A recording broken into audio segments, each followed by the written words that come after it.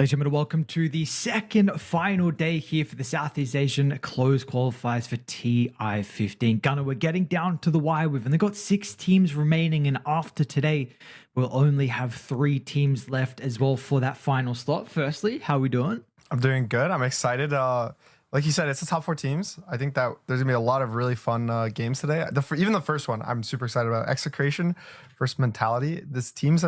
They've looked really good in some games. They've looked a bit rough in some others. So I really want to see like what they kind of are bringing to the table today, and I want to see some really good Dota. Yeah, we've been treated with some great Dota so far in the closed qualifiers. As we take a look at how we got here. Of course, yesterday though, we saw goodbye down to the bottom. Grindback were able to defeat Carstens, and we saw Mentality Monsters beat Interactive Philippines. So they'll push on forward.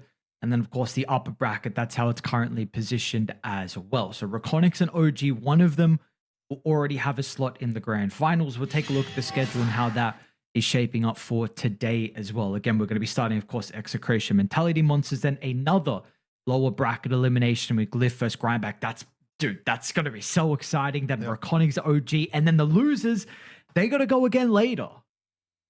The winners. The winners of these next 2 series are the final ones of the day. So basically, right now, we have 2 elimination series back-to-back. Then we get the upper bracket, which both of those teams are going to make it to the final day. And then whoever gets to win has to play a second time very late in the day for the chance of getting to that coveted, lower bracket finals. The best of 3, best of 5, long day tomorrow. And all of it starts with this game number 1. Interesting things so far. It nothing crazy. I think the fact that Cuddle and Puck getting through is somewhat standard. I would say, like, so far into this tournament. Keeper the Light's like definitely a bit of a question mark, but when you have a Meepo first pick player, I think it's definitely fine to just ban that instead of the Cuddle. Yep. Yeah, so I think a couple of things as well. In particular, yesterday for Mentality Monsters in their victory, they got already we were speaking a lot about Igor Demon and his hero pool and the Timber in particular. Yesterday, he got an 18th pick Timber in arguably one of the freest Timber games, and then he got a 24th pick Timber as well. So I think that absolutely can't happen. We're going to either see Execration have heroes that maybe prevent the Timber, or they might just ban it as well. So that's his best hero. You have to have a strategy to deal with it. I think there's definitely some heroes have been popping off a lot in these C qualifiers. I think Timbersaw is definitely one of the big ones for me. A lot of the time I see him, he just an axe. I think those two, particularly for the offlaners, are these really scary heroes. So even if Timbersaw is that good of a hero, are you willing to give away the axe? Do you have solutions to both? I think that there's some heroes that deal with one, not the other. Say like Necrophos, for example. Great versus axe. It's okay versus Timber. Like, the lane's good, but Timber also does only pure damage, so he kind of can cut through you at some points in the game. So I'm just pretty interested to see. I think this next like 2 to 3 picks is gonna be really cool. The first one should be kind of boring. It's just gonna be a support response with the Puck, probably just a Hoodwink. But I think what they respond to the Hoodwink and the Puck, whether it's oh, perfect, it's gonna be the Bane as a normal response to Puck. But if you take the Bane, enemies can't pick it. Mids versus Puck, we've seen Earth Spirit have some pretty good success. Yesterday we saw some Night Stalker, which, I'll be honest, I was questioning pretty much every game. I was like, I don't think Night Stalker should be that good. He's gonna get crushed in the lane. And I'll be really upfront, he did get crushed in the lane every single time yesterday. But then he just owned the games. Like, it didn't matter. He would get a Midas at like 50 minutes and then somehow be the highest gold hero in the game. Yeah. It's kind of interesting for Mentality Monsters where they Largo and Kodo. So one of course, is going to be core. We've usually expect the Largo to be that, but for them, they've actually given this hero predominantly to 1J. And also the Kodo is usually 1Js as well. So I have to imagine it's probably Kodo 4, Largo going to be played as a 3. Maybe, of course, Anya has the potential to play at mid. So they've already at least silenced it versus the Bane, versus the Puck as well. Lots of value with this hero so far. Yeah, I want to assume that the Largo is offlane, but I don't necessarily even think Largo mid is that bad. It should be a fine lane versus Puck. But yeah, we're starting to get to interesting heroes when the Largo is going mid versus the Puck. Does that just mean every hero is good versus Puck? Like, you put Night Stalker mid versus Earth Spirit, they all look great. So Puck could be the problem. and then a pretty standard Doom. Like that's just really good versus Largo. Not only, well, I guess the big thing is he just can't click his buttons. But even if you don't Doom the Largo, you Doom his ally. Like that means Largo can't heal him. So there's a lot of like really nice interactions with Doom, and then Spirit Breaker is a bit of a weirder one. I'm still not 100% sure on why people pick it when they do. Not that it's a bad hero. It's just it's a more difficult line to read, right? Like the other day we saw Bounty Hunter picked. It's the same thing. These like melee fours generally, I want to feel like I have a good reason as to why they're picking it. Here, I would assume it just plays the map really nicely with the Bane. Like Bane can go find a guy with Nightmare. Breaker can charge. Puck will help. Also, just these supports are both pretty weak into the Spirit Breaker. They both get chased down super hard.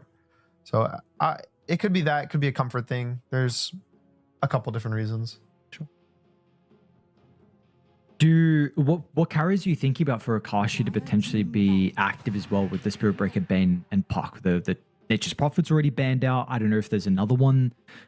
Maybe some tiny hero, but is maybe a little bit slower. I know 20, 25 minutes we've been seeing. Do you even want that role for Akashi?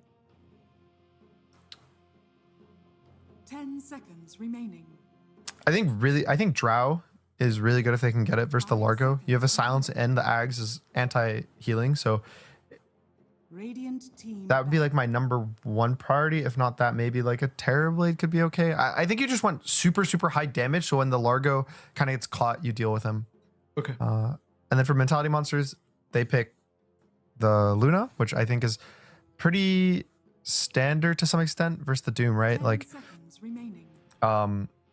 you have damage reduction with the W that doesn't get purged, if I am correct. I don't think it's purgeable, so that gets guaranteed for the first few seconds of the Doom. You're going to be a little bit tankier. The laning stage is pretty good, especially versus like double melee heroes. And it to me is one of the most stable of like the ranged carries this meta. Outside of a big one, which is Shadow Fiend, is actually getting ignored. True. Which days like 1 and 2, I think it was first phase banned every game. And now that's bann's kind of being replaced with like the Windrunner, the Beastmaster, Meepo. Like those three are kind of like the newer bans at this stage. My assumption for the Shadow Fiend, which does get banned now, but my assumption for it is I think people realize how good like Darkseer, how good Terrorblade are good to Shadow Fiend, just like the super, super high damage counters to him. And so they put a little less value on him as the drafts go on and put more on like these mids that enable you to play the game, like the Puck, for example. Speaking of mids, like what are we looking for Mentality Monsters? They actually banned out the Lycan and the Timber. So I don't know if Coddle's mid, if Largo. They think it's the Largo mid, which I'm not super opposed to. Like Pango's bad because there's a Bane. Earth Spirit is okay, but it's also not great for the Spirit Breaker because he just kind of like screws you over if he rolls into you. But it's still a pretty good Earth Spirit game. I wouldn't really want the Sniper with their draft. I could see like a Centaur for the offlane, but it hasn't been super popular. It's just a pretty good hero versus Doom. We've seen him, a couple times here and there.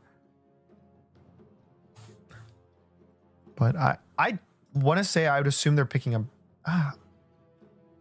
is the Night Stalker in the pool still? It is. I mean, this would be a good Night Stalker game for Mentality if they're down to play as mid or offlane. I think when we were seeing this hero with the Scepter build where it was kind of getting played sometimes as a carry where you had the AoE Void, China really liked it with the Coddle too. So okay. That was a couple of years ago. I don't know how much it's really a factor anymore. Would be nice though, refreshing the Void, the Silence. So let's see. I just interesting the fact that you get a first pick Puck, and I don't know if they've addressed it enough. Like definitely Silence is one of the better supports against it, but this is my first phase Puck for Bob, and I don't know, it's looking like it could be a game where you can just take over.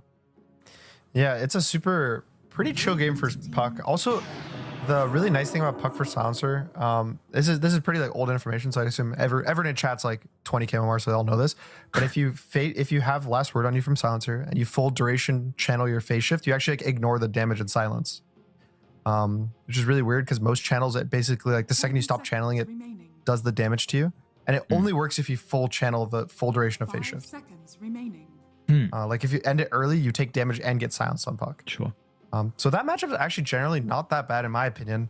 Like the only bad thing about it is really the global silence, but there's so many ways to kind of alleviate that. I've seen Lotuses on Puck. You can go Yules. Like in this game, for example, I think Lotus is probably better than Yules. It's that or a BKB probably would be the two big ones. But BKB can get also globaled.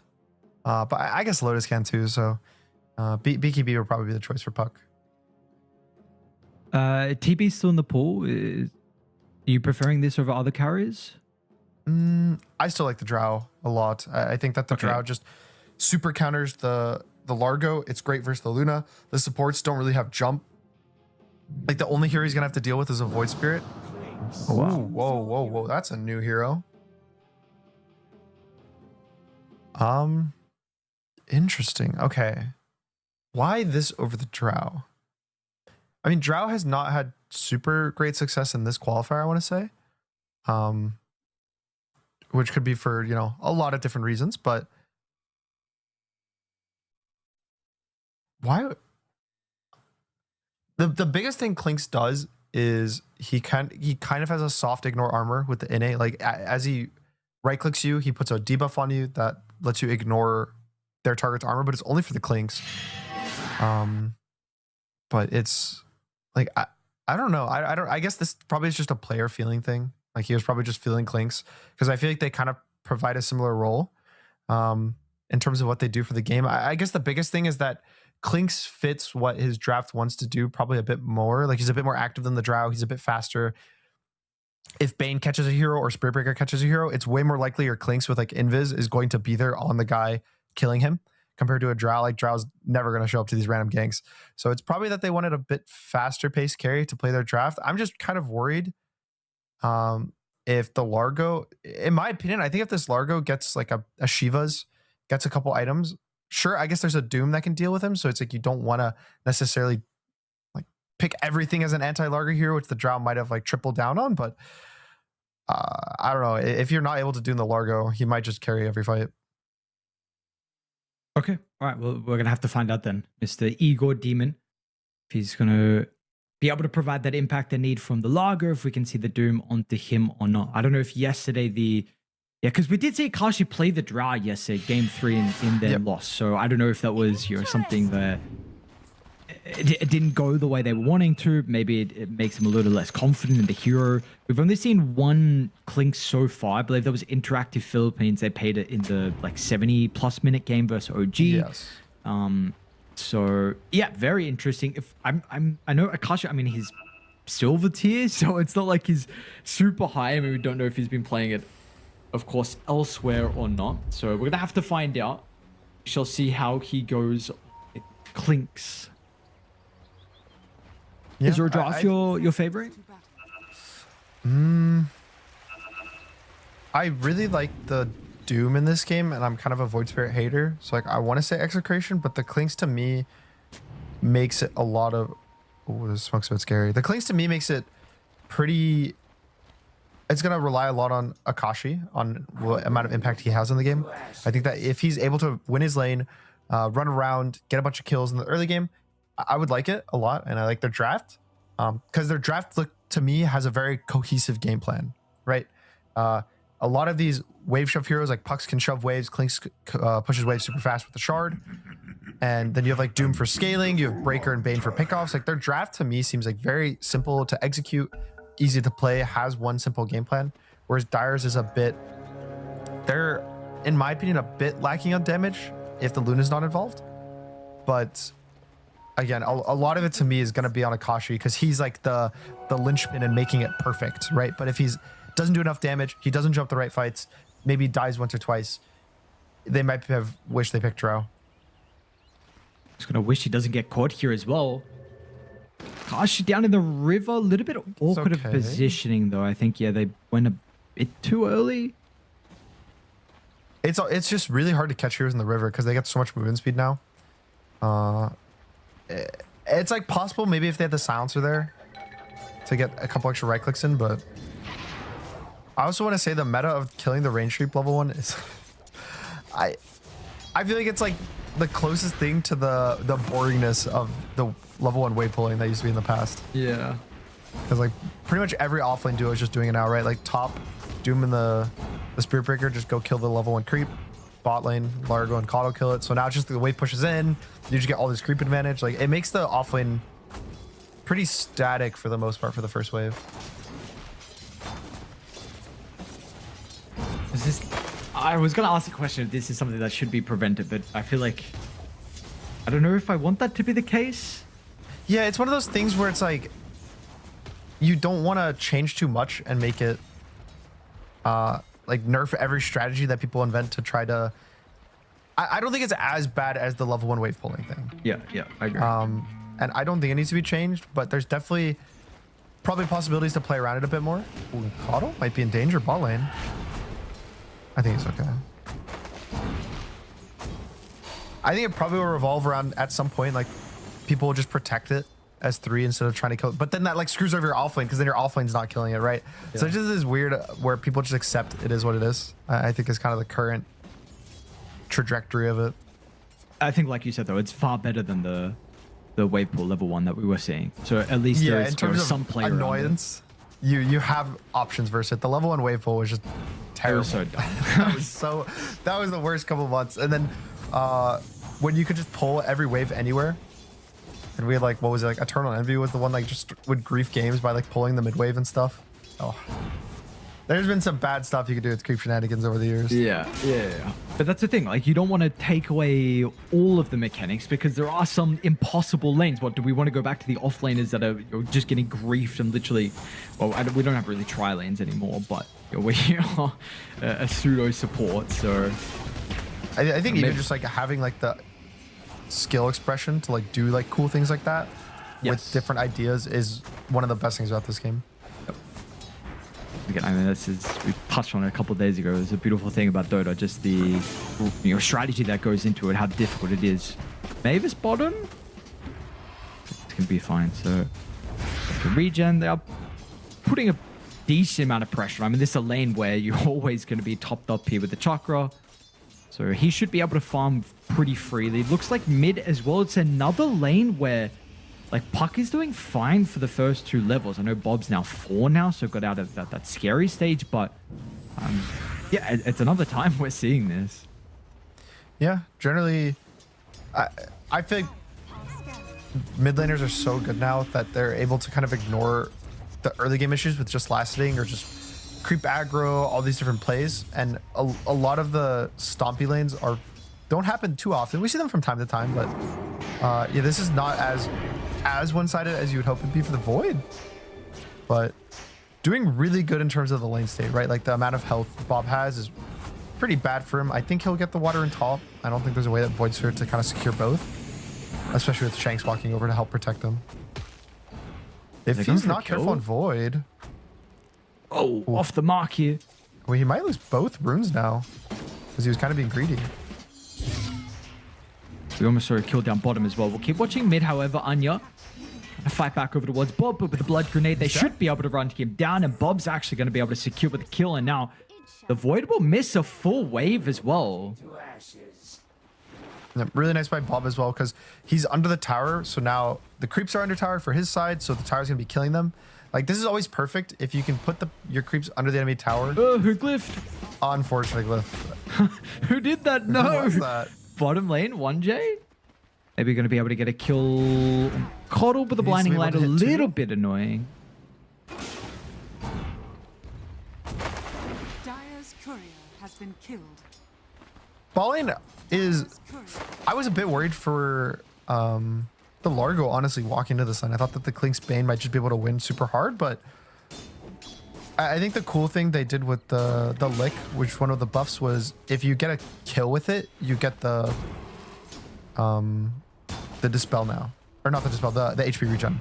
So it's like the Keeper of the Light just spamming mana is also kind of giving the Largo health in a way by giving him infinite mana. So this is actually like a pretty strong lane. And it's also annoying because the Bane, if he like ever nightmares the Coddle, he can also just purge it. So there's a lot of like pretty good interactions in this lane for the Largo. But Klink's still doing pretty good for himself. And then top, we haven't talked too much about. It's because it's a very classic melee position 4 lane versus a 5 that doesn't deal with the melee position 4s, which is Shanks has pulled, I want to say like 3 minutes worth of creeps and just let Doom exist in the lane. also kind of stacking as well. I mean, Shanks is doing a lot, to be honest. You're helping secure the lane. Doom lane. They Juju got the kill. took the gate. No. Akashi's going to be dived. He's got a Has a big one. stick. CJ's here Lucy as well. too. Okay.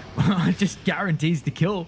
Now, mid, though, it's going to put a bit of a problem on the Void Spirit's life. Anya coiled up with a level 6 already online here for Bob's Puck. There's a catapult wave as well, so they too will be able to get a lot of damage into the tower. They don't have Glyph themselves now, unfortunately, with that previous use, but they can tank it with 3 heroes.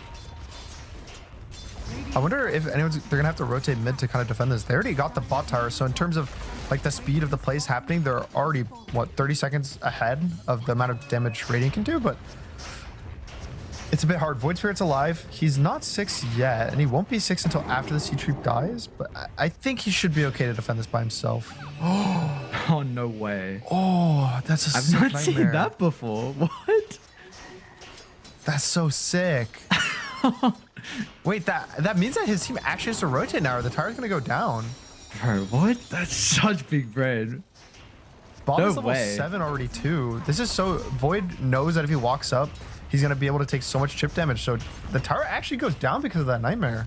I wonder if they can dive him too with the charge. They have this observable that he's standing on top of. Maybe Bob doesn't have the greatest resources, only really enough for one spell. Yeah, it's a bit scary. He has the clarity to pop, but probably just chilling. Like, no point in pushing your luck trying to dive the Void Spirit when you already got everything that you could have ever asked for out of this mid lane. Yeah, I mean, look at the net worth disadvantage. It's what, 1,300 difference between the mid laners. Pretty much I the don't know. entire like gold advantage for Radiant is just the mid lane.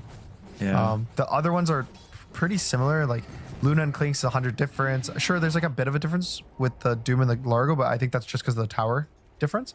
But like this mid lane, man, like, whew. But the This is power a rooms counter get pick too. so free to take as well. Ooh, Shanks will run into the Remnant. Bob's going to have to coil over towards the right side as well. So it looks like they'll prioritize down one champ, but they're going to be Luna's here careful with the about the clips. clips because CJ's here. I mean, this is a massive move. They get Bob, but we'll be able to jaunt away just out of range of the 8th, the Remnant as well. So close to getting the big kill onto Bob's Puck to be able to slow him down from the start that he's got. And now mid lane though, Juju. See the chase. They'll use this Observer Ward. They won't need the Doom as well. Tino's great positioning doesn't require the ultimate. He's trying to paint this Void Spirit illusion. He's being like, oh, it's an illusion, Doom. You should Doom it. And so far, Execration, I think their lanes yesterday also went pretty well for them. And it was some of like the mid-game issues is what I want to say their biggest problem was. So I wouldn't be too worried, you know, on the side of mentality monsters. I think that their draft still has this really strong mid game, but again, a lot of it to me is going to rely on the Largo. I don't really have super high value on Void Spirit in general strength this year, and especially when you're behind this much. Like, this is the worst case scenario for a Void Spirit. So pretty much to me, Igor Demon's got to lock in and put in a lot of work this game. I'd say a fight for top lane. Anya's actually going to double Remnant onto Shanks, but Tino will step in shortly with the Doom. Last time he actually went in. And now Akash is going to be here to provide the damage, but I guess the Blinding Light will prove to be problematic for the moment. They'll turn their Bob's here on the attention to side. CJ instead. This is going to be messy for Dire. Now, they could just easily be ran down. Tino secures the kill on the Luna. Now, he has got pretty deep without anyone else being able to close the distance, but here comes the reinforcements. The kill is going to be secured. There's that big man you were speaking Bob's in about with danger. Igor Demon, who might be able to get Bob. He had to be pivotal for mentality monsters, and if he can get this kill, maybe brings him back into the start of the game. But the lick, they'll secure it. Now, Anya, Execration still feeling like they can turn to deal with the Void Spirit, but it just seemingly stops them Nice in lick. their tracks. And now Shanks is going to be run down as well. Really nice fight from Mentality Monsters. Much needed. Wait, they And saw Klinks. Akashi? Did they They cancel? got a stun. They got the vision for the beam. got it. They do indeed. Mentality Monsters. A massive fight for them. And it was looking like it was not going to be successful at all with how that started.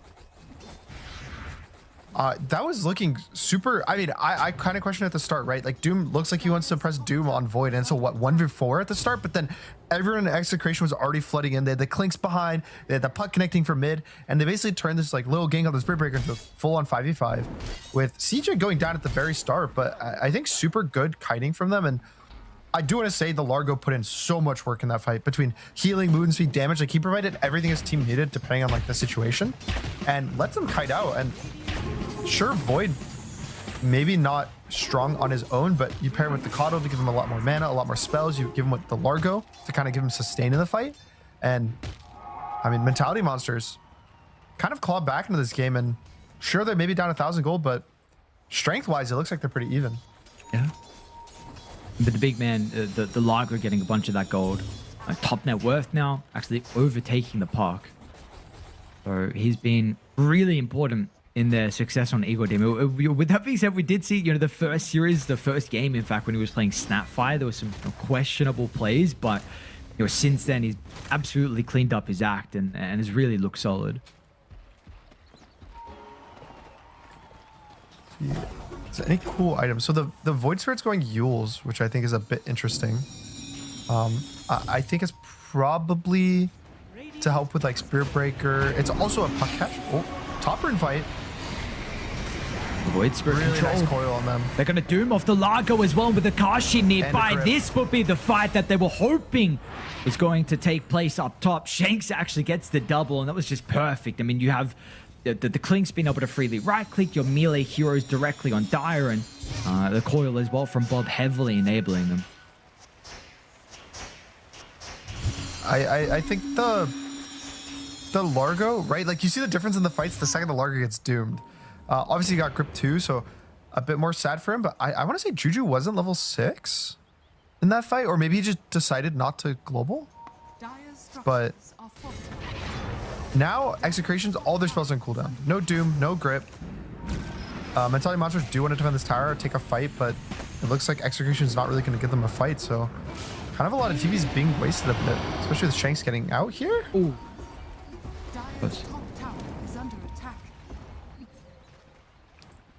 And CJ is getting hunted.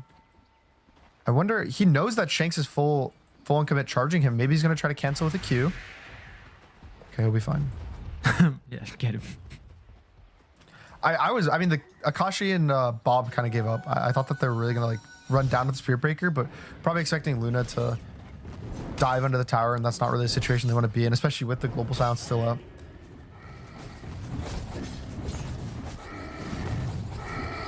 So back to the Yules, do you like this from Anya though? I think it's really nice versus Puck in the sense that if you use Puck and drop a Remnant, there's nothing Puck can do to dodge it except for BKB. Like, and that's pretty much a guaranteed catch. My only question is, it makes him low damage. It's safe though. It's okay. I just don't really know what the best item build is on Void Spear right now. A lot of the different items feel kind of bad, but it gives you situations like this where you get a guaranteed catch on the Spirit Breaker. Yeah. The better items, of course, for him as well. So secure with the Wisdom. They're going to give it to CJ. They have to, I mean, all 5 heroes on the bottom side of the map. So that is something at least where we are seeing Doom go for this Drum Shard build. So it's not like Tino's scaling super hard with the Radiance. So 30 yeah, which net worth. I'm actually a bit surprised about. Like, I talk about Doom Radiance a lot, but this is one of the games that I actually would approve of it. Mid lane, jump in the bane. I'm going to use the Yules to set up. Voidspirit's going to be a little bit careful, but he does have some supports playing behind. Can always use the Global Silence as well. There's a further fight to break out. So Anya's actually up to a mega killing streak now. Yes, his bottom net worth out of the cause, but it's not like he's super far behind. Yeah, and he's putting a lot of work with the Yules already. I like his skill build too. I want to give that a big shout out. He's 4-3-2. He's going to end up with 4-4-2. I think probably above 90% of Void Spirits are just maxing their E, pretty much brain off for the whole time he's ever been a hero. So I think it's really cool that he went 2 points for the laning stage and then is going more for the higher damage team fighty spells rather than his lowest damage spell on his E. which I really like, and that actually makes me like the Yules a lot more, right? Because Yules, you can set up Q and W to instantly do damage after the Yules. Gives you a lot of burst. And its biggest concern I always have with it is it gives him no health. And generally as a hero, you want Void Spirit to just get tanky to pair with like using your E, committing with your ult. But I think his team probably has enough protection around him that either defensive Yules or like going in with an aggressive Yules will probably be enough to let him survive for a bit. Yeah, hopefully the healing and whatnot. So, you see, there's actually even going to be Coddle. He's going to go Orchid or Holy Locket. He's got both queued up at the moment. Meme will actually bottom Igor Demon. He's charged. 1J is going to be nearby. I don't really think, unfortunately, there's much that the Coddle can do to protect against the overwhelming amount of damage. We'll TP out with some of the spells already used, in particular the Coil.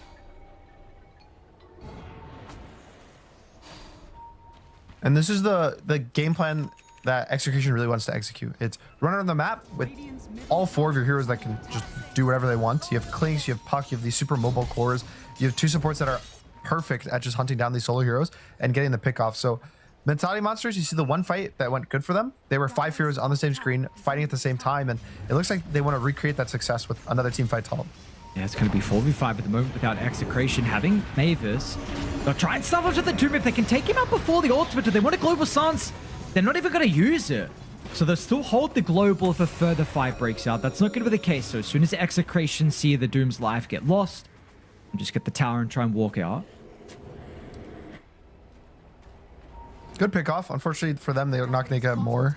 I think part of the mobility Execration has is that they can run away from fights if it looks awkward. So Doom getting caught means that they're fine getting away. But yeah, like you said, Tino has the shard. He's going for the blink.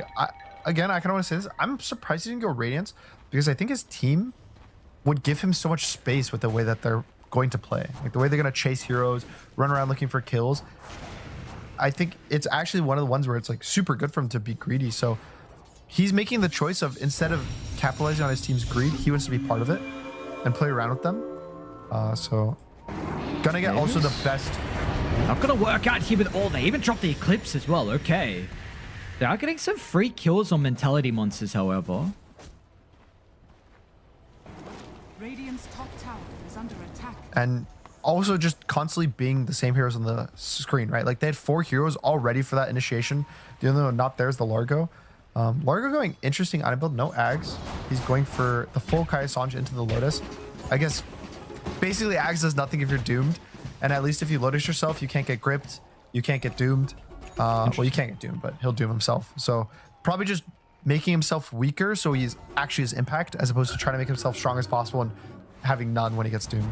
Noted, okay. Get into Doom, make yourself weak. Make yourself weak enough so that hopefully you doom someone else. Okay. Oh, luckily, hold on. Looks like Shanks. Yeah. Bit of a problem here. Easy kill. For the Doom, he did get the Dragon Devour, so he's got the Fireball, he's got the Splash Attack that's going to help Tino out a bunch. He's got the Searing Signet too, so...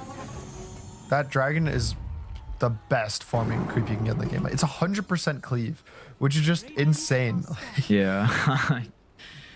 I mean, back when he had the damage talent of 15, this hero went crazy with this shard. Top lane, Tino, Mavis. Come through the portal pretty quickly here. Igor Demon. Yeah. Oh no, he used the creep! And he missed the and he walks it off. Oh no. Oh. Yep, that's why I didn't like the Yules. I knew exactly what was gonna happen. Oh, that feels so bad. Like missing these kills when you commit a smoke, you commit all of your heroes, just really hurts when the enemy team is the pick-off team. Because now either they need to give up, fix their lanes, shove out some stuff, and for Execration, they're the team that wants to split up. They want to do this. So forcing the enemy team to just delay the game, slow it down, makes it harder for them to group in this mid game. Looks like they will get the Tormentor though uncontested. But Radiant were maybe going to try and force a fight down here, but she shoves up mid. They're going to get top pushed out. They may trade Roche. They are pinging it. Dive got a ward at the front of the pit.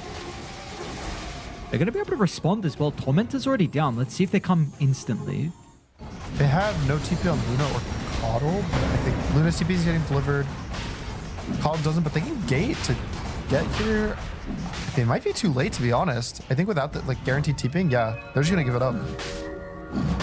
Oh, they're not even gonna commit. Okay. Wait, Radiant's scared. Oh, that's the worst case scenario. It's like Dire's like, you guys can have Roche. You made a good move, and then Radiant's like, wait, they're coming, guys. We can't do this. This is scary. Cause still no one's showing. They have no idea. Well, now Evo Demon's gonna show in the mid lane. Who got the shard? Okay, Juju got it. Nothing crazy. Yeah. This one's honestly like one of the worst support shards. Is the Coddle one even okay? Like, of course it's far better. It's really good because it's good. It's Okay. healing, right? Like you get 2 solar binds, it increases the heal during your ult from your Q. So I even seen some Coddles who go like a what is the Holy Locket? the Holy Locket? Yeah, like if they get the shard for free. And I'm then not Radiant goes back in the pit. They're probably realizing that mentality monsters were super fine just giving them the Roche. They're like, okay, fine. I guess we could take the Roche on. We can get in. Aegis goes to the Clinks. He's about to finish his Ags, which is the super high kind of burst damage time for Clinks' draft. So I think that they're probably going to look to do some plays around the Clinks at this time.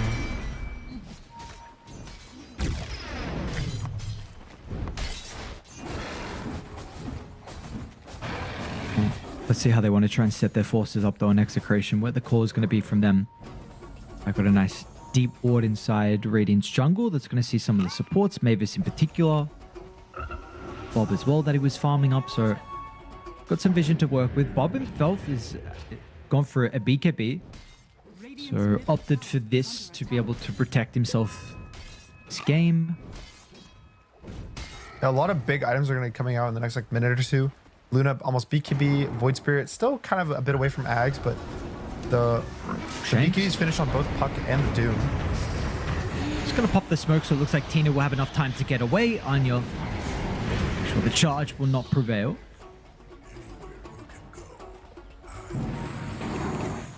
I'm a bit worried for Execration because they haven't found an angle to pick off any heroes in the past couple of minutes. It's been a lot of mentality monsters grouping up, and generally grouping up is considered bad in terms of the amount of gold you get, right? Because the other team should be able to farm more, but grouping up's good when you just get pickoffs back to back, right? Like they kill Spirit Breaker, they got a kill on the Doom, I think once or twice top. They killed the Spirit Breaker a couple times. So just a lot of good moves from mentality monsters, and they're connecting. Sure, they missed the one on the Doom top with the unfortunate mishap with the Yules, but a lot of gold and XP just kind of going away for free for them. Is there a lineup you feel like scales a little bit better? I thought actually mid lane, Ego Demon. Smoked off for Execration, looking to try and force the issue. Nice Bob's gonna Lotus. try and deal with the backline. Yeah, the Lotus will be a bit annoying here for the Doom, but still they will try their best to run him down with the Global Silence. Stopping Mavis from spell casting. They should. Is he going to tick out? Yep, absolutely he will. Tino's going to BKB, escape, and meanwhile, Radiant will still try and take the team fight. The Kashi doesn't have enough damage out, but the Luna orbit out. CJ's got enough damage reduction, but just it doesn't matter. I mean, you lose 3 heroes. There was no turn potential for Execration. Now, Bob, if he wants to go to Juju, not really a whole lot that he needs to be concerned about, especially with the Shanks potentially playing in the front, but they will respect the Luna, maybe some buybacks as well. Tower is under attack. Unfortunately, getting the Doom to Lotus himself does not save the Largo. And that was the instant fight off the Clink's axe, right? He gets it, he uses it just to get all that damage on the Largo. Like, so much damage wasn't even Clink's having to right click. It was just the skeletons on the ground. If Largo is able to actually kite that fight out and, you know, survive a bit extra, probably can turn that fight. But fortunately for him, just a little too much hate, a little too much heroes on top of him by himself. And I think also potentially a slow global. It's hard to say. He's global. He wanted to hold the global for when the Lotus ended so that it's the most protection possible from the Fiend's Grip. It's just, it let the Clinks get the ult off, right? So it's one of those like really hard calls to make because it could have as easily been you global early and then he still gets just gripped at the end and dies no matter what. Bottom lane Akashi. Actually gonna try and force the fight here. So of course we got the Aegis advantage. Yeah, Juju's up in the face. Apparently they're gonna be successful. They're one kill, nothing too crazy. A minor pick off. Further fight to be had. So what do you get on the map? Akashi back to top. He's getting close towards his BKB. Shanks is farming. Mid's getting pushed out from Bob as well. Will be an amp damage that mentality monsters give over towards Anya. I think this is Scepter now getting delivered on the Courier. Wonder if Void's gonna go. No, okay. Radiant's middle tower is under attack. Bob does have the Parasma finished if he wants to buy it. Yeah, he will. So Radiant still hitting really big timings. Blink finished on Doom with the BKB. Clinks is almost at his BKB too. So maybe we're going to see Execration look for a fight in the next minute or two. But the Aegis expired. And then that's a good ward from Radiant. Too much. They're going to try and de-water, but it's going to take a little bit too long. And now Tino gets a jump in as well. But the Doom over towards the Luna. The Global Silence will deal with the Fiend's Grip, but it doesn't really matter in the end. They can just chase them down. Luna's not going to be able to survive through the damage over time. Puck will be able to deal with the Coddle. And meanwhile, Igor Demon, you are not getting out of this one as well. The Frog Stomp, a little bit awkward for Shanks, but it's not going to matter in the end. So it'll be an easy kill and an easy team fight for Execration as this lead in game one continues to grow. What a good fight from them. I think the catch on the silencer is what makes all that go so clean, because he's not able to get the global off till all the spells are pretty much clicked. Like Coil got clicked, Grip got clicked, Doom was clicked, everything is used on the enemies, and then he globals as like an attempt to help his team, but way too much damage that they're able to pump out. Look, Void Spirit did 60 damage that fight. Luna's 1,000 damage, I think, was actually just the W doing damage here as he was running away. Like, Mentality Monsters didn't even have a chance to fight back there. And this was the ward as well. When you say they're trying to get the D-ward, but they have the vision. Shanks creates some chaos, and when you have a coil like that, it's just... It feels like they're... Like, how are fights supposed to look for Dire? Because the last couple of ones haven't been pretty at all. Found the Clinks, actually. That was... That was so awkward. He was trying to get the puck, but Clinks was on top of him. So, like, the Remnant caught the Clinks instead of the puck, and then he's like, oh, wait, there's another guy here. I think in terms of how you want the fights to go, though, it's actually pretty hard, specifically because the Doom. A lot of times Doom makes drafts or games just feel difficult. I know. We're gonna go in the voice right now. Scepter will do his best to try and stall out some of the damage. He'll have the blast as well to heal him up as well. This could be okay for Dire. Nakashi B can be tipping out if they got the damage. It's close. Oh, they needed that kill. Akashi just lives. And Bob might go in for round 2. Nice poach. Bob, no. He does BKB, but there's a global to catch him if he's not careful. Oh, does he even get BKB off? What do he uses it now? Can he get the blink away? Down to the south, is he gonna live? Global? Where's the global? He's out.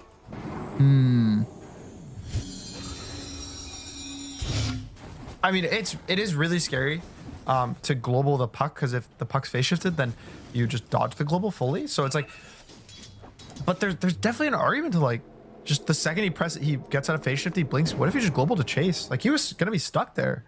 But super good play by Bob, like barely living with what, like 50 health, just getting survive, and had the region, so instantly get to make another move. Tormentor is gonna be spawning in 50 seconds, so their choice is just running to bot lane, hoping to catch maybe the Luna if she goes to push out this next wave, which kind of looking like they're gonna fight. The high ground ward maybe. It's going to drop as well. Igor Demo will run straight towards the Largo. Tino has the scepter freshly completed as well. So he will guarantee a successful team fight for them. Anya tries to dump the backline, and they just lost the Kashi. Are they going to be able to continue with a further fight here? Tino taking a decent amount of damage at the moment, but the BKB is going to protect it. But once that expires, finally, you actually see a decent fight for Dire in the end. It required them to kill Akashi first. That was a super unfortunate angle for the Clink site. They looked at the illusions, but I don't think they were like super 100% paying attention because he has Gunpowder Gauntlet on Luna. So it's like it popped on the wave, and if they were paying attention, it could have been like a nice jump. I think Bob's okay. Yeah, Bob's okay. But unfortunately, they kind of ignore him, and then Luna just saw Clinks completely alone with no BKB because they got forced top, and it was still cooldown for like 10-15 seconds at the time. And then Clinks goes down, and Clinks is a very big factor in these fights. I talked about the Doom. We think like, you know, doing the Largo, dooming the Luna, the Void, like any of these heroes is just good to get the Doom off. But the Clinks is the one that's confirming the kills of the guy who's Doom, like doing the physical damage, killing everything. So the strength of their draft right now for Execration is that Clinks does so much damage, no one can walk in towards him, and that's what protects him. But if you're doing damage to him before he can kind of get back at you, then it doesn't really matter how much damage he does. Are there arguments to be made about an early Swift Blink on CJ so he can jump onto the Clinks BKB and Lunar Orbit?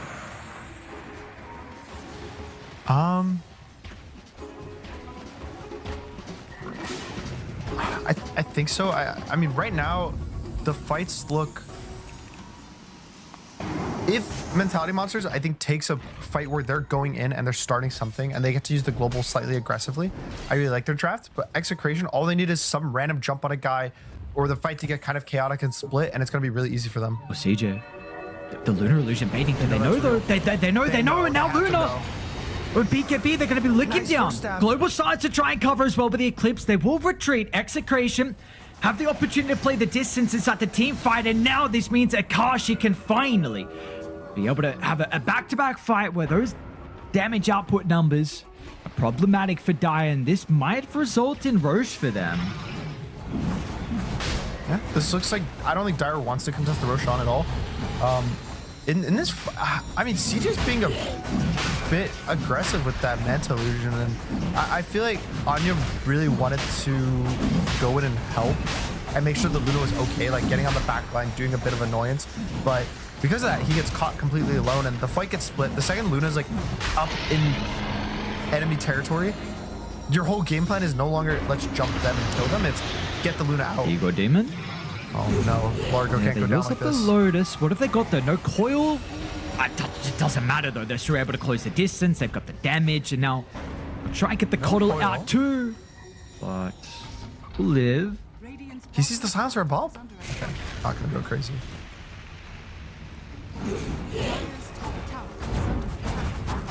Yeah, the issue with fights is like it on paper it makes so much sense for Dire to win the fights in my opinion. Like all they have to do is this and this, but in reality, getting that proper team fight where you're jumping them is so hard for his Radiance drafts. I guess it kind of first needs to start with some of the vision game, and this is a bit difficult for them at the moment. They do have a gem at least, which maybe can help out. But you know, the Spirit Breaker vision, the random orbs as well. See CJ. Mavis? Some players behind him. Shank's going to do his best to disrupt the Luna. Tino's going to be in with the Doom, however. Forced up to try and get some separation, but Tino is quick to stay on top of the Void. And now they'll also turn towards the Luna. They don't have the global that will actually now be available. Juju uses it to try and get CJ out, but Bob with the backline positioning. He'll break through the coil and somehow surviving on low resources. Meanwhile, Akashi, this is the first life, but I don't think there's going to be a further fight, unfortunately, for them. And meanwhile, it's actually Igor Demon that's left to his own devices. Everyone else are playing the outskirts, but 1J can just use a chakra, and that is all. They all live with such low health, and I mean, this is my biggest concern with Void Spirit when it hits this kind of mid game is he goes in, he has to use the ult to try to catch a guy. He goes in all the way to help his Luna find the Bane, but even with a blink, like that's another... Void Spirit has a blink dagger. That's 2,000 gold thrown away into a non-damage item. So this hero is such a low damage core in general. Like if you look at this fight, he did less damage than this Keeper of the Light. And his silencer did like 600, 700 more damage than him. I'm really starting to feel the impact of having a Void Spirit. Like every time I see this hero, unless he's snowballing so hard that he's carrying, he's practically useless. Yep. And now like the fact he's going for a BKB Do you even care about the Void? Like, sure, he's BKB, but just ignore him. Kill the Largo, kill the Luna. The second those two are dead or are too low to have impact in the fight, I think it's all Execration. Does it even help you that much into the Doom and the Spirit Breaker? I think it's trying to help him getting coiled mostly, that he doesn't have to always use himself for the coil. But man, does it feel bad.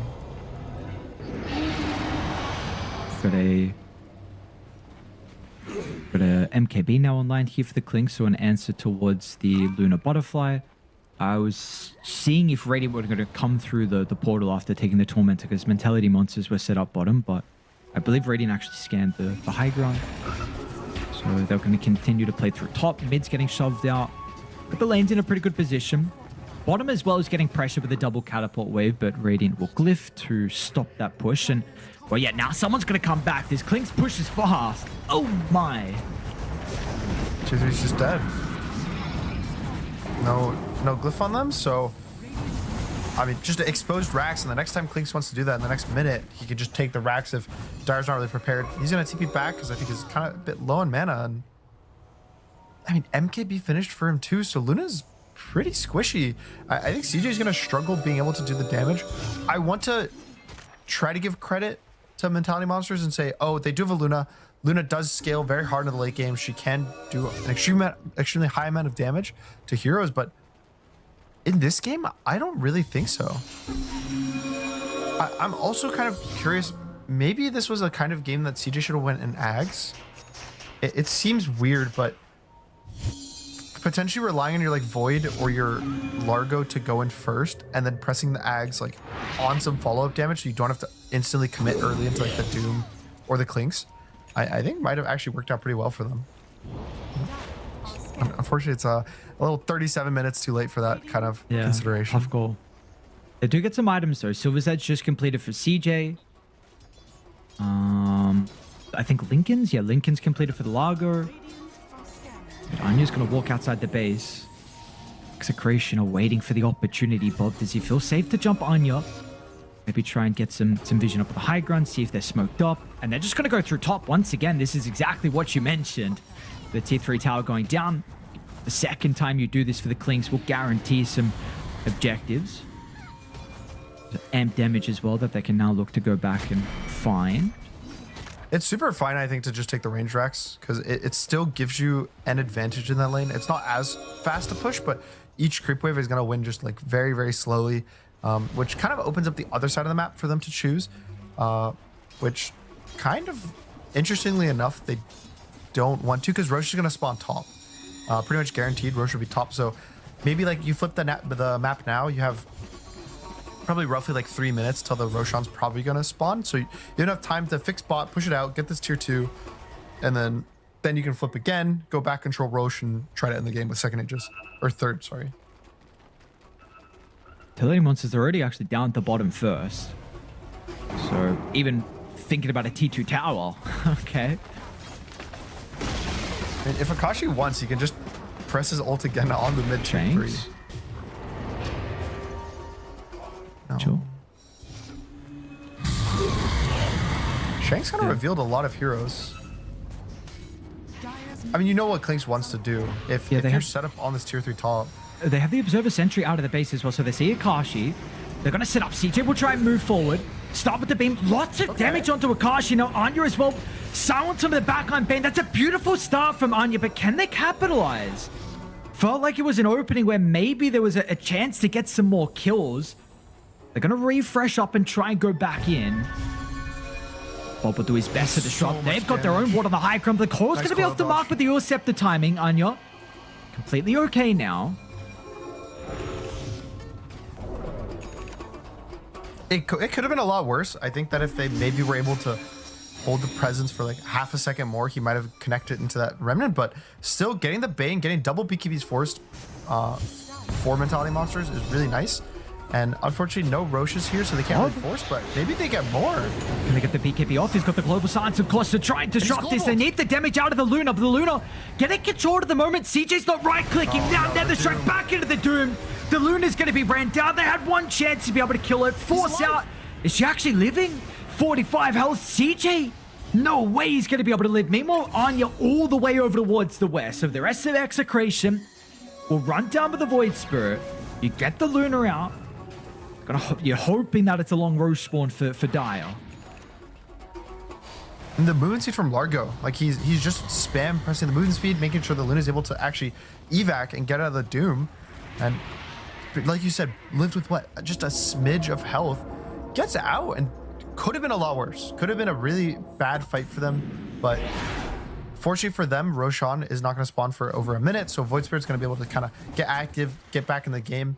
And it's still a question to me of how do they find a way to make the fights not constantly a fest of running away. Like I think every single fight for mentality monsters that isn't them basically insta-killing a core is just them running away. And it's I don't know how they can eventually just stand their ground. Like I don't think that's really a possibility for them. Maybe the raw damage from CJ with the Daedalus will at least help to be able to kill one person through the control. We're getting a Hex as well from 1J. I say that it's still a while away, unfortunately. Needs 2k for that. We have seen though, like, are there problems with Radiant's damage output or hold that CJ charged? Radiant are a little bit slow, and Shanks doesn't have the he's too far. Yeah, what can my Spirit Break do? You know, this Windlace, it's too important. I mean, the Yashikai is gonna be too important too then. They're smoked up because they know Roshan can't spawn, and for mentality monsters, if they win this fight, this could be completely game winning. Third Rosh has spawned, so this is Cheese and Refresher. This is the big one. This is the one that either probably secures the win or guarantees a loss. But it's an uphill battle they're fighting into. It's a 20,000 gold disadvantage right now. And we'll get a little pause to think about what's going to happen.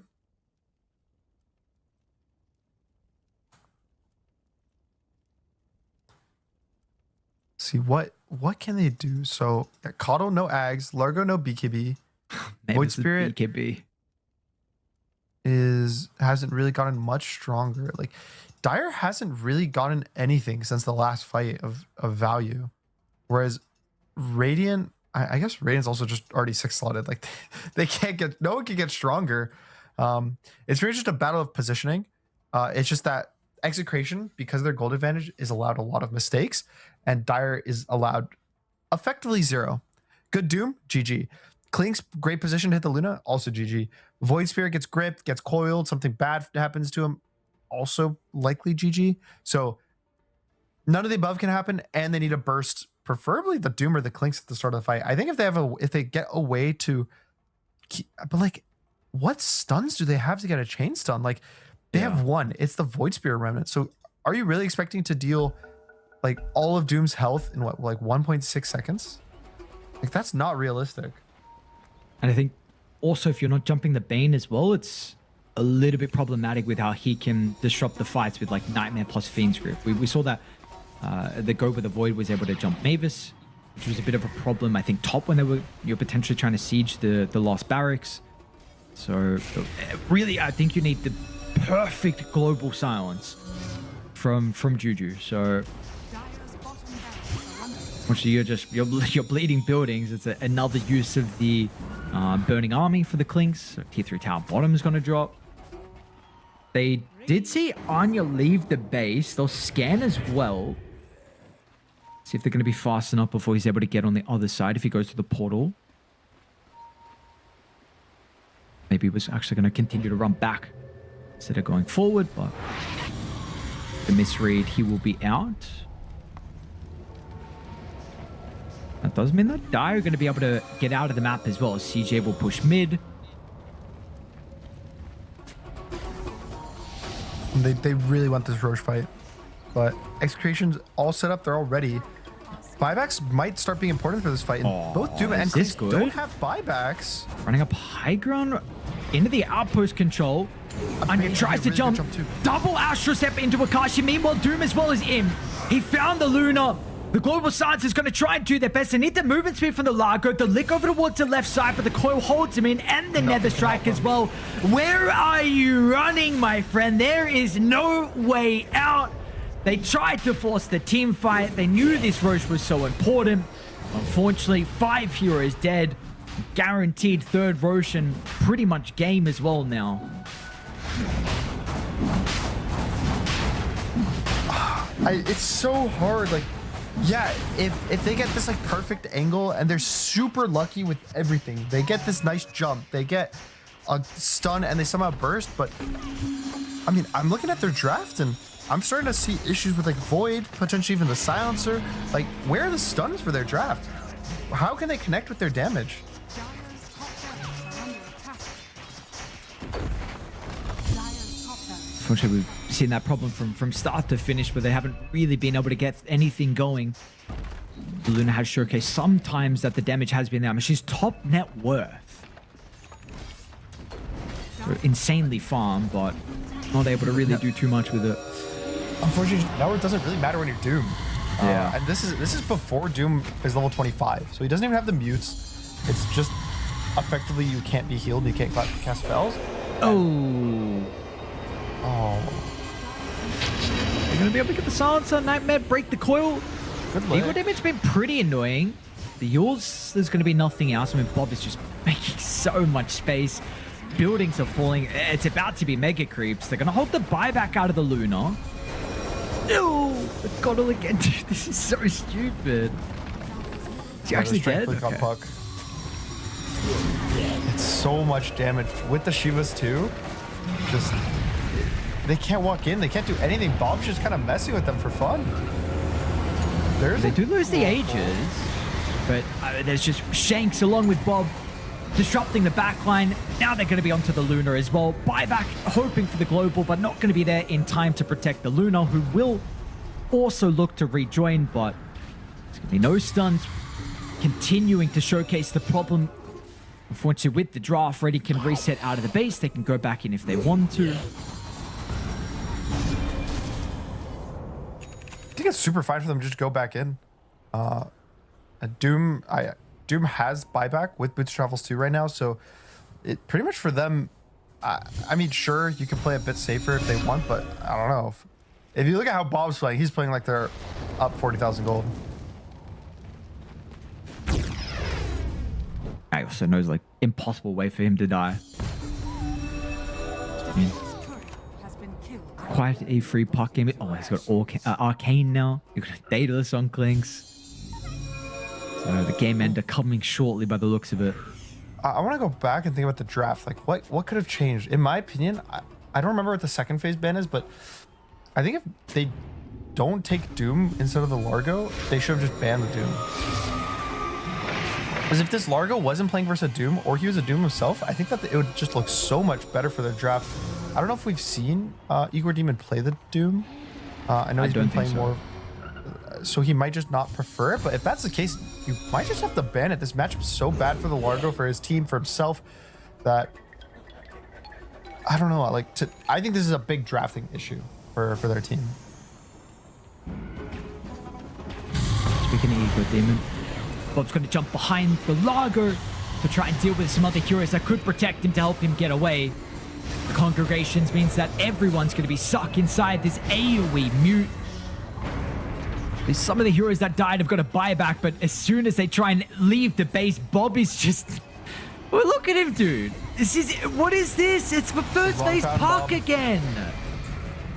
Get rid of this hero. I don't want to watch it. Well, you're not a fan of Puck every single game, just crushing no matter how many counters he's against. This game, he's versus counterpick in the lane. He's versus Silencer, who's supposed to be good versus him with the global. And he's versus Largo, which is a bunch of sustain. Like, this is not supposed to be a good Puck game. And he makes it look like a last pick game of Puck where you're like, okay, guys, I got this game in the bag. I'm going to 1v5. And just really impressive stuff by Bob. But honestly, all of Execration pretty much playing their draft to perfection in terms of how to split up and just get free kills across the map. Yeah, absolutely. So you're seeing Execration now with a game advantage here. This organization, the last 3 TI qualifiers have finished 4th place. So they are in a position now to at least secure top 4. And of course, we'll see what happens after that. But it's just game one, but definitely looking like the stronger team so far. Yeah, I want to hope that this is a draft issue, because I don't think they were necessarily playing that bad. I just think that the fights were so hard for them to execute. There's some games where it's a lot about like, oh, they can't pick off, they can't do this and that. I think for this game they do have options of like starting fights, of split pushing, of a lot of the different factors they need in this game. But more often than not, one of the big factors that you need in a game of Dota is, can you win a team fight in an even situation? Or do you even have the ability to win a team fight in general? In my opinion, past like 15 minutes, no. Like, I really don't see how Execration loses a team fight with their draft, you know, bar some super bad plays, which you shouldn't really plan for that. And they had like some good windows of opportunity in the early game. There was that part of the game where Execration was actually getting out kind of maneuvered and they were getting picked off a lot by 5 heroes. But the second that Execration kind of thought to themselves and they were like, hey, if we just 5v5 them back, I don't think we can lose. It felt pretty much over for Mentality Monsters. Yeah, absolutely. I mean, you see inside these team fights, like how awkward. I mean, of course, you have a massive lead and there's a bunch of net worth on these heroes as well. But like Shanks is a core at this stage. So you have the Spirit Breaker just controlling everyone. Coil, like Tino's Scepter Doom as well. There's nothing you can do. A perfect scenario for Akashi, who we were, you know, looking for the draft. The draft was a big one that we were expecting for Execration to pull out. You know, we saw it yesterday, not to success for Akashi, but he goes down the Clinks route and, you know, provided a whole lot of damage for them. 8, 3, and 16. Akashi looked great, and everyone else on Execration too. So again, we're gonna have to look at the draft and see what Mentality Monsters do a little bit differently to try and put themselves in a better position. I think for me, I'll say it one more time. I think that the big hero for me has been Doom. Sure, there's some Doom's not 100% win rate. There's games where he looks bad, but I think in a lot of these games, especially the more high pressure games, like the, you know, the closer we get, the more stakes, the more invested you are. If you get eliminated round 1, it's like, yeah, we could have made it to TI, but we just weren't good enough. Here, you're getting the second to last day, you're top 6. You want to feel like you can qualify. You're almost there. So having this hero that basically just guarantees a lot of teamfight wins and kind of preys on mistakes, right? Like some guy walks up a bit too far and gets doomed, he can lose his team the game. So I think just having that hero be removed, like I just want that removed. Like, yeah, we can say Puck is really broken, but just for me, just take out the Doom or pick yourself versus Puck. I think that's also a pretty acceptable solution. Sure. All right. Well, we're gonna have to see. You know, Puck and Doom is, at least so far when we started as well, like day one, we were getting, you know, these two heroes first phase back to back from a lot of this series, and that's continuing to be the case so far in these qualifiers. So Mentality Monsters 1 game away. They've had a great run so far to put themselves in this position. Maybe, you know, people weren't expecting them to be top 6 at the moment, but, you know, they're going to have to try and shake things up a little bit, come back with a different draft, and we'll see if they will be successful or if it will be a 2-0 for Execration. But we've got a break. When we come back, we got more action here. We'll see you guys in a little bit.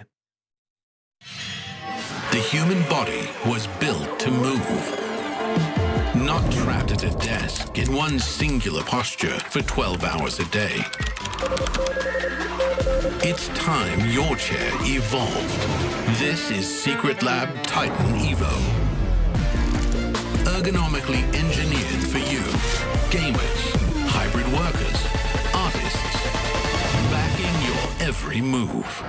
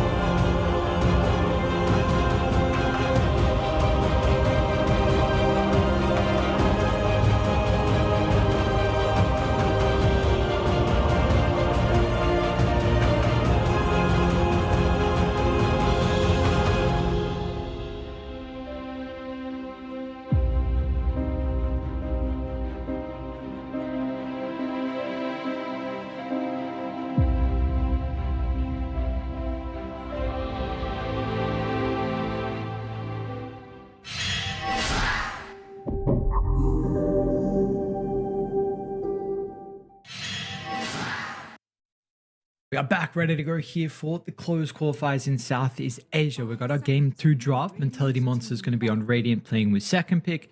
Execration on Dire with first pick. We already have some changes. Puck's going to be first phase removed, so Mentality Monsters don't want to face that. And we actually see the Largo respected as well from Execration. I'm surprised the Largo respect. I think it probably has to do with either Puck being removed or worrying about a Doom get removed. I think both of those heroes were pretty good versus the Largo in the last game, but I'm happy that Puck is not in the pool. I think that was definitely a I don't want to say mistake, but they didn't have the solutions I would like. I think if there was the Night Stalker, which we've seen versus Puck look super good, I would have felt better. Even an Earth Spirit would have felt better, but if Void's kind of the best thing you got, I think you got to do a bit better than that. Yeah, I don't know if we're going to see Void Spirit again as an answer. That hero has not been looking too good so far. But Execration, they'll get the Coddle. So this is also, I know Shanks in the past has really liked the Coddle. So they'll up the priority on it. Of course, we saw previously from Mentality Monsters. Yeah, Coddle's just been looking like a really good hero overall in this meta. It's pretty much just getting first picked by all the different teams. It just pairs well with so many good heroes, and here's one of the heroes that got changed with the bans from last game. Snapfire was banned first phase, but now it's going to get through. Again, I want to say this one more time. Doom is a problem. I think that Doom does need to get like dealt with in some way. Either maybe Mentality Monsters picks it up on 13 or they ban it, but someone needs to deal with the hero, and I don't think you can deal with the hero in game. Like nothing has looked good versus Doom and shut him down particularly. Everything's just kind of okay, and then Doom still presses Doom and wins. I have a prediction. Are you ready? What's your prediction? Execration going to pick TB in the second phase, the 14th, 15th. I saw Tino, he was changing his TB cosmetics. So it's coming. I'm ready for it. They have a Coddle. It doesn't matter what the Snapfire +1. Tino can play it. Akashi can play it. I just saw Tino's screen and he made it too obvious. He made it too obvious. Doom or TB was ignored, right? In the last game. Yes, I know it was banned yesterday in like one of the games, but it did get ignored. Terrorblade Coddle. Is that really the... Yeah, why not? Sure, it looks great. It's great. Coddle TB is a old school combo back when you'd have carry TB and the Coddle would press mana on you just to have your meta be a lower cooldown. And, ooh. Wow, interesting. Okay, that's a really early Ember Spirit. Is that too early? I mean, they're preemptively countering Storm Coddle. They're also not giving the enemy team Ember Coddle. Is it?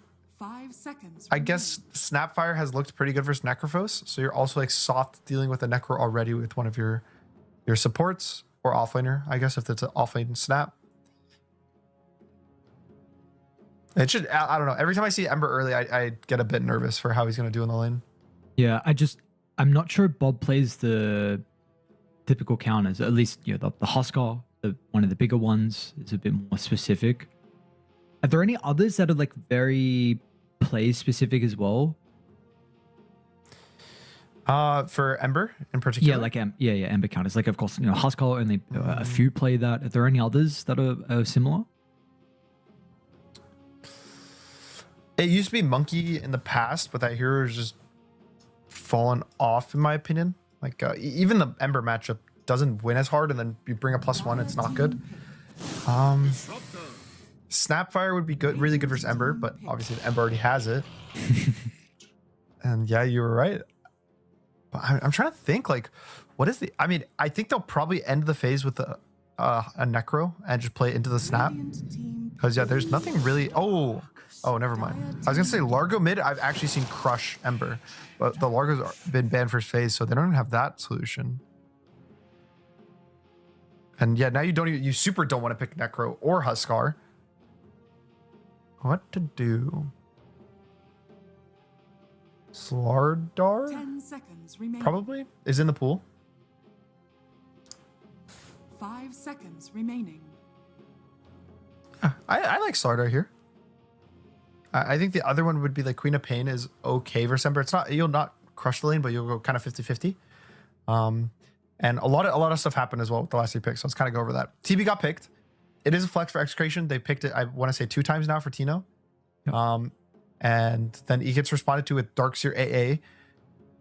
Again, last time we saw this, we're like, whoa, Darkseer versus TB, that's such a good matchup for the offlane. But very good chance that TB can just go offlane. If not, maybe not guaranteed, but I'm expecting this to be an offlane. So I would assume Mentality Monsters are also expecting it to be an offlane. So picking the Darkseer blind effectively. Not too many great carries versus it, namely Tiny. Can look good versus the Darkseer. But I've even we saw that lane the other day. He destroyed it. It was Ego right? Demon. Like, he destroyed that. Yeah. Dire team back. So, and well, Execration banned it themselves.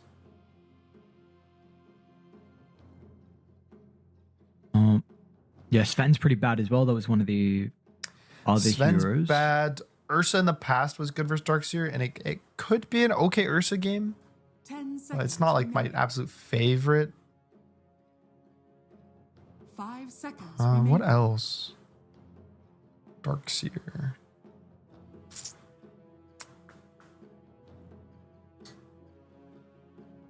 Are there any? Life Stealer's okay. Drug's okay.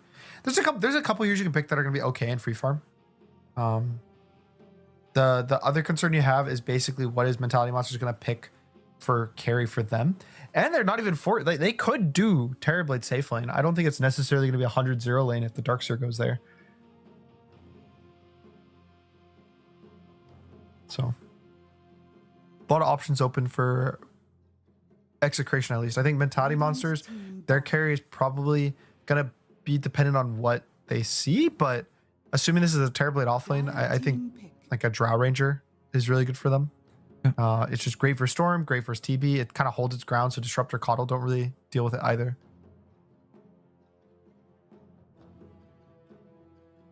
But yeah, I'm trying to work out if Execrate, like if there's a hero that's not your typical carry that can help Tino be a bit more greedy, or if they just have to unfortunately go for. Last time he picked, the first time was Nature's Prophet with TB. Yeah. So I think they're fine picking somewhat active carries. They don't have to be that weird as long as they're able to fight somewhat early. So like, what are the greatest skirmishing carries is Gyro, and good lane versus the Darkseer 2 doesn't really have a good illusion for him to steal because he builds all just pure damage items as opposed to stats. And unfortunately, if we're gonna go down the Drow route, this is a very good Drow matchup for the carries. 5 seconds remaining. Well, they have a bunch of reserve time. This is actually I haven't used any from Mentality Monsters, so we can have some more time to work it out as well. We don't really have a tower hitter at the moment. A double range lane.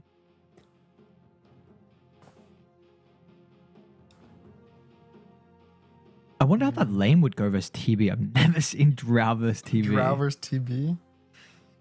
Yeah, that's probably right, fine for the Drow. I mean, TB is just annoying in general if you can't kill his illusions easily, but I think it's fine. Is there anything else cool?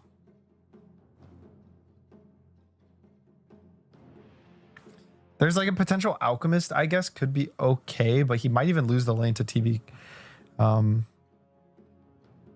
But it's good for the game. He has good ags on his team between like Ember and the Darkseer. Both have really sick ags. But no, we're going to go back to the old school PL TB matchup, which we did see 2 days ago, I want to say. This exact matchup. It was a carry Terrorblade at the time, not a offlane, but in my opinion, offlane TB is just a carry, just switching roles. So you had an opinion on PL last time we saw this matchup, actually. Oh yeah, absolutely. But this is what do the supports do versus PL? What does anyone do versus PL this game? To be honest, is this not an even better PL game than what we saw then? They definitely have much less damage for him compared to the last time we saw PL. Gyro's not the worst versus PL, to be honest, because you flak all the illusions down. So there's some decent interaction for Execration, but I don't know.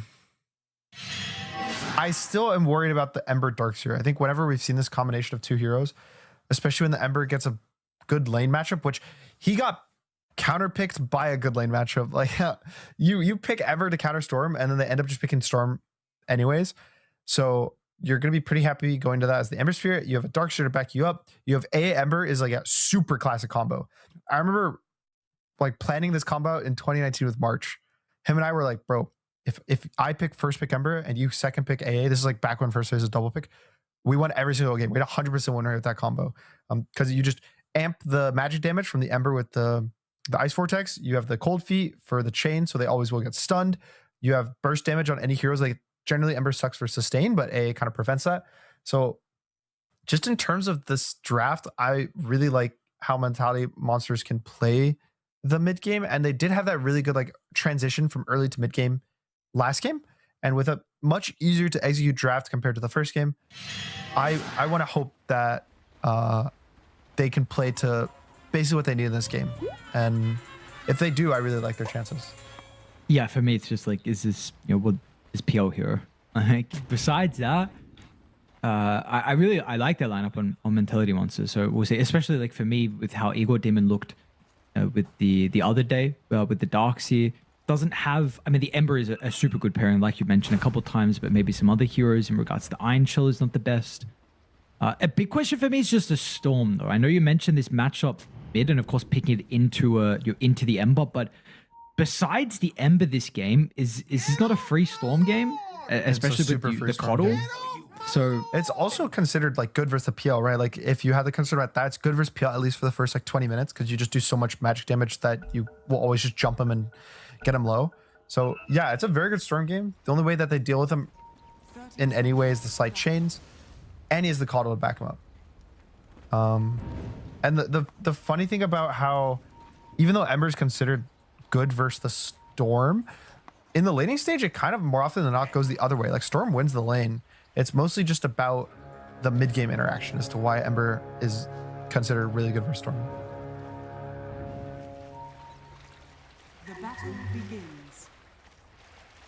Oh, let's see how he's able to shape up inside the lane. We did see Bob, at least in the previous game, fed a little bit better. And again, that was in a slightly tougher lane matchups, or nothing extreme. You're definitely more skill orientated with the Void and the Puck.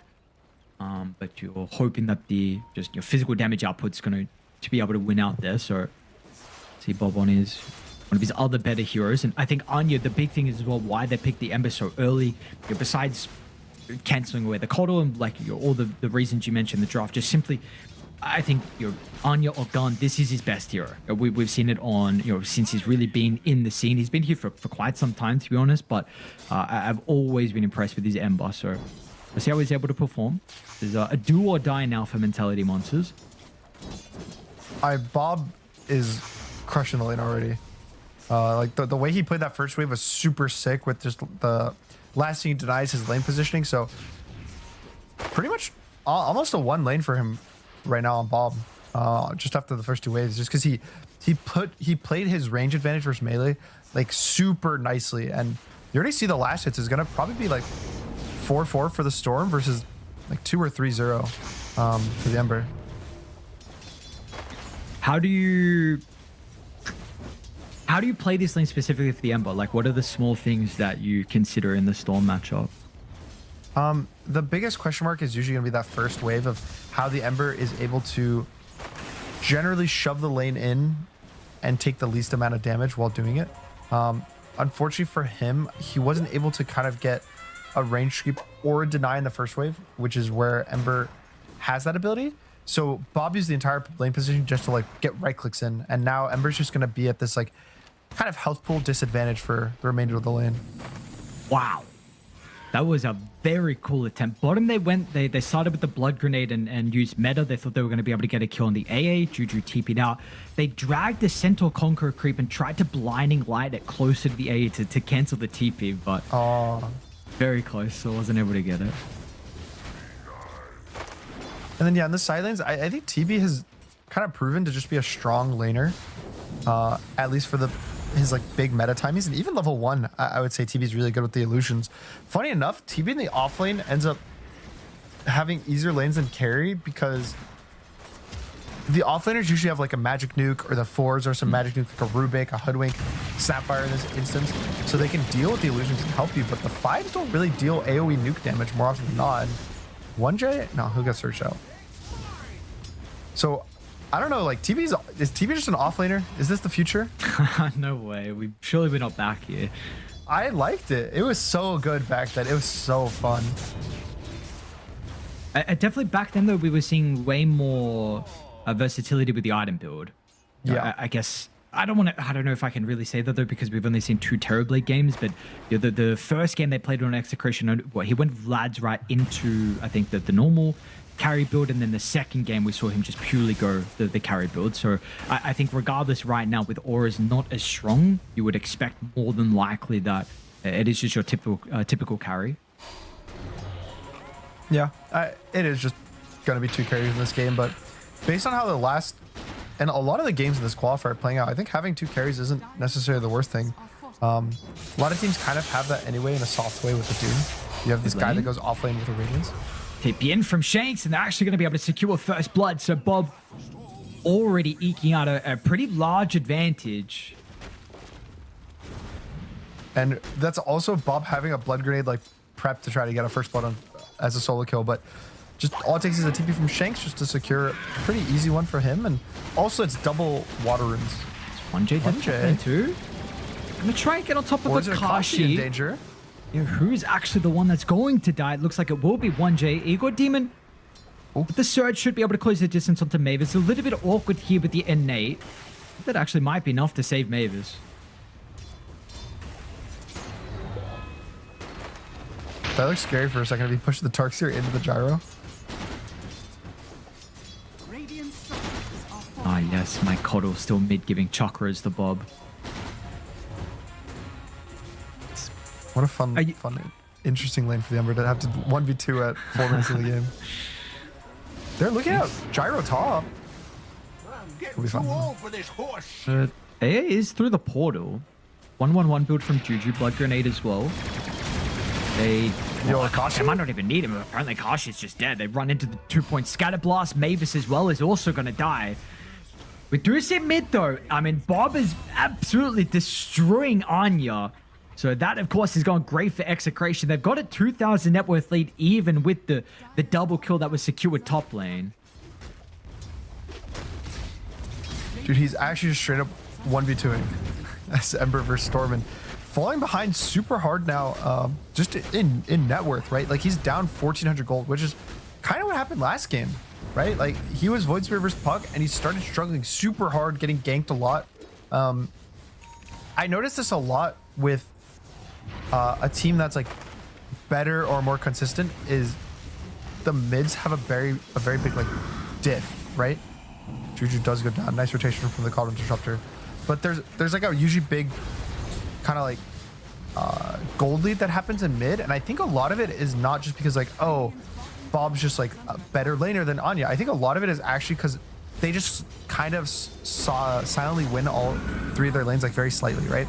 And it lets the supports rotate away because their lanes are going better. So because Tino was okay being left alone on the TB, now Kato can sit mid, now Kato can TP mid, help the Ember. So it's like a lot of just the cohesiveness, and in their draft actually starts winning you lanes that are not related to the lanes you're winning at the start. Well, now because of that, Bob's got an Arcane Rune that he can potentially try and fight around top with. This 3k lead, and with the kills that they've gotten from Execration, they also take the Wisdom. The supports are going to be pretty high level. I mean, I think this has to be double Wisdom runes for Execration. Yeah, they're going to scan. They know no one's there, so Bob can actually even start to walk away. And I mean, the Execration support's really massive that they get the level 6s. Juju with the Ice Blast, the Mortimer Kisses as well. This gives you a way back into the game. You know, your Ember set up with the chains and potentially be able to blow someone up, but it's going to be stalled out quite heavily. Meanwhile, Bob. Anya as well. Bob's actually going to zip past the Ember and try and go for the easy kill. Tino secures it. More galvanized stacks. Coddle Storm. Most classic Coddle Storm game. Ooh, okay. They're gonna kill top, but at the meantime though, Tino is mid. He has the meta again. Gonna take another tier 1 tower, and this is 2 towers in 7.5 minutes in this game. And honestly, they could probably just take top tower whenever they feel like it, if they want to use the resources for that. So early game, super heavily in the favor of Execration, and I don't really see them having to take like a step back in this game because the supports are so low level because of how they're playing. It's another rune for Bob as well. Zipped up to the high ground to try and get the start onto Anya, with the remnant already placed, however. We'll get the glimpse. Is there a way to get him out? There is. He's got the remnant. Dire's bottom tower is under attack. Top lane, Akashi runs into both the heroes. The wall's already going to be laid down. There's a massive kill. Mentally monsters. Can Oh, they no, get away Bob's as here, well, though. however? Bob should be able to secure 1J. Looks like doesn't have enough mana to continue to zip over towards Darkseid, but that's not going to matter. Mavis is here to intercept on the escape. Anya will try and do his best. The glimpse, can he dodge it? He's got a remnant to come back. He's kind of stuck here, though. One remnant's There's going to be a back Coddle up in a here, too, to give him mana. second. Okay. Dire's I got worried when he went in with the remnant, but Yeah, same. thankfully Bob's a bit low mana, so nothing too crazy is gonna happen. And getting something on the board, getting that kill, is gonna help Ember a lot. Try to catch up, but yeah, he's struggling. Only 2.8k, not even breaching the like 3,000 gold mark at 9 minutes. He's probably never gonna get a power rune, because Bob just has no fear right now in this game. Like they can't touch him. Now you want some mana, bro? Here you go. Yeah, let me just give you mana. Probably I'll give you a tango too. Maybe you need a little like head pat. Let me get ult, give you a little healing. Just gets up from his chair, walks over, gives you a head pat mid-game. It's like, oh, you're doing such a good job, Bob. See, that's a true support there, right?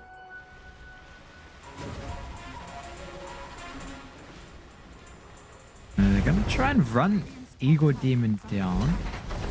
Or they just also get the tower again with another meta. I mean, Tino's being very active here with the Dragon Lance. They got the vision. Igor Demon comes back. It's gonna be okay by the looks of it, but I mean, just the fact that one, you're threatening his farm, you're bringing down incredibly low, you secure the T1 tower. That's all of them now taken. Bob's going in illusion again. now, so literally It's nothing. just the you remnants need of to the be concerned. river. Dire's bottom tower. It just feels so bad. Like even though the Ember's not dying, he just can't get gold. Like Bob is not allowing him to get gold, and Bob's still getting gold while doing this. Like he's still gaining an advantage. So Dire's just something needs to change. Oh Tino? no, Tino got stunned by the neutral creep. No way. Mavis now 2 eats the And now ice he's blast. dead. Now Bob at least has got Shanks. I mean, these two heroes, you got the level 6 online from 1J. They're going to be able to deal with Shanks. They know he's more important than the Storm at the moment Bob's in because a that's what 1v3. enables Bob. Didn't see him. What a... okay. Interesting. All right, signs of life from Italian monsters. I mean, you know, we could say there was a mistake or two in there from Execration, but Italian monsters capitalize on that. They get a bunch of XP from the kills. That means Snap is able to get 6, gets the ult off, and then Bob kind of got left on an island. Not even intentionally. His team just is all dead. So pretty big swing for them, to be honest. Like Storm's dropped now. All the cores are getting games, and in the whole meantime, Peel's been left alone and kind of catching up in farm. Yeah, Yasha completed. Manta into the scepter for him. I want to touch on some more items, but it's like Execration. So we're going to try and force the issue mid lane. Vortex into the Static Storm. Radiant, they're set up with Juju, but unfortunately Juju has Maybe this nothing to kill? keep the Ember alive, but the cookie will get Anya out. He's actually thinking about running Execration down, but has to respect them.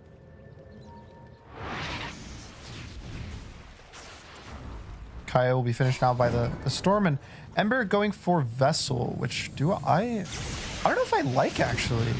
Oh no, Bob! Okay, I've seen this unfortunately a couple times from Bob. You can have an incredible start to, but overplay his hand, and Now, Anya wants to capitalize and get some more kills as well. But the cooldown's going to be off the mark. No more remnants. One more's going to be up in a second. One jet with the cookie and actually with the wall as well. Is Akashi now the one in trouble? Remnant in aggressively for Anya. And what have they done to the lead on Execration? I can't believe they gave up all of that. Like, I know they felt so strong just a minute or two ago with Bob. Like, he was basically untouchable, but there's 2 heroes in the game that have any type of control for you, right? Like Ember and Snap. And you zip into the 2 heroes that have all the damage and control of Radiant instead of, you know, I think he also had the possibility of potentially like zipping through the runes, zipping out. Like, he had play potentials there, but I think just being a bit too cocky with how well the game's going for them so far. And not even Akashi gets dragged into this whole mess and he goes down. Not great. Like, Akashi's 1-3. Like, we're talking to Execration's having such a good game, but Igor Demon's 5-1. The PL's been untouched. Like, yeah, there's a lot of mid pressure, but kind of everything's been thrown away. Yeah, I mean, the Storm is 300 net worth over the Ember. Like, are we serious? It's going to be a pipe on Tino as well. So he's going D-lens into pipe. So yes, he's top net worth. And it's going to help a lot with these fights coming up shortly when he gets it. But have you gave them a massive lifeline here on Radiant. They really should not have been in this position. Felt like it could have just been a easy game for Execration to do whatever what they want on the map. I mean, what, they took all T1 towers like 10 minutes into this game. So yeah, you just play like grouped up with pipe, get more objectives, just have some wards set up, stall out the map, make sure they can't farm. But now I mean, Igor Demon's just going to start cutting waves. Now he could also have potentially gone a bit too far. I mean, Darkseid versus the Disruptor is going to be a bit of a problem here. You can always surge, but unfortunately, we're going to glimpse him back. We're not going to glimpse him. Okay, now Akashi. What the? They just didn't glimpse him. I mean, I get it's like you glimpse him and then he keeps running, but are you just going to really chase this guy into his whole team that's missing off the map? I do want to give a shout out right now. Tino is going pipe. So he is doing like the old school TB offlane build, which I think is pretty necessary, but just map wise, it's not going to. Can It Bob is solo already a kill? really hard state. Okay. I mean, Bob might zip. I saw it in his eyes. Like, he really wanted to zip through and try to get the PL. Dire's top tower has fallen. First tower of the game here from Mentality Monsters. 1,000 net worth lead, no way. And it's a 71% probability for Radiant as well. Yeah, I mean, I think that the big thing is not the gold. Like, sure, the gold is good for them, but it's actually the XP. Like, Radiant is up 5 levels overall because of all the kill streaks they got, all the random solo kills they got, and the support matchups, which we were like worried, Are fortified. now are higher levels than their counterparts by 1 and 2 levels. Dire's top tower. They're going to try and get some value here out of the Tino no, pipe. Tino. The Splice will fly across the map. They don't actually land the vacuum, however.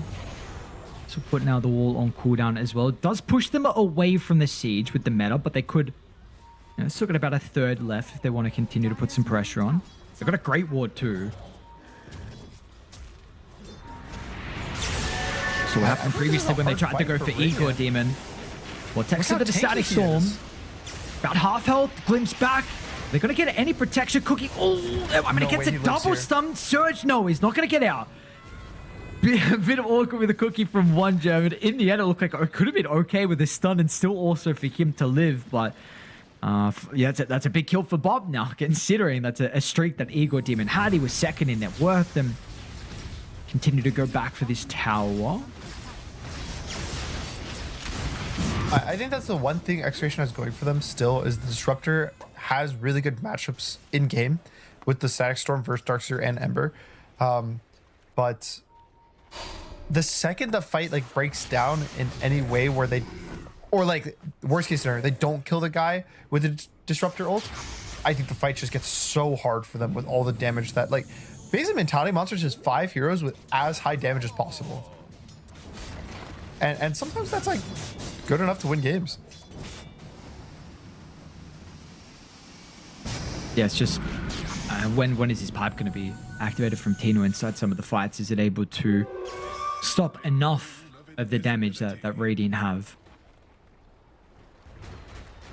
Top lane?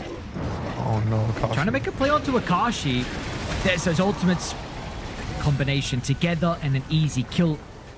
Try and tip back the Storm Spirit. Does Bob go? He's thinking about it. And we saw how close he got to killing CJ previously, but this time Radiant are playing nearby. Change into the cookie. Follow up, Bob. They're a little bit too late. Tino tried to help with the pipe, and I mean, Bob, of course, overplaying his hand once again. 3 deaths now for the Storm Spirit. He was like 5-0 at the start of the game, and now he's just 6-3. Just 3 deaths within a span of a couple of minutes. And everything they work towards, all this, like, they're drafting, they're laning, all this is just gone. And now we're just doing a mid game that effectively they just lost the early laning stage.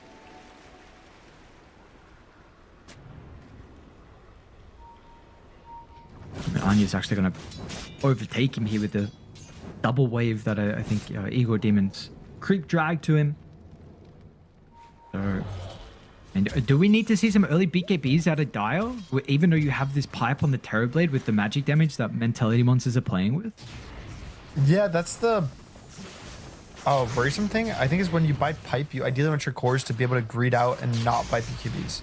Like, Storm will probably have to buy... No, he's not even buying one. He's buying a Manta. He's got Manta. So it's like, they're itemizing correctly with a pipe, if that makes sense. Like, they're not supposed to buy BKBs with a pipe at least first. Okay. They'd rather go HP or Dispel, stuff like that. But that would have been really nice when, you know, when you're ahead and now you're the ones pressuring the enemy. But now when you're behind, don't you just die? Ooh.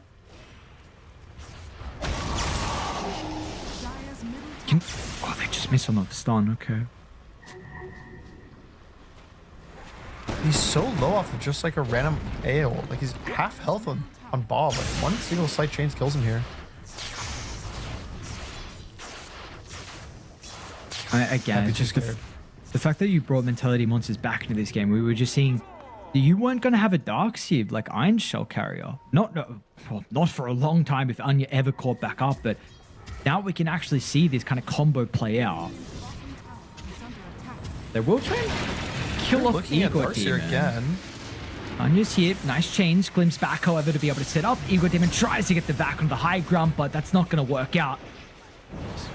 Plays his hand just a little bit. Tino as well is zoning away some of the other heroes.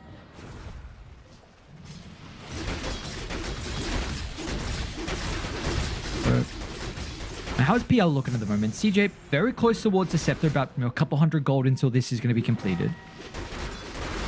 He's farming up very nicely. Yeah, he basically never had interact with this game. He's 0-0-1. I think his one assist was like when Akashi was like on his side of the map, or Mavis, like one of those like dives on the Darkseer. So 1J might just get solo killed here. No, he's so tanky on Snap now. Like, look how much gold you've given to the enemy. These were the supports that were level 3, had no gold, had no XP, had no hopes, no dreams. And now you have a Snap with a full solar crest. He has the greedy enchant, so he's probably gonna get a shard if he doesn't get it from the Tormentor here. And just way too much health for Storm to kill. Radiant's courier has been killed. Radiant are scanning. But Demon will lose his Shivas, which is a bit unfortunate, but the smoke from Mentality Monsters not going to be able to run into anyone. But there is a Tormentor that's about to be up, however. I do have this crafty ward by the Twin Gate. No one's going to go through it just yet. Free shard. And both supports have very good shards. And 1J gets it. I think that's the super good one. Snapfire's shard is so crazy. Like, it just increases the damage of Cookie, but also the heal. I think for me, that's the big one. Just 175 healing when you go on a guy. It lets you one-shot waves. Like, there's so many nice things about it. And yeah, Bob is still working on his Manta. He's still about 1,000 gold away, so he's still in danger for a change right now. Execration's looking for a Wisdom Rune fight. They need a pick-off. Like they actually now divert their attention back over towards the triangle, try and maybe intercept anyone that's connecting to top. They're going to do it the safe way, so Ego Demon and Anya will make sure that they don't get caught with the high ground. 1J did steal the other wisdom as well. They might be able to get their own. Execration didn't take this instantly. It's a very awkward spot to take a fight on the low ground as well, considering all the AoE spells that Radiant have. This is scary. They just get it for free though? Really? Okay, never mind.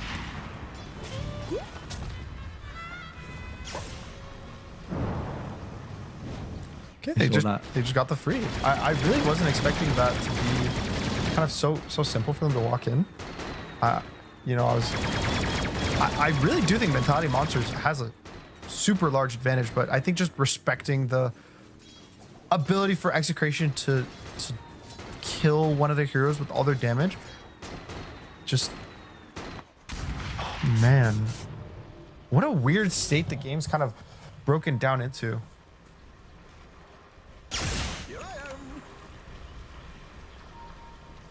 How, I know you mentioned the Storm Spirit being pretty decent versus the PL. Do you have to ever itemize in a particular way versus PL?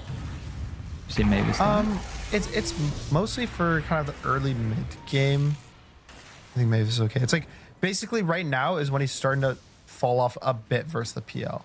Like after the Scotty Storm's bad, but it's just like existing, I think, in the game. Like you don't have to do anything special as Bob. Okay. At least, you know, if you're not dying off cooldown.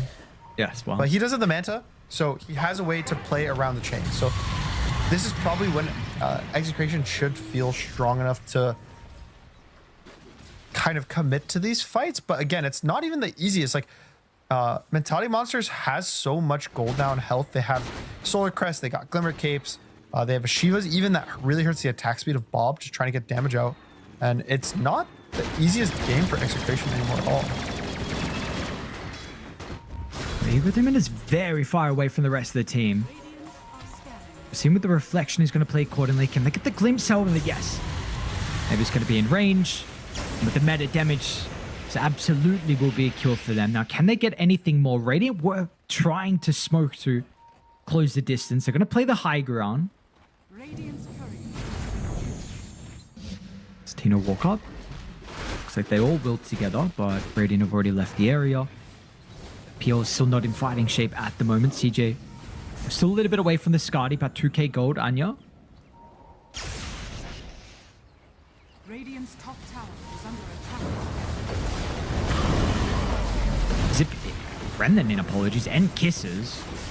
It's a bit of a ambitious way to start. Anyway. Okay. I mean, even so, I guess the one thing just to say is we've kind of talked a lot about how like they throw and they're in this awkward position, but realistically, the game state's even. It's just compared to where they should be, it feels like very far behind, right? I don't think that they're necessarily in a horrible position. Like even Ember's fallen off again, right? And he's back to being lowest net worth. He never really was able to get that comeback gain. It's just I was expecting, you know, Storm, Gyro, TB to pretty much be like 3 out of the top 4 slots. Is it nonetheless a problem though? Like if you get the Aegis on Radiant and stall this game out, will Dire have a way to deal with PL? I have great news for you. That is the Midas on Disruptor. Okay, they have the solution. It's play for an hour into the game and get your Disruptor like a Blink Ash Refresher. You get this Midas. Midas looked great on Night Stalker. Why not just pick it on Disruptor? Oh yeah, because you know they're the same hero, right? They both silence. Hero, yeah. They both silence in an AoE. And have a slow and something vision, glimpse vision. They give vision to their team to disrupt their Q. I like this. And they also smoke with their team, so Execration is going to look on a jump on the Snapfire bot. Pretty tanky like we saw previously with Tino on the low ground. It's a little bit awkward. They'll get the kill though. Mentality Monsters are thinking about coming back. Of course, Execration here would like to force the fight. Meta and Arcane ready to go.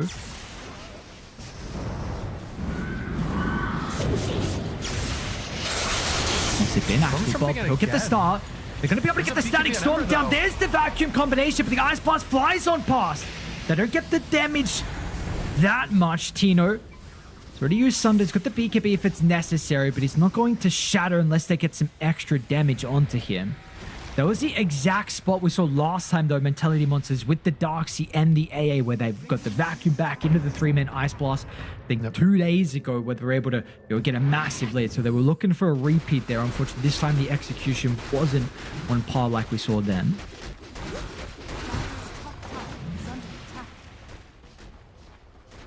But that's a fight without the PL involved. Without their Aegis carrier, this guy's like, I don't really need to join the fight. I just want to farm my Scotty. And Tina? No, Tina's okay. I was a bit worried. You are seeing this combo that Execration's doing all the time during the downtime, is Coddle's following Tino around and spamming mana on him. So that's why his meta's so low cooldown. Like, that's why they were able to take all the towers in the early game. His meta's up already after just taking a fight with it.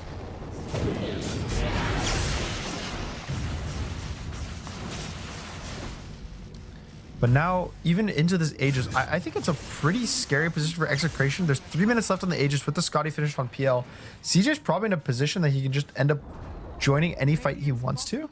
And great matchup versus TB, good matchup versus the supports.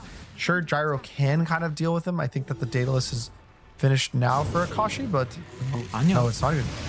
Tries to find the angle to the Storm Spirit. Bob's going to be able to get out of range and get that extra little bit of stun that was necessary. And Mavis will not be able to escape, however, so Anya will catch him at the bottom of the stairs. They're doing a good job to cut, though. Tina with the meta bottom is putting quite a lot of pressure into the tower. I mean, this is half its health just gone.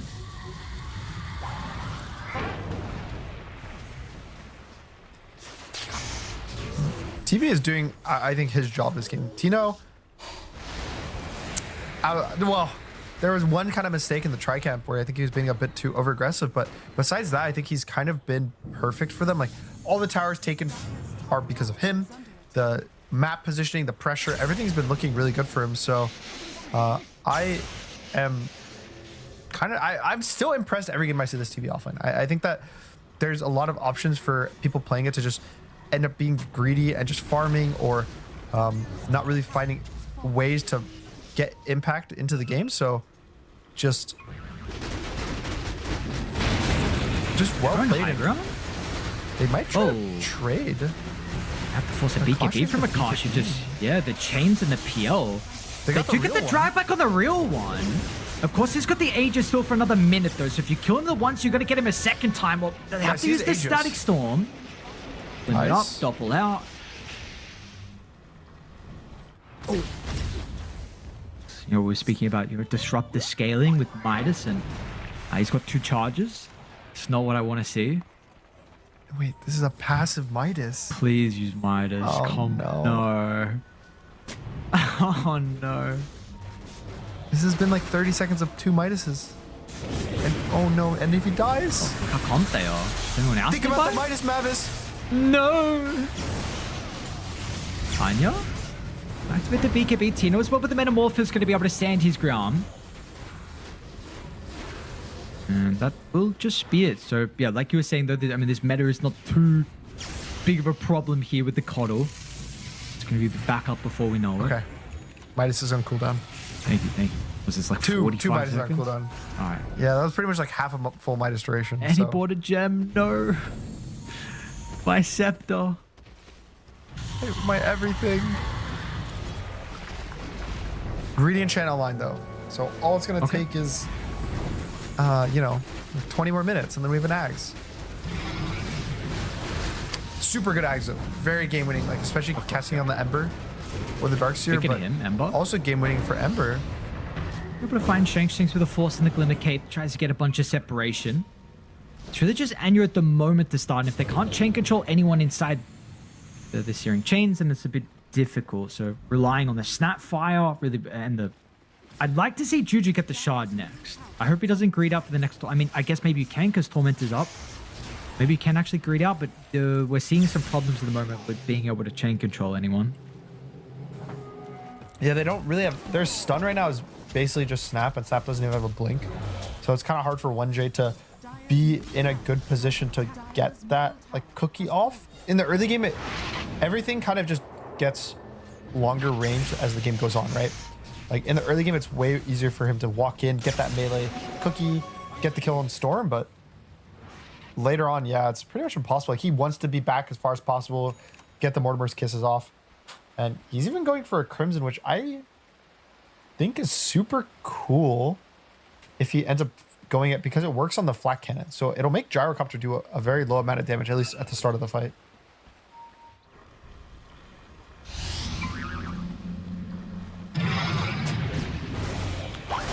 What does Gyro even do to Kashi? 2.1k going to the bank. We'll see what he goes afterwards, but there's that Tormentor that Mentality Monsters are going to be able to claim. And there we go. Juju gets the Ag Shard as well. We've got a Daedalus as well online for the TB. So both carries having a bunch of physical damage. Yeah, I don't really know what Akashi wants for his next major item. There's an argument for Butterfly a lot on Gyro or Satanic. Satanic is low value because of the AA. Like, if they full commit on you, you can never Satanic up, so that'll probably be an avoid.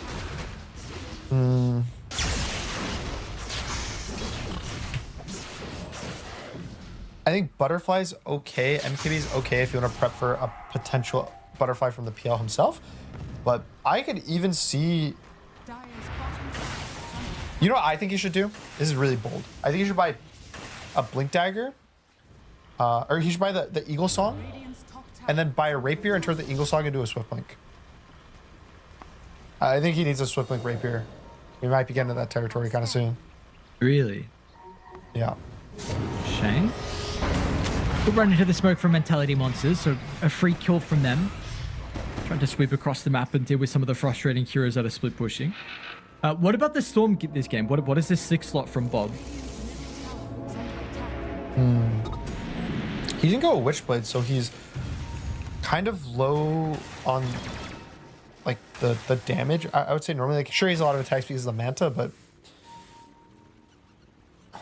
late game it's always just Ags. You want Ags level 25, you just get a big pull and then you kill everyone with just the bounce from the clicks.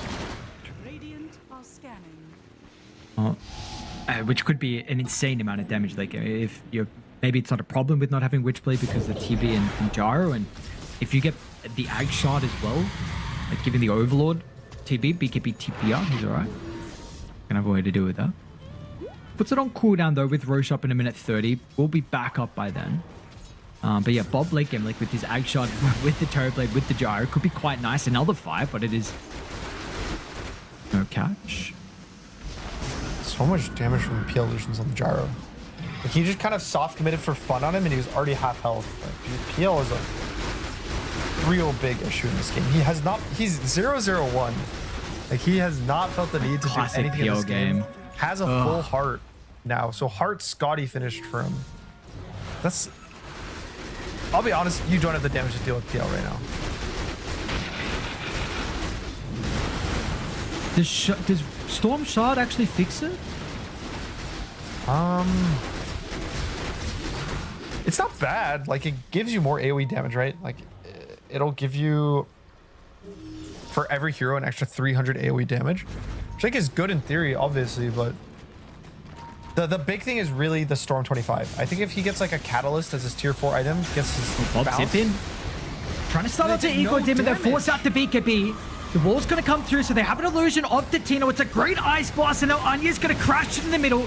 And CJ will follow as well. They're going to force Execration back to their base. They haven't guaranteed or confirmed any kills just yet, I should say.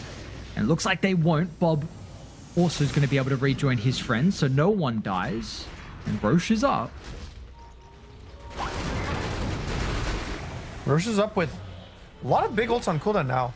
The Darkseer wall is on cooldown 70, Mortar is for 80. Thankfully for Dire, they do actually still have the Static Storm. The question is, Mavis can sell like his wand for it if they really want to contest the Roche, but they might just not feel comfortable doing it without BKBs. I guess just specifically BKB on the Gyrocopter. Dire's bottom tower is under attack.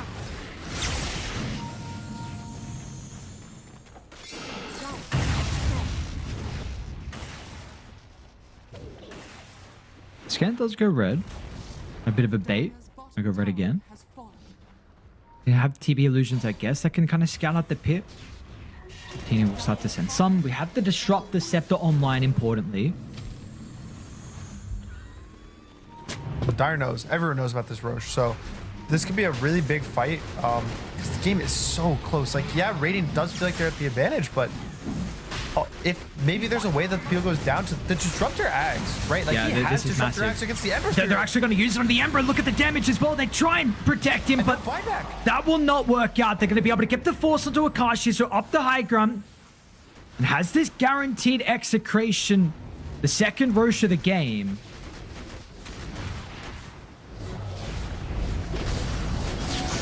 $50 seconds, no Ember. Even if they're able, I guess he's gonna buy if they get a bounty. There's no bounty. Okay, yeah, so just no buy for him. CJ feels really confident to go in though with the lack of disrupt throw. He thinks that there's nothing really the Execration can do to like full commit on him, but I don't know. I would be a bit nervous for him if I would want to be waiting for my Ember Spirit. Yeah. Got to be careful they even steal it as well, maybe on Execration. If Bob can zip in, they've got the TP again for the vision. And Bob's actually going to try and find the PL. Grabs an illusion. Does he get the perfect jump? Ooh, what a Huge vac! vacuum. Is there any follow-up though? There's not. They use kisses as well. They got baited like we did. I thought it was beautiful. Without the Ember, without the Ice Blast, there's just no way to hold them in. So walk in right now. and they're going to do just that. They hold the Ice Blast forth of this final fight inside the pit. They come murdering down. Akashi tries to get away. Is he going to be able to make it? Force up, beautifully done, but they've got the vision. A TP will not be successful. And now Mavis, Igor Demon's going to be able to run him down to the kinetic field to try and glimpse him out. He'll make it. Meanwhile, TP also is actually able to TP out. So Tino 2 does live, but in the end, Mentality Monsters, I mean, it is unfortunate that the Darkseer that gets the Aegis, PL doesn't find it, but you stop Execration from finding the components. It just was like a gross fight where everyone's sitting in the pit. Just there's what, 4 heroes, I think, all on top of Roshan trying to outclick each other. Fortunately for Mentality Monsters, Igor Demon's the one that gets it. Yeah, it's like you don't really want it in your Darkseer, but I'd rather have it on Darkseer than anyone on the enemy team. And then, I don't know, AA as well with a lot of these ranged carries, they don't have the greatest sustain or ways to like mobility get out of a fight, right? They're kind of all full committed. What? Disrupt throws? And now the Ice Blast connects onto 2. They've got the chains to fall. They're just going to target the supports.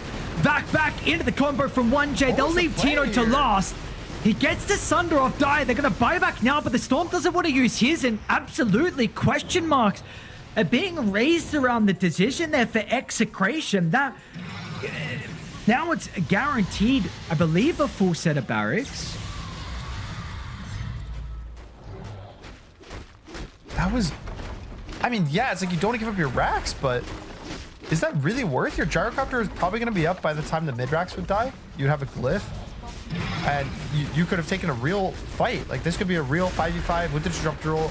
Maybe you kill the PL. Maybe the PL is like the choice for a disruptor. Oh my goodness. There's an Orchid on the PL now for the Storm.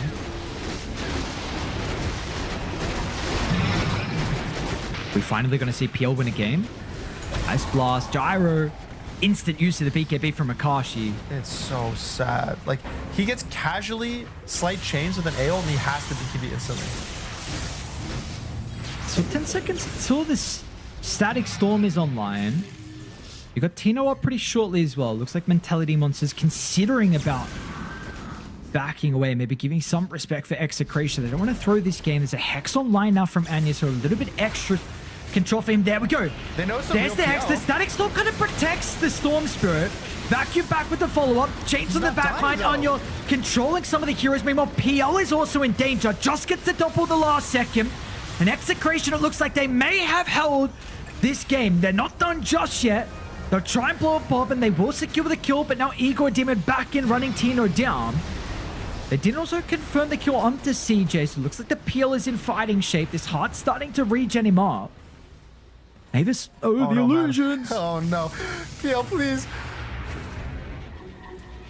Okay, they're able to hold, and they didn't even have to use any buybacks. All it took was Bob dying, but he trades his life for the Ember, so all in all, like, probably the best defense you could have asked for the side of Execration, and they even get the Aegis out of the hands of the Darkseer. So, signs of life, signs of some damage, but that Swiftling Rapier for Akashi, I don't know. That feels necessary. I thought it was the time when it was pretty much a dead even game just because of how the heroes match up, but now when you're down 10,000 gold, it feels a lot more like it. Yeah, you're gonna have to do something.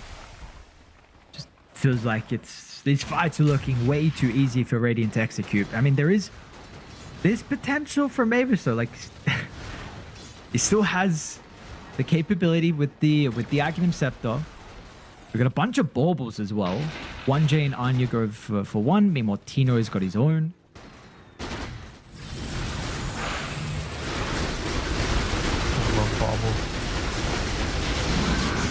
We're not getting to bobble territory though. No, it doesn't feel like honest it. with you. We can maybe get to the 60-minute territory. Maybe. But yeah, getting to that 70 minutes, probably not. I think honestly it's on Akashi. What item he buys, what he chooses to do.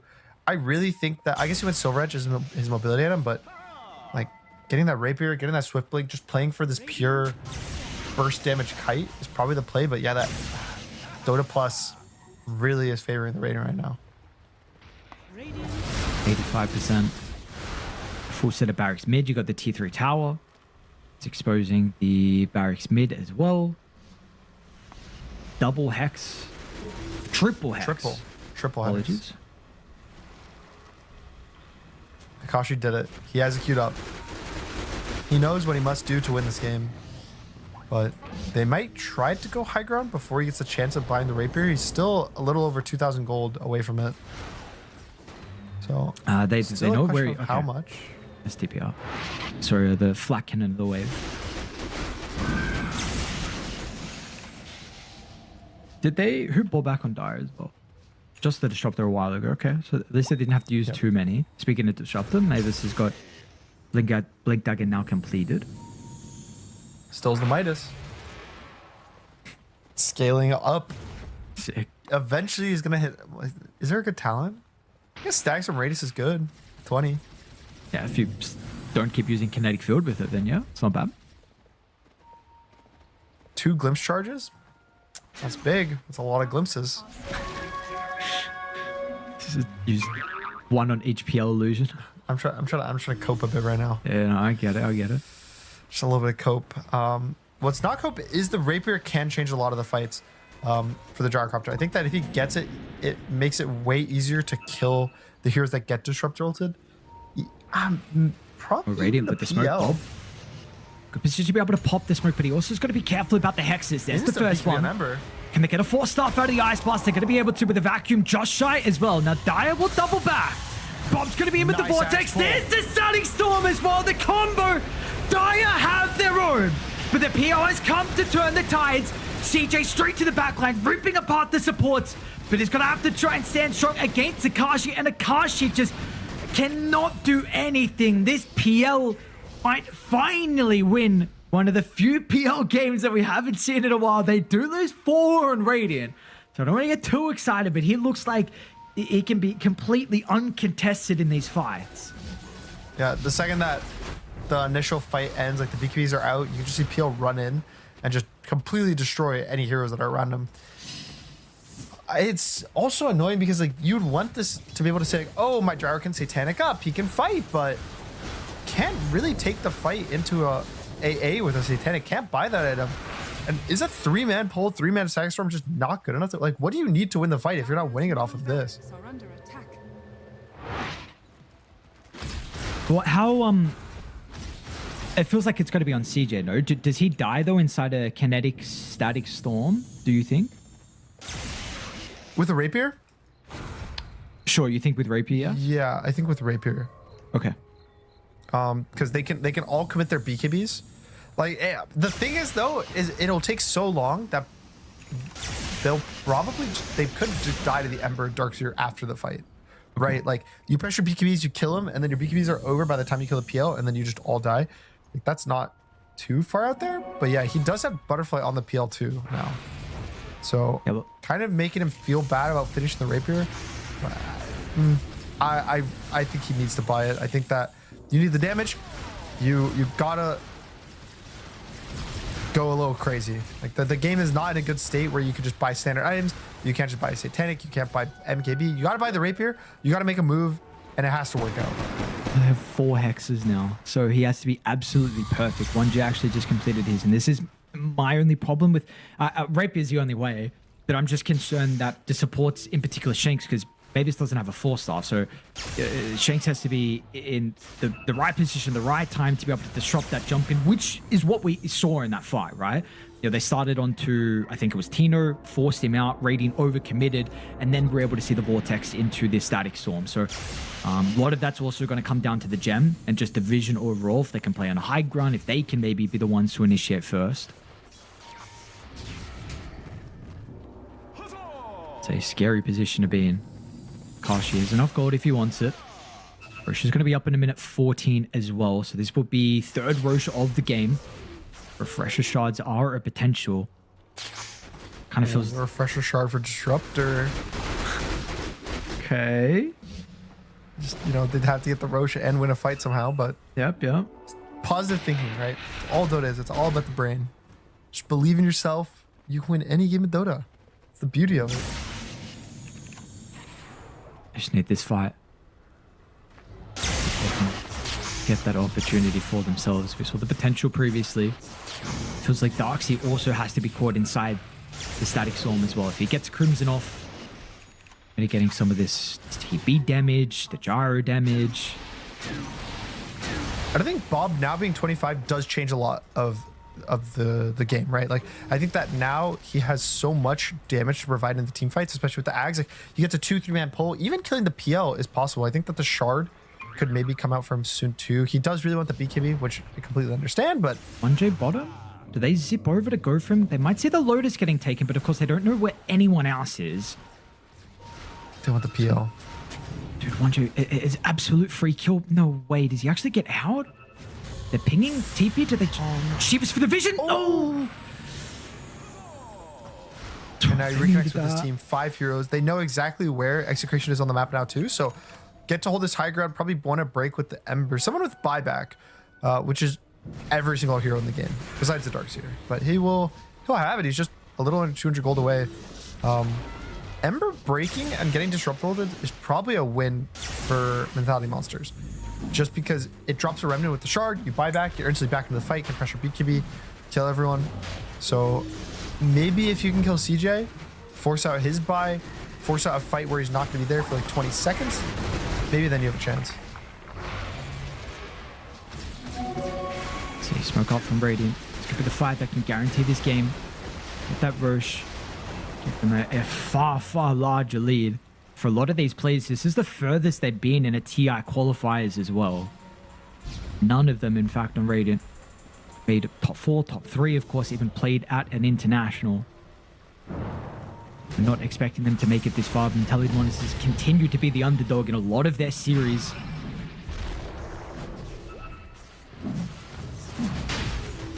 Power back to the Rosh stall. It's got 1 more minute before it's going to switch sides to top. I think that Mentality Monsters is probably fine with just playing a slow Roshan and letting it flip sides, because they get the map advantage, right? Like, but they don't even need it. It looks like they're just kind of committing. Wow, this Rosh is falling. They need a way to start. The TP tries to send the illusion in. Go in there. The Rosh is gonna die. Okay, not even a fight's gonna be had. They're still gonna try to take it though. Look at Bob's angle. I don't know if he saw Ego Demon. Meanwhile, Hex, if they're gonna force. Back in. Big Static pull. Storm as well onto 3 with the Storm Spirit damage. They're just dead. But the question is, have you got enough for the second round? Did you just blow your entire load? They buy back on 2 on Radiant. Storm at least has got a buyback as well. But with this siege that's about to come out, you're not going to have a Static Storm. That's perfectly acceptable though. Only thing's not quick thing is Mavis 2 Midas's charges again. Gotta lock that in, man. But just super good pull. You can see the amount of like burst damage that he has on the storm just to follow up and set up for these Static Storms. But kind of like you said, this is probably one side, if potentially 2. There's 30 seconds before the Static Storm is up, and that's pretty much the only danger there is right now. Kashi, it's time. You gotta get the Rapier. Bought the Demon Edge. Hasn't assembled it just yet. Ready to open at any time.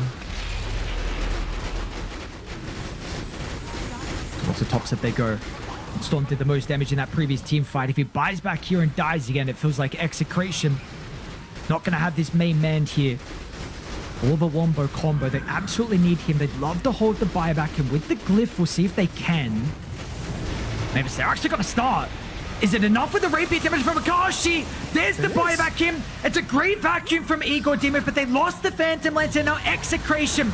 Can they even keep the Turboblade alive? No, Tino's dead. Doesn't find the Sunder. They're actually going to be able to win the fight without the peel. They want to disengage. They were pretty weak. Bob's going to be able to catch two.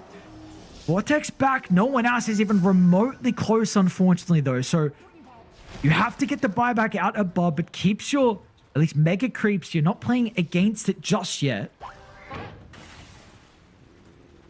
All right, next Swiftblink. Gyro, eat your ags by a Swiftblink. Your TB already has a Swiftblink somehow, which, like, dude, how farmed is he? But I see the signs of life, right? Like, I see the possibilities for Execration to win. It's just, it's not easy. And it does also even require probably a bit of mistakes from Mentality Monsters. Does one Wind Waker just destroy the combo that Dire have, though?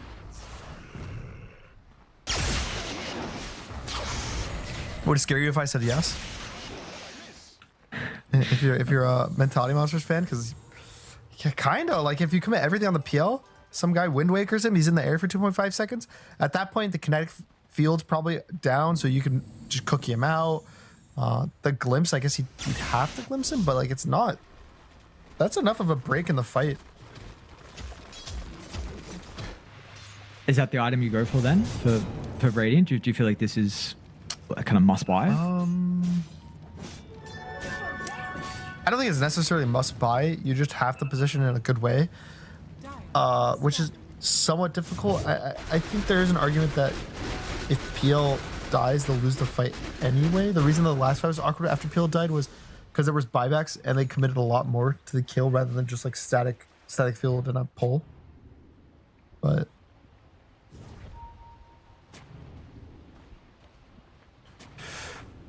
it's a probability saying 83%. probably still likes Radiant. Yeah, you'd say so. 2 full sets of barracks, PL late game, 8,400 gold that CJ's got saved up at the moment. Shanks is going for his own Wind Waker, so have that at least defensively. Kashi almost done with his Swiftblink. You can buy it. I think you can buy it in like 200 gold if he doesn't care about his buyback.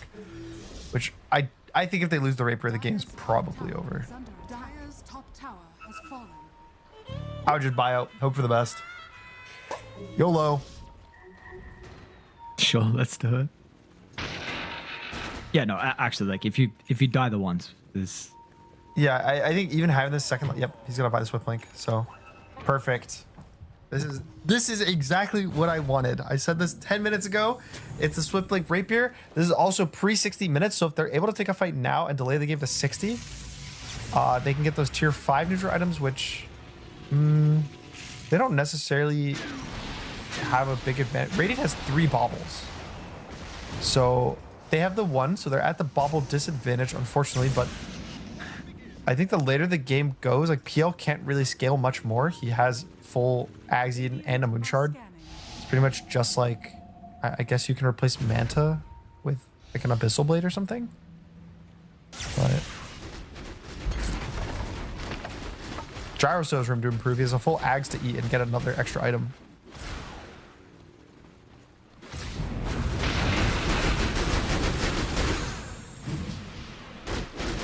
Who do you want the refresher shot on Radiant? They still have it in the backpack of Vanya. Not a good item. People don't want to use refresher. Probably the Dark Seer. 2 vacuums, 2 walls. It's good enough. Sounds alright. Their team is not that good with the current refresher, which still always like brings pain in my heart when I look at it, that it doesn't refresh items. No BKB, no hacks. It makes sense. I get it. But like spell wise, no one really has. They have crazy spells. The best one is definitely Vacuum Wall, but I can also see it going to Ember and just using it for 10 remnants in the fight. Like use all of your remnants super aggressive, use the last one to kite out, then you refresh and just go back in. Do you want Mavis to buy out as well for refresher, or At least someone's gonna have buyback right on Execration. You can't hold I them don't up. think so.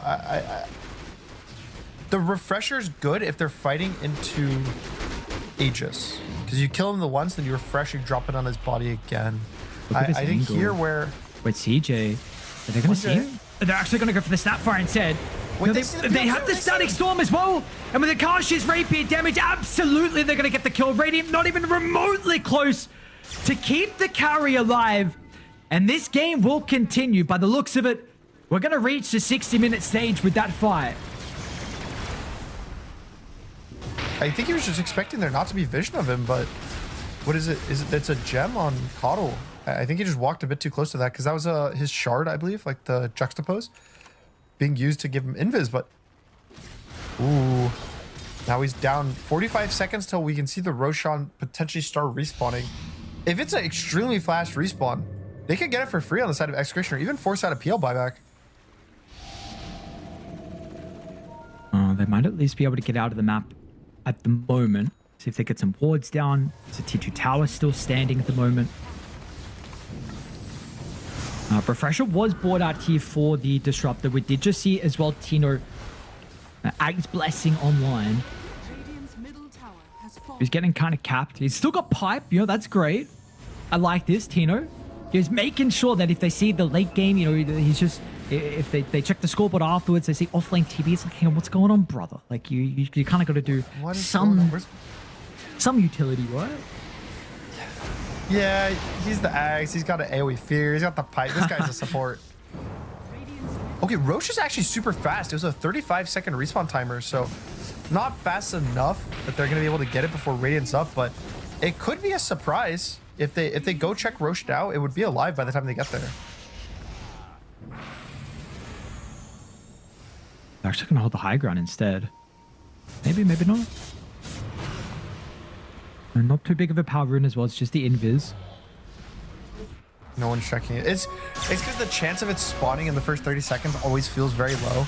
And it feels like a bait to just check it early and mess up your whole map positioning. It's better to farm, but back to an even game. Unfortunately for them, Execration, they are down two sides of racks, so map state's never really going to feel even again, but it depends on who gets jumped and how. For the card, thanks for the gem. Look at the outpost as well. And Roche is This up when yeah, pretty much gives CG it. walks in. They could have rolled. Okay, They they might just know. go They for the just rolled. buildings instead.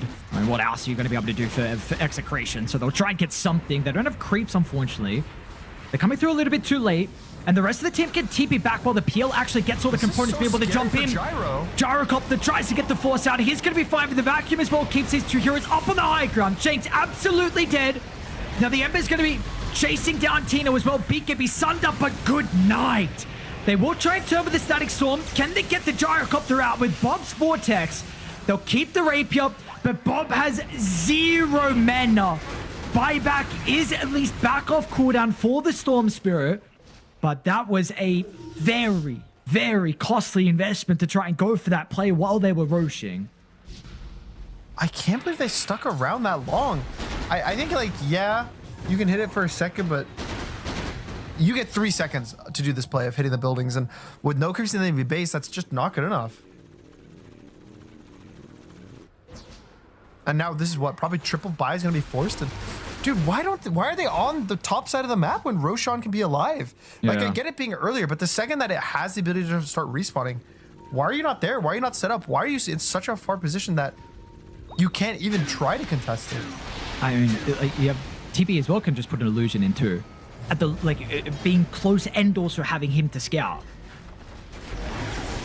Unfortunately now put themselves in a position where they're gonna have to buy back on Bob, and they will be playing against on Bob? Megas. Oh, guess not. No go.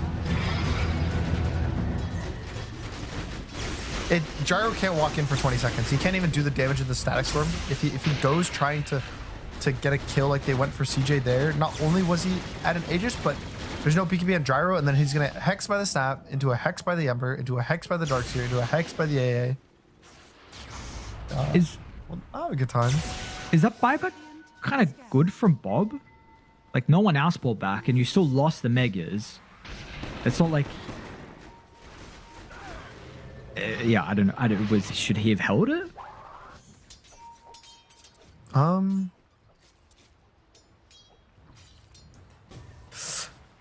I think it's okay for him to buy, but probably he could have been greedy and held it for the tier 4s. Like him buying for sure guaranteed his team didn't have to buy. And there's a world if they go for tier 4s there, maybe like the support would buy, the offlaner would buy. So him doing it just makes sure it's his, but it feels bad. It could have been held a bit longer. What have we got? Oh. Do a recap of everything. So the Aegis is on the PL. You got Refresher Shard still on Anya. You got Double Cheese, Snap, and Ember. There's 60 minutes though. So and Bobble, are we starting to work on that? Looks like 1J's already upgraded his. Did Juju as well? Juju's about to. What did the PL get? Fallen Sky, okay. What's the big tier 5? I'm trying to think of any like major ones. I mean the baubles again, but the baubles only start mattering at 70 minutes. Like the second time you recraft it. Do you want Tino to have Deso, Regali, or continue with the bauble? Hold that actually. Oh, they're just going for the pace. I mean, these buildings are falling. You're gonna have to respond. They'll do first with the Static Storm. Have they got a second one on the respawn? Refreshers up from Mavis. Anya's gonna try and jump the backline to deal with the disruptor. Does he get the ult enough? At least he's gonna buy it back. So Mavis is gonna be able to get back in the middle, but Tino, Sunder, nothing back. Not enough health. Wind Waker in the air. Mavis, no, the doppelganger. PL gets out of danger, and without the Static Storm, they've got the glyph as at least to protect him for the moment, but it doesn't matter. Rapier on the deck, Storm gone as well. And we will be going to a game 3. It took them a while on Mentality Monsters, and we've got to keep in mind how this game started as well. Execration had about a 3,000 net worth lead, and I mean, they've kind of threw the early game and rating executed from there. And the whole game, you could kind of feel the PL had this ticking time bomb, right? We saw it. We know TB versus PL is supposed to be like such a good PL matchup, but a lot of days in modern Dota, there's a lot of magic damage, a lot of items that provide it. Supports get their items like they didn't used to in the past. And it's like, oh, PL's not really going to be able to scale in these kind of games. So in this one, PL's scaling to nothing. Like there's nothing's really going to deal with him. The only one that can deal with him is Gyro, but it's a hard Gyro game. I was a bit surprised, to be honest, when they picked the Gyro into the Ancient Apparition, purely because I think the big thing about Gyro is satanic timing. A lot of the time, like even I know some players at some point would just go Ags, Satanic Rapier as their first 3 items, and not being able to have that choice just because the A like definitely makes this hero seem a bit weak in comparison to like a PL, for example. Getting some their heroes we're not expecting to win games apparently are. We've seen Tiny win a game. And now we're getting also the PL winning too. So finally we get to see CG had a great performance here from the Phantom Lancer, and just that final fight, unfortunately, with the topple. If he wasn't able to find that before the second Static Storm, then maybe the hold is actually there from Execration. Yeah, I don't know, some interesting choices from Execration, but I also think that the second they fell behind with this draft, the game started feeling awkward. If they never kind of made those mistakes early game, they never kind of threw their lead, we could have seen a much more competitive game, but this one definitely felt like a bit of a slow burn. That Mentality Monsters had a better mid-game draft, and they just consistently were able to play it. And I'll say it again, I think a lot of this is due to the Gyro being picked in the AA. Like, there was not a hero they were comfortable with. Even Terrorblade's a good carry into the AA, so it's like, I get you want the Terrorblades at offlane, but is it really that bad to just have Terrorblades or carry and just pick a different offlaner versus PL, for example, that can help counter the PL? Because it's not like you're dodging like the Darkseer having a good illusion because the TV's going offlane. TV's still buying. He has Swift Blink, BKB, Daedalus, Mantle. Like he's buying items that still mean Darkseer gets a good illusion if he wants to use it on him. So if that's the case, like, or like even just putting an offlaner in the safe lane versus the Darkseer, like putting you know, it's just some random like Timbersaw or something late. I guess you'd want that versus the PL, but Primal Beast, like something to deal with PL, something that isn't just a gyro and a bad gyro game. Yeah. I think also maybe showing the problems at the moment if they do this and can't find a better lane matchup into Darkseer to counter him heavily. Because like you mentioned, like, well, what's the point of going for this TB offlane if you're going to, you know, have the physical build anyway? The Darkseer is going to get value. So you're mentioning about potentially having an offlaner to put into that role. But I think it also showcases the carry pool right now into Darkseer seems a little bit awkward. And Igor Demon, it's another game where he looked exceptional on this hero.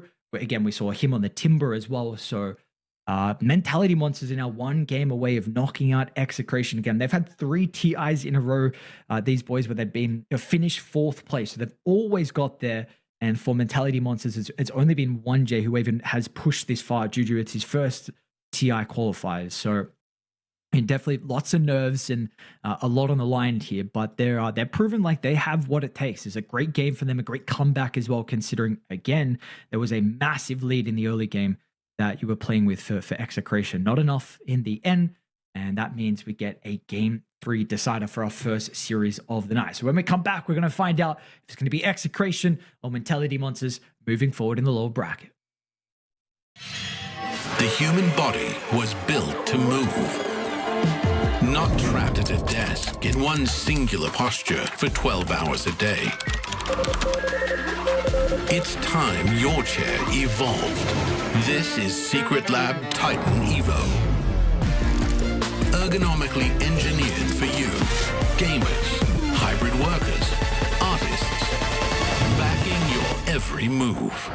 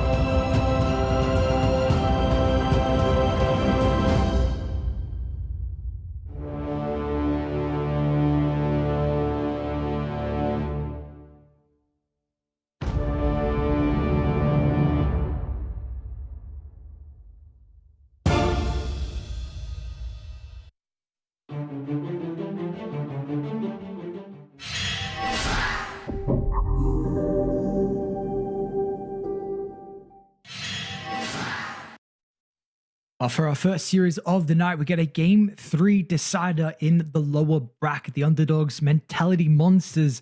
They 2-0 Direborn, they 2-0 to Interactive Philippines, and they were looking to take care of another Filipino 5-man roster as well. We've got a draft ready to go.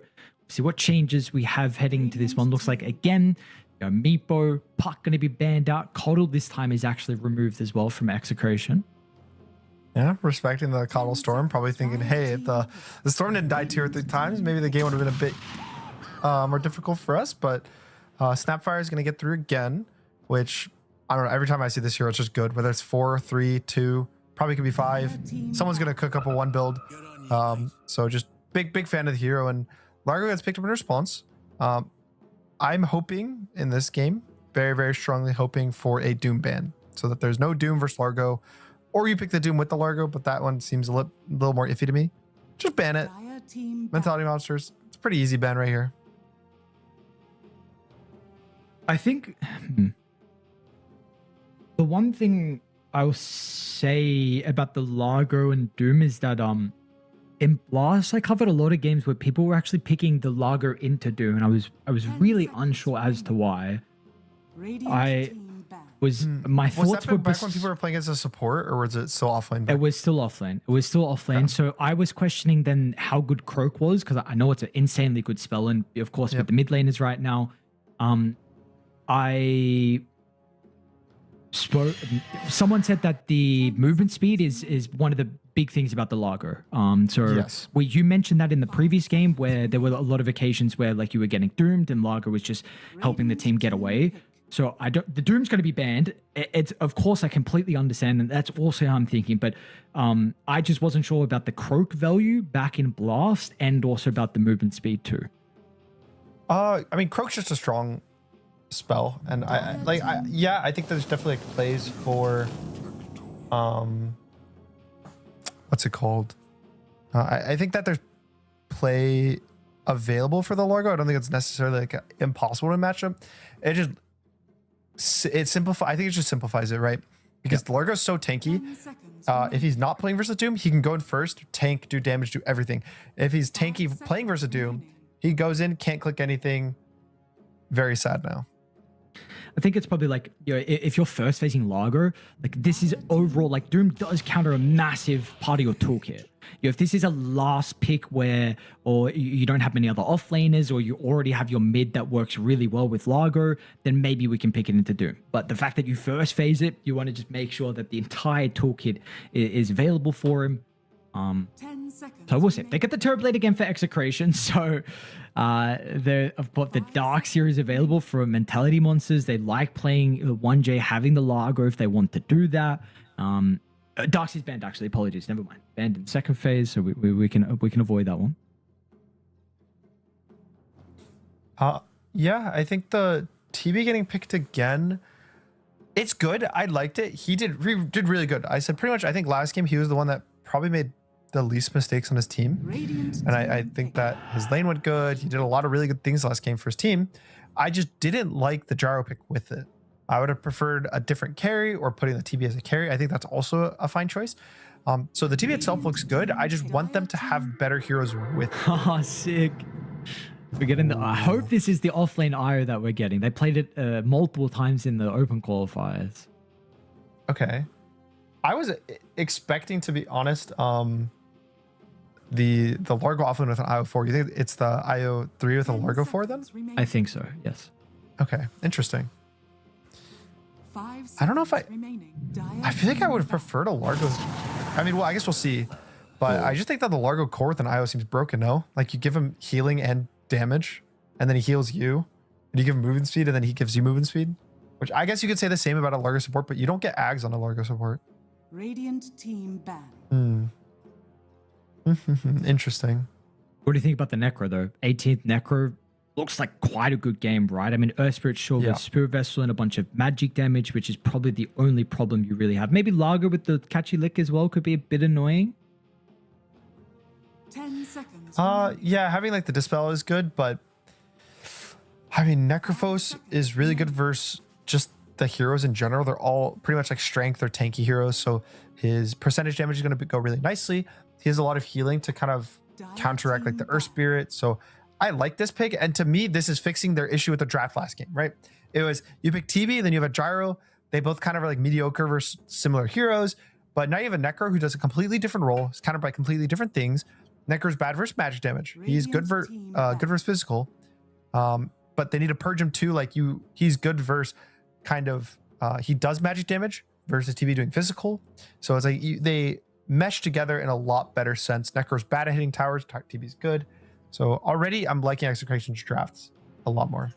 10 seconds remain. Dire team pick. Going to ban out a support and also a mid laner. Just covering their tracks here, hoodwink. The fact that it's made it all the way through the last phase. So it's just a question of do you want to flex the snap or not? 10 seconds remaining. They're a really good hero versus Earth Spirit 5 mid. seconds And remaining. there's a world league with the Necrophos mid. But I wouldn't really prefer it. I think snap mid is fine. Ember is probably not. Ember seems it's really just annoying to play into the Largo, so probably not the Ember. I would just put the snap mid. Snap mid looks like a very simple best pick. Because Pango, I guess there's Pango, but then you have the tree issue with that too. So to me, it's snap. Pick a new 4. Pick something like casual, like a Rubik. Nothing too crazy. Can they? Maybe they. Do they need stuns on Execration? I was going to suggest Phoenix because of the tree and the team fight. I think stuns is good. Okay. Yep. So just some. I think Phoenix can be acceptable because you kind of force them to be stunned by hitting the egg, and your team has enough like kind of catch to make them stay in the area. But I would like something that just locks heroes down. Even like a Tusk could be decent. Just something with some initiation or some stun here or there. So we've been seeing overall a lot of the melee heroes from Shanks. So we saw with the Bounty, we saw the Spirit Breaker today. See if he does pull out the Tusk. I know he's got a very good Tusk. Also, the other heroes, like you're mentioning, with the Rubik is available. Not getting a whole lot of Dark Willow. Heroes kind of fallen off. Yeah, it's especially not a great Willow game because the damage is all AoE. Like Earth Spirit plus Largo don't need to ever click you outside of Lick. So it looks pretty sad. There's a hero that does damage, has a stun, especially good for rotating early. And it's not like the greatest Techies game because his Taser's not super good versus enemy team, but I think it provides a lot of the stuff that they need, like damage, stuns, strong lane for the TB. I don't mind it. Remaining. 5 Now, seconds what is the remaining. carry for CJ? So Naga PL are like soft countered by the Necro. Drow Ranger. I just like Drow. You have Drow Tree. Drow is good versus TB. It's decent versus the Necrophos. It's good versus the Techies in the lane. Like it looks like a good Drow game to me. I keep saying this, and then it doesn't get picked by the teams. So maybe I have a bad read on the hero. I just remember I watched Blast. Was it like 2 weeks ago, 3 weeks ago? And Drow, I want to say like 100% win rate. I was destroying every game. So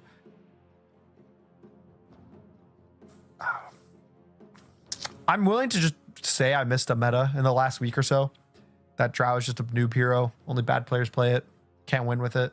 But it looks so clean to me to pick it here. We take a look at the overall qualifiers with the win rate. 25 games, 44%. Now select Okay, your heroes. maybe it's just bad.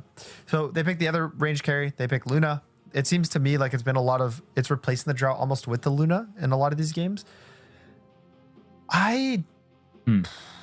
Okay, it's very good in theory versus both the Necro and the TB because it's so much magic damage for the old early game, especially. Like I think it's so good of a early game magic damage that I think you should go Ags, like Yasha Ags or Mask Madness Ags, Mask Madness Yasha Ags, like something like one item, maybe 2 max into an Ags, cheap items. But if he doesn't and he goes normal items, I think he might just lose to the double carry matchup. Like TB is pretty good of a hero versus the Luna. You make an illusion of her if she's going full stats, and you focus her down, and then you have like a Necro to press ult on you casually. There's a Fiend's Grip from the Bane. It's not the easiest game for a Luna to carry. Like, yeah, he's a lot of support from his team, between like the Largo and the Earth Spirit, even the Io to kind of help him out. But just, I don't know. I really want the Axe. I think the Axe is going to be super pivotal if he goes it and can win his team the game. I think if he goes stats, the game is a bit harder, and I might even favor Execration if he doesn't go the Axe. Okay. All right. Well, bunch of questions here. Again, Execration pulling out the fourth time with this offlane Terrorblade. And we saw previously, at least the game we covered yesterday, looked very solid with the Necro, with how they're able to play together.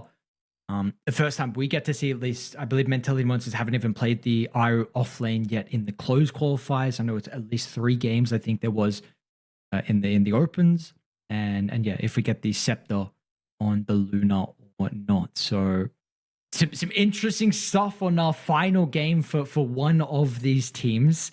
Is it simply just like you said, if Luna doesn't go Scepter, you favor Execration, and then if he does, then you feel like it's where would you actually put the draft then if he does go Scepter on the Luna? I think if he goes Scepter, it's not necessarily the easiest game for them, but I like the rest of their draft a lot. Also, I didn't notice, was it the IO3? Yes. Did you see? Okay. So IO3 is also should be pretty good versus the Terrorblade. And even the Necro, if he's going like some Ags, getting really strong with the orbs. So honestly, I think if he goes Ags, I would give it to Mentality Monsters. I think that they have this like super strong mid game that's pretty much impossible for Execration to fight. But I think that mid game is fightable without the Ags. Like, but we'll see. It's always hard to say, because then, then he goes like some Manta BKB timing, and then now he's BKB and he's also able to like man up and fight and play around his team. So there's always so many ways to play the game. One person's idea might not be the other's. They're going to end up doing the idea of doing the smoke down your river for the bonus moon speed, and then go behind the tier 2 tower. So they won a first blood here. I don't think anyone's really going to be expecting this. This one's always like it happens one every 30 games these days.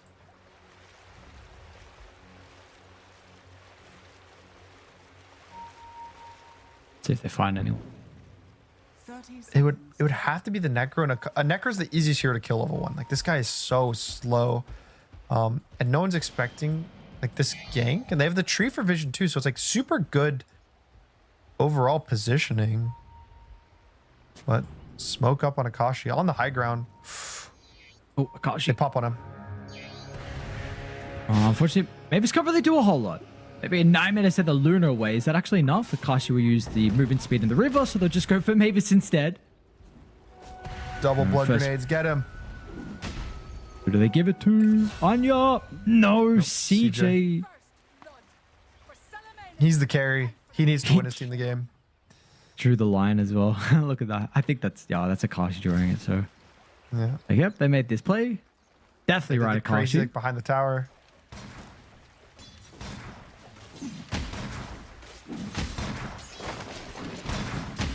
Oh. Okay, so the build on the IO offlane is it just Ags Rush? It's not the Helm of the Dominator anymore? Because I know that's what it used to be in the past. Okay. That he went at least. He did. Sure. I just saw 2 games. I think there was a third, but I didn't check that one. So he goes Null. He actually goes Scepter before Soul Ring. BKB Shiva's Heart. Okay, interesting. Anya mid. Anya? So, I know we haven't seen Snapfire mid in a couple of games. Maybe he's forgotten about this hero's damage. Oh, I hope not. I feel like this hero's... It's so hard to figure out how much damage this guy does. It's so stupid. But thankfully for him, a lot of the... He got past the first 2 waves of harass, which is really annoying for him. And oh, they actually got him. Okay. I didn't think it was going to be enough. The double fairy fire from Akashi. The bad news is Earth Spirit actually getting first blood would have changed this a lot, because he would have his bottled now, and you would definitely had it before 2 minutes. But I think he's not going to have it by the 2-minute mark, and that's going to really hurt just how the lane plays out. Give a good start over to Bob on the Snapfire. We've seen him play this hero previously. I think it was their first series against Carstens. I think he went like 13-2. So see what did he go? He went the magic build that game as well. So we'll see if he'll do it again. I like the magic build, honestly, more often than not, than versus the rushing the right click build. I think that you farm a lot faster with the magic build. You scale really nicely still. It's just this like 20-minute, level 25 timing that you scale technically worse. But even then, like the Glob's talent is crazy. Like the +8 Mortimer kisses, it doubles like the shoot speed of them and doubles just the amount that you shoot in general. So just a crazy like upgrade for the ult, and then eventually, you know, you hit that level 28, 29, and you can still go for the rapier. It definitely feels like the talents on Snap are insanely better than some other heroes. Like really all of them. Like they are actually great. Every single talent is just good. Like what is that actually? Like I feel like we get more Mortimer Kisses burn damage, right?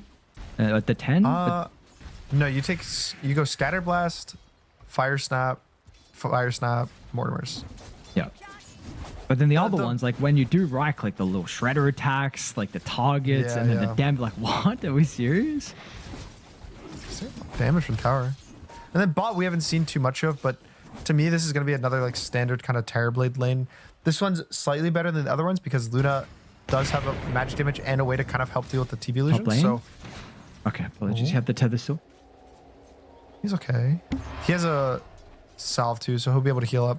But yeah, I don't think either lane should win this one too hard. The Luna tree supposedly should just be the strong lane on average, and TB just seems to have great success for carries. So I'd assume both heroes here are just going to free farm, and a lot of the action is probably going to be top between the Necro versus these two just kind of tanky heroes that don't deal with Necro. Like I always want to say I was a strength hero, but it's a universal. But I say Necro kind of counters universal heroes the same way that he would counter a strength hero. Is it double fluffy hat build again? We're gonna see for the Necrophos. So like guaranteeing the lane, it feels like. Which again could be a bit scary. Top lane Mavis. Not gonna be enough damage here with the orbs from Igor. I just gotta keep in mind, I mean, game 1 was your pretty Execration favored. In game 2, well, with the 5-6k lead they had off the back of the lanes, you know, if they repeat this could be a problem. It doesn't put you in a good position for Mentality Monsters with a game 3 decider where you're playing once again on the back foot. And we might be in a position where that could be the case. I mean, mid is absolutely getting destroyed. Bob 32 and 7 compared to the 22 last hits. So we'll see what the rotations can be like for Anya. The biggest thing keeping the Earthspear in the lane, even somewhat up top, is the tree armor. Like I see Juju is just maxing it. He's not going for Nature's Grass. He's definitely not playing for his own lane, which, again, I'm not really expecting. Oh, my Shanks just took all the last hits.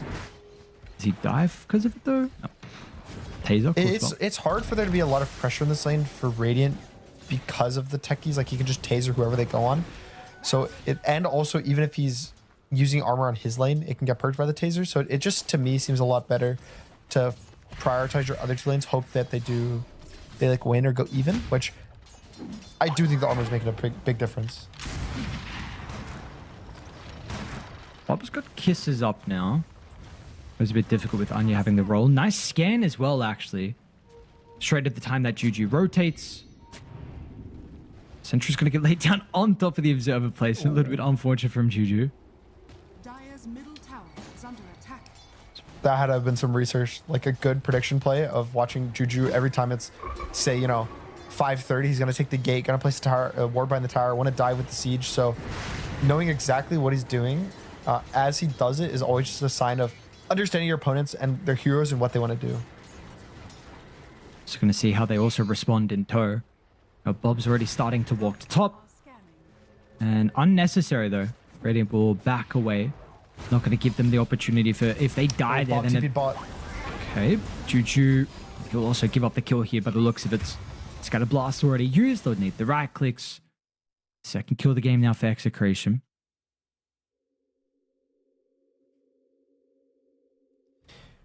I was a bit scared that the Luna was going to dive, but no towers, so the Luna was able to see the TP. Unfortunately, for the tree, he was not as lucky. Juju goes down, but that's the first rotation from Snap, getting him only a support. So it's not like absolute end of the world, but lanes so far just again, super heavily in the favor of Execration. It's already a 2,000 gold lead. Yeah, we're just seeing the experience and kind of outclass at the moment from them. Again, to be expected. I mean, these guys have been around for such a long time. A lot of these players have been on this organization as well for multiple years. So they been staples over in the Southeast Asian region. And now the pause. Let's see, how long was it actually? I wrote it down. Yeah, Bob's been on Execration. Well, he was for 3 years, and then he went left for a year with Lewis replaced him. Tino's been on Execration since 2021. Shanks since 2022. CML was around the same time. Mavis as well. So these guys are long stints on this organization. And of course, recently made the roster change with Palos. Palos left about a month ago, and they tried to have some tournaments with Krish. That didn't work out. They brought Akashi, which is the only person who's actually been to TI in this entire game. Kind of Akashi, 1J. Definitely wants to go back. Oh, roll in. Anya. Go for movement. They're going to have a way to be able to no cancel cancels. the TP out. No, they do not. Okay. Now, Anya's thinking about also diving Mavis, but a bit more sketchy now. Radiant's middle tower is under attack. And now Bob is kind of looking to walk over, but there was a ward on him. He could be in danger if the Earth Spirit gets a connect on the roll. He's really tanky, but they know that this is coming. The high Wait, ground they still position. didn't take the XP at 730.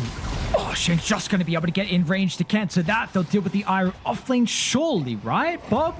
Kisses point blank, now turns quick silence from Anya. But I don't think it's going to matter. 1J's... Oh, they even ward. All right. And he jumps the sentry. I mean, that's kind of a cool ward spot. Yeah, yeah. Unfortunately, there's no wisdom roots for the full duration of the ward, but why was it there so long? I guess it was because they made the play with the Earth Spear top at that 7-minute mark, so they weren't really able to back up and give the wisdom, but losing it that late and now potentially losing the Earth Spear because he has no more roll. Shank's even starting to walk on over as well, but the blast off that might help with the damage that they were lacking. 1J picks him out, tries to use the bottle, sips Juju as well. It's not going to be enough. Scatter Blast will blow him up, and the living armor will not be able to keep the Earth Spirit alive. So once again, Anya is going to be playing with the disadvantage like we saw with the Ember. It's a 4K lead. Oh, man. All right, so what is the timings for Mentality Monsters? So in my head, they have this IO offlane who's can show up to fights with the relocate when he hits 6, but I always have thought of IO as a relatively weak hero until the Ags, at least as a core. Like when you compare it to other cores. I think as a support, the Max Spirits does a lot of damage, but as a core, it always feels a bit mediocre. You have Earth Spirit, who probably at this point is going to be pretty low damage without his Vessel, and the Vessel's very far away. So you have two heroes that are kind of weak. Sure, your Luna's having an okay time, but are you really going to ask your Luna to show up to every single fight just to see if the damage to kill like a random like Snapfire? Yeah, it's a hard call. It's going to be a difficult thing for you, but it's like absolutely necessary though. And you were speaking about the Eclipse having a bunch of value versus the heroes on Execration. I know, with Scepter in particular, but here we go. He's going to TP in mid lane to try and intercept this play. He'll get the kill onto Shanks. So we're already seeing like CJ is completely aware of the status of this game and how necessary it is for him to be showing up. Yeah, really good TP on him to make sure and help his mid. I think that if the techies and basically the supports there just get a kill on him, that's Blink Dagger on the Snapfire already. They're going to be able to get in front. Yes, they will, Bob. Oh, whoa. What? Is Anya out now? And hang on, this kind of happened. And now are they just dead, Bob? This is almost similar. They're going to be able to secure the kill onto Bob. Cookie to get some separation. Scatter Blast throw, but the rolls up. Anya, they kill him. Oh, this is so reminiscent of last game. Maybe just a couple minutes later and the lead was a bit more in Execration's favor, but this is some questionable plays, though. Why not just... I mean, okay, sure. It, like, sucks the second that he, like, nightmares the Snapple. Like, yeah, it's sad, but couldn't you just let the Nightmare just like ride it out and let the Earth Spirit get closer to you? It lets your cooldowns tick. It's not like he's gonna get saved. And you also don't have to die this far. Just, I think a bit stressed, like, you know, when you click a spell that like hurts your team, such as like a Nightmare, a Cold Embrace for the Winter Wyvern, like the ult, you always like get stressed the second you do it. You want to like fix the problem instantly. So I think actually making the problem even worse. Look at this smoke bottom. Taking Over the daytime, it might be a problem. Are they going to Sunder into Blast Off? The bit, yeah, that's a good voice line. It is interesting. I mean, trying to make moves. I think that thankfully for them, they aren't losing the most out of these moves. Bob did go down the once, but it's not the complete end of the world. They didn't extend the bleeding there. They don't die either. So haven't lost a significant amount so far, and Akashi's still farming. So he's going to have that like 13, 14 minute radiance, which is still even, yeah, probably like 12, 30, 13 minutes, which is just crazy. And he's going to be in a really strong position this game to just be the frontliner that Execration really wants with their draft. See, Ego Demon with that stack that he just cleared, getting this a little bit closer. What's a Scepter, but still needs some time. He's going to relocate as well back to base to get some resources. Meanwhile, Bob. Haste Rune's going to be snagged for the snap. Do see him pretty aggressive. Can they do anything about it? I mean, if they had reload, that would be great time.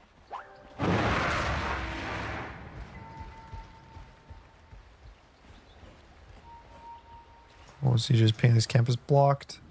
But yeah, I think that for Mentality Monsters, if they're not losing towers or getting pressured super heavily, and they have the ability to farm Vessel plus the Axe and IO, I think they're really happy. So Tino gonna put a stop to that. He really wants to take the tower so that they don't get happy. So he walks a bit with the meta, and he's gonna go for the pipe again. This is probably an even better pipe game than the last game, between the Earth Spirit, the IO core, even the Luna ult. So I do like this again, and Tino still looking really good. Solo kill from CJ maybe? No. Oh man, that haste rune. Okay, Kashi just solo killed 1J. Meanwhile, still fight here though. Yeah, Juju absolutely. in danger. Inscript the damage come through without a concern. Already taking this tower mid, 5k lead like we saw last game from Execration. I think top, he was just trying to get a bit too much on 1J, and then just literally got walked up with a scythe by Akashi. And that's the Radiance finished.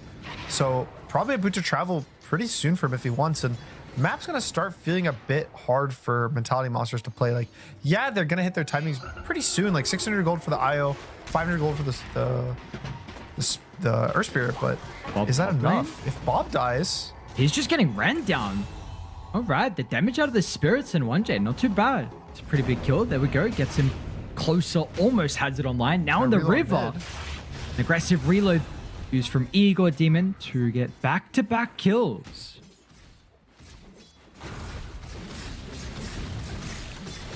And that's his axe finished on the IO.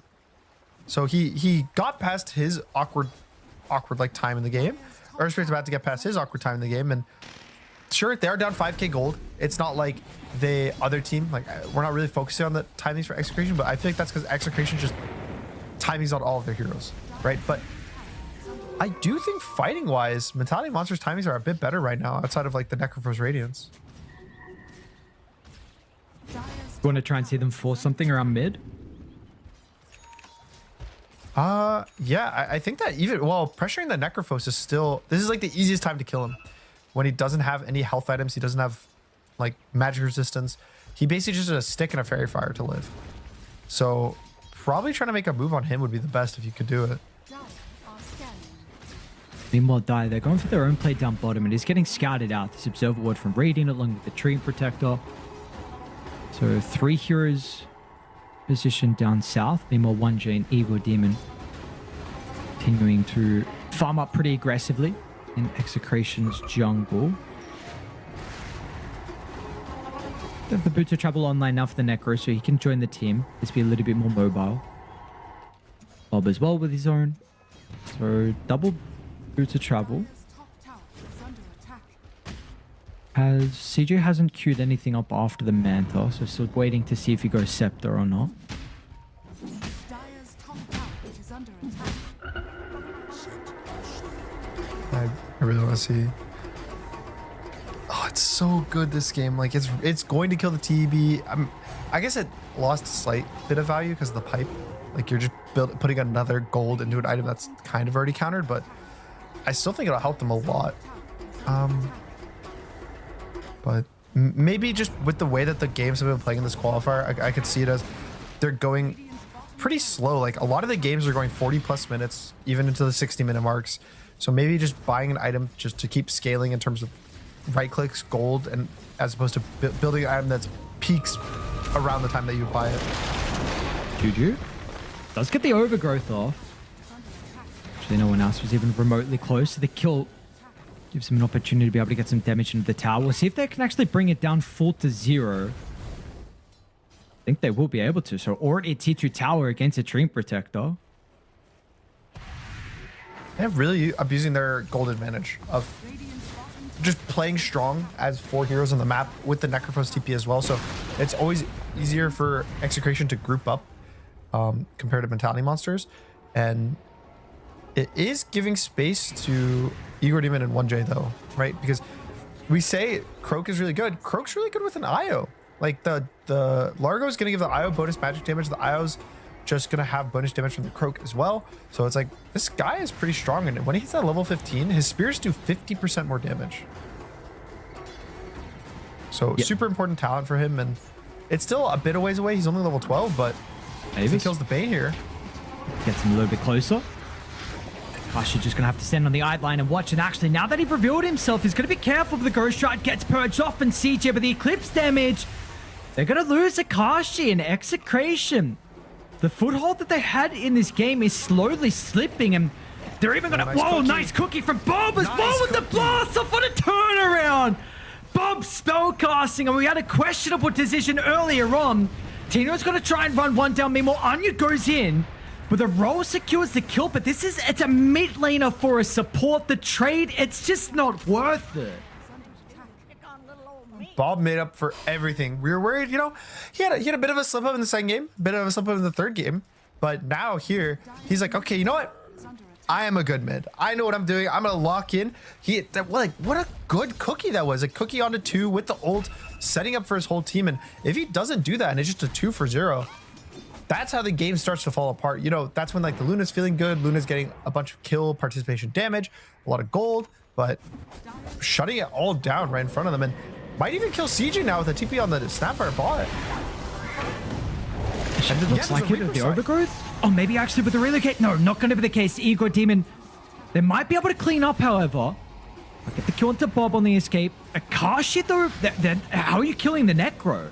Like without the damage from the Luna, that's not going to be the case. They're going to relocate out of this. So yeah, Akashi will be able to secure the tree kill. Double kill for him now. 4, 1, and 2 with the Necro. I mean, sure, yeah, even though he goes down, I still think that trade is worth it. CJ was starting to look like he was getting to that scary mark of the game of Luna, where it's like mid-game, he'll get the BKB soon. He'll be able to show up to all the fights and just kill anything with the Eclipse. But nice TP from Bob, and mid-game is looking really good for them. And again, a lot of the times we do have a mid-game issue of Necro where I think it's an inevitability thing, that he's not going to take objectives, not towers, but when he gets to this phase in the game, you can't kill him, and then as the game goes on, it just gets harder and harder, so you eventually lose. But because you have this TB offlane, you can actually take objectives. Like you can take Roche, you can take towers, you can get Earth Spirit kills top. Oh yeah, they're gonna be able to get the Nightmare as well from Mavis. Extra salt in the wounds. Execration, nice sidestep, but it's just only delaying the inevitable. There's no way, right? It is. What is that random stun there? Is that right? I mean, he's gonna get slept at some point. But waste a bit of time, and even with all that, Execration's now just starting to snowball and get their lead. They're feeling a lot better. I feel like this looks more like their game 1 self of finding kills. They were doing this in the second game too, and I just don't want them to hit a wall. A lot of the times, I think this is like what happened in the last game. they like hit a wall randomly where they stop getting the kills. But I think that their draft is much easier to execute here, right? Akashi's playing a hero that's way more active. They have 2 different heroes with boots of travel, so constantly going to be able to teleport, catch these heroes, and they're just being so proactive with their ganks and their rotations. And because of that, they have the opportunity to be able to get the Tormentor for free. They've already got the mines that are set up down bottom as well if a fight did break out, if they wanted to run into this area. So Ike Shard's going to be online for Shanks. Mad Shard, Mad Bomb. Kind of bad on both. I mean, The technical one isn't that bad, I think. It's a lot of damage as the game goes on. Right now, it's okay.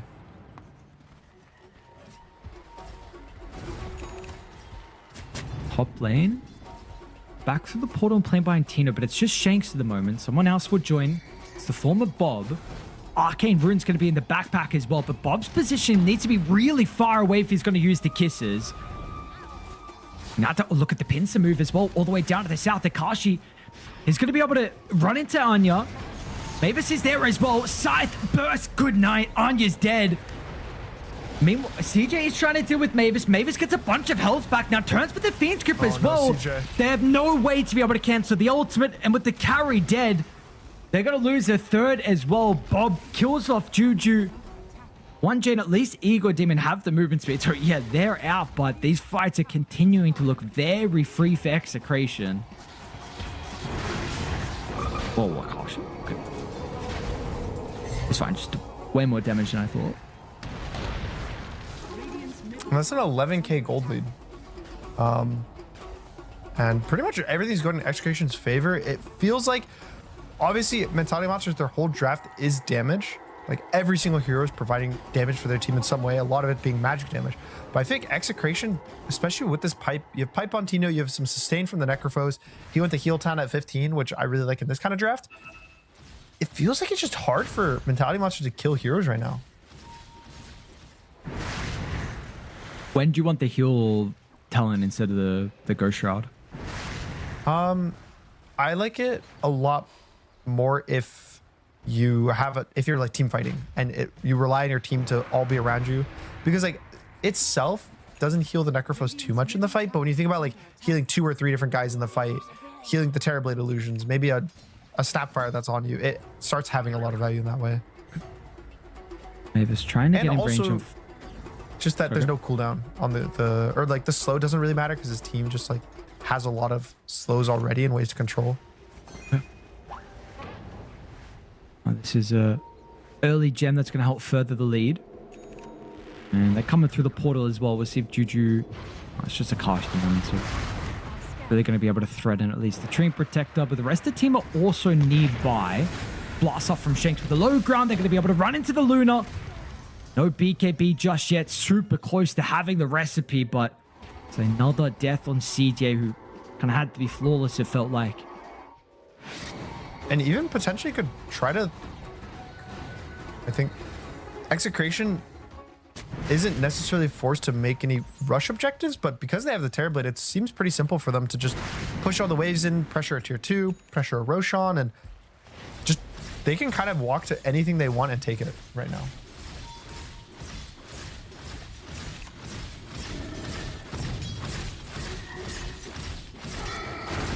Let's see if that's going to be the call they want to make. 30 seconds that it's still going to be up top. Skantor's got red for Radiant. But it's just some heroes outside of the pit instead. And now Akashi wants to reclaim their own jungle. Cookie, they split away with the Fiend's Grip on the BKB. Nice silence. Gonna be able to cancel There's no reload this. for 25.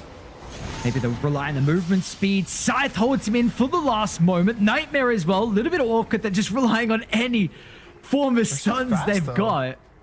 And yeah, the tether with the Lager, they're going to get out. Dire's middle tower is under attack. That was a lot of commitment there. And even trying to look back on the snap, they're trying to 2v5 them right now. I mean, they are going to be able to sustain through it at the moment without the Cypher. We are seeing that they're lacking this quick burst. I mean, So cool combo, kind of the Iron Lager, but 12k, they're gonna have to do something impressive. They're gonna have a ward as well, and the 2 supports going through the portal. Can they cancel any of them? They just get the Frost Storm. The last moment. All right, something. The interesting thing right now I'm kind of seeing is Execration sometimes has issues catching heroes away from objectives, right? Like we see a lot of their big plays was like around their tier 2 top when they were getting dove. And I guess there was a Luna bot that didn't really count it, but they don't have the greatest stuns, right? Like you have Bane, but there's a lot of different ways for the grip to get canceled. So it's like probably choosing to fight around Roche, around a tower, around somewhere that, you know, mentality monsters can't kite and run away with the IO Lurker. Like they have to stand there and fight is probably going to help them a lot more. So I think it's a really good choice to go for Roche on here, and then probably just start hitting the tier 2s, hitting the tier 3s. Just don't give yourselves a fight where you can get kited by an IO Largo.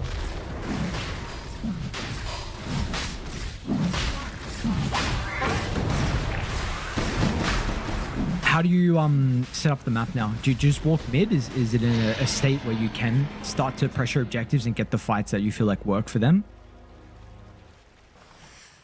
I think it just ends up hitting the buildings when you're confident. They give the Aegis to Tino, so if he can get the Scotty before the Aegis expires, I think that's the time that they go high ground. If not, honestly, just take the tier 2 mid, go top, take the tier 2, and then just see where your timing is. Like if you feel comfortable going high ground or not, because the game is not getting harder, but it's not getting any easier the later it goes. They already have all of their big major timings, and I guess the one thing you could say is Akashi finished travels too, so it's really easy for him to be able to TP on allies getting catches, but they don't have really stuns to get catches with your team. It's basically just the Bane that has to do everything right now. What is the problem with late game though on Execration? Like, what are we kind of concerned about where maybe they can have some difficulty into Radiant? Is it really the stuns? Because I see this TB into Luna, and maybe I'm just looking in too ideal of a word. Speaking about the Luna, CJ. Bob's gonna start. They tried to Manta dodge, but yeah, it didn't actually use BKB, relying on that instead of your magic community. Radiant's middle tower is under attack. All right, and well, it's pretty easy to hit towers and objectives if the enemy carries dead. So, fortunately for them, there's no creeps for them because the Luna killed it, so they get a little extra time for the Luna to respawn, but cutting top wave, going to be cutting mid, bot lane as well, getting dealt with the Necro, so 3 lanes are going to be pushing in for Execration, and Luna's the one who you should be farming the most when these objectives start. Oh, that's a crazy glyph. Because they already like lost a tier 2. I would just talk about going high ground with this agent now that there's no glyph. Like you take the tier 2 mid, you potentially like maybe farm for an extra minute, and then for the last 90 seconds of your agent, just go. That was. How long does it take for the catapult to get there? I know it's up in a minute. It's like I want to say around like to enemy tier 3 is like 60 seconds. Yeah. Okay. So I got around 31 minutes. So yeah, they would have like 50 seconds with no glyph with the catapult, just around there. They will use meta at least for the tier 2 tower. So they've got very good wards currently set up. A deep one placed behind the tier 2 top. Mid as well. They are trying to find the IO, but Iron Lager's already out. Kashi's also trying to be a bit of a nuisance to Anya. He's kind of surrounded, but he has a BKB. I think that they understand he's basically unkillable. So they're going to reload on top, but Necrofoot's instant TP to help them. Mavis, can he outplay his hands? Dire beelining over. Oh, yes, you lose the damage Bane. Akashi took. He's got the boys playing behind him though, but the Scythe getting the bonus health back. They don't kill the Eye before the relocate. Very close, and he's not going to die. Oh. The sticky, did it follow him? What? I'm so confused, but anyway. Oh, I don't know. I had like 2 different thoughts and it didn't happen, but anyway, good kill on the Largo. Unfortunately, it's a 1-for-1 trade, but that's another lane that's kind of set up with creeps. So if they choose, they can kind of hit it. And yeah, Aegis is there, Scotty's there. I think you just start hitting buildings for the last minute. I don't think you have anything really to fear, but I will say that was a pretty terrifying amount of damage from the IO. Let's see if you can you replicate it? Let's find out. Just the fact that basically in like a 2v2, the Necro's forced to pop his BKB just to survive like an IO. It's just so much damage amp from Largo, plus the Croak, plus the IO damage amp, with the innate ability, with the E. There's a lot of these random factors that'll help. And whoa, reloading this again? relocate. Yeah, I mean, now unfortunately it seems like they're trying to stay together on Ego Demon. He's got the tether actually back up, so it looks like it won't be a problem. These two, of course, are the two Eastern Europeans in this roster from Mentality Monsters, and they're trying to do some crazy stuff to somehow claw their way back in this game.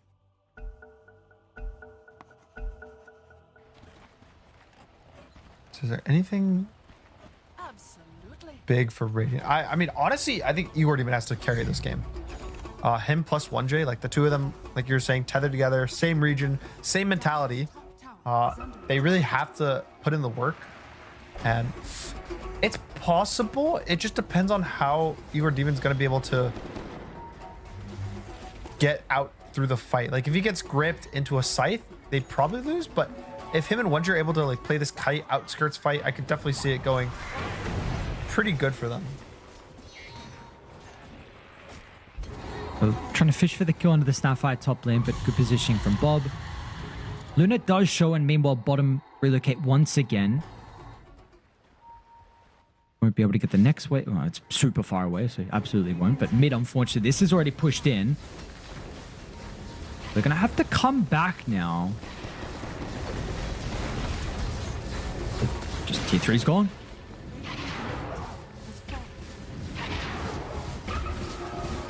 The tree cancelled his TP. Iru doesn't have it. What happened with the TPs? They're both... Okay, Iru's here now.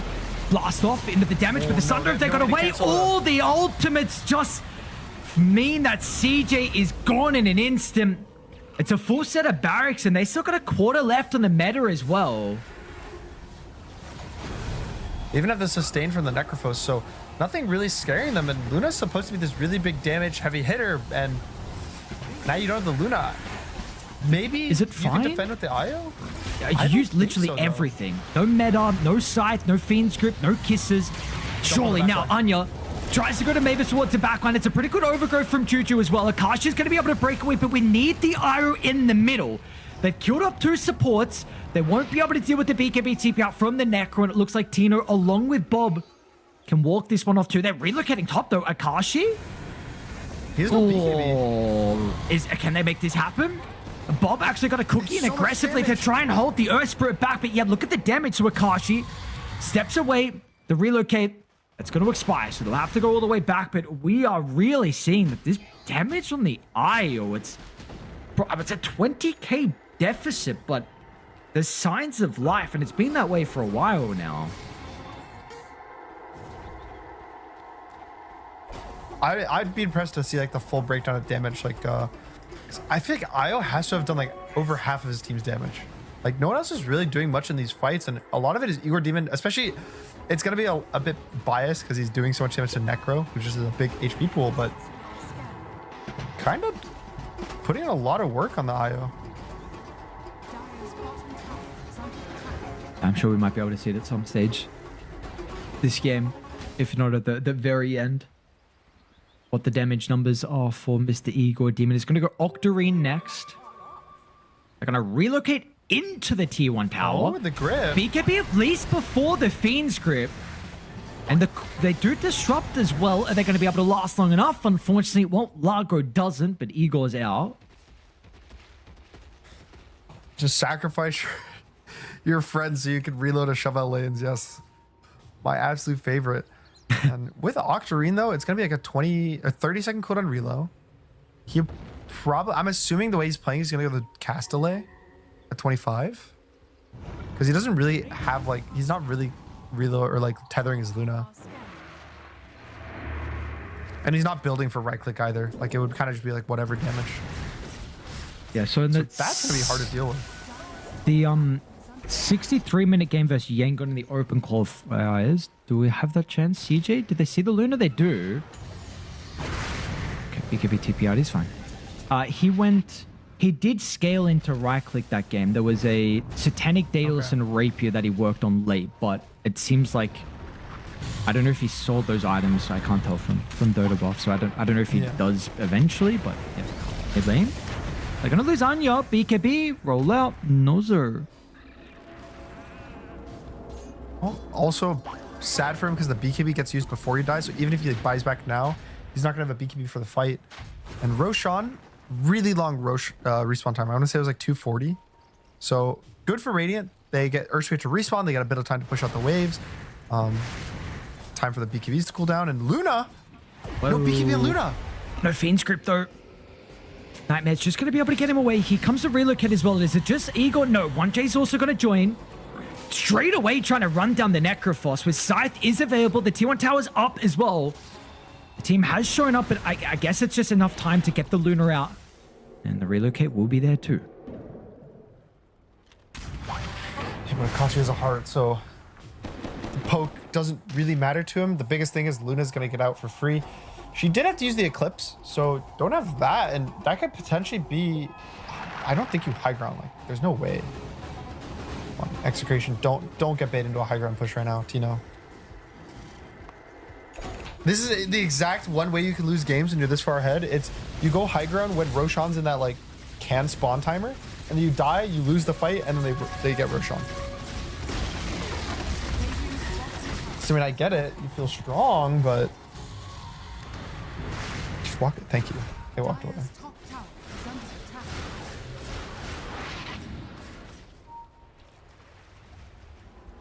attack. Play this one the disciplined way. But Execration, they will be going up against the smoke on mentality monsters. They're looking to try and leave the base and take the team fight. We haven't seen a full 5v5 fight in a while. Did they see Tino actually enter the pit? They did. Tino, silenced up, man's up. Ah, Tino's health pool. Okay, Roche is up. 2 seconds.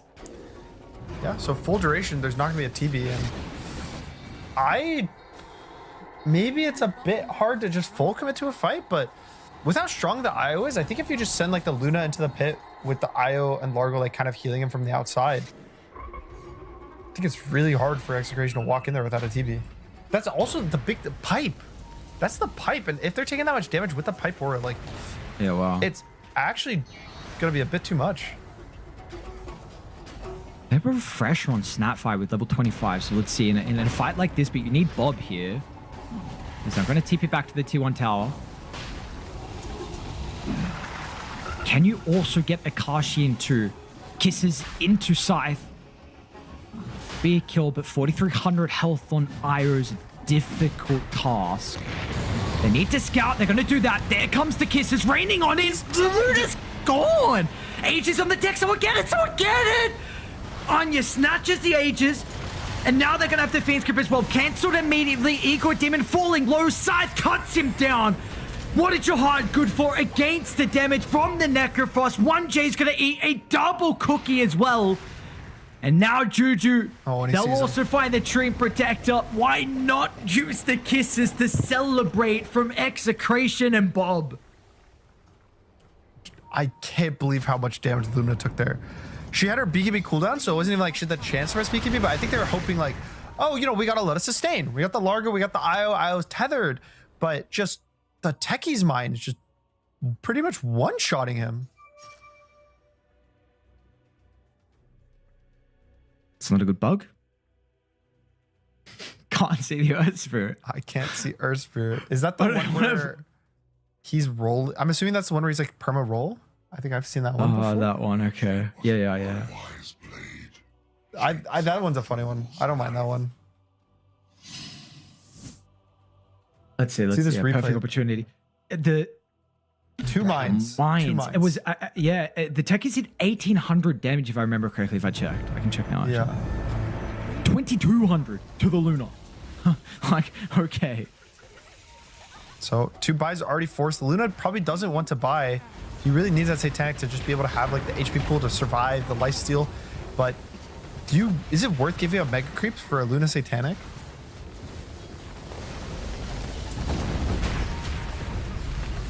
It's a difficult call to make. 15 seconds at least till she's back up, but is it Megas or is it Satanic? What's going to be the call? Anya wants to fight or at least stall because he does have the Aegis, keep in mind, but Akash is just zoning the backline, but the Earth Spirit's gone. Luna is back alive, but are you going to be able to get Anya out as well? As soon as the respawn, Hex is going to be eaten. CJ tries to enter the middle of the team fight. It's do or die for Mentality Monsters. Their hope to be able to make the lower bracket run might be cut down here. Luna's dead. She can rejoin. Of course, you were trying to hold the buyback, but now it needs to be used. Akash is in deep. BKB is going to be able to allow her to kite the Eclipse along with the magic damage. Megas aren't up just yet. Execration, they'll back out of the base. That was so disjointed. I was relocating for this Arcane Rune, and Bob's already here. Do they burst the Luna? Oh, he's gonna miss. Dude, CJ just pulled back. Dude, CJ just pulled back. What is this play? Insane. Oh, my carry. 100 seconds with no Luna. How do you fight this now? Okay, they still have the broken combo, right? The guys that have got them in the game the whole time. They have Io Largo, and now it's okay. He's gonna reload bot, shove out another wave. Yeah, but unfortunate for them. Well, there's no creeps in the base yet. Oh no, the reload. True. Oh, the banners are down. Okay. Alright, never mind. It's just a banner. Oh, 3 banners. They're gonna have a mid wave in a second. It's gonna go push in, gonna break the back door. Bob is also doing a really cool job with the smoke. He was like trying to see if the Earth Spirit or the Largo would walk up to try to prevent the back door from coming out, but no one did. And 1J's Courier goes down, so no Lotus either for the Largo. Whoa. No, run the other way. No Scythe. I think they're fine. It is Megas though. Yeah, tier 4s as well. 44 seconds with no Luna. They're gonna How do go. you stop? Roll in. Here comes the response sir from Execration. Anya's just dying from afar. Doesn't even make it back into the fountain. Ego Demo can activate the BKB, but the physical damage from Tino. These right clicks are starting to rain in. Double kill, time to celebrate. They're gonna book their ticket in the series later on tonight. Execration have guaranteed themselves at least top 4. This is 3 TI qualifiers in a row where they finish top 4. We'll see, sorry, finish 4th even. We'll see if it's going to be 4 in a row or if they can move forward to the final day.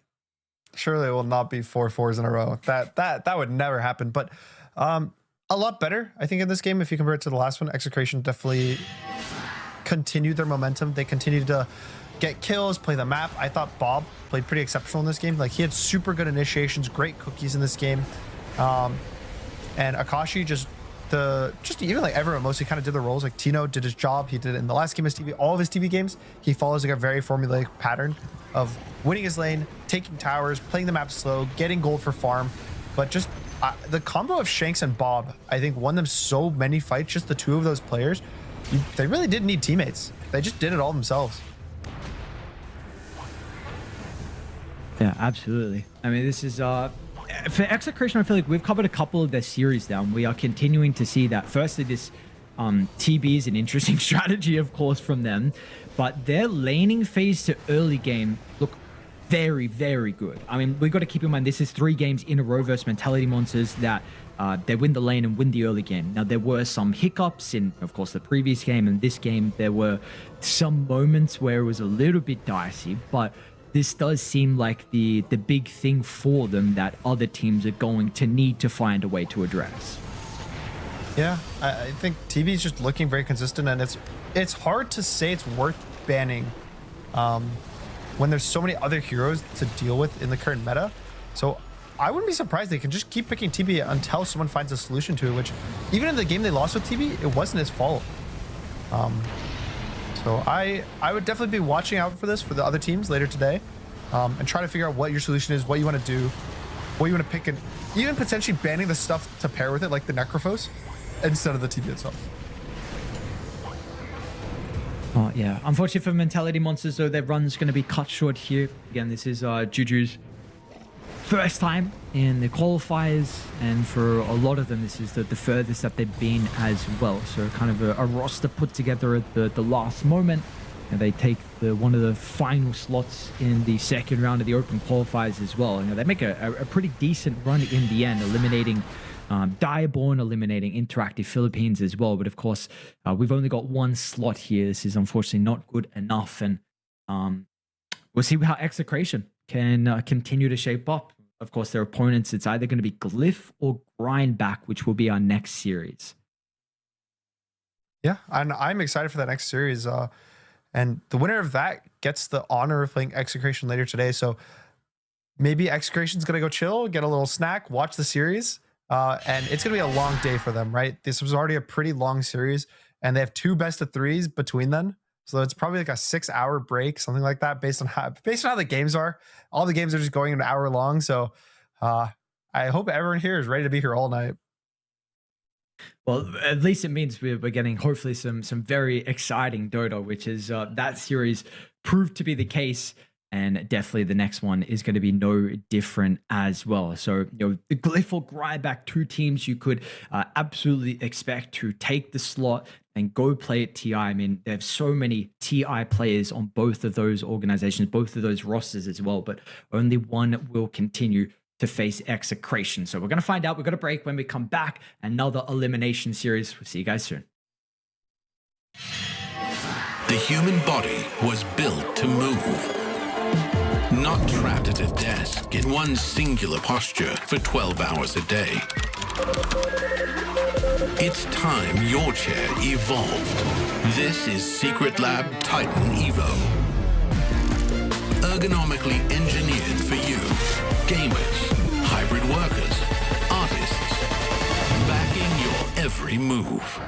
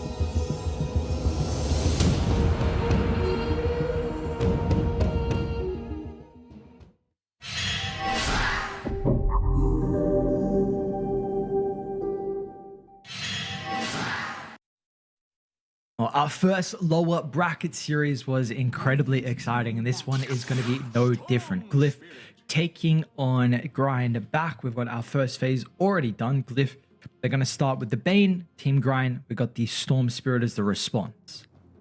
Yeah, I think Bane has definitely been going up in value a lot, with particularly Storm and Puck being big heroes in the meta. So surprising it's getting valued to the point of just being first pick, but it looks really good. It's also setting up for now them to be able to Puck into the Storm. And I guess Storm, maybe he just doesn't really care the matchup, but it's cool to see like how the meta develops through a tournament, especially with it's like a qualifier that's long and it's these teams within a region that probably practice. They played in a lot of qualifiers against each other. So it's like they know what they need. They know they need the Bane, they need the catch. Everyone wants to play these Spirit heroes, and you're already kind of soft dealing it with the first pick. Yeah, it's yesterday they did a similar thing where at the 9th pick they Storm and Embered. Game 1 was Storm, game 2 was Ember. So obviously feeling pretty comfortable to go for Ken's heroes there. This was something that I think I touched on in one of the series we covered earlier in the qualifiers for Grindback, is that Ken, I feel like, is really comfortable on a lot of these playmaking, like Spirit heroes, your Puck of the Pain goes and whatnot, but I think the hero pool is definitely a little bit limited at the moment.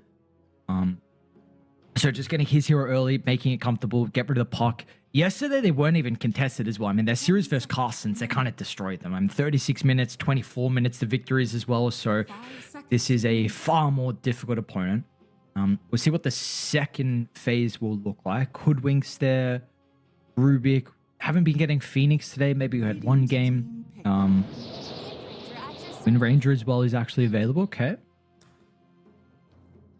Yeah, and this is potential flex, potential carry. Just keeping the draft open. And Puck ban, so now the mid pool is a bit iffier. Probably still going to be like an Ember Spirit. I think could be okay for Glyph. 5 seconds. They might wait because they... How do you feel about the Huskar? Because people like Huskar versus Storm, right? And we saw Glyph play it yesterday for Emo. Yeah, I could see them just wanting to later pick a Huskar, especially with this Doom being picked now.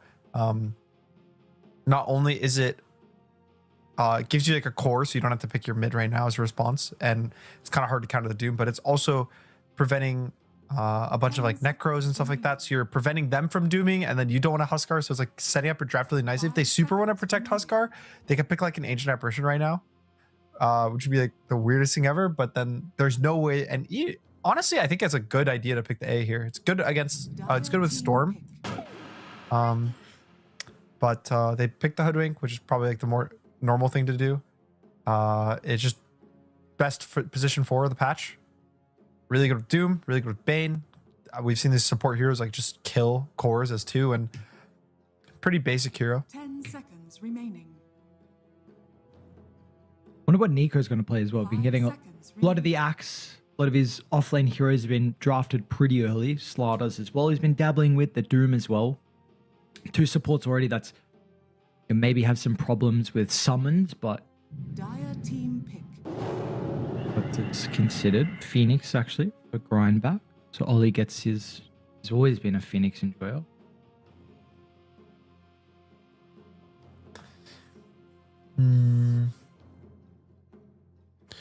Do you take an offlaner here? Is there a good broken offlane? Axe is banned. Doom got taken. Maybe. Timbersaw doesn't look amazing to me. There's Largo in the pool. There's Beastmaster. Okay, Beastmaster versus Bane. So this was one of the common responses. It's just a Zoo hero versus Bane. So I like it. It's not, again, it's not particularly like the best hero in the meta. I think it's just having good success because of what it's being picked into, which is, I think, almost always been Bane, that at least I've seen it. And now it gets instant responded to by carry for Glyph if they so choose. And there's Shadow Fiend gets through. Bane SF2. Very strong lane combo. See, and they're carry matchups that you like in particular versus the SF? 10 seconds remaining. The TV looks really good in general. I think Wind should be very good for Shadow Fiend too, so they can probably just put the Wind as a carry. They could do Ursa is good versus Doom too.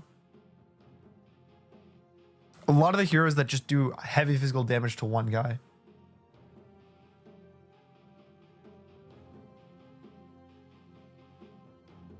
Okay. See if they get rid of some of those heroes, but then again, like you mentioned, Wind can just be flexed.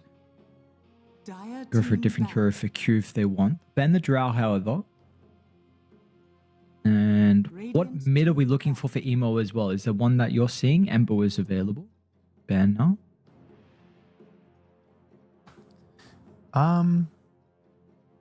See, versus the Storm. I mean, there's the Huskar. I am not sold on it, but it's definitely pickable for them.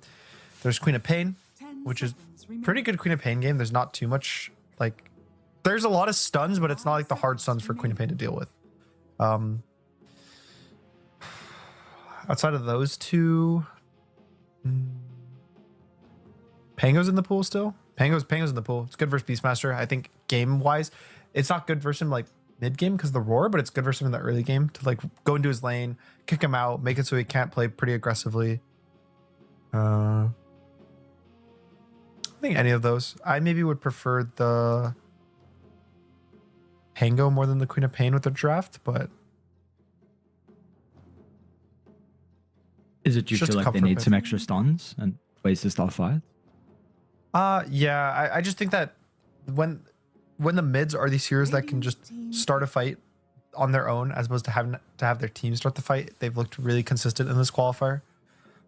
So even for that case, like an Earth Spirit could be good for them too, right? Like having this guy that just goes in and does stuff for your team just suits a lot of these mid laners. So I don't know. Like I haven't really seen Queen of 10 Pains seconds right now. Like no one really is favoring those kind of just pure damage mids. Dire team pick. That's Earth Spirit. Good call. We've seen it a lot so far versus the Park. I know there's been some other Earth Spirits games, so I'm not 100% on what they've been picking it into. Going back We saw to it now have a once versus decision. the Storm. I think he lost the We lane did? Okay. a little bit. He didn't lose the lane terribly, but definitely was a Storm favored lane. But then mid game hit and he just presses silence on the 5 Storm. seconds remaining. Now for carry, I mean the classic Doom response would be Medusa, which is also kind of good versus the Shadow Fiend, but I don't know if you can get away with an Ursa. That would be like good, but then there's a lot of like annoying things to deal with the Ursa, and I think he still loses that lane. So maybe you just put the Wind in the safe lane. You pick something like a Tusk for 5. You put the Phoenix as a 4, and you probably win both side lanes if you do that. And then you have Wind carry, which is a good matchup versus the Shadow Fiend. Tusk gives you a bit of save. The worst thing is that Doom is a good offlaner versus Wind, just matchup wise, because you can never Wind run. Because the Doom is going to purge it. But I think just having strong lanes is good enough in a lot of these games.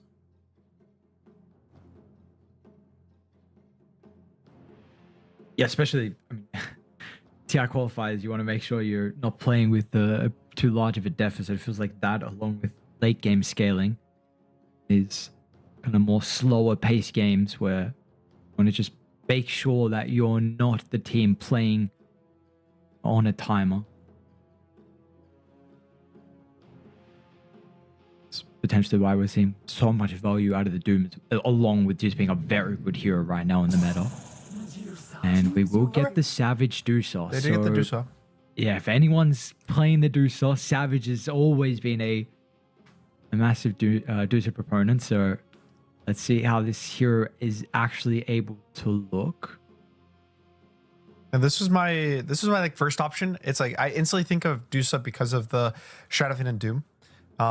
First off, it's basically the only hero in the game that can heal itself during Doom because Medusa's health is mana, and it doesn't really prevent any mana regen from happening. So like mangoes work, wand works, yada yada, and then also just Shadow Fiend does a lot of minus armor.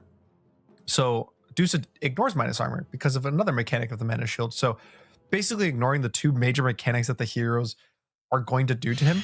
And I just was, the only reason I was questioning it and was thinking you just put the win there is because Deuce is not super popular in this meta. No one's really picking it. And maybe if you pick like a Tusk or something, it just also guarantees your lanes to win. But I have good vibes. I think that the Deuce can. Good vibes. Yeah, like I see the potential for the Deuce. It's 23 Deuce, like you said.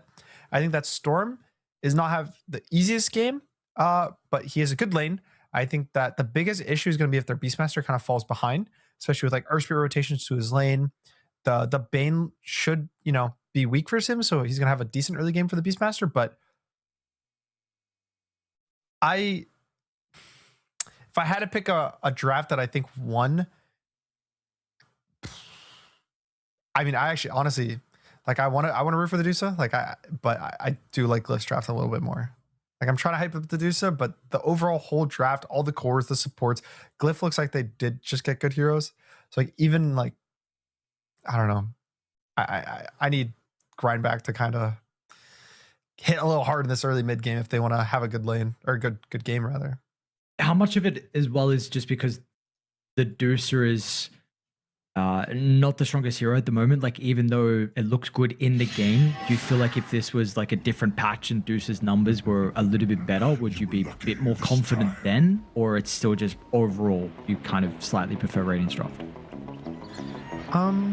It's definitely only a slight preference for Radiant's draft. I think that like the Storm and the Dusa both have good game interaction. The Beastmaster, if he gets to this like mid game, is also going to be good. I just think that Glyph has less jank in their draft. Like there's a bit more question marks with like the Beastmaster impacted compared to like getting ganked by the Earth Spirit, whereas Doom is just Doom. Also, Beastmaster has fallen off slightly, I would say, compared to where he is in the past. So I just think that 30 seconds to base strength wise, Glyph has stronger heroes. That's like the big thing. All right, well, let's see if Glyph are going to be able to get this game 1 victory over Grindback. They've been a team that recently formed. The 3 players that played with each other, the 3 cores, all of them, Jackie, Emo, Zeal. They had a stint on Bleed for a period of time, but a roster that was really put together over the last couple of months just fell short in the EWC qualifiers. Game 5 loss versus Reconics. These 2 teams have played each other recently in the EPL tournament. That was about a month ago, though. They played each other 3 times there. There was 2 best-of-3s and a grand final as well. Grindback won the 2 best-of-3s, and then Glyph actually won that best-of-5. So, but yeah, again, that was a month ago. So let's see how it goes in the all-important TI qualifiers.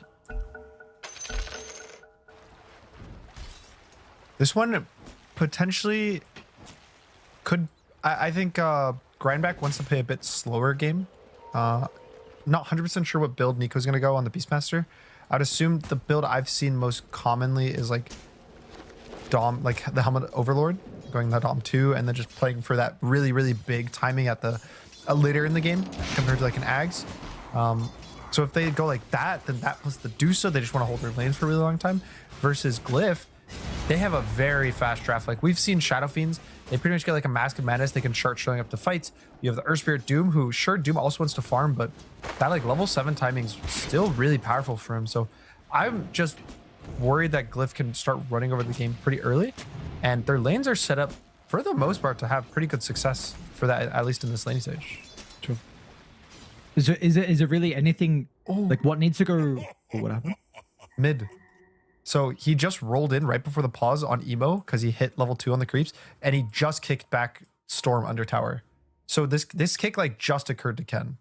So he's gonna tank like 2 to 3 tower shots, especially if Emo can like get in front of him and start body blocking. This could be first blood. See, Emo's It's not guaranteed. I thought I saw some smiles. It depends. Like body block is definitely going to be a big factor here. How many tower shots he takes. He has a fairy fire, so He's looking kind of dead. Oh, never mind. One right click, no. Oh, no, he got him. It's not range. Okay. that was actually a crazy range, but unfortunate for him, he does have to just watch his demise there for the pause. And I was worried about this matchup. I've seen it a couple times. Usually it's not terrible for the Earth Spirit, but he usually gets bullied. We saw that earlier with the Ember Storm, that the Storm usually does a lot of bullying in the first 2 levels. And good for Emo. He gets a really sick kickback. And first blood for him. Bottle, probably a stick going to come out soon. And yeah, he has both already. It's also a little bit different overall, though, with the skill build, right? Where we've been getting the 202 and Yes. then the 212. So I don't know. Have you been seeing maybe this is like a Storm Spirit matchup, or potentially just with how the lane was? He saw an opportunity and he went for it. Is Ken use the blood grenade? All right, we're just brawling. Is he going to be able to run down Emo now? Tries to get the overload proc. Can he get the remnant? Emo just lives. Dude, Emo might go crazy right now. I'm just like so worried he's gonna like roll in and try to get a kick on him and kill the Storm Spirit. Oh. Emo. Okay, and then he TPs to get the water on top. Yep. All right, Emo's doing the thing. He's winning the lane. He bought a blood grenade too because he really wants to kill. So Emo definitely getting off to a really good start in this game. And Glyph has the drought. Oh my god, he's going again on him. I don't think he'll go down this time. So much pressure. And bot lane now, Narman gets a nice sleep onto Q. Jackie's gonna get 2, maybe a triple raise. Oh, well done. Very nice setup. Jackie had perfect amount of mana resources to be able to use that. And this is something that we're going to have to pay attention to as well with the lane. We touched on it inside the draft, but Bane SF, incredibly strong. Mid lane, there we go. Emo. Dire's middle tower I didn't even need the blood grenade. And Narman's tipping Ken as well. Just his random Bane. It's just like from the position 5 is just tipping mid. Dude, one of my favorite tips strategies are you just tip a guy super unrelated to the play you're doing. You just kill like the enemy offlaner, then you tip the mid. Like, yeah, look at that. Come on, So bro. You fun. should have known. Super good lanes from Glyph. I can't believe 2 solo kills on this matchup, which again, I'm not gonna say it's like a crazy matchup, but it's like a slightly Storm favored matchup. And so Emo just completely outplaying him so far in the early game, and gonna also get the water, not gonna be contested. Also forces Q to have TP'd out and left the lane, so now Beastmaster's in danger. One more hitting a raise? Oh no, no mana. Oh, it they got doesn't the matter. variance up instead. Wow. Well, really, the problems that you were highlighting about the tempo from Radiant, it has to be something that is going to be brought up pretty shortly when you have mid getting 2 kills, bottom getting 2 kills as well. Yeah, and top lane is a bit of a struggle for Zeal. He did find the perfect creep versus the Medusa, which is the mana burn creep. So doing a lot of damage to him already, but still 7 stick, 2 mangoes on 23. He's not feeling too threatened, but there's potential for him to die here if he walks too far up and the hoodwink's there. But yo, Ken, you can even- he's going for Ken mid. Oh Ken? no. Ken walks up. Dire structures are fortified. They want this kill. They want to keep like playing off this mid pressure. He's gonna do a Nice nice scan onto Hoodwink. So he'll know he's there. Also, you want to just take a moment to appreciate the wards? Yeah, I was gonna say, like the Dire jungle, there's 2 wards. They're gonna expire because they were both placed in the early Bottom game, as but well. Speaking of wards, this setup from Narman.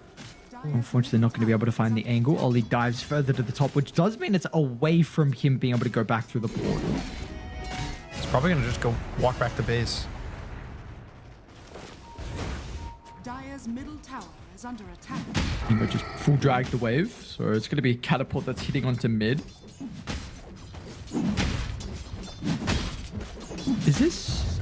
Do you like this, what Emo just did? Which is what? It just drag the wave. Is that... in this I- moment where you... I think it's good, yeah. I don't see him. He just wants to be able to just be as annoying as possible before the storm hits 6. So maybe the storm gets worried there. Maybe he gets dove because the creeps are taking the tower. That's like the big deal, right? Like when you drag them away, it gives the tower something to hit. So it makes it just more annoying for the storm to find somewhere to stand. Obviously, because they don't kill him, he has to play this like kind of more awkward, more, hidden position, but still just not really having a game for Ken. Oh, look, and he left the golem. He left just like the baby golem for Ken. So the camp didn't respawn at 6 minutes. So Ken just walked all the way over there for Dire's nothing. middle tower is under attack. 2-level advantage currently from Emo. They're going to run Ken down. Oh, He's no, got the Ken. haste as well, and Not even still needing his without the magnetize. ultimate. Oh, man. Oh, no. Do they got bottom now? Oh, what a timing. The wisdom up in 15. Yeah, magnetize still That's up. where the Haste is still magnetize there can come into too. play. And looking at Might the just be able to kill Beastmaster. Nico. Yeah, he's so Easy. dead. Dire's bottom tower is under attack. Okay, Um, that's 6.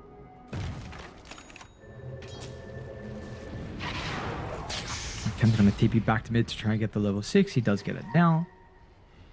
But damage has definitely been dealt. We've seen some early Storm Spirit picks inside the Bushwhack. Silence? Is it enough? I mean, you're just bringing the resources down so low, which is the big thing. Yeah, you don't get the kill, but yeah, we've seen some early Storm Spirits inside some of the drafts, and they've not been answered or dealt with in the early game. And again, in the matchup, you mentioned that it's kind of not supposed to really go this way, but gets outplayed. Now bottom at the secret shop. Nightmare to set up for the Requiem. Point blank, Jackie disintegrates the Wind Ranger. 7-0. Jackie's going to spy out the Ancient stack. Yikes.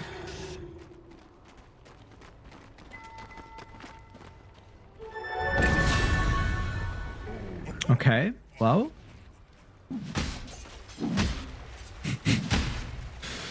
Oh, dude, Emo is just doing some insane stuff.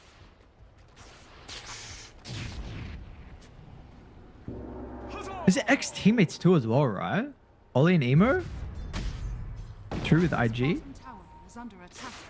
That would have been the last time that we saw Emo at TI.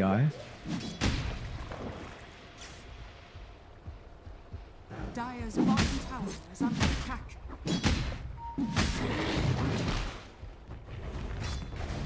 Well, so far, this is a incredible start for the boys on Radiant. This is all the things that you were concerned about. Dire's bottom tower 5k net worth lead, and these Deucers. Oh, we're gonna have to see how far that Savage is gonna be able to get. Of course, top there without a Dire's heroes, but the Beast needs time. The Storm needs time. You don't have the levels on the supports because you lost the Wisdoms, and Radiant's lineup being that tempo, that's going to be a big problem for them. So this tier 1 tower mid is surely going to go down. I mean, Naaman's puttering very deep. But they'd love a free kill onto the Bane. He'll try and use the Fiend's grip, but Shaq was going to be there to no cancel. mana It on takes the him a Storm. while to get the kill, and yeah, the mana without... That's a problem. Wait, the Nico. What? Oh my god, he...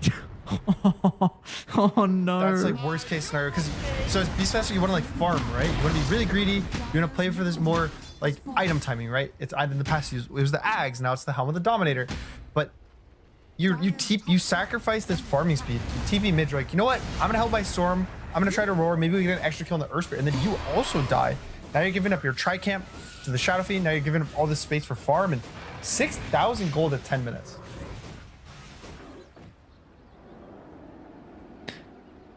Oh man.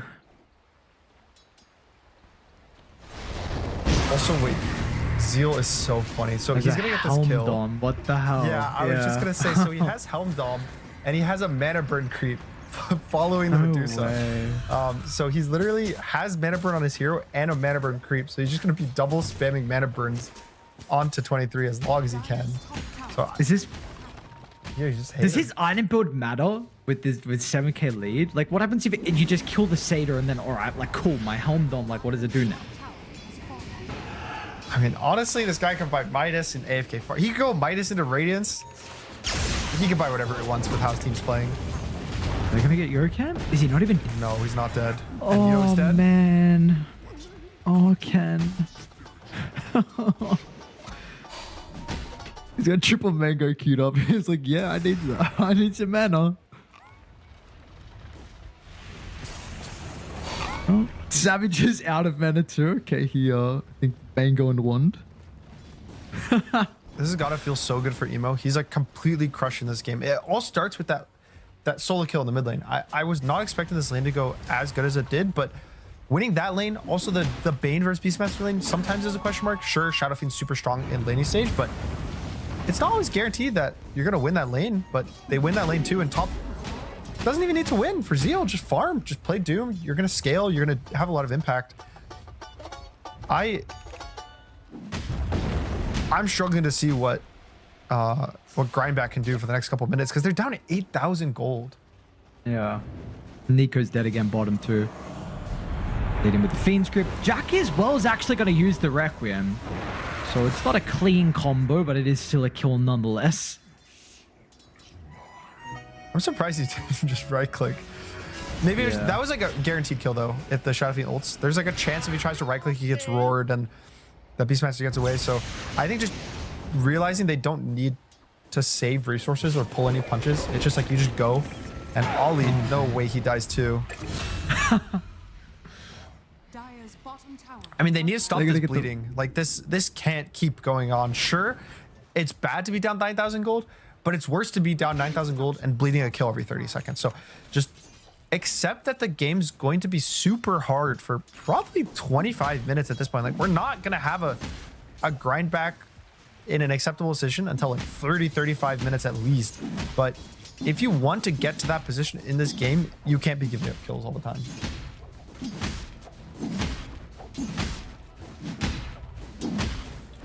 I mean, I'm already thinking about, I know it's super early on, but thinking about some early gems. You know, let's wait 5 minutes or so. You know, I know 13 minutes, like come on now. The supports need some gold, but when you have a lead like this, just early gem, close out the game. Roche is going to be so easy. Objectives are going to be so easy for Glyph. With a full right-click build from SF, so no like Yasha Kaya. And nightmaring the boar as well. Just Look at Emo's positioning. now, I guess you're just hoping, yeah, that Emo runs under a high ground ward where maybe Dire sit up, but he's got 1900 health, blade mail treads. He's got shield rune in the backpack. You're gonna make a smoke play, trying to look for the Shadow Fiend, but do you really kill him here? Like, this isn't even possible for you. It's so bad that they're actually going on the Beastmaster knowing they're getting smoked on. We'll be able to get the kill on the Bane. Supernova's going to be there in the middle of the team fight as well. The sharpshooter will dodge so Ken doesn't get hit. Oh, Ken's Looks dead. like he will tick out to the Magnetized nonetheless. Does Emo want to continue to go in? Still has a bit of extra health with the rune, but 1 for 1. All right, Dire. Bane for Storm. Bane for Storm. That's a win. 1 for 1 trades when you're behind. And also, I want to shout out Emo. So Emo's just completely playing a different Earth Spirit to a lot of the ones we've seen in this tournament. He's maxing his role, which I like when they're this far ahead. Like normally they're going for the 4-1-4, but he knows he can be so aggressive. He doesn't need to like farm, which is usually why you go that max silence to help your farming speed. And potentially, could have gotten Ollie, but looking at 23, like he can just do whatever he wants. Like go anywhere on the map, go for any kills, go any combination of spells, and probably would kill a hero. What a miserable game it must be from 23 Savage. Like, your team is 15-2, 11k deficit. You're playing a Medusa. Like, yeah, guys, just wait 20 minutes. All right, we can get there. Emo. Look how he's on 3 heroes. The rest of the team now they're use some spells. Narman with the positioning. We'll run into Q. He might get with the roll. Oh, nice roll from Emo. Just every power rune after the next with the arcane rune. Getting so much value out of it. Yokem even gets a double kill as well. He's even working on an ATOS too from the Hoodwink. So you're going to have an even easier time of being able to continue to the tempo. And they're just going to run top. 23 Savage is under this observable. They saw Ken as well. So let's see Savage if he goes for this wave. This is dead Deucer. He should not go over the wave. He is. Bane did cancel the TP. Okay. Oh, very nice, right? And see if is his TP cancel going to be worth it. It looks like it honestly is going to be with the grip and the. This is way too good by Narman. Absolutely, Narman. What a read. Protecting Jackie. We'll be able to TP out, I believe. Emo, yeah, not going to cancel that one. Great read from Narman. Yeah, unfortunately, they do like kind of miss the Deucico because of it, but guarantees that his Shadow Fiend lives, kills the Storm, also potentially almost got his team the double kill, and everything that they're kind of doing on grindback is not working. Like, they're trying to farm, they get ganked. They're trying to, you know, get like a random kill on this like split pushing Shadow Fiend, they die to TPs. It feels like nothing's really working, and they don't have a draft. They don't have a carry that can even join to be that like random X factor. They have a Dusa who just wants to farm. So what's going to be the real change that they can do? Like, what can they do differently to kind of get their way into these fights?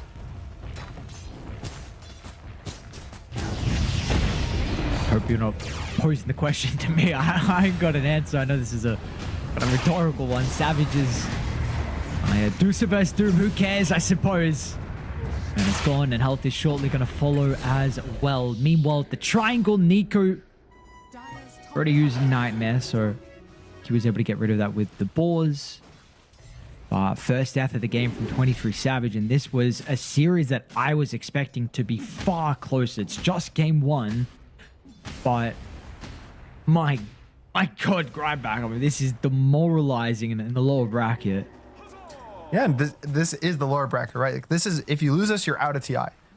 So this is they have to win this series. They have to win the next series. There's still a long way to go, even if you win this. So the fact that you're having such a bad game this relatively early on, just being top 6, like, is definitely not going to feel good for a lot of these players on Dire.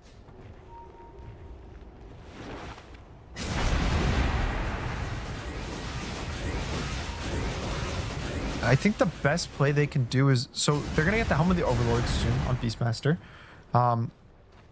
Probably going to be able to try and do something. It's just not even a good Dom 2 game because of the Shadow Fiend. Like, he does so much physical damage that he's actually going to be able to kill this like creep in just like 2 or 3 seconds of it walking in. And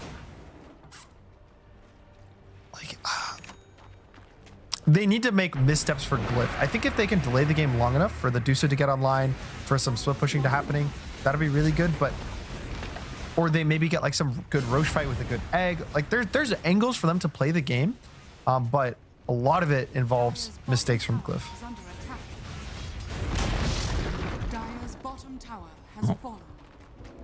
It's a difficult position to be in, unfortunately, one that they kind of put themselves in getting outplayed.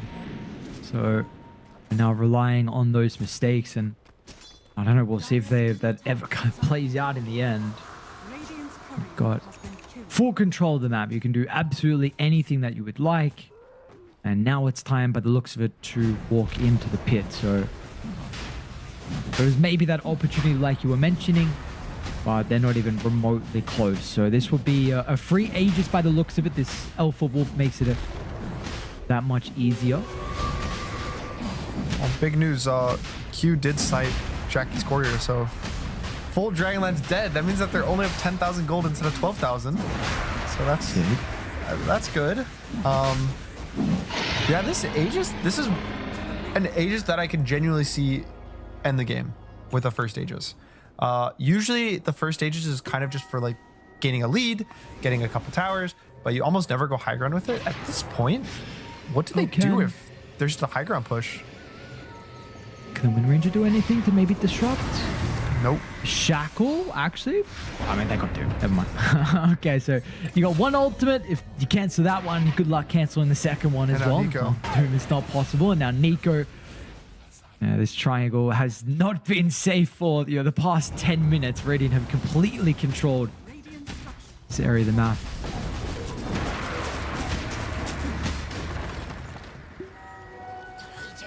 What an impressive game from Glyph. Like, everyone just kind of doing their absolute best to keep this advantage up. No one's really making mistakes on the map, and even just reading kind of the desperate plays that Grindback has to do and then just like preemptively countering them.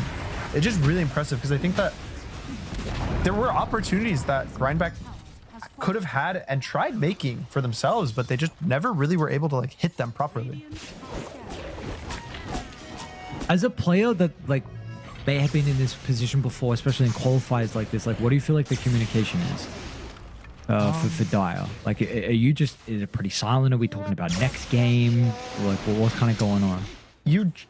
I think you usually don't talk about next game that much, because okay, like, you can technically sometimes, like I've done it before But usually it's really bad, especially when it's like in a qualifier. You'd much rather play it like it's the most important game ever. And like if you lose every game, you want every game to be, if you lose, you know, that's it. So you have to try to win every single game. But it's hard to say whether it's quiet or not. I think that's, but I would say there's a good chance it's quiet, unfortunately. For them. Yeah, that's probably a different story. It's more like it's a team-based one, I suppose. I can't imagine they're probably laughing too much, unfortunately. Yeah, probably not too many smiles for them. But if they were having constructive kind of comms right now, it's probably focused on like, okay, guys, we need to delay the game as long as possible. We need to get this Deuce of probably Butterfly before we're allowed to fight. We have to cut the waves. They're going to go high ground, though. So, like, how do we want to take this high ground fight? Honestly, there's a pretty good chance that they just say it's not worth taking this fight and to just split push, which is just crazy that you're giving up a 20-minute Rax. But I think that's their best bet. Just they need the Butterfly and Deuce if they really want to have any chance of fighting. Unfortunately, they're a little bit too late to cut the wave. I mean, Nico got the one after this, so they're going to rely on the Fire Spirits and the Power Shot. So creeps are all dead. Yeah, so they do a good job at least at that, but still, again, Nico missed the important wave. The fact that they was able to get in, get the tier 3 tower, and everyone's going to start right-clicking. So just a little bit too late for the Beastmaster to get the summon. What do we get? Melee barracks still leave the ranged. And they still have, what, a minute and a half left on the Aegis. They could still consider trying to maybe force a Glyph mid, but more than likely they're not going to go too crazy and just farm.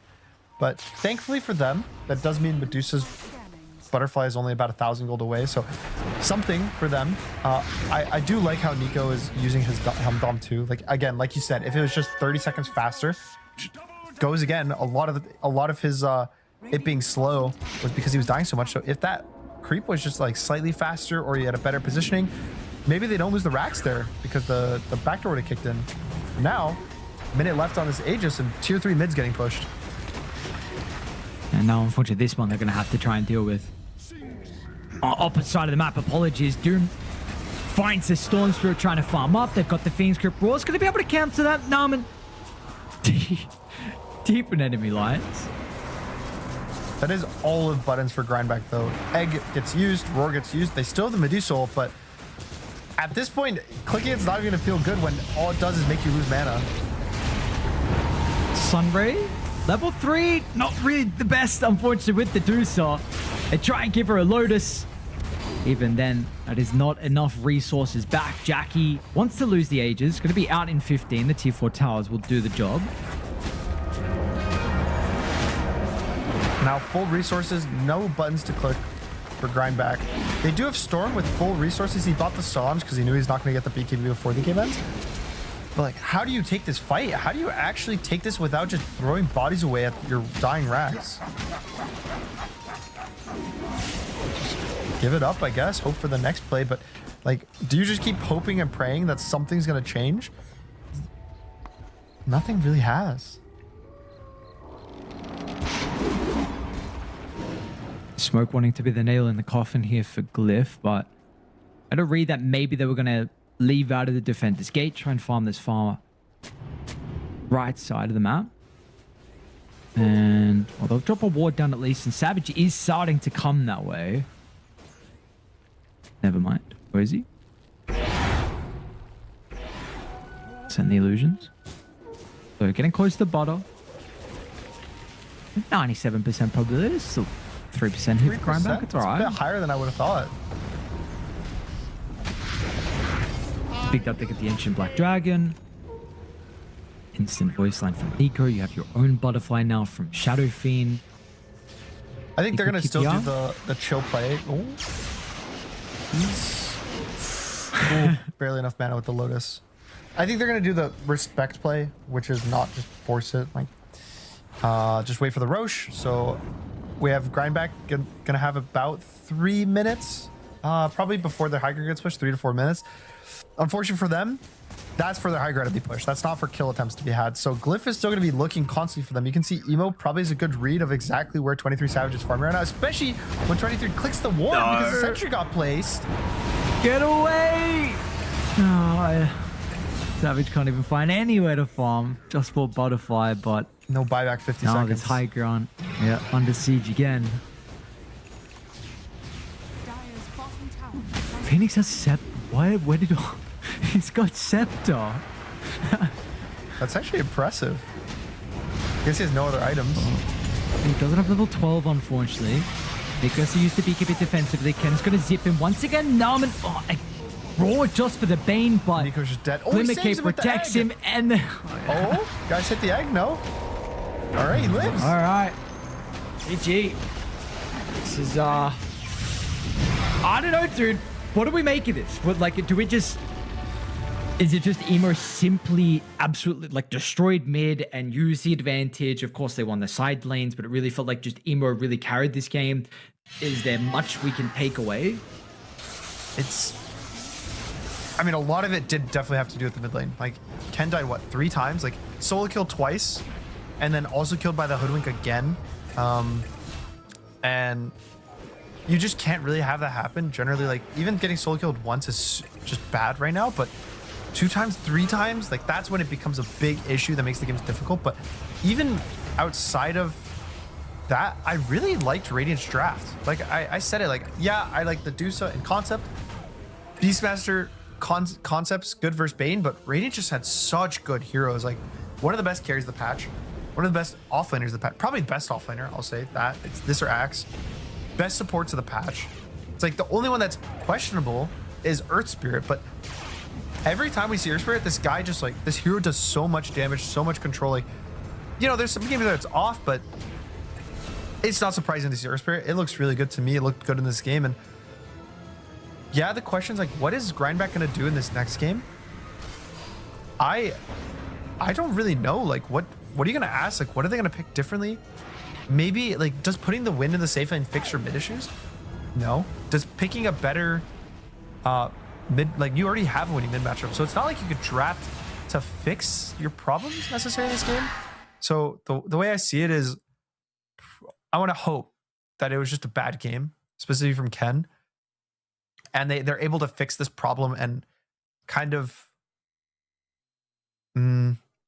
just assume it was like a one-off, right? And if this game is played a second time, like the exact same heroes in game number 2, nothing's changed, Ken has a good time, right? But for now, Emo looks like the best player in this lobby by far. Yeah, absolutely. So, you know, with this Earth Spirit hero, it's been looking pretty dominant. Emo plays it in a different way this game, specifically with the maxed out role as well. Absolutely standout player from him, 9-0. And for Grindback, I mean, this is truly like living by their name though. For these players, Savage missed TI last year. He had 2 chances to qualify with Talon. They lost in the first qualification series. They lost in the second. Ollie in China, for your Colt brothers, they lost 0-3 in the grand final, so he didn't play at TI. Nico hasn't been to TI before. Ken hasn't been to TI. Q didn't go last year as well. So this is, it truly is. You know, it truly is the utmost grind back for them. You know, of course, Nico wanting to try and showcase him personally with getting kicked from OG, that was not the right decision. And unfortunately for them, game 1 looked like this was, they're just outclassed. But you know, hopefully they're going to be able to shake this one off, come back with a bit of a different strategy and showcase that they have what it takes. Like, we expected this series to be competitive, but at the moment, if that continues like that, well, Glyph absolutely could be the ones to make the run here in lower bracket. But of course, it's just game 1. We'll see if they're going to be able to repeat that. When we come back, we've got game 2. We'll find out if it's going to be closer. See you guys in a bit. The human body was built to move. Not trapped at a desk in one singular posture for 12 hours a day. It's time your chair evolved. This is Secret Lab Titan Evo. Ergonomically engineered for you. Gamers, hybrid workers, artists. Backing your every move.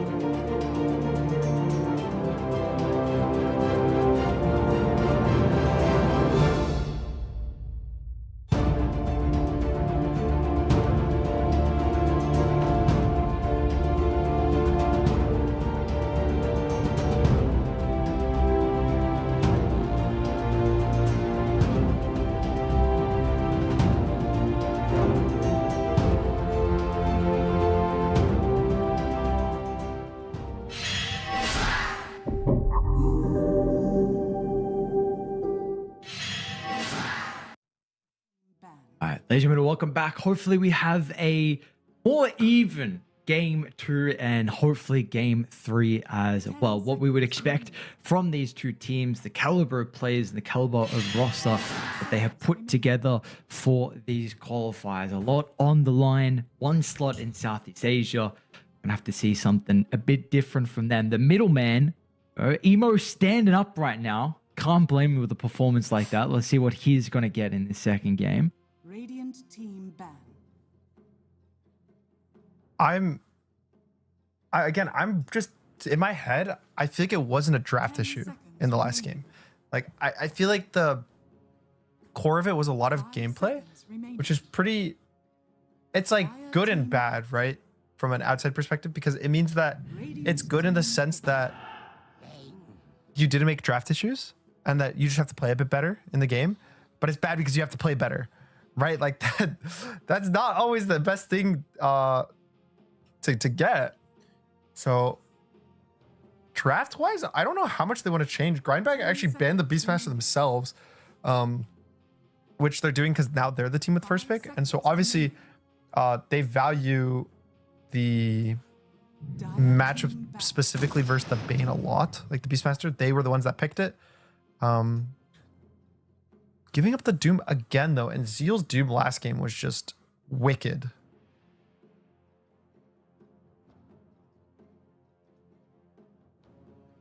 Let's see what the response is going to be this time. I think you maybe know. I know it wasn't the Medusa, but let's not go Medusa. I just don't want to. I don't want to say that hero. Also, because it's like, well, unfortunately, you had a carrier that kind of had to be involved, and then you're looking towards who the carry is, and you see it's a Medusa, and then, which it is what it is. Of course, I understand very much against Doom. Let's see Savage on a different hero. Get rid of the Tree Protector. See what second support is also banned out. And what did we mention last game? You mentioned Ursa. I know we've been seeing Drow as well versus Doom. Are there any, like, what are some of the other ones? I know because it's a bit different now with the Doom first pick overall, but. So Doom in particular is, I mean, he's kind of good versus a lot of stuff, but generally he's bad versus kill lanes. Like Drow Tusk is a strong lane versus him, for example. In terms of just in game, Ringmaster used to be a really good hero versus Doom as well, because you just put the core in a box that he tried to go on. I'm a bit surprised that hero's kind of fallen out of favor, because we've seen it 0 times in this whole qualifier, and I don't think the hero's like bad enough it's not pickable. Radiant team It's kind of just like kite heroes are good versus him. Even the Bane, I think, to some extent is good versus the Doom, because like he goes in, he tries to Doom, and you BKB Pierce, you Fiend Script him, right? So just either shut down his laning stage or make it so he can't guarantee kills with the Doom. 10 seconds remaining. Is the 5 seconds. Do you feel like the Wyvern ban might be setting off for something on Grindback? Wyvern. What do I think of when I see Wyvern that isn't banned? Like there's a lot of heroes that Wyvern's good versus that are banned. Technically Wyvern's good versus Medusa, but you know that did not really work out for them well last game. Dawnbreaker, it's also decent verse. 10 seconds remaining. Slardar potentially. 5 It's probably like Dawn or Slardar, I would say, are like most likely reasons that they would ban this Winter Wyvern.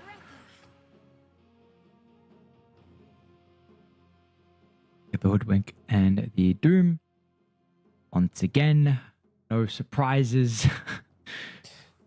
Just drafting the same stuff, worked last game.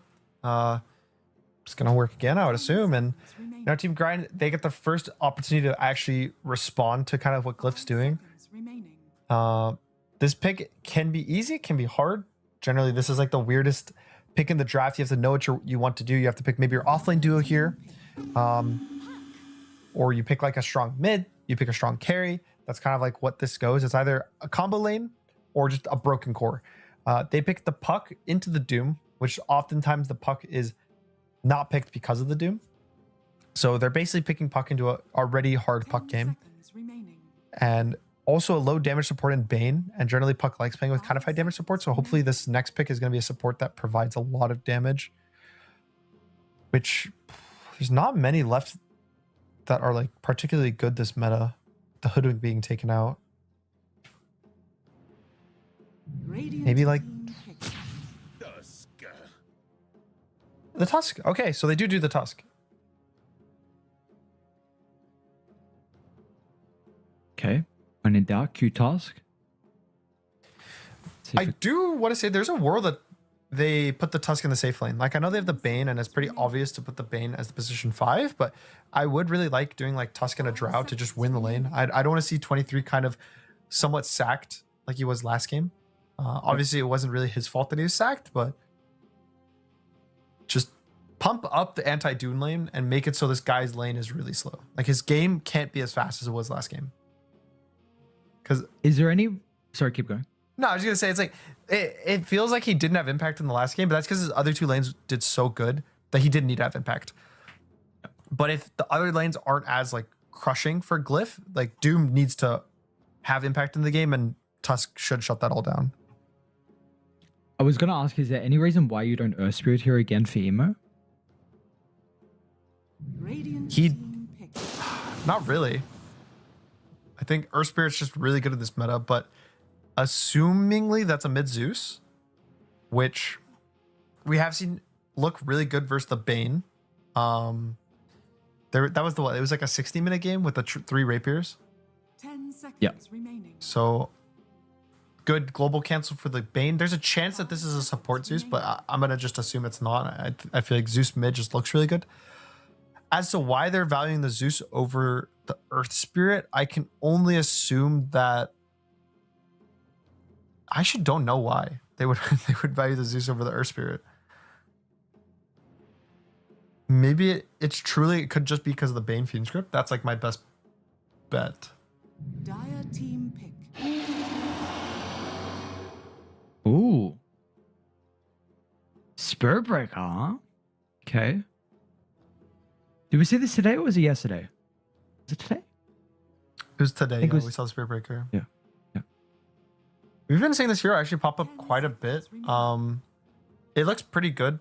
I think just he gets really tanky at some point in the mid game, and it's really hard to just deal with kind of charging your supports, just making this like really awkward fight. Even versus the Puck, like there's good chances maybe the Puck gets like Zeus bolted as the charge is coming in, then that charge actually connects because of that like mini stun from the Zeus. So it's not necessarily always a bad hero versus Puck. And when the Breaker gets a Shadow Blade, easy charges on Puck. I think my only, when I see Spirit Breaker, I think this hero does exceptionally well when you're able to play greedy and get items. Unfortunately, there can be some games where that, of course, doesn't happen. So I'm a big fan of the supports that played a little bit greedier, but it needs to be game dependent and kind of a game that goes long for that to help out as well. Our team grind, pick your 23 hero. What's it going to be? Maybe they were thinking about the Terror Blade, but now there's a Zeus, so they don't want to pick the Terror Blade. I want to say Drow, but I say that hero too much and it never gets picked anymore, so I'm going to sound like a fool when I say Drow, but if we're going to go past that, the Luna is still an acceptable lane with the Tusk. They could pick like an Ursa, but yeah, there's a Luna. Can even lane with the Bane. It's not necessary to lane with the Tusk, and they should go pretty well. I think, let's see, Spirit Breaker is probably the pause for and is going to try to drag waves, so maybe you'd actually prefer the Bane to be there just to be able to Nightmare the Spirit Breaker so he can never drag waves, and then just let Tusk lane with whatever your offlaner is. Do you need to ban Darksy here as well? For like the team grind for like the Darkseer Tusk? Yeah, just because I saw that they banned Enigma as well, so I'm just thinking of another. Or is the Enigma enough? I think the Enigma's enough. They could take Darkseer themselves before Glyph gets the chance to pick it. Trying to decide what kind of offlaner they want. The cool strat I ended up seeing versus Zeus was having ways to kill him when he has the rapier and he's farming his side of the map alone. So I like the Bane. I want something else that kind of is able to jump in with the Bane. So like a Dawnbreaker could actually be kind of cool. And Dawn Tusk lane is just strong. We mentioned about the potential of Team Grind to get rid of to get the Darks here. So Glyph actually banned it themselves. So we'll see what hero Nico wants. Rough Beastmaster performance last game. No Axe, no Beast, no Life Stealer. So no Lycan. A lot of offlaners aren't available. What is the call, Mr. Nico? Not too much time to work it out. Radiant team. What's your final game potentially going to be on? It's going to be the Largo. Largo into Doom. Now let's see. Glyph is 24th.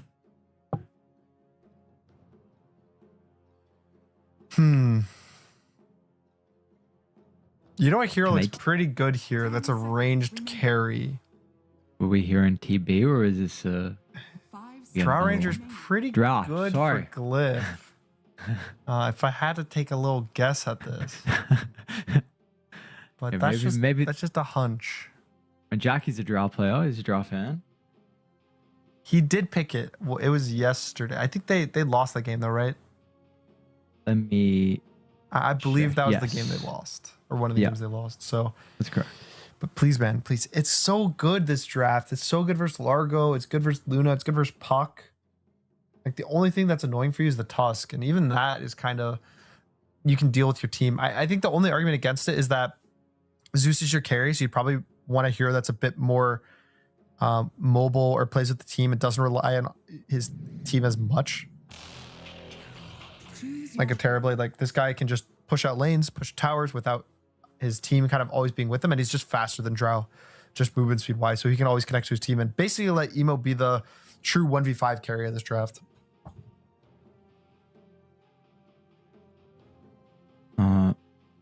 Feels like they've got some pretty difficult ways to deal with the TB illusions. You know, both supports are pretty rough with it. Largo, sure. Bunch of the damage. We'll see what build Savage goes for this game. I know you were highlighting it in the game 3 of the previous series about some potential Scepter. Maybe that was also dependent because of the Necrophos that was in that game. So we'll see regardless what the call is from Savage. Is this... I know you mentioned that last game wasn't your particularly draft loss, but how are we feeling about Grindback? Is this a draft that they're set up for success? I feel like this draft is pretty even for both teams. It doesn't necessarily, to me, feel super one side or the other. I have been starting to get to this point watching these qualifiers that I see a Doom and I just give that team like a 60% chance to win, just off rip without looking at any of the other 9 heroes. So I don't want to go too far in the other direction. And honestly, Terrorblade to me has been looking really strong too. I think we've been seeing it offlane, so it's kind of skewing our perspectives of the hero, but just how fast he's playing on the map, how much he can take the towers. I do like Glyph's draft a lot. Zeus is here that can pop off, but Grind definitely has this like really solid team fight mid game, right? They have the Largo, who pretty much just buffs you and makes you such a strong team fight draft. And then they have all the catch with the Bane, the Puck, the Tusk. They have these heroes that can run around. So probably depends on how the lanes go. If 23 is able to win the lane on the Luna, if the Largo is able to go 50-50 or win the lane in the off lane, maybe the Puck is able to survive versus the Zeus, but that matchup mid can be kind of hard. If Emo did what he did last game in a losing mid matchup, what can he do in a winning lane matchup? What is the difficult thing for the Puck in this matchup? So you can't actually dodge the Zeus Qs because they're instant. So you have 0 things to phase shift. So the Zeus can just like right click you over and over and over. And sure, you can like dodge one out of like every 3 right clicks, but you phase shift, then he like jumps on you, right clicks you 2 or 3 more times. It's just really sad to play. And the only way you can have nice impact is if he presses Q on the creeps. But like he can just choose to not, like he chooses the buttons he clicks. So why would he ever press Q on a creep when you can phase shift dodge it? Sure. I wonder if this is the game where we see that aggressive Zeus on the first wave. This is what you mentioned when we had the Zeus in the previous one that went 60+ minutes, where you were looking to see where it happened a couple times to get the level 2, then secure the kill off the spam with Arc Lightning. So we'll have to see Grindback going for a aggressive play. Smoke now wants to make their way through the portal. They're doing the big one. Yeah, was this last game or even last series? We saw this today as well. So it did work out in that game. Did it? It did, right? They got a kill? It did. They got the Necrophos. Yeah. That was the Akashi Necro that went down in the last series. So maybe a bit inspired. They were probably waiting for their series to start. Wanted to watch. Oh, look at that read. I guess they've done their own. Yeah, they're smoked an enemy thing. None of their smokes are popped. They're in enemy jungle, so they're probably saying like, "Oh, they took our jungle." They probably didn't assume it was that huge wrap, but Sure. Yeah. just accepting the read, they're gonna 50-50. And I'm curious. So, laning stage wise, I think all three lanes are pretty cool to see like what's gonna happen to them. Is it so? Narman's just gonna go bot right in the Hoodwink. Okay, so you have the Hoodwink TB lane versus double melee lane. So the Jackie should be good bot and be happy.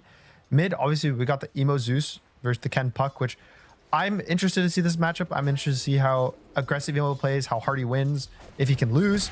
And then top, you have this should be a weak lane for Glyph. Like Grindback should be winning this lane. They're against a melee 4. They have a Bane who's one of the best supports at stopping wave pulling. So he's one of the best supports versus these melee 4s. So it's just a big question of what is Glyph gonna do. But you know, based on how last game is, Zeo, even when slightly behind in the lane, found a way to just get a large advantage after like the 8-minute mark.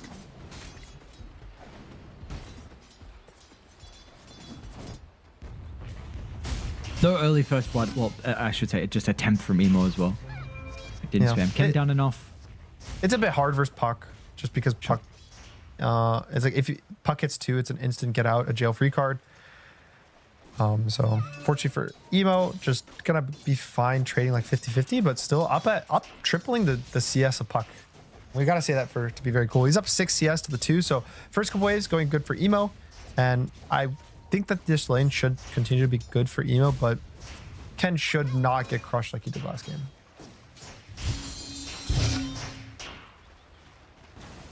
Well, let's see. Definitely. So how difficult in general the matchup was previously. Ken versus Emo. There's already apparently Yoken. What's the Spirit Break up to? Is he stacking and also getting the water rune, or are we ganking? He's just poking his head around mid. He has the boots. He just wants to go around and have fun. And then opposite side, Q's trying to pull the wave, but Narman actually was able to connect it to the big camp. I think he'll be able to do it. Yep. So not a good like pull from Q just because this large camp spawned. And this lane as well should start being really in the favor of Jackie.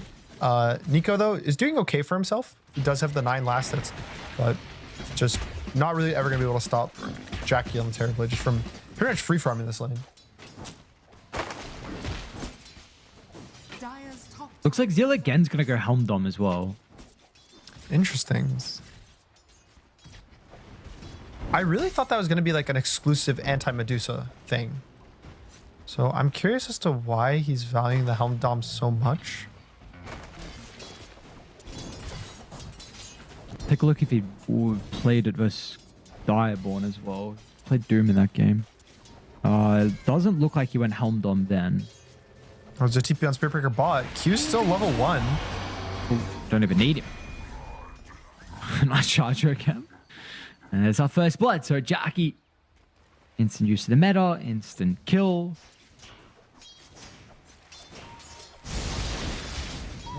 And easy gate back top, so these rotations are pretty easy to make these days. Like you just can always feel comfortable TPing to the other lane, getting a kill and then going back. And just getting a nice first blood, getting TB a little bit of extra advantage. Unfortunately for Q, this is like bash. Oh. Is he actually dead with the double bash, Ollie? Nice timing of the beam. Yokem still with the movement speed. Jackie on bot with the tag team. Not gonna be enough. This lane is, in theory, supposed to be really strong. The Largo and the Tusk.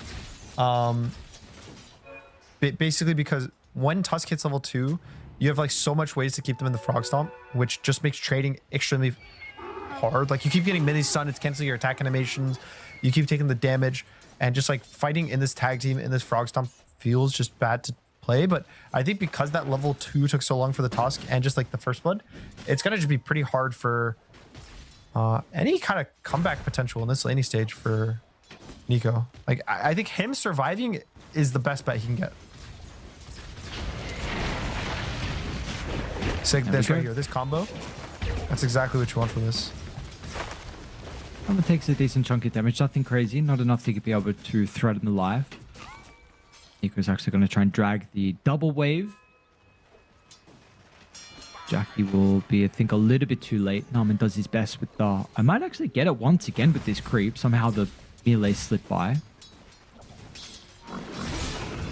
We are getting somewhat close to level 6 as well for Emo, so I need to keep tabs on firstly his resources, which are pretty good. He's got 1 Mango, Sage's Mask, and Clarity, so he should be topped up. And see if Dire, we got raindrops coming out. Yeah, I was clicking. I was trying to see like who's being a good player and buying their raindrops. Sorry, Largo's got one, Puck's buying one. 23 Savage is not buying raindrops, so a little bit scary. Luna's not that tanky of a hero in the early game, and do always have to care the Zeus ult. So Emo has it ready to click, and thankfully I think for 23 that's probably the hardest lane for them to go on. Probably mid is where they want to do a lot of the pressure for Glyph, trying to get this level 6 rune, trying to maybe pressure with the siege.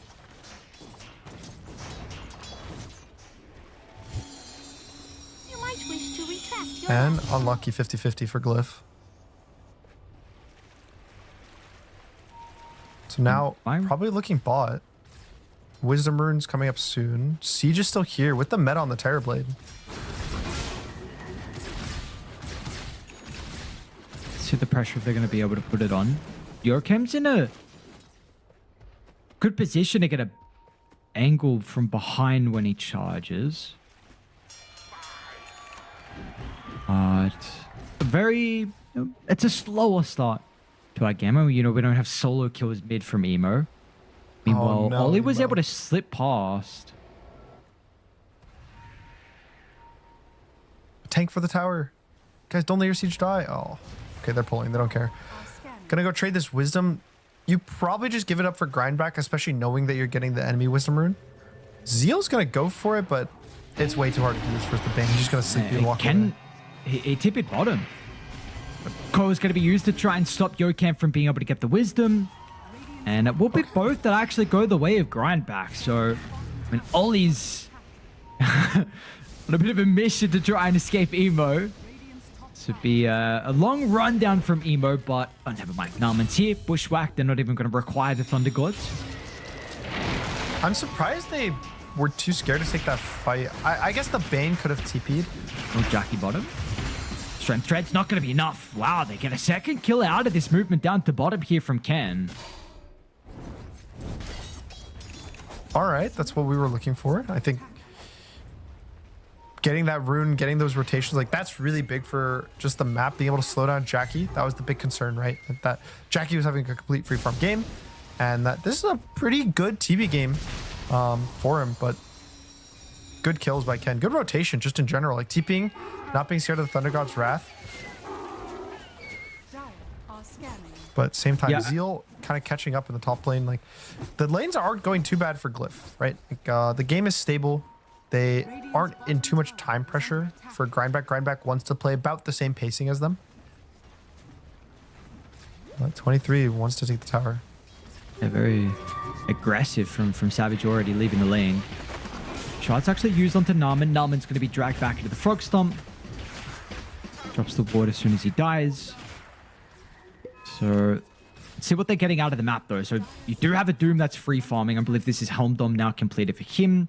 Yorkam's getting some solo experience mid lane. Emo might have to make a trip back to base. Can stack in the meantime as well. They are pinging Yorkam on the wave. They've got Coil. See if it's even going to be required for him to potentially charge away.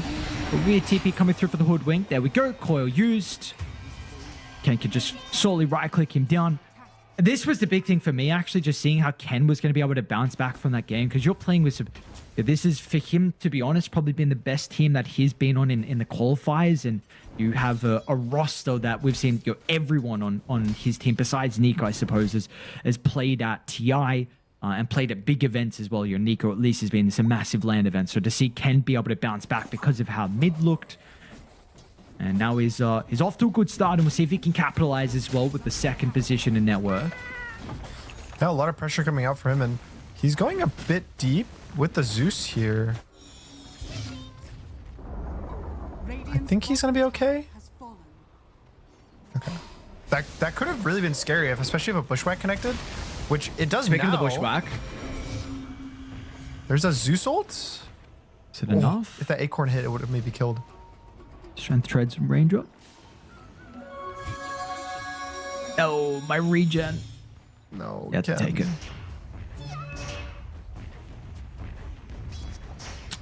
What would you like the item build to be for Nico this game? We have seen some Lagos kind of avoid this scepter. Is this a game where you're doing it again? What we saw against the Doom, right? Whereas maybe Kyra into Lotus or Sanjin Kyra into Lotus. What would you like? Yeah, I like the Sanjin Kai into Lotus. Lotus is just good at this game in general, especially versus the TB and the Doom. Like, he can't sunder the guy who's Lotus. He doesn't want to Doom the guy who's Lotus. I really like Ags. I do think it's definitely still not necessary, but you should try to buy like second, third item. It's very, very powerful in the Largo. So I was a bit surprised when there was just never an Ags last time we saw him earlier today, but... Top lane. Nice it up. Nice helm dom. Ken's going to be here with the coil, and this should hold him into place long enough for the Eclipse. So we absolutely have a game by the looks of it. Again, game one was an absolute beatdown. We didn't get to see Grindback be able to play, but 5 kills, 1,000 net worth lead, definitely being able to hold their own.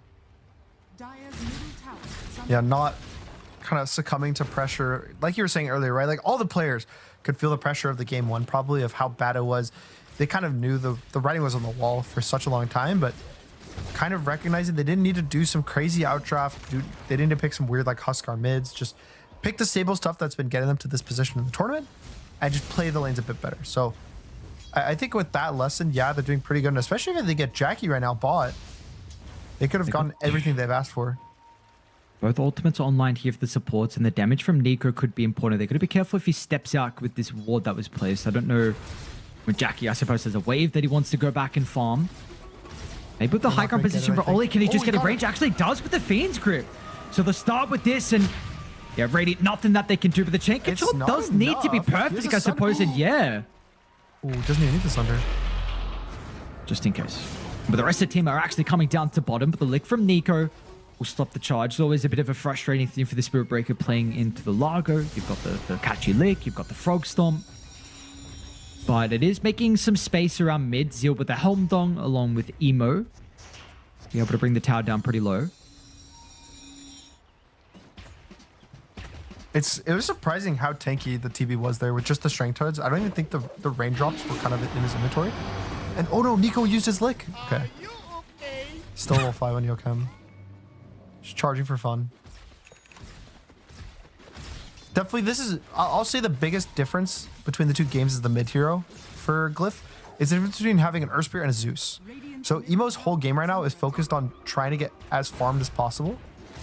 Falling behind on Ken, I think, just because Ken's getting kills around the map, but his team's also not making it easy. Usually you want the Zeus to be able to get like 1 ult kill, maybe like 2 in the early game, but he's not really getting that opportunity. I think because the Spirit Breaker is level 5 and not 6. But hopefully because of that, the goal is like you just get really farmed on the Zeus and you just carry your team.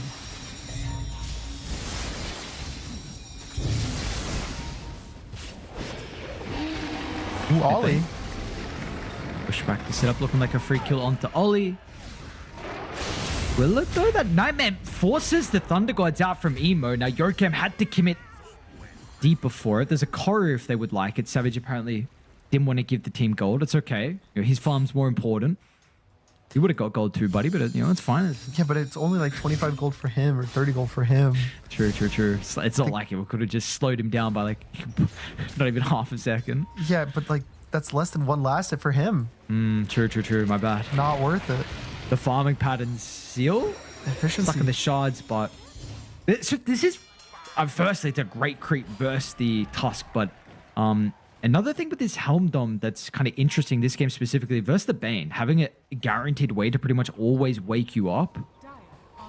Yeah, I think that's why. I think it's specifically for the Bane and like the both supports, I guess. It makes it so he's allowed to play alone.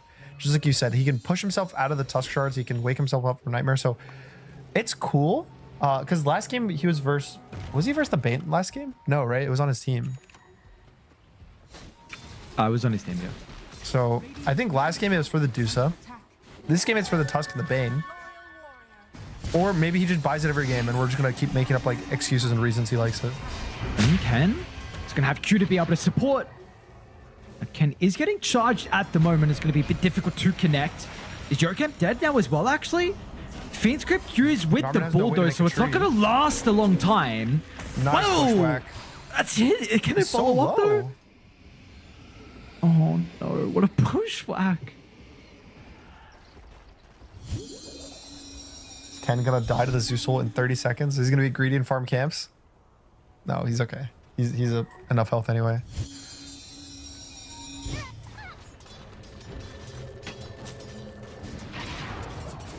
Surprising Evo gets caught mid though. I think that he really should play to be this like slower paced, more greedy with zero death. Ken, careful. Nice hurricane back into the Infernal Blade. Zeal, your creep.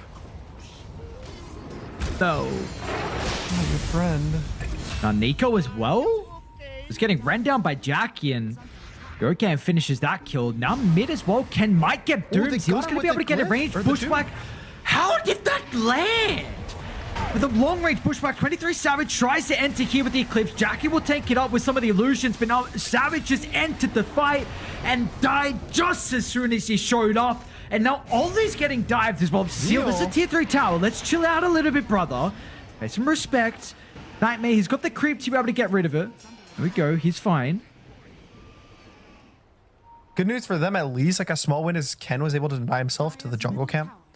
So they don't get the gold for that kill, but I think 23 TPing in and then just kind of dying straight up at the start of the fight, super bad based on how their lanes are going. Like this game is pretty even, so it's not like they're desperate for these plays. They're not ahead, so far ahead. They just don't really want to give up free kills. And even Nico dying, just getting ran down by the Terrorblade and the Spear Breaker.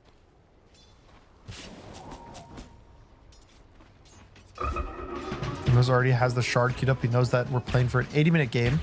This game number 2. Just go farm your triple Divine Rapiers. We'll have a good time. That's what we're all here for.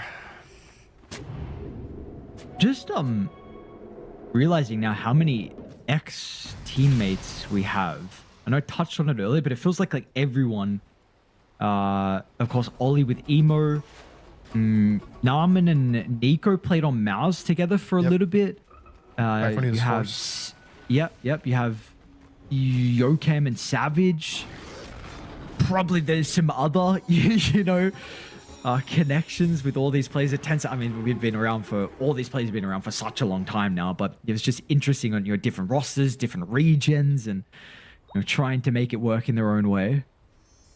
We built quite the roster from everyone, to be honest. Like, again, with these two teams, you would expect them to make it to TI. I mean, this is a TI caliber roster. Unfortunately, just a different stage if it was a different year or whatever.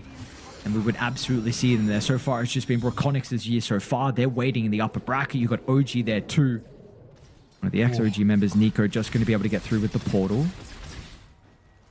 Close. And okay, Nico has an interesting item queued up. He has the Glimmer Cape, which, like, okay. So you can use items during the Doom. So if he gets doomed, he can Glimmer himself, which I guess is kind of cool. And then he's buying it, obviously, majority for the Zeus as like a scaling magic resistance item. But like, I feel like prepping for the Divine Rapier Zeus on your second item is kind of a waste. Like, yeah, it is scary and it's good, but I don't think that's worth. Like, I would much rather have like a Sange or going for an Ag or a Lotus.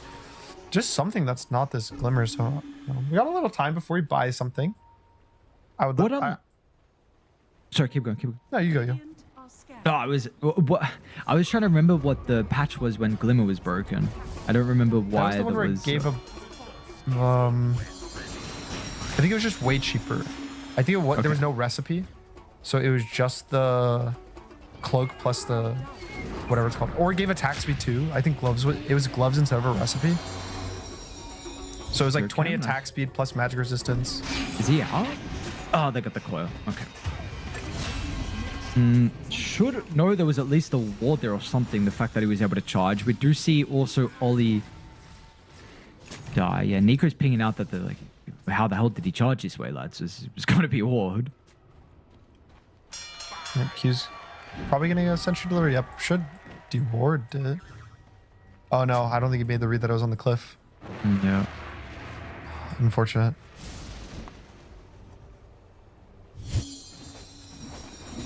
Okay, how are we looking at the moment? So yeah, Largo definitely struggling out of the cause at the moment. Only one death from Nico, but unable to keep up. Got Zeal once again helmed on with the Ag Shard. It's already got the Blink. We'll see what his next item is going to be. We're getting close to some objectives. Tormentor's available.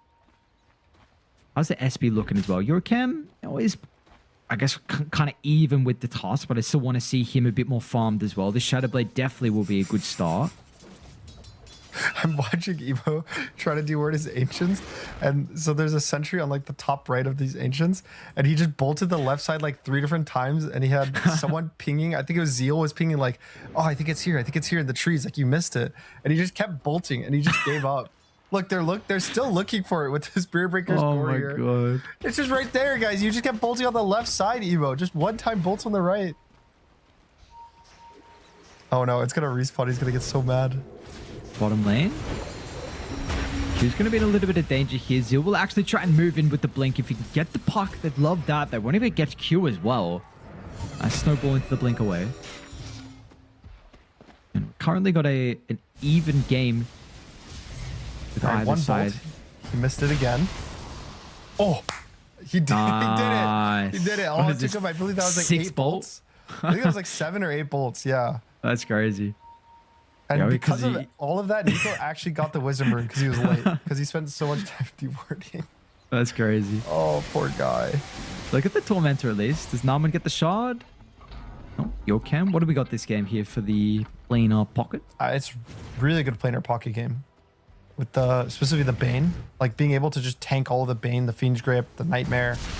I guess also potentially like making a snowball you. Oh, But coil top lane under the T2 tower. Wow, Emo dies in an instant. Nice move from Grindback, and they just need 2 heroes to make the play. Top tower is under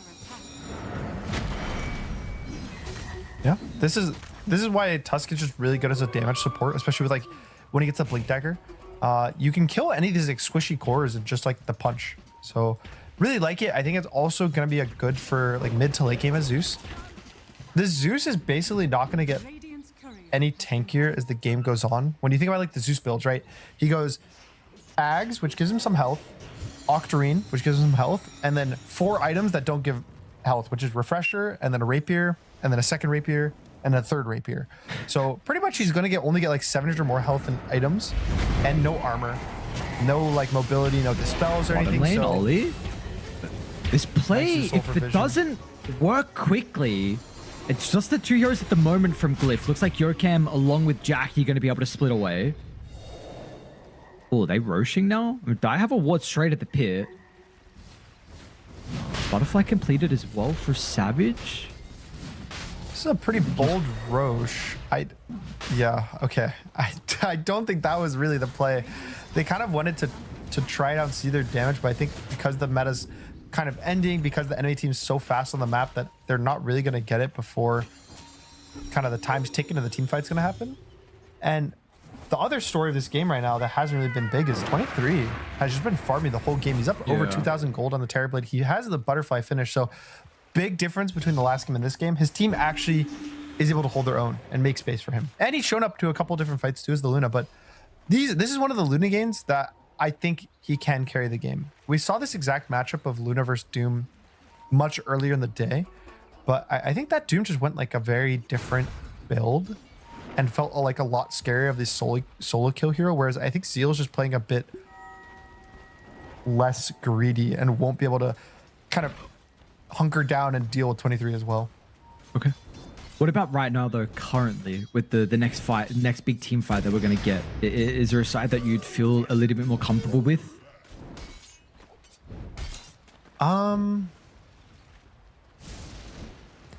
Probably Grindback's draft. I think that Nico has a very good position right now, especially with like Ken and the Tusk. Those three in particular, I think, can win a fight for their team. Whereas I think Emo's still in his like farming phase. He really wants to get this Ags. Maybe now that the Ags is gonna be finished like 300 gold, it would be a bit more favored for him. But I just like the combination of Grindback's heroes in terms of team fight.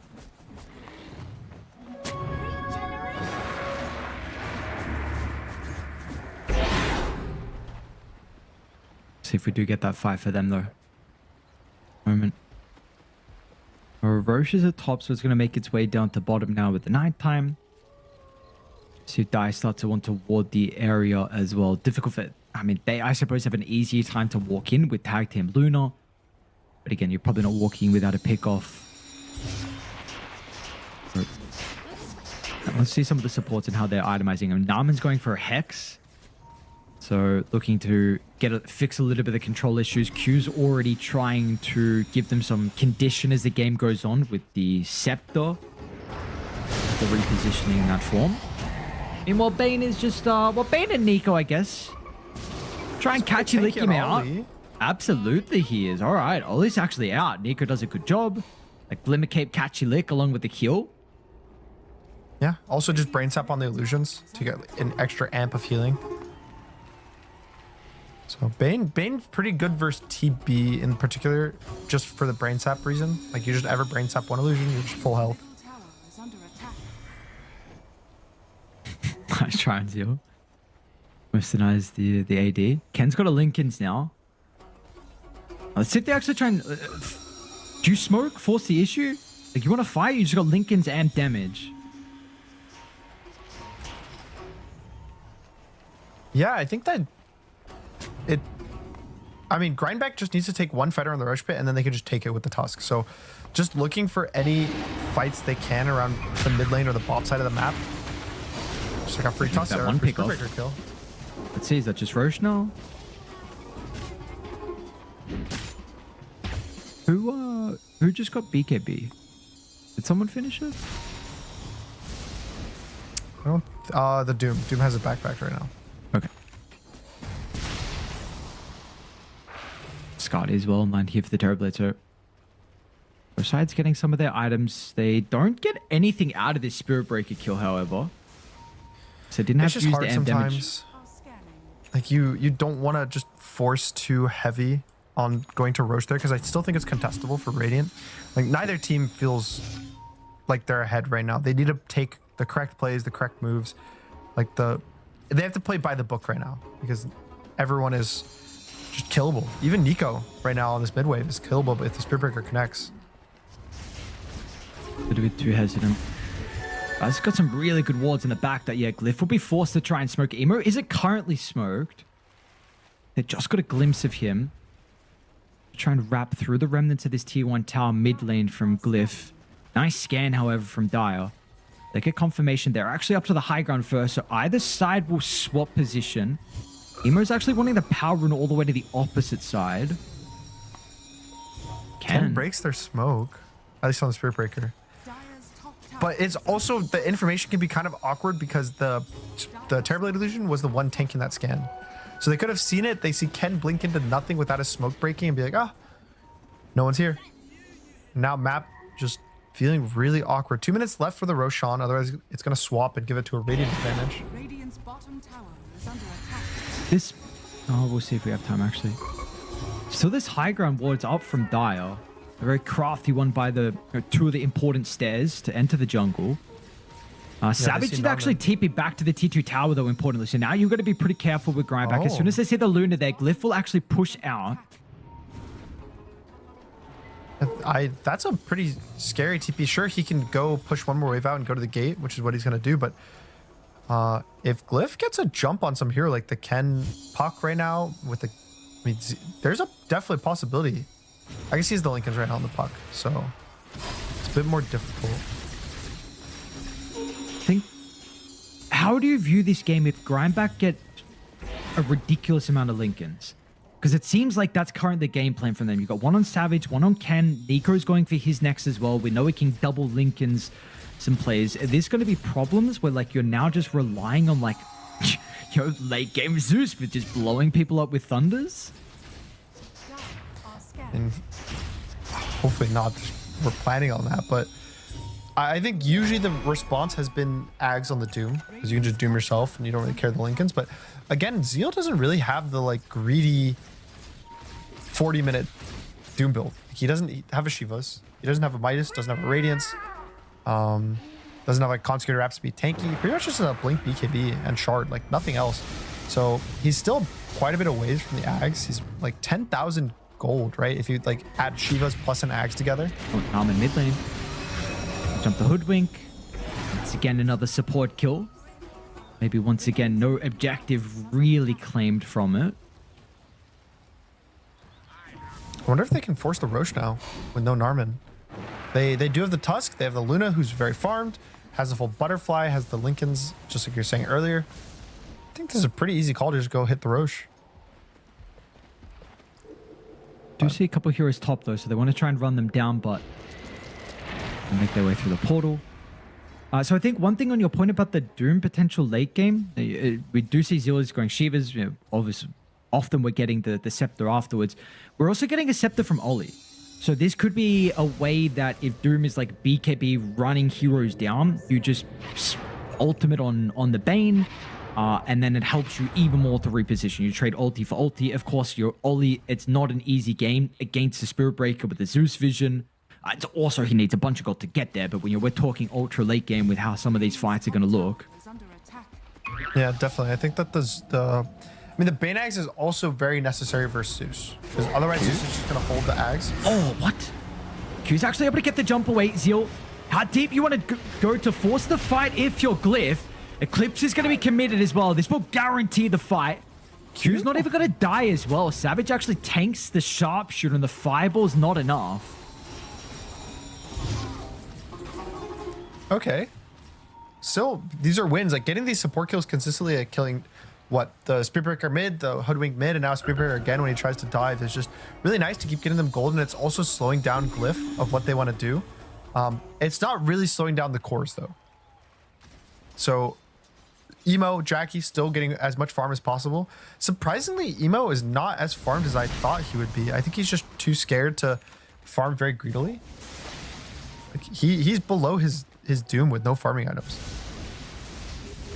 You missed a double stack like that, you know, sometimes Yeah, that's the exact reason why he's on farm. you don't have any other stacks he's missed. I mean, he's got 287 losses and then 23. Savage got 620. Yeah. This guy is insanely rich. Savage going to be able to get the Tormentor for them now as well. Well, he's going to make sure he doesn't die. Q as well is closed, but okay. Ollie gets the Ag Shard now. the Bane The nightmares himself. yeah. He was trying to dodge like a random Zeus ult or something. Works, he lived. True. Looking for Zeal. Nice Nimbus to kind of cancel Ken's chase. He still might go, but do you you're completely alone on the puck. Like, I think at best you're hoping to just force a BKB.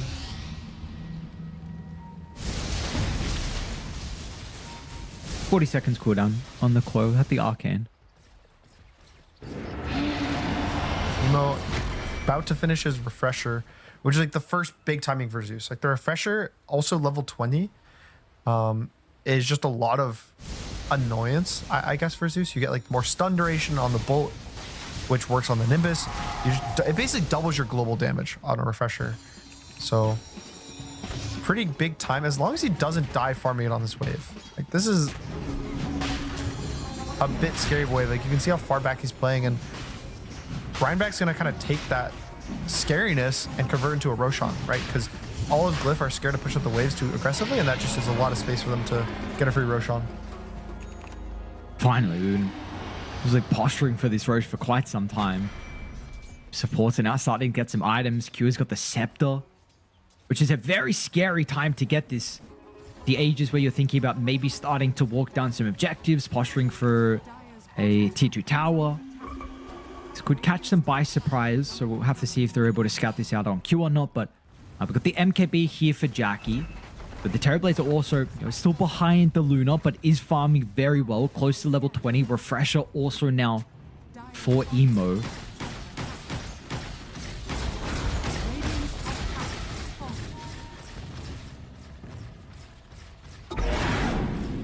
Savage's call to go 6 slot at this game. It's going to be BKB now into the Swift Blink for him. And they are pinging high ground. Do they just go? Smoke? This is a... I mean, I guess they can dive really hard, but high grounding this early in the game relatively is scary, but not if Ken just goes in on the Zeus. Is he just going to... Okay. Just going to stop towards the end. Now the Nimbus... Nice force up. What? Savage going to be able to run it off. They used meta. So if they want to just kite this on Grindback, you'll wait out the cooldown and potentially just go back in again. Dire's bottom tower is under attack. Smoke up They there kind of from know Glyph. this. Dire's bottom tower. They want to take the fight with this meta duration. Just about 25 seconds left remaining. Maybe they get a wrap and kill the supports on the backline. Like if they are able to kill Ken, they somehow get a Doom on him or kill Nico. Can be good. And also the Largo Lincoln's so annoying. Be able to cast it on his teammate. And it casts it back on himself with a shard. Unfortunately, they were kind of hoping that maybe someone went to the mid lane to deal with this instead, but Grindback are continuing to play together as a unit. So the smoke won't work, which means meta's on cooldown. It's going to be a difficult high ground defense for Glyph. Grindback will just walk up. And Q's always going to be ready for the kickback. He's actually going to try and target Narmak down to the low ground. Zeal's going to be in with the Congregations as well. They did lose Q. Eclipse is getting tanked as well for the illusions. Not a whole lot of damage that Savage was able to output. And this might be the call for them to disengage. Narman didn't even die with with that Axe kick. So just, but still, big advantage, right? They get the full tier 3 and they force everyone back. They take a fight. It kind of shows how strong Grindback is just map state wise. And still big win. They see the Luna TP top, so that means go push out the lanes, go D-ward, go get whatever you need on the map. And for me, it's a lot of it's on Zeal to get this Ags, right? Like the Helm Dom, it looked really good in the first game. I really liked it. This game, it hasn't really done too much, and it's kind of felt like it slowed him down a lot. Like this is one of the games I would not have minded a Radiance on the Doom and just played very, very greedy.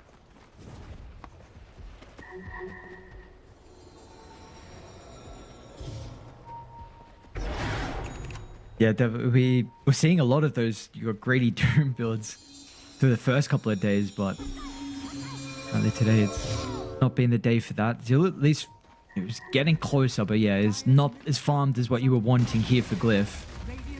It's a 7,000 deficit. Gonna lose another tower. Savage is even thinking about walking up high ground. But the Aegis for another minute 10. Meta is back up though for Radiant.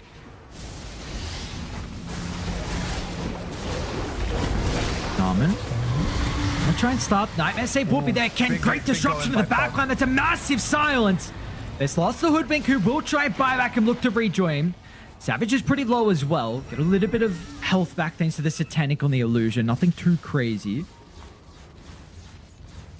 I don't know if the puck or the Hoodwink necessarily had a buyback there. I think that was a bit preemptive because like it was obvious they were in a position where they were running away, but They're going to force the fight. Meta half duration. They're trying to come out. they want something here.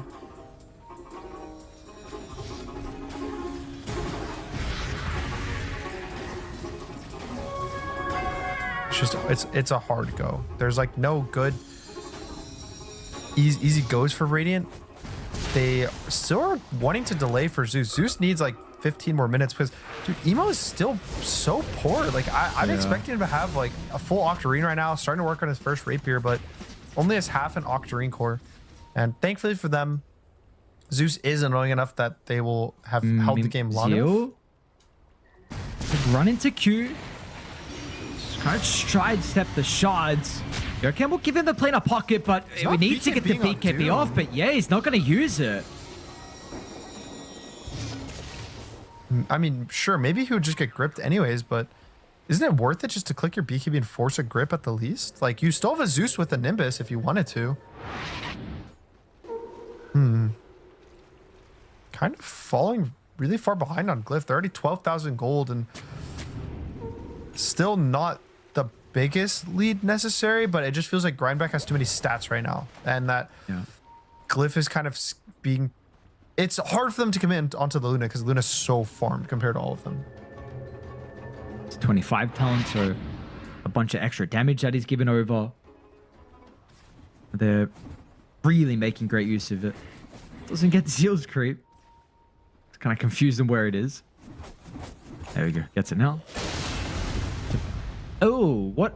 Oh, Ken died. Died.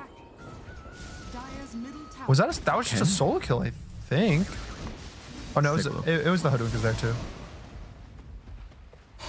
But still, just going down like that? I mean, the stuns were from the Zeus, right? Like, he's stunned, he double stuns him with the refresh, and then he's able to follow up with the bushwhack. Take a look. Replay right here, yep. It was just double stuns and then he's under the wall as well. for a second. And they're going to try to snowball it. Kick back, Jackie with the BKB. Sunder turn as well. They're ready to take the tip out. They buy back on Ken. This is a pretty heavy investment, but Jackie's going to die even after the Sunder. It doesn't matter, because Savage is just so goddamn farmed. He tanked through the entire Doom, and Zeus could really do nothing. He only had one Thunder Gods. That wasn't enough. I mean, that fight felt a bit forced. Like, I know the Puck is dead, but used a lot of cooldowns on Zeus for that. Puck, shouldn't you just play to more, push the wave out, get farm, get some gold, kind of claw back, and full committing onto a Luna with all these items?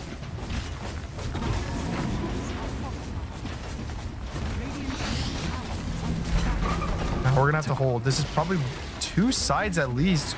Jackie doesn't have the buy. Narman also doesn't have the buy, using it, 3 minutes ago. Two sides just kind of like that for free, almost like given to them. And they don't have Meta or Doom though on the respawn. They could really get Megas if they want to. The thing is Roche could be up soon, which is always the question, but when it's a possibility for Megas, you can just get it and get out. You take the buildings too fast, and do they want to actually go? Like, Grindback sends an opportunity to send us to a game 3. Bit of an awkward kick. Yokem actually charging him down. Zeo is still going to be held in place. The coil, it's great from Kem. And now Savage's Glaives, he's actually just dealing with the buildings. The tier 4s, they're both just gone. The throne's now exposed.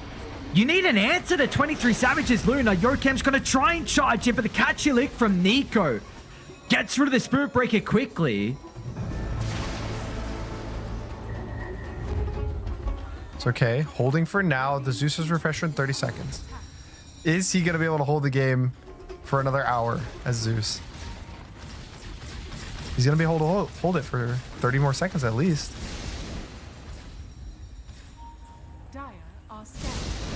Yeah, we'll be missing both the Thunder Gods at the moment. Still needs at least longer than a minute to have this up. And you don't have Glyph on Radiant as well, which is a pretty big problem too. But it's just a question, Grindback. Is this the discipline play or not? It seems like Savage is a bit unsure. They'll wait for the smoke and the team will be behind him. Ken's going to jump in to try and disrupt, pop some smokes, and again, they can just turn to the base. Like, Radiant absolutely have to go now, but with Ken stopping the blink and putting the pressure on, it just puts him in such a difficult position. But the Fiend's grip will be cancelled. They'll get the Doom out of it with 23 Savages, but it's trying to right-click the throne. It's falling low, and it's going to drop. We're going to go to a game 3. The decider here in the lower bracket. Glyph, it won't be an easy 2-0 for them. Yeah, and just kind of fighting back for the side of Grindback. I was a bit worried with the early game. It wasn't as clean as I was hoping for them, but just the second that the lanes break down a bit, there was a lot of just good moves, I think, specifically from Ken. Like, being able to go bot, he got the kill on the Terrorblade, he gets the kill on the Spirit Breaker, on the Wisdom Runes. I think that Glyph just kind of never really found momentum. I want to point two factors that are big difference. So you kind of said this exact question to me in the draft. You're like, why would they pick not Earth Spirit here? And there's not really a good reason, especially with Zeal going for this item build. I really didn't like the Zeus. It looked very strange. Like, you have this Earth Spirit versus Puck matchup, which we've seen time and time again in this qualifier. It looks pretty amazing for him. And I think just giving it up for a Zeus, and then also not having your Doom either go extremely greedy and have more items at this 30-minute mark, or go for, you know, maybe like a faster blink, something like that. Just, I don't know. It felt very off the mark. Like, a lot of stuff I think that they could have just had, they had better options they could pick from than what they did. I kind of put it down to, I think Emo just said, hey, I want to play Zeus this game. I'm sure that's probably not, especially one game away of continuing to move forward. I'm going to hope that's not it, but it's just... Could have been. Yeah, maybe you wanted to play Zeus. Who knows? Who knows? I deserve it, guys. I solo killed my lane twice last game. Please. One Zeus game. Yeah, but now you lose so much of that momentum, because now Ken has a exceptional bounce back game from him. I mean, he looked great on the park. There were a lot of jumps inside the fight. He finished 13, 2, and 10. So Ken played phenomenally, and that's everything you want to see from a player like that when you get solo killed twice and die 3 times in the lane. So we get a series though, because I was a little bit concerned that maybe Glyph could just be a step above with how that previous game looked, but this one was far better. And we also saw like this Luna TB matchup. I mean, Savage, I don't know if it was just that in, you know, like a nutshell, just you can't really say these two heroes by itself. It's probably the whole other draft as well, but really impressed how they played around the matchup in general. Yeah, I think that 23 just had a pretty free game. Like, mostly in the past, the Luna games, she doesn't pop off this hard. She's like close to being top net worth or barely top net worth, but this one, he's like pretty much a full item ahead of the next best hero in the game. Just early, starting as like, what, 25 minutes? He was up 3,000 gold. So 23 just doing everything in his power to just continue to have an advantage, have a solid early game. Didn't really make many mistakes. So going into game 3, you got Glyph, who figured out how to make space for 23, how to draft heroes that are cohesive, how to not lose their lanes. And then for Grindback. And then for Glyph, basically for me, the question is, I would much rather see Emo on a Spirit. Like, he plays his Storm phenomenal, his Earth Spirit, probably a Puck could be okay for him. I just want him on one of these heroes that does things, is active, big spellcaster. So just kind of provides use to his team. That's the important thing for me. Yeah, I agree. I mean, especially it's definitely been some of Emo's better heroes kind of fulfill in that role or play that role, I should say. So for Glyph, not going to be able to get the victory here, but it will be a 1-1 tie. So one of these teams are going home. The other will be moving on to play Execration in the final series of night. Importantly for us, we didn't want this series to be just a whitewash, and that's not going to be the case. So we'll find out who will move on. We've got a break. When we come back, we've got game 3. We'll see you guys in a little bit. The human body was built to move. Not trapped at a desk in one singular posture for 12 hours a day. It's time your chair evolved. This is Secret Lab Titan Evo. Ergonomically engineered for you. Gamers, hybrid workers, artists. Backing your every move.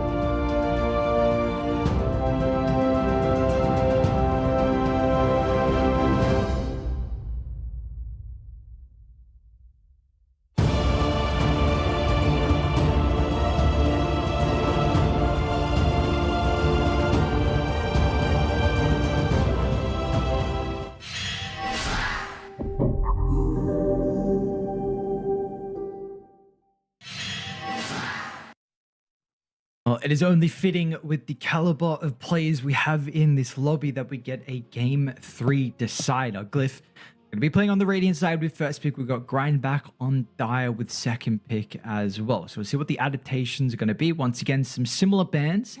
Nothing too out of the ordinary. Yep, the biggest difference from the first two games is Bane is now banned, finally. So we're going to have a little different of a support. We're going to get the tree here. But other questions that are going to be left for me is Puck. Obviously, in the last game, had a lot of impact. Puck has a lot of impact on drafts in all these games. And now with the Bane getting banned, Puck's even better. Usually the response has been Doom, but obviously in the last game, it didn't really matter. So probably Grindback, super willing to just leave the Doom and play versus it. But then, you know, go to the next step. Emo. What are you going to pick for Zeus, buddy? You going to do this, the Puck? You can pick Zeus again? You're going to pick Earth Spirit? You're going to pick Sniper? Pick Emperor? My money is if you want to win, you pick Earth Spirit. I think regardless, like all the heroes you're mentioning are heroes that Emo does play. Like I think we'll bring up earlier the kind of more cheesy answers to the Puck. Emo plays the Huskar. We saw it yesterday. We touched on if he was going to play it in the previous game. He plays the Sniper too. I know this does then very much change the entire style at the moment with mid laners be very much the tempo controlling initiator. So the heroes that can go in. So we'll see if Glyph, of course, if they can find if they even go down this route, if they find carries, so of course, be able to substitute that role. But I think Emo is one of the few players that has a lot more ways to answer the Puck. So we'll see, probably not the Zeus this time. Let's see what you also ban in general for for Grindback. What would you like to ban with their only one in the second phase? It feels maybe the Doom. I know you beat it and you don't care, but a lot of the mids do a similar-ish thing. Like if you ban the Ember, they can take Earth. It's like, okay, it's the same hero. You ban Earth, they take the Ember. Okay. Doom doesn't really get replaced. There's nothing quite like Doom in the offlane. I guess the other one would be potentially like Sniper. There's nothing really replaces Sniper for mid, but just like what happened with the Zeus last game, I don't really want Sniper for their playstyle. It seems a bit off. So yeah, I would just ban the Doom. Just tank whatever mid that Glyph wants for Emo.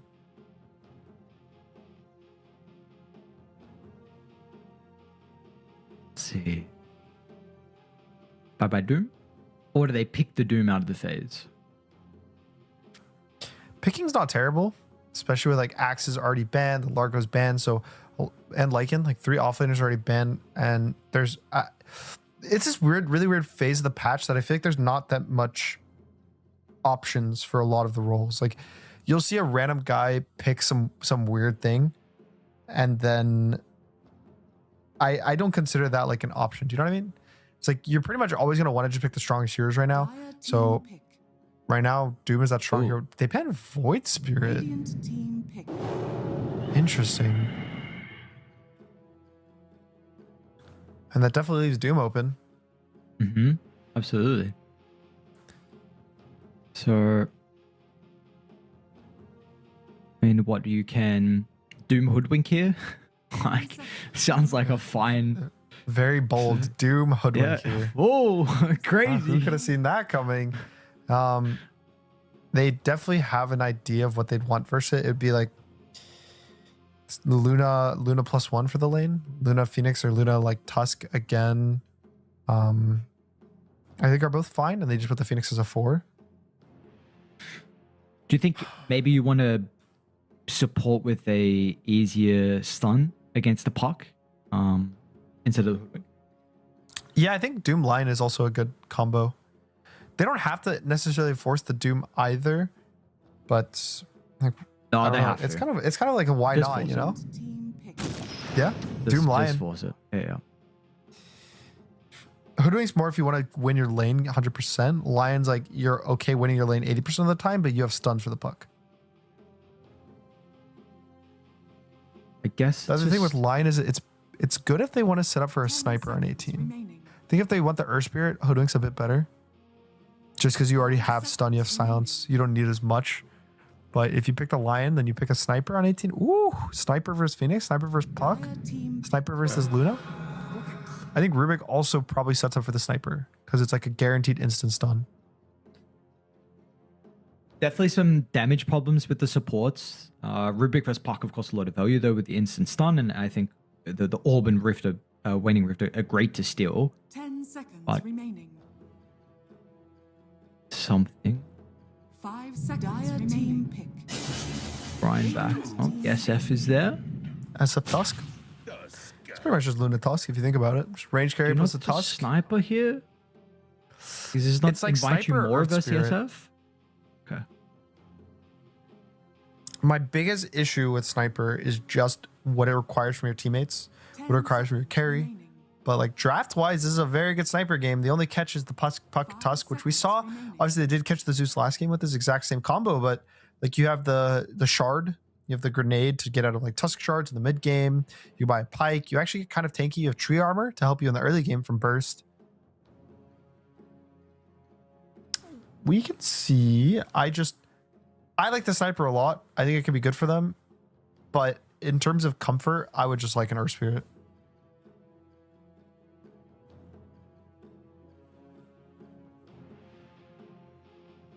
Radiant team. Especially with how strong the heroes looked as well.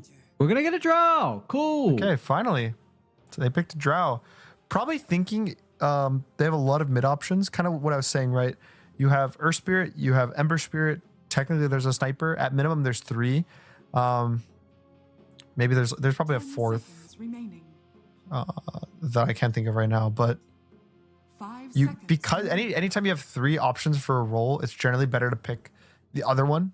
The only reason for that would be if one of your 3 options is like by far the best, or just does a different role that the other 2 don't. Radiant In this team case, down. you could argue that sniper, but I would assume they probably don't think it's that good. And we might end up seeing a really greedy draft of the sniper if they ban the Earth Spirit and the Ember. But I mean, I'll be real. The realistic thing is they're going to just pick Pango if Ember and Earth Spirit get banned. But we can pray for the emo sniper. 10 seconds remaining. Yes, sniper draw. I love that 5 combo. seconds remaining. Oh, classic one. Just got a bunch of agi right clickers. Yep, what I about love getting Grindback? 30 free agi. Grindback needs an offlaner. They see it's a Drow. It's Drow tree lane. Radiant team pick. Dawnbreaker is decent. But I don't mind the Dawn.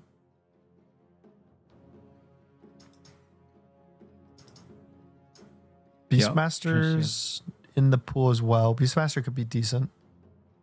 10 seconds. PTSD from game 1. Surely it won't be that bad.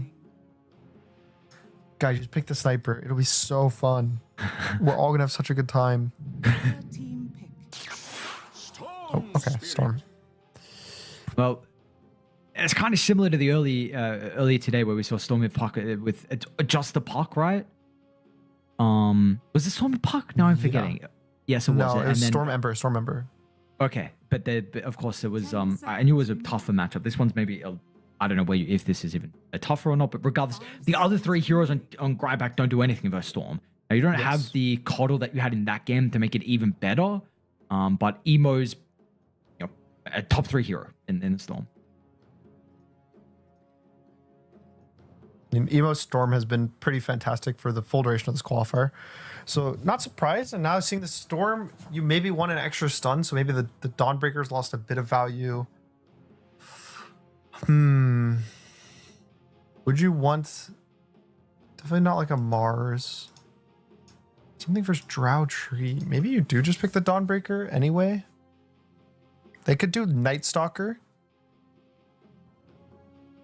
which obviously we saw struggle a lot, but picking the Night Stalker just as like an anti-storm and vision versus Drow could be decent. Is Night Stalker Phoenix kind of is that a you don't want?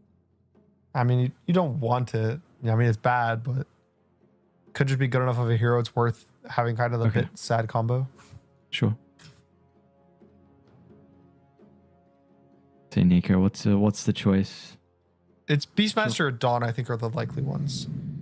Ooh, You may now select your hero. interesting. I don't know if I like that one. I think this one can be decent versus tree in the lane because you have a really simple way of breaking all the trees. But you're playing versus a root and a slow from the tree. You're playing versus a slow plus like a perma slow with the frost arrows and a knockback from the drow. So you pretty much have no aggression points in this lane. So it's like, it's a hard lane. Last time we saw Primal Beast picked into this like kind of tough lane, he definitely struggled. And I'm concerned he's going to struggle again. Laning Sage wise, honestly, Grindback's draft is not the strongest. So that's my concern right now. Like you have Doom having a pretty stable lane. You have a tree drow lane that's going to be pretty stable. Sure, Storm doesn't maybe win versus puck, and it's hard when he's level 6 on the puck, but I like Glyph's draft a lot. I think Grindback obviously has options. I think the Shadow Fiend's a really strong hero. You have Shadow Fiend Tusk, so you have this like also strong lane that should maybe win versus the Doom, but if you don't find good ways to win that lane, or even you somehow lose versus the Doom, I think that Grindback could be in some really big trouble. Do you want to see the SF Tusk lane specifically together and then have Ollie with the Primal, or no? Yeah, I think so. I think you want the Shadow Fiend lane has to crush. I think if you split the Shadow Fiend and the Tusk, the Primal lane maybe gets a bit of help because his support can like pull the waves even easier. But I think the Phoenix SF just get, I mean, maybe they don't get like worked. Maybe they'll be fine and get out of the lane, but Doom gets out of the lane, right? Storm's going to get out of the lane. Drow Tree are going to win their lane. Then you have like 3 even to winning lanes for Glyph. And I think that the mid game will hit and they just have a really nice draft and execution. They have like instant stuns for puck. They have Doom in a pretty good Doom game. It's definitely a lot easier than the one last one, I would say. And then a mid just, they have Emo on an actual spirit hero mid that can make these moves across the map. All right, let's see. Game 3 decider. A couple of early things. What's up with this? How do you want to see the Primal play the first wave before? It doesn't look like he is, but we've seen in the past, like some Primals will smoke blood grenade and trample over the wave or something. Yeah, I don't know if this is something that you're thinking about or not. I don't think so. What I would be thinking about right now, what everyone's thinking about, is basically whenever you have a tree protector, it's protecting the safe lane trees and cutting down the trees, right? The first meta evolved was the team that was against the tree would always run there, cut all the trees. Then the eventual meta was now the team that has the tree just bring 5 heroes to protect the trees. Then you're seeing the third evolution, which is you're gonna go gate behind them, smoke, and be this below position where normally everyone's looking at the top. You see where like trees breaking right now. He's not gonna be expecting this. They're gonna do this like huge wrap, probably trying to get first blood on the team just sitting behind the tree protector. And I mean, first blood wise, they have Tusk, which means I have to give their team credit. Anytime you have Tusk, you like usually win the 5v5s. But Radiant's draft is also pretty good at the 5v5 level 1. What are we looking at? Like Fade Bolt? What are the spells? Zeal actually? Hold that. Cute. Just a bit lot of early. Gonna have to level the shard. They've dropped the ward on the high ground as well. He doesn't get in front of Zeal. Bit problematic, and now Jackie can start to slow Nico down, but everyone else is a bit out of range as well. Oh, are we going to get any runes on Grindback now? Like, what is his position from them? Yorkem gets... Are they going to lose 4 bounties because of this? I think they might lose 4, and then they might also not get... Let's see, Yokem? Gonna get ice shards. Okay, look, surely they get this kill. Maybe? I don't think they get that kill. Even Ollie's potentially in danger. Oh, there's a man. Fairy Fire up for him on the Rubik. And he got armor. So now... Good news. They spent 4 heroes to kill the range creep. No! Oh, the TP's Norman. Oh, and now Ollie. It's going to be first. Bro, what is his start? Is Ollie not going to die to the... No, Norman has boots. Oh, he's going to be able to run him down. No way. What? This is... And he's going to walk to the lane now. Oh. No. And there's still a bounty there, but so that's in the end. Okay, Ken got one of the bounties, but it's 2 bounties and a first blood as well. And they're going to lane Phoenix and SF together, but SF is playing by himself. Yeah, he's doing okay for himself. He got 4 last hits on the first wave. How do you use a lot of mana? So now he doesn't have that much mana, but I think that's kind of a win if you can get past this like first couple waves of not having XP. But honestly, the big news about the Phoenix is not just how Shadow Fiend's doing in the first waves. It's the fact that Phoenix is going to be stuck at level 1 for such a long time. Like, Zeal might even potentially hit level 3 before the Phoenix hits like the level 2. And that just means that like he's in danger of always walking up and dying. He's never gonna have that point of having the level 2 birds, like the spirits, to get that like actually strong point in the Phoenix laning stage. And scary stuff happening already in this game. Oh. I know we touched on it before, but Narman with the boots looks like he's going to be able to be a bit of a problem for Q, but not the biggest issue. Just a couple of punches, but won't really be able to continue to follow the Tusk. Meanwhile, mid, see how this matchup's going to be able to go. There's the deny from Ken and also securing the other water rune. Anyway, still got one bottle. We'll see what the build is as well for Zeal. There's back-to-back games, of course, with the Helm Dom. See if he goes for it again on the Doom. I don't understand it, so I'm just going to say I kind of hope he doesn't, especially with the game 3 elimination game on the line here. I kind of want to see like a Doom that scales. Yeah, I think with this draft, it's fine to not go Radiance if you don't want to go it, but like Drum Shard, Midas drums, something like that, just something a bit more active would. But again, you know, I'm super willing to just say you and I don't understand the Helm Dom and that there's something about it that gives him a lot of value. But most of the time the heroes that I see the Helm Dom that it looks good on are because they want the Helm for regen in the lane. But Zeal's been just going Phase Boots Rush into the Helm. So it's like not even really a laning stage item that he's picking up. He's just buying it for the full item. So is that largely what you value the Helm Dom for, is the sustain in the lane? Yeah, it's sustain a lane and then some use of the creep. Like, think about like Axe was getting picked with it a bit, and it's like to stack creep waves. Same with the Centaur. Beastmaster is for the laning stage as well, but it's also just because he buffs up creeps. Yeah, of course. So Beastmaster's a bit different in that sense. Same with the Lycan, I would say. But for all of them, a lot of their laning stage is reliant on getting this Helm regen. And Doom doesn't really need that, I think, especially with him building just Phase Boots Rush every game. Well, looks like the lanes are going quite well for Grindback, all things considering. You know, Savage is top last hit, so SF still flexing how strong of a lane this hero is. The Puck and Storm, very even between the two. And Nico's maybe not getting as zoned as what I was expecting. Yeah, he's having a pretty okay time in this lane, getting a lot of XP at the very least, versus Zeal, who's definitely getting zoned way more. But the other thing is, I think Emo's getting... He's having a tough time mid, which mostly is matchup, but it's also partly that he gave up both water runes, which is just really sad to just get no water runes, especially like the 2-minute mark.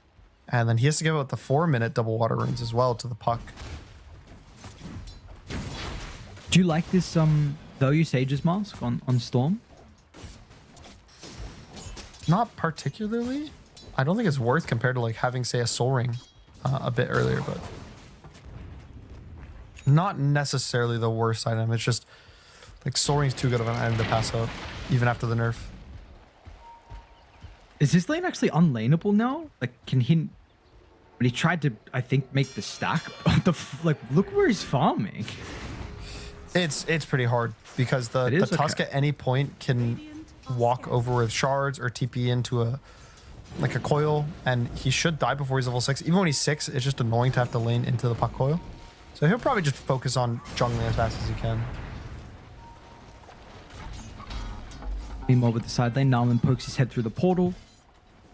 D-wards, drops a ward, and then goes back through to continue to play with Jackie.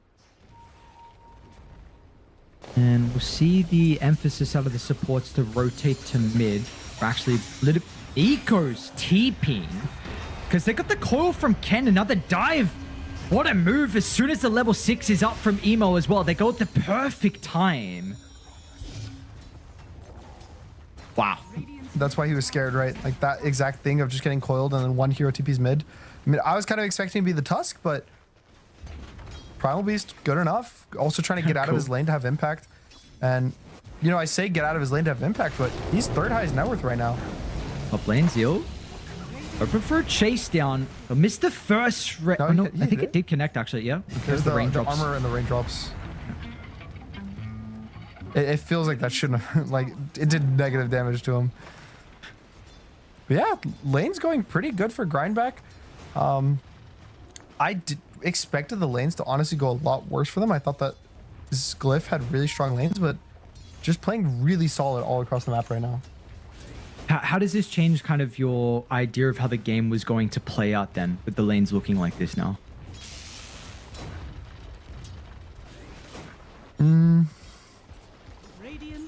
Definitely still depends on what Zeal chooses to do with his item build and then how Drow gets into the game. We've seen two versions of Drow in this qualifier. Pretty much one is Drow just never gets any momentum to do anything.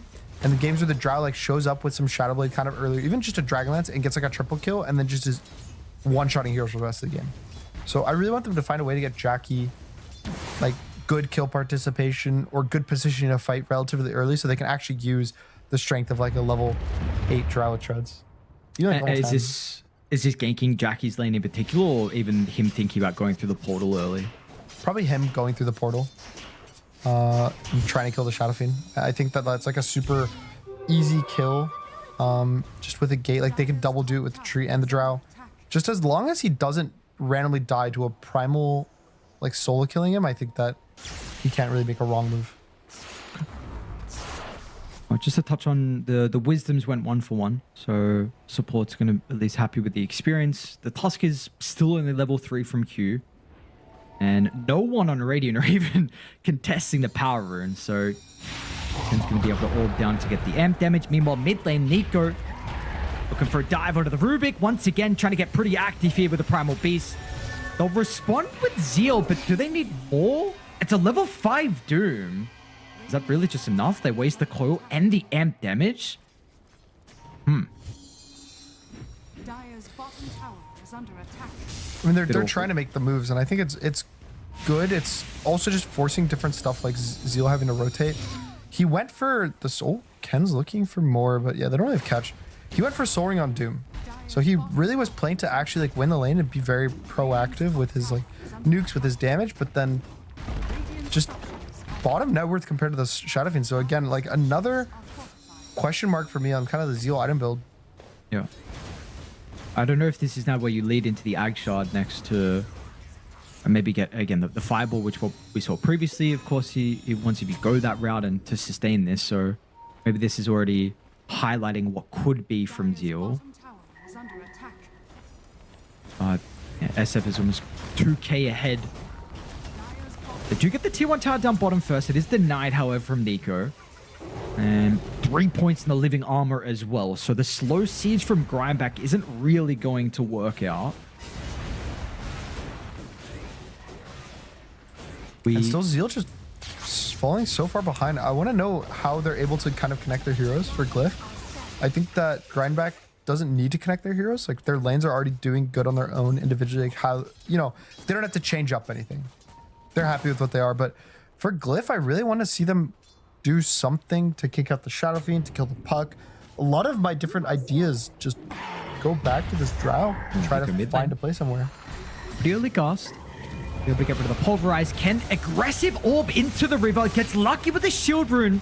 It doesn't seem like it's going to be enough. Maybe actually gets out. And now Jackie's in a little bit of danger as well, but the orb damage does connect. Ken finds the angle, and Savage is here as well, recognizing the importance of these early fights, and they're going to be able to run Yokam down as well. Nico's got the spells back up, and this will be 3 kills for Grindback. Okay, good rotation. I mean, they tried to get the Drow involved, which I do commend, right? Like, he's on the power rune at 10 minutes trying to get it, but just, I mean, very fortunate for Ken that he gets a shield rune and he outclicks everyone and he's able to pop before he dies, because if the Puck dies there, I think that fight would have been a lot different if Drow was able to kite, if the Storm's not really too scared to have all these buttons pressed on him. Well, Savage is going to stick around to even take the big stack at the Ancient, so help Q to get a bunch of experience. Does leave top as well. Ken's actually going to be here to clean this up. I was it does mean that Grindback don't. I was thinking because how the power rune fights had been going so far, had been heavily favoring them, and if they got the rune, they could maybe try and use that 10-minute catapult to put pressure on the tower against the Dream Protector lineup. So it's probably going to take a while for them to open objectives. Would you agree with not being able to use that last catapult? Yeah, but I don't think their draft necessarily needs to take objectives to be happy. Okay. Like, Puck is pretty fast at jungling, like the 2 camps near mid that he's doing right now. Shadow Fiend is obviously going to be really happy in his lane. They can hold their safe lane tower for a really long time, and I think enemy safe lane towers, you don't really need a siege to rotate. So probably it'll just be at some point, Ken is probably with the Witchblade, I'd assume. And it's like maybe like 12 rune, maybe Fortune at the latest, but probably around this like 13:30 mark. Ken will go bot, Shadow Fiend will take the gate, they take the tower, and then the map's open enough for them to farm. And there's not really any pressure on them to... Even if it doesn't work out and they just get a kill or two and walk away, it's still a win for them. Oh, they are starting to kind of slowly spy Savage. That ward they placed previously, Nalman's stalking the SF as well. So Zeal's going to cut the wave to continue to put some pressure on the tower. Yokam's going to rotate as well. He's got the ult. Oh, they're actually starting to double TP in. TPs. Yokam, he sees this. Still, Zeal. Pulverize out. Yokam, he's going to be held to the left side as well, so there won't be a telekinesis to deal with Nico's control. So Zeal's game continuing to get rougher and rougher, and even though Nico's not that much ahead in net worth, we are seeing, I mean, 3-0 on 2 and is still providing a lot of impact with the Dino early. Yeah, he's the one that's like making the moves on the map. He's going around killing. He TP'd mid, he TP's here. He's utilizing his hero, I think, a lot better than Zeal's able to. Like 3-0 and 2. Also cool build. He went drums on Primal. You don't see it that much. I think people kind of internalize that it gives you attack speed and they're like, oh, Primal Beast doesn't need attack speed, but tanky, movement speed, good item for Primal. Do you want Boots of Bearing this game as well against the slows and to... No. I think you go the normal like blink, you go a BKB. Even a Lotus could be good instead of the BKB if he really wants. Just because you can purge the trio, you can also play it as like an anti-doom mechanic. But I would assume he just goes like blink BKB. I think that's a normal. Oh, Witchblade is already out for the puck. Faster than average here for Ken. Of course, we saw his performance in the previous game. Definitely made amends for game 1 and is already shaping up to have a repeat as well. 104, second net worth. It's going to be your Scepter defensive for Ken, actually. What do you think about this? Interesting. Just because it doesn't seem particularly amazing to me. Like, it's just the Drow Silence, which, yeah, I agree, Drow Silence is scary, but doesn't do anything if you get doomed. Tree, I guess it will help with the root, but like you can usually just press phase shift when you get rooted. I don't know if you saw Emo's Oblivion stuff. So maybe... Oh, he might have. Yeah, that is a good point. That Emo's actually rushing the Orchid, which we usually don't see these storms do. He's gonna get this Orchid around this like 16-minute mark, so there's gonna be a bit of a window actually for Puck to die, like before the fuels gets finished. I wonder if he actually does now, because he bought the recipe and then sold it, which maybe, you know, of course he wants probably the Claymore before the recipe, right? But he also sees the Windlace on the Puck. So let's see if he does commit on Emo. Then again, you know, it's just a Windlace. He doesn't have to go into the yours as well. So he can go back for the Witchblade if he wants to. That would be really cool kind of mind game if he just saves his gold. Or like he like he starts buying a Kaya and just leaves the Oblivion staff as is. And then just waits to see if Ken buys a blink, and then if he buys a blink, he finishes the Orchid. And then if he doesn't, if he buys the Yules, you just turn into a Witchblade. There's no way though. Like that's so way too many layers of thinking. Yeah. He bought out. Okay. He has an Orchid. So let's see. I mean, this is the good old Storm build many, many years ago. And definitely the way that we used to see the Storm play into the Puck as well. But it's pretty snowbally, right? If it doesn't work, then how rough of it is for Storm to be able to scale. It's definitely also just like numbers wise how the item has changed. It's more on, I think it has a bit less attack speed than it used to and a bit more damage, which is worse for Storm. Storm actually really likes the attack speed, but He also has a very short window of time. He has like 400 gold on Puck before the Puck is able to buy the Eagles. So it's like, if you don't kill Puck right now with this smoke, which doesn't really look like they're going to, they're on the opposite side of the map as him. Are you just now buying an Orchid into an already countered game? In the sense, like they already have a dispel for you on the hero that you really wanted to be Orchiding. Might be able to use it mid lane onto Q. Which looks like an easy kill. And Emo's been missing some Galvanized stacks, so that will help him get involved. Even Zeal's actually going to swing over. There's the phase drums blink from Zeal. Zeal will run into Olive. Let's see if it just dooms him. Yep, sure, why not? Get the kill. It's been a bit of a slow-paced game and might be able to open up this T1 tower even more mid. However, they're starting to ping top. In fact, Savage and Nico looking for the setup as they're anticipating Zeal to continue to step over the left side. The Pulverize for the Requiem. A decent chunk of damage at the moment. Is it going to be good enough, however? With a tree armor from Zeal, gets him out. Meanwhile, mid lane now as well. Your Scepter just gets delivered. The perfect timing from Ken, so Ken can now actually fight back onto the tree. He'll use the Overgrowth. Ken's able to protect himself. Timing the phase shift means that the root's not there. Probably doesn't really matter in the end. Like Storm wanted to get away. There are a couple of kills across the map. I think win still for probably grind back. Getting the kill on the Tusk, getting the kill on the Phoenix. Like also, I think just enabling your Doom to like get something done is probably gonna help you. But wait, can Savage be here? Can he hit? Okay, sorry. I thought Yurkin was gonna like telekinesis him back and then they TP in. Shadow Feed's really fast. Now that Feast of Souls isn't a bad spell and you can actually put points in and use it, you click it, you get 8% movement speed from that. He also just has his Manta for movement speed. He has a Windlace. So like he just passively is at 400, what is it, 430 whenever he clicks Feast of Souls. I mean, Emo, you're out of mana now. You got the illusion, which is great so Kent doesn't have a second way to get rid of the Orchid. He's got a mana for the Orchid though. Yours sets Nice up, however, for the Gust. Jackie, great position, finally. We're going to get Jackie involved as well. That was your question too, wanting to see how they could utilize the Drow. He's been pretty silent so far this game, but big rotation from Jackie slows down Ken's game. That's his first death. Radiant's bottom tower is under attack.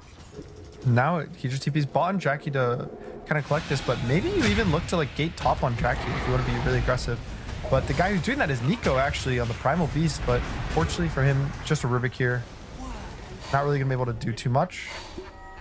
They might look to dive the tower with Primal Beast up here. Just still I think up. you just give it up, right? You give it up? Okay. Yeah, it's like very healthy, and you have a tree armor, but I think it's way better you just play to push out mid, push out bot, get farm on Doom somewhere else. Like Zeal needs to just farm his BKB.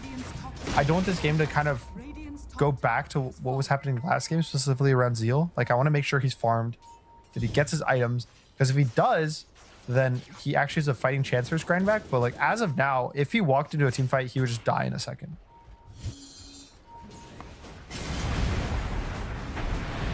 So he's trying to force the issue mid lane, but Dire, I believe, with their Absorb Ward, knew this was going on. Narman is going to drop an aggressive ward to the far right side that does see Cannon maybe also wanting to go towards the triangle where they are currently set up.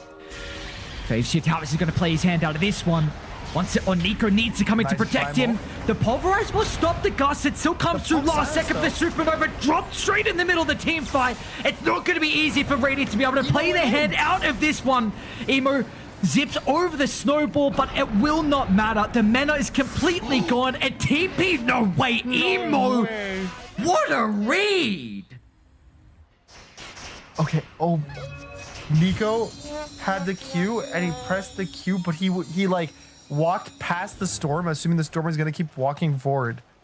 So like, he just insta did it on the same frame as the TP. That was the most unfortunate onslaught I've seen in forever. That's just I completely missed terrible. that, to be honest. That was, it looked like it would have clipped him like on the backside of him too, because he was like, his motto was pretty much on top of the storm still.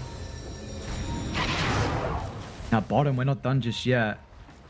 Jackie's going to be a little bit careful. Narman's going to be nearby. Don't jump over here with the tag team with the damage. Nico once again. They'll TP and Zeal, but instantly when they see the Drow dies too quickly, he has to cancel that one, which also means Narman free food as with the catapult as well. So this tower will also go down. We're up to a 4k lead now for Grindback. Yeah, a bit unfortunate the tree got caught in the puck style. He wasn't able to... They're going to start with the Orca with the pull as well. Emo, not a solo kill, but close enough. Yokan will yoink with the Fade Bolt. Pretty amazing that he's able to just solo kill the puck to some extent, right? Like, get enough damage. Sure, the puck is low from bot, but getting kills like that matter a lot. That's the other worrisome thing about the Yules is pretty much you can, like, zip Yule's pull and he can't phase shift dodge you, and you'll guaranteed get like a couple seconds of damage if you have a bit of follow-up. And then you can put the remnant down on the bottom of the Yules. Like, it does help a lot, even if the puck is buying a Yules. Okay, well, up to 5k lead now from Grindback because of the Ag shot getting claimed from Ollie with the Tormentor. So, what do we got out of the supports? Q, of course, that Blink for a while is actually going to go BKB this game instead of the Scepter Rush we saw previously. Yokan wants Glimmer into Force, and it looks like Narman, the Dracilla, and the Blink as well as the decision for him.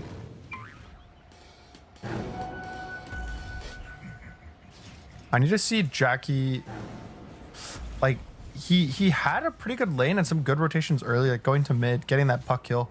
But definitely the last couple of fights, he's been left on an island and just dying. Like, goes into the tri-camp top lane, dies. Trying to get pretty aggressive here with the farming. Armor. They're not even going to need the coil by the looks of it. Q is putting in a lot of work. Everywhere he goes, he just finds a kill. Right now, he's been in 9 of their 12 kills. He's going to smoke up, look for another +1. It looks like they want to just go through the enemy tri-camp, try to get something around mid, maybe take this tower too. Emo, if they jump any core, any hero in the game, that hero probably just dies unless Tree somehow gets a perfect ult. Maybe Yokan could disrupt this. Nearby with the Glimmer, Scan will go red. They're going to jump over the top, and there we go. Storm. Absolutely. I mean, the Rubik, unfortunately, just not in a position.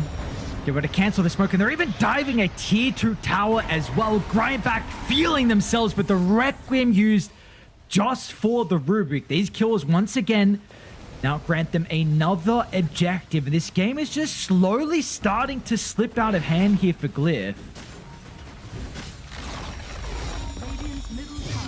Can they Roche? I think they can. With the Tusk and the Shadow Fiend, they have a lot of physical damage. And starting to just snowball the game as much as possible. Like, this is going to be a 7k lead, just 24 minutes of the game. And it's starting to feel a bit tough for Glyph. I think that the just damage that Grindback has is just feeling kind of overwhelming for Glyph to want to choose a fight right now.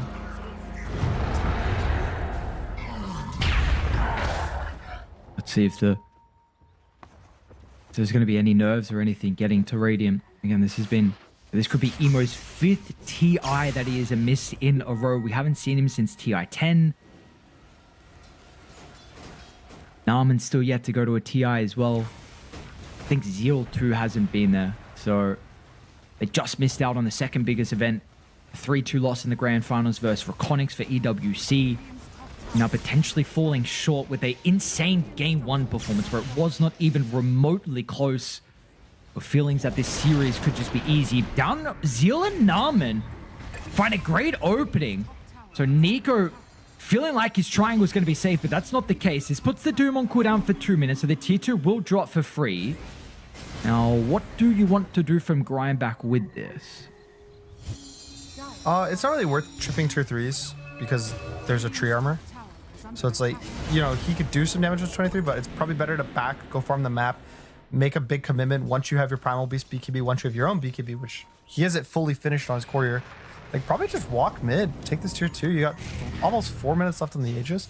There's nothing really to pressure you until Storm BKB. Like, Storm BKB is the next big timing, I would say, for Glyph, but it's BKB versus 2 different heroes that have BKB piercing disables, right? You got the Tusk Punch, you got the Primal Beast ult.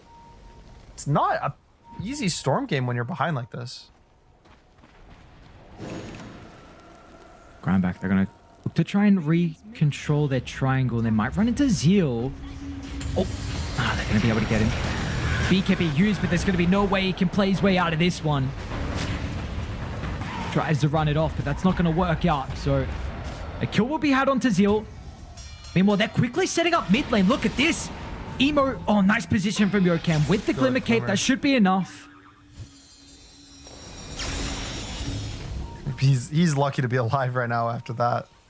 And just the thing is though, whenever you make these moves on the enemy side of the map and you like try to kill, and even if they walk away, it forces them to walk to the other side of the map, right? Like you see Storm now goes all the way to top, and then that gives Grindback the opportunity to go to bot. And Jackie. he was also playing a hero with no mana.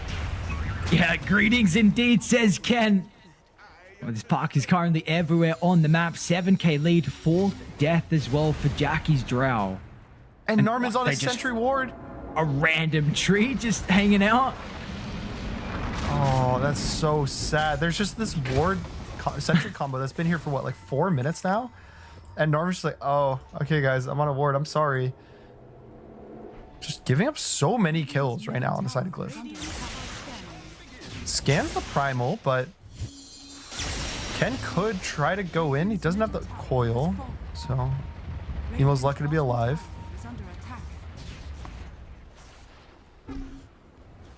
Is this what is this tree scepter? Like, is this good? Is this a meme? Like, I heard I saw about it when it someone was... buy it the other day in one of our games, but I didn't see it have impact. The first time I saw him ult with it was like as the throne was dying. I think he was losing actually. Maybe it was Narman. And he like bought it and he ulted once and he was this really big tree and then he lost the game. Okay, I don't even remember. Does it? I guess does it it reduces the do, cooldown by bro? 25 seconds. Okay, sure. It also makes him Are scattered. bigger, Nice. so that's good. That's what I want for my position 5. Yeah, like his model, he just gets kind of scary. It's pretty good, no? Like the mental, the psychological pressure you're putting on the enemy by just making the tree. Like if he buys a BKB2, that's gotta be bonus points. Yeah, dude, just super intimidating. This guy's just, Yeah. you're running him down. It's just gigantic tree. All right, Norman, all right, let's see. You know, you need, has he got greedy? Does, okay. He So does have it's still greedy. gonna take a while. I think every support in the game just takes greedy now. Yeah, I mean, of course you got to. Ollie's I love greedy. not a fan? I love it. No, it's good. No, okay, you do? I couldn't tell if that was Yeah. sarcasm. to No, be I honest. don't mind it. I don't mind it. I think it's good, but it is just kind of the basic choice. Even the one that I don't like is when cores take greedy. Yeah. Have you got I any think this that- game? I'm taking a look. No, not that I've seen. No, no course. The reason it's bad is because it's about like what, like 2.5 creeps worth of farm a minute, just about. But if you are using your damage, you'll actually farm those 2.5 creeps faster if you have like the 30 extra damage or 60 damage. Sorry. Like there's no way it's worth, especially when Yeah, they do it on heroes like 53. Puck and stuff or Zeus that actually right click a lot. Yeah, we saw that game, right? I was Storm or Puck. We were like, I think it was, What's I think it going was on? a Puck. Yeah. all right, this game, Kenny's got the Gunpowder Gauntlet. What a neutral this one is. This one is not too bad at all. What's the fight look like for Glyph? How do they get back in this game? What's the ideal one? So Zeal's got to get a really good Doom on the Puck. I mean, his Doom target's hard. It's probably Puck. You try to burst the Puck. You need to save the trio with the blink for the Primal Beast ult. So like, you Doom the Puck. Primal goes in to save the Puck. You ult to cancel the Primal Beast ult. So now he's useless on Primal Beast. And then you have Drow in a position, like you have Drow hide until the Tusk blinks in to now save both of the heroes. And then Drow like silences and just gets to peep off after the snowball ends. And then Shadow Looks like a Ripper is Zeal. like lagging. Oh, he needs to lag. Okay, that's great. Yules gonna hold the Storm into place. Snowball actually gets a stun. No way, Q. What? My. The snowball from Q, and now Nico's gonna be in with the pulverize as well. There's just mini stuns are canceling Okay, everyone. pulverize. They do steal it, but is it actually gonna matter in the end? Because Jackie just does not have the net worth. The voice lines are out, the tips are out. Grindback are feeling themselves. That's a 5-man wipe. We are up to a 15,000 net worth lead, and they may be 1 or 2 fights away at moving on. They could just not be a fight too. Like they're just gonna take out Rax right now. Roshan can start spawning in a minute.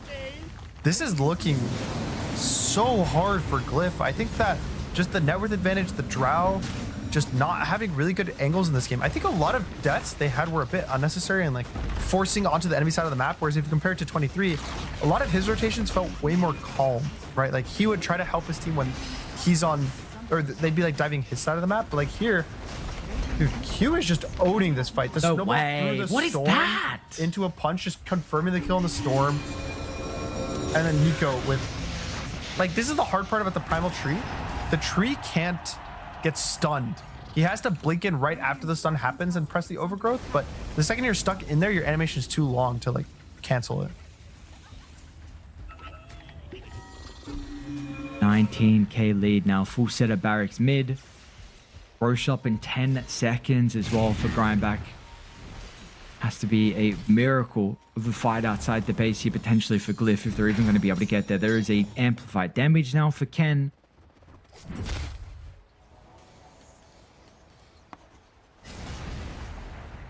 Line up. I like the Shivas on Ken. Going for, like, many pucks don't really buy the Shivas, I would say. It's not super common, but it's not, it's good this game because the Drow and also just giving like the slow for his team. Anytime that he goes in, gives vision for his Shadow Fiend, for his Primal Beast, even the Tusk to just get some like clean jump on the backline. I think that he's done his job.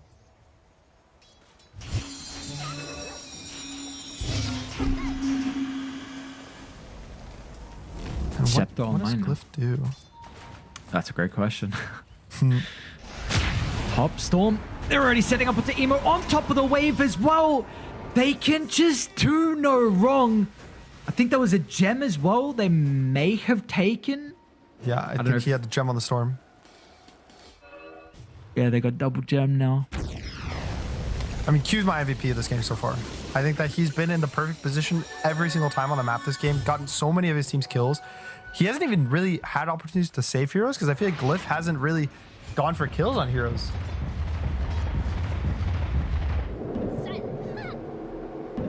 Yeah, Shiva's now finished for Ken. It's so hard. You just, at this point, get the Tormentor, which is doing right now. Player on the Roshan, which is going to spawn. It's going to spawn top, but it's only going to be there for 30 seconds. So you can probably just kind of play this bot half of the area, take the bottom tier 2, just play a bit slow. And I think you aim to end the game with this next Aegis. Do you have to take this fight for Glyph out of the base, or do you think high ground fight into Aegis is more the high probability? I think the high ground fight is probably the best. If you fight outside your base, it's way too easy for Drow to get out of position and get jumped. If they have to dive into your base to get the Drow, I think it gives Tree a way better window to get an ult. Maybe Doom to get it onto the puck, or even the Primal Beast at this point is probably a good one. And it lets them use buys. Which unfortunately is something they're currently lacking. Drow doesn't have gold nor the Storm. So, do you have it on 3 of the other heroes? This will be looking like a Roche that they scout out and be able to take straight away. Savage is... No, go back. Okay, I'll leave it be there. They have 20 seconds. I think they have the damage to kill it with how farm Shadow Fiend is. It's the Tusk, Especially with like Tusk being here.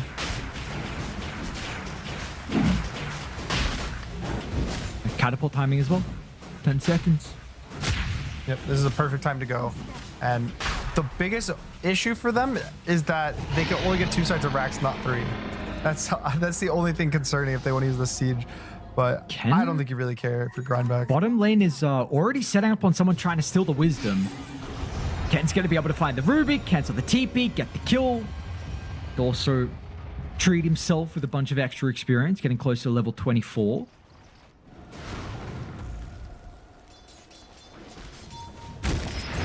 Oh, and Zeal. 23, not going to catch. There's not really a big item I see right now for the side of Glyph. Like, Jackie, his courier got killed. I guess it didn't have items on it. But his Lincolns, it's okay versus Primal, but it's not going to help him from the Tusk and the Shadow Fiend just right-clicking him. Doom Ags maybe will help with his high ground push, but dude, he has no like health to tank. Like he goes in, he just dies in a second to the Shadow Fiend. Top lane, they know. Nico was scouting out. He saw some of the creeps killed off, and he's actually going to run into Emo. Gets the first stun with the onslaught. Savage is here with the Requiem as well. What a read from Nico. And he's absolutely owning on the Primal Beast. I mean, everyone, to be honest, everyone I think is owning on Grindback. Like, they're all doing exactly what they need to do on the map at all times. They're not giving Glyph this kind of split push game that sometimes allows comebacks, right? Like, you play this, and now, normally, if they're not getting these kills, maybe they're only up 18,000 gold. And Glyph actually has their items, but because they keep consistently catching, they keep killing these heroes, they're just able to run around the map with a 27,000 gold lead. I think you aim to just push high ground here and just force buys, force glyphs. And yeah, drop in the banner. Do their best to try and drag the creep wave off the banner. But mid is also pushed in. So no backdoor protection. It's going to come through for quite some time. They'll have to glyph it up.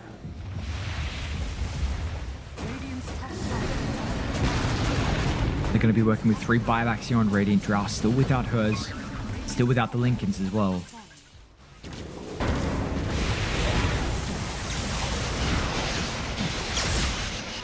Moves in. Okay, so. All right, free tier 3, free range tracks.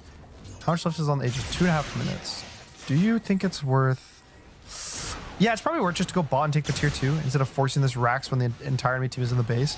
It's also nice that Ken is not feeling pressured to be with his team. Instead, he's farming the opposite side of the map and just getting a huge net worth advantage. Also, getting his level 25 before the fight, so has the massive silence, which is super good. Everyone on Radiant really needs to get their spells off. Like, maybe it canceled the Doom Blink or it canceled the Tree ult. So just a really nice 25 for ease of execution in these fights. And you could definitely do a tier 2 and do another tier 3 push. And this time there's no glyph to help protect.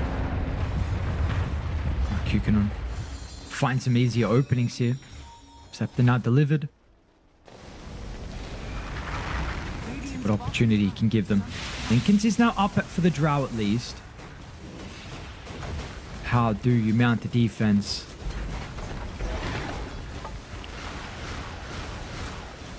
You might have to play for the melee Rax top. Like, using spells on the Shadow Fiend right now, I don't really does anything. Like, with the Aegis, I think if you can just delay this with, like, armor... I mean, maybe they back, but I think you don't as 23. Like, you go in, you want to force them to have to use spells, have to use maybe a Doom, have to use, like, Storm's mana, even like a Tree ult. Like, anything that they use on you is a win on this first life. They're going to try and go in, but instant with the Hex. They're going to wait to be able to protect the Emo. Activates the PKP, but the raw right-click damage is just too much. Zeal has to protect Jackie as well because his health is evaporating. Nico, unable to guarantee the kill. But we'll make it all the way back. It is space nonetheless. Savage has still got the Aegis for another 40 and also a kill on a silver platter. These supports have so many items. There's a Hex on the Phoenix. There's an Axe on the Tusk with the BKB. And now just going to go top. There's still 30 seconds left on the Aegis. So, I mean, even if they did wait for this Aegis, they'd probably still get Mega Creep. So now you're struggling with 2 heroes dead. Mega Creeps for Rhineback. And, I mean, is there any options left? Savage, please die. There we go, cool. No Doom either for 80 seconds, so you can't even try to full all-in commit onto the Shadow Fiend. It's pretty much just gonna be on Jackie to see if he can do something crazy, but I think at this point, Nico and 10 just keep everyone in the enemy fountain while 23 just hits the buildings. And it's over. G's are gonna be caught in Glyph. Good luck further. Grindback will eliminate them from the hunt to Shanghai. One slot we have in Southeast Asia. It was a roster that was put together a couple of months ago. I mean, you have a star-studded team over on Glyph. Once again, Emo, that ever so elusive return to TI. Some of the other players as well yet to go. Zeal, Nauman. It's tough for them, but for Team Grind, what a performance for them to be able to reset after game one, right? Because game one was abysmal. They got absolutely destroyed. It was not even close. The fact they were able to reset and have a performance in game two, and how convincing they looked in game three as well. This is great to see. I think, like, as bad as this game looks, if you're watching the first game was significantly worse than this, right? And yeah, just like you said, kind of being able to come back. Biggest concern for them, I think, was the fact that they had that rough of a game in the first one. But we're going to see them later today, and they get a bit of a rest. They get to watch this next best of three. But that one, with kind of how the matches were today, they were two very close series. And now, even though they made it, it's not the end of the day for them. They still have to make it through one more series later today to be able to kind of get into that top three slot. And if they play like they did in these last two games, I think Grindback can look pretty good and make it through, but depends on kind of which version of them shows up today or later today. Yeah, how do you feel like they're going to match up versus Execration? I want to say the Terrorblade could have the Terrorblade offlane in particular could have an impact on just how that series plays out. Mid lane, I don't think should be as a big of a discrepancy. I think Emo is just a very good mid laner. So I don't think that should be as crazy. But yeah, to me, it's definitely going to be a battle of the offlaners like Nico or Tino. Which one of them is able to kind of put their team on the back, whether they get like an Axe or they get some Primal Beast, some Terrorblade, some Largo. Who picks what? I think a lot of it is going to be on offlaners, a bit on the draft, a bit on not so much at the laning stage. I think it's definitely going to be more of like this like post laning stage, early mid game. Like the 15 to 20 minute mark, I think is where both of those teams have struggled, have done good. And so whichever one of them is on their kind of A game for that time frame of the game, that's the one that's going to win the series later today. Okay. We will have to find out how that shapes up. But yeah, for us, I mean, great performance here from Grindback, and we get Nico as the standout as well. There's been lots of question marks on his performance as a whole. Lots of eyes on him and how he's going to be able to perform as well. Everyone's looking at him, especially when OG are playing and when OG aren't playing, and when it's Grindback at MM. What a showing from him. I mean, such early movements with the Primal Beast. What I think it was, the TP mid. You mentioned about maybe why the Storm didn't want to play in that lane because of the Tuskwood TP, while the Dino did it instead.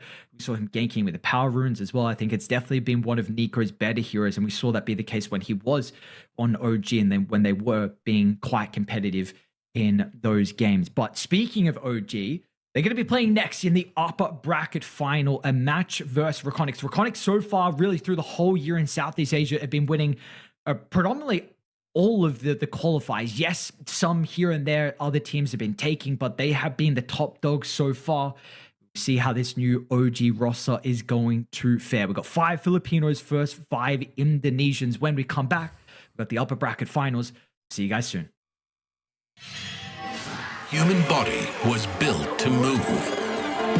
Not trapped at a desk in one singular posture for 12 hours a day. It's time your chair evolved. This is Secret Lab Titan Evo. Ergonomically engineered for you. Gamers, hybrid workers, artists. Backing your every move.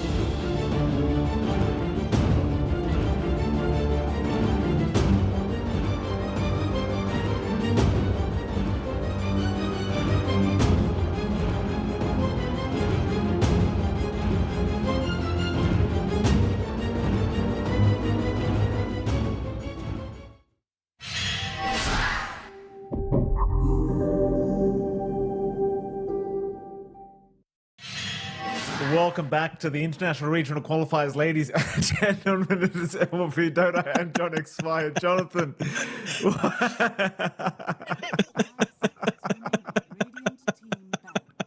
Gotcha this time, Mikey. You didn't expect it, you know. You're like, oh, I'm gonna be in John's room. Guess what? I'm in your house now as well. We've switched places. Welcome to the Heat, Mike. As we're bringing the heat with this series, Reckonix up against OG. This should be a fun one. We've already had a great day of qualifiers already. 6 games across those 2 series. 2 teams already being eliminated. Of course, we're gonna get Execration up against Grindback later, but this one, we talked about our top 4 teams in C that could make it through the qualifiers. And these are one of the 2 ones. Reckonix had a good run in the upper bracket so far. OG, you know, maybe a bit rough in some of their games, but they have looked pretty good afterwards. They've cleaned up. And it's going to be fun to see. This kind of matchup should be pretty fun, Mikey. It certainly is, Jonathan. Good to see you. You busted the green screen out. It's gonna be a great day. It's gonna be a great day. Our first series as well in Reckonix OG. It's Indonesia versus Philippines all over again, John. It feels like we're going right back to back in the day when we first started, Jonathan. Finally, we get some real juicy sort of series here, and it is full Indonesian versus full Pinoy. I don't know what did we used to call this something, John? We had a name for this, didn't we? Not really. Just the Indo versus PH fight. I think.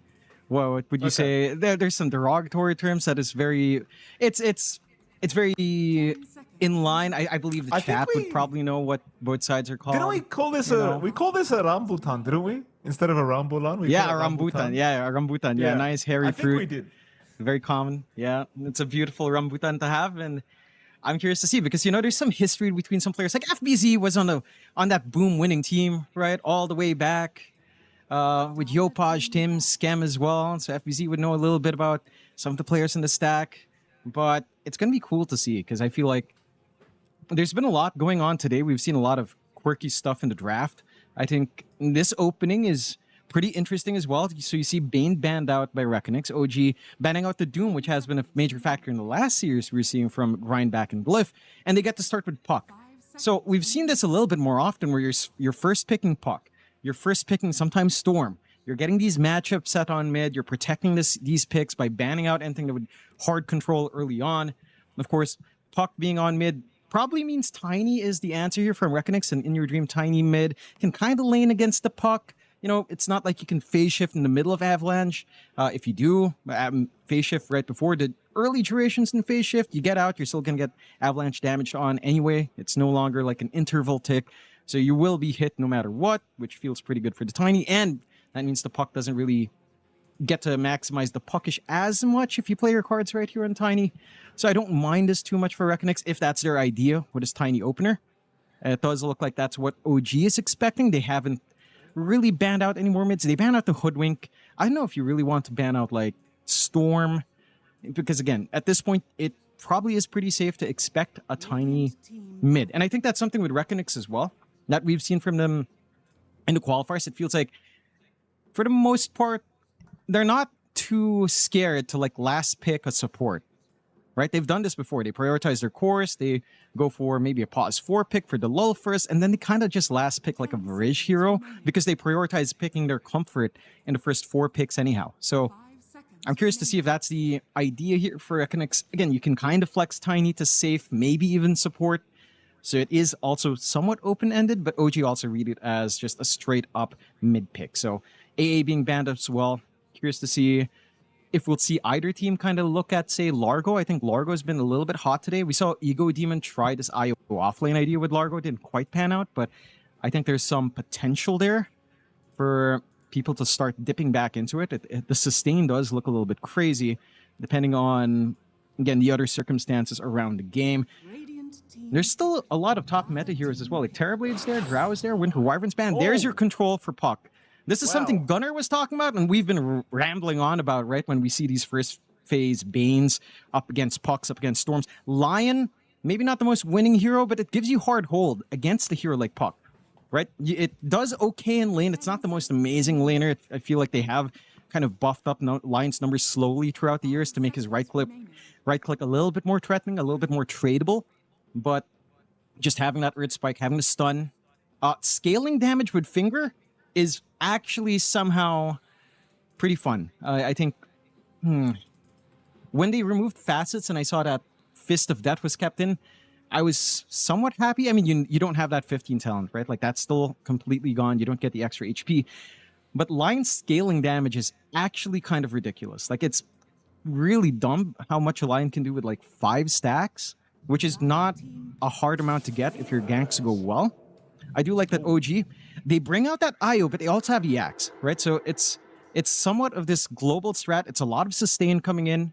Axe IO lane can be quite nice, running down with Tether, getting some good calls, depending on your safe lane matchup. There's a lot of potential here to just snowball out of control on this Axe. Mind you, you do have room for picking stuff like Terrorblade, I think, is a lane that Axe really doesn't enjoy. Drow, a little bit less so. Laning phase-wise, yes. As the game goes on, not as bad for Axe, I would say. Like, it's mainly for the lane. Like, the Drow wants to crush the Axe lane because Axe does scale with plus armor. Right, so it's not like Drow really melts Axe too quickly. I don't think that's, in the long-term condition, I don't think the Axe cares as much compared to a TB who just hits hard enough that the Axe just dies. They go the Ench now as well, so they've got their own sustain a little bit more. Lane shenanigans can come in. Important part with the Ench, we've seen a lot of good micro onto mid for the Water Rune denial and for the 4-minute Water Rune contest. I think that's something Reckonix has really lined up well. Just Lion Ench support duo rotating onto this puck early can really offset an early start that Yopaj will want to find for himself. Yeah, absolutely. It's going to be already looking like a pretty exciting game number 1 here between these two sides. Reckonix, I mean, I'll tell you what, John, they've been looking fantastic throughout these regional qualifiers, and I really can't wait to see this series play out. I feel like this could be a very, very close one between these two sides. More picks to come, of course. Reckonix. You know, I'll tell you, I know you've probably said this over and over again, John, but this Tiny, like, we're assuming POS 1 Tiny here for Reckonix, I'm guessing? I would still actually... I'd actually still say I'm leaning towards an In Your Dream Tiny, then you get something else that crushes the Axe a bit more. I think Tiny versus Axe is still pretty okay for Tiny, but you can still overwhelm it with, like, again, like a Terrorblade wouldn't be so bad. Drow less so, but Drow will win the lane, just not necessarily in a long-term game sense. It does look like with a Zeus pickup, though, you are just going to end up with the Tiny safe. I mean, I was trying to justify in my mind, could you really try to go Zeus 1? That's just dumb. You don't have a crazy lightning hands combo with Yasha, so no. You're just going to go mid Zeus. We've seen this matchup today, and that matchup is okay. It's still pretty good for Puck.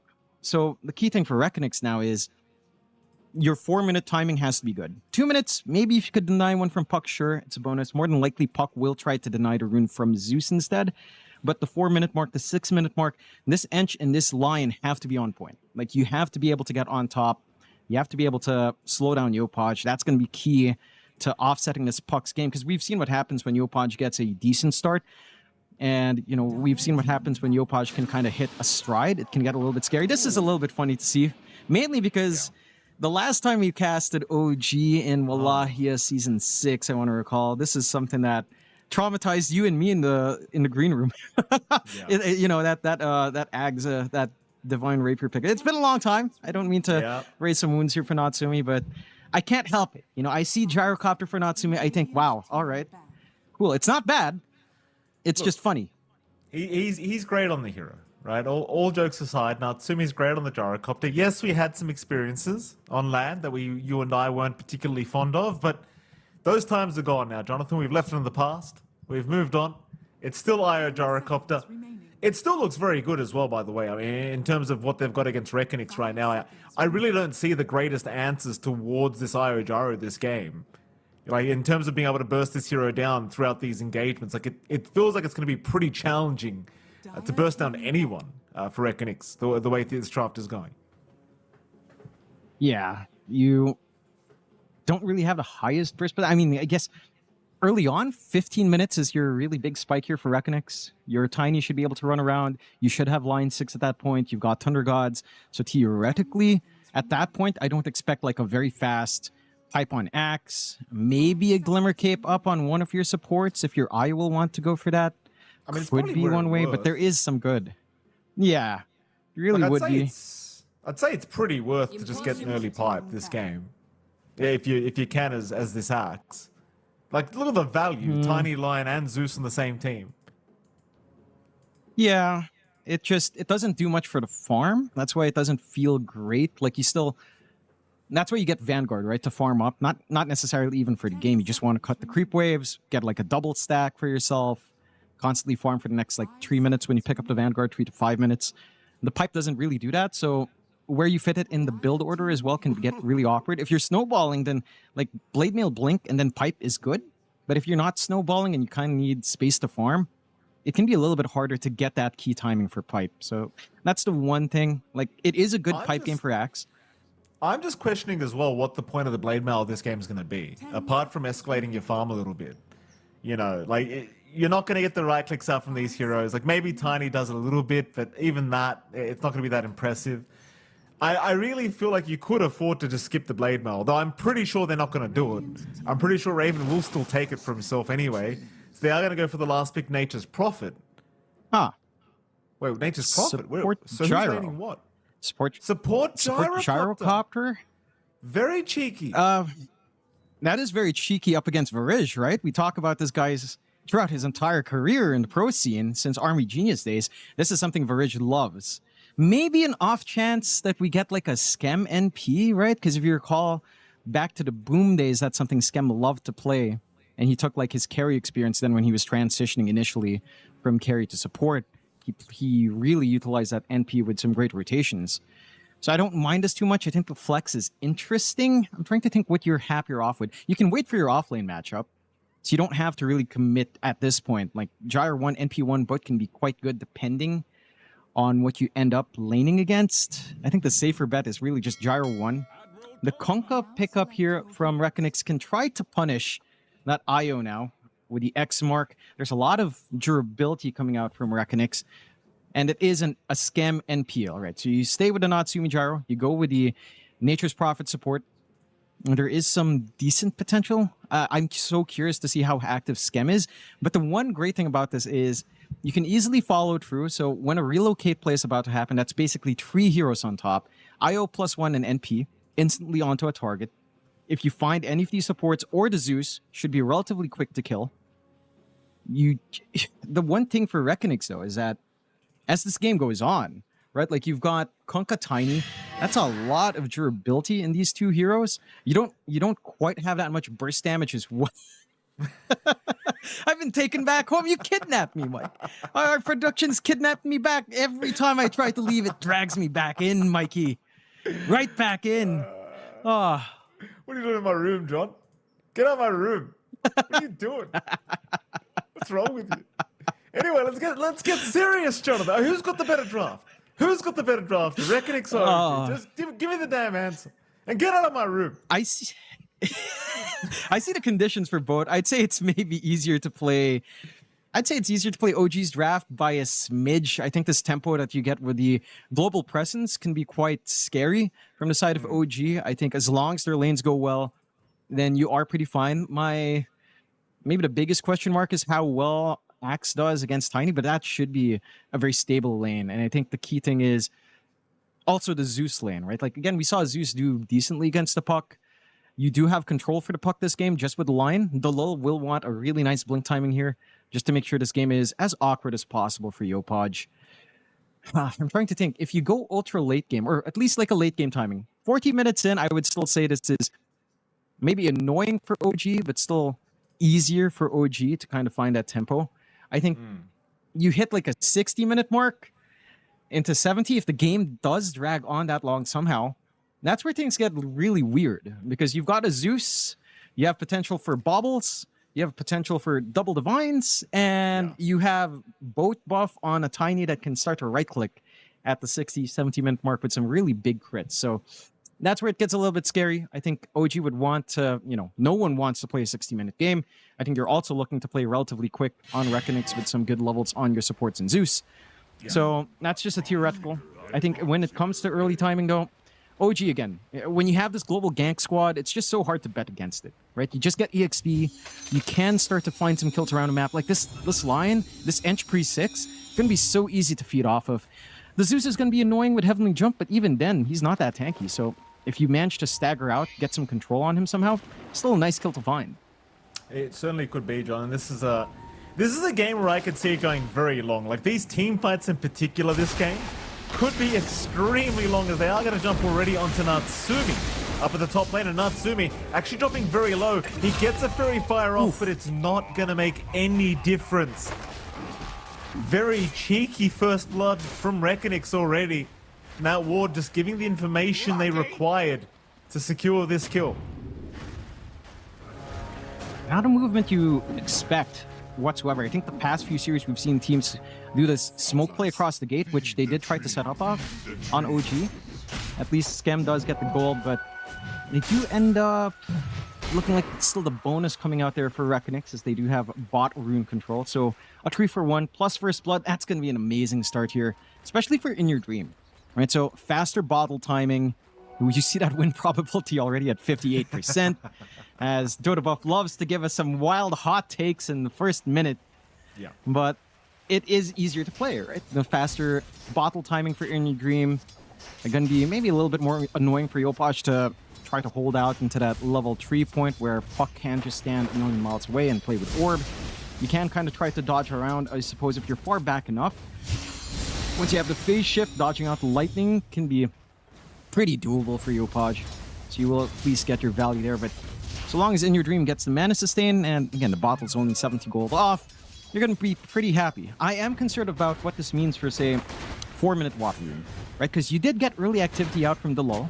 He has a little bit extra EXP to play with, so that means 4 minutes in, he might be at a closer point at level 3 to 4, just off of that assist, off of finding that first blood. And that can lead to, again, some good movements onto the mid. Scam is a hero that does a lot of damage in trading, but they've already cut a little bit of the tree line, and they've also kind of summoned out the Nature's Call. So long as you kind of manage the tree line, it is pretty happy days, because you're kind of playing off your innate here for Scam to win those right-click trades. Full camp is left open. They also planted the D-ward ready for it, so at least you have that lane control on hand. Jeez, Natsumi takes a lot of damage. Bottom lane, Varish trying to be as annoying as possible here towards Raven and, of course, Tims, but it's very hard to intervene against IO Axe. Chances are you're just not going to bother, so Raven is going to continue completely free farming. Top lane again, we are looking at Delol and FBZ going against Natsumi and Skemen. I'll tell you what, when they do get the initiation they want onto Natsumi, the damage output is already really high when it comes to going on either of these targets on the side of OG. For now, Delol has left the area, but he'll make his appearance once again, and I'd be quite afraid, especially of the level 3 timings here for Reckonix. You hit level 3 on both this Kunkka Lion, the damage, it does tend to skyrocket. And it does. There's not too much Scam can really do as well. I mean, he's been trying to manage the lane, and he's been doing a decent job. It's just that FBZ, as one of the melee hero matchup up against Jaro, doesn't really mind the matchup. Like, look, Flax turned on, FBZ just holds his ground, deals more damage back with Tidebringer, and he doesn't care. Delo, again, is doing a great job of splitting Skem's attention away from trying to capitalize onto that tanky Kunkka. So you're just getting a lot more here out for Epool. In terms of CS, maybe not the smoothest, bottom in comparison to Raven, but that is a free farm Axe who just has access to the creep cuts. This is a real hurting point for Jakor. He is managing to find that farm, but you're not stopping the Axe. This timing into what seems to be Vanguard Phase Boots Blade Mail should be really quick for Raven. Like, this is just never going to be punished. Nothing that the Ench can do. It's not like you have high levels and impetus to just right-click him down. Even if you had level 1, it's probably not enough. And Raven's just doing this by himself now. Tims is just walking back, maybe wanting that Lotus, but a little bit hard to contest that one. It certainly is, but and Jakori will just go take it for himself. Certainly a very good game for Raven. I mean, I was, going back and forth with you about item builds. He is still going for the Vanguard, Blade Mail, and Blink Dagger, so nothing changing. Here for Raven, just stick to the usual. Fair enough. At the very least, like with a start like this, it's going to be very quick farm. So I guess I can't complain too much, John. With the pace he's going at, he might have an early pipe anyway with the way things are going to be going. We'll see. Maybe they even just let someone like Tims do the pipe carrying. How like they even care at this rate. For now, again, they're just continuing to free farm this bottom lane. Like there's no contest here for Jakroy and Varish. They can't do much about the Axe. They just let him be. At least you know that Natsumi is starting to catch up in the farm department as well on this gyrocopter. Not quite as intimidating as it once was against FBZ and Dalal, but in fairness, Natsumi is playing pretty far back. So not risking getting caught by that initial X, because it could just mean his death. Yeah, you do have a level 4 Kunkka on FBZ right now. Surprisingly, no rotations from the mid lane, but I suppose it is still pretty early. I'd expect some movement at the 4-minute mark. I think we did see the lull walk down, but he's been so busy trading with Skem that he was actually only level 2 at that point. It did end up being a 1-for-1 in the runes. The mid lane matchup has been a little bit more even than I think you'd normally expect, but that tends to be like a worst case scenario for Puck. So I'd say in this circumstance, you're pretty happy in your dream to force this lane into a 50-50. Power Rune perhaps is where we start to see more of that commitment. You are inching towards the level 6 timing of IYD though. And that's where things can maybe get a little bit spicy. You could try to look for some place. It's just that with how tanky Axe is, your chances are you're not going to be looking at Raven anytime soon. He's got that Vanguard. Look at this guy. Like, just farming everything he can. Case is on for Natsumi now. Skem's going to TP in to try and help out, but this is what I was talking about. It's hard to tank this amount of damage right now from FBZ and Dalal. Skem and Tim's going to try and trade, but this could be dangerous for him. FBZ's pretty tanky. TP's coming in to help out. Dalal, he's still holding his ground. In your dream, he'll clean up Skem. And it seems as though they're not done yet. They want an extra in the form of Tim's, and they've got the X. This should be a secondary kill for In Your Dream. If he can land... He's out of mana? Kill. No, he's out of mana. Never mind. No third kill. But still a successful team fight here at the top lane for Reckonings. And it is. And again, they just kind of collapse everything they have up top. Just the Bracer alone and FBZ. Playing along with that Admiral's Rum. Just so hard to look for that burst play on Natsumi. He does still, you know, focus on the Rocket Barrage. He's got it at level 2, going for a 2-1-1, but it's just not really enough to leverage any sort of threat. And there's not much assistance you can expect from Skem. Movement across the map does mean that at least Yopaj does get himself the Arcane Rune. That is something In Your Dream would have really liked to have. So at least Yopaj now has something for his own potential rotation around the map if he'd want it. Reckonix still pretty darn happy though. Again, they haven't really answered what Raven's doing on the map, but you are getting free farm out of the decoy. They're trying to aim for FBZ. He's going to go for the X-Back and the TP play away. Right before the Shrine of Wisdom. He won't be able to contest it by himself anyway. In fact, he doesn't even want to be here anymore. FBZ jumped by 4 different heroes. Probably regretting the X in the first place. But he did not have the information required to know there was 4 heroes there. So very unfortunate for the side of Reckonix. Losing the Shrine of Wisdom and FBZ. But they'll keep at least the tier 1 top tower. Yep. Just quite a few bodies they're throwing out here, even In Your Dream showing up, and they just help shove them back. While all that happens, no one's able to take the Dire Side Shrine, so Skem also gets the bonus. 2 Shrines of Wisdom, a core kill on hand as well. Like, everything kind of looking good for OG. Outside of some of those shaky first few kills that you're giving on to Reckonix. And again, this is the point where you start to really ramp up on Natsumi, right? Like about to hit level 6, his Rocket Barrage damage being maxed out. It does a ton of work. The cooldown's going to be pretty threatening. There's some potential plays. Once Tim's hits his own 6, which isn't too far off. You know, Raven's been, again, left alone for like the entire game. This guy's just living in his own world, playing his own game. Snipes a nice courier. Doesn't really have anything in it, at the very least, but some decent bonus gold. Blink and Blade Mail timing can be really quick on this Axe. Compared to the timings that FBZ's looking for, he's just looking to rush straight Ags. Which I do appreciate. I mean, those early shifts for teamfight control, it's going to be big. It's going to make it a little bit tougher for Yopaj to try to dodge around. Especially since you already have the X anyhow to try to pin him down with a line. It just feels like, again, this momentum that OG's building up is getting a little bit concerning. Raven gets a good call. Jacroy is pretty far forward. A lot of heroes coming in as well. Jacroy, I mean, there's no real way out of this. He's just going to try and fight back, but Raven, with a very nice call, dragging him back towards the tier 1 bottom tower. And with this global sort of draft, it's pretty challenging to not die if you do get caught. Mid, are they going to try and defend the mid tier 1 tower? And they've got the Dream Coil. The siege isn't that quick from the side of Reckonix, but they are hanging in a good spot. Look at the low spot. Lol. Very nice positioning from Delol, but he has been spotted now by Scam, and he's just blown up. Did not last long enough. In fact, now in your dream. Ooh. Also caught by Yopaj. Yopaj, though, maybe going a bit too Oh. far, does get punished. Under attack. Not expecting the rotation from Jacroy. And it seems the OG just trying to escape will narrowly be able to do so. But they do lose Yopaj for the sake of Delol. It's not a good trade for OG. It's a happy trade for Reckonix, and that does provide them the space to actually clear that mid tier 1. So you trade tier 1 mid for tier 1 bot here with Raven just using Creep Wave to take his own objective. It's a bigger win for the side of Reckonix. Granted, that's Thunder Gods down for a minute and a half.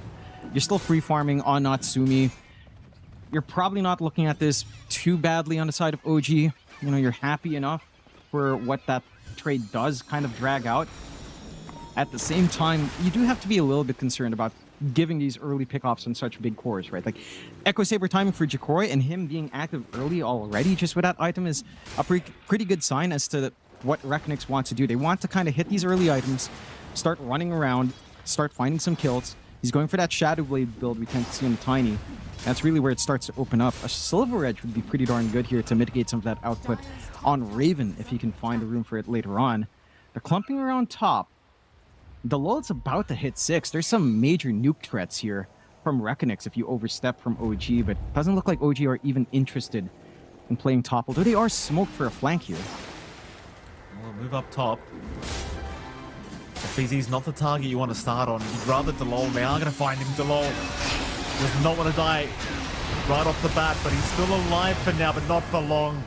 The Wrath of Nature is kicking in, taking him down. He'll go for a bit more. Varish still going to be able to walk away. That'll be all she wrote. Well, secured Delol, but unable to get too much more out of this. So not really the greatest gank attempt here from OG. I'm sure they would have liked a bit more for their commitment. But you take it.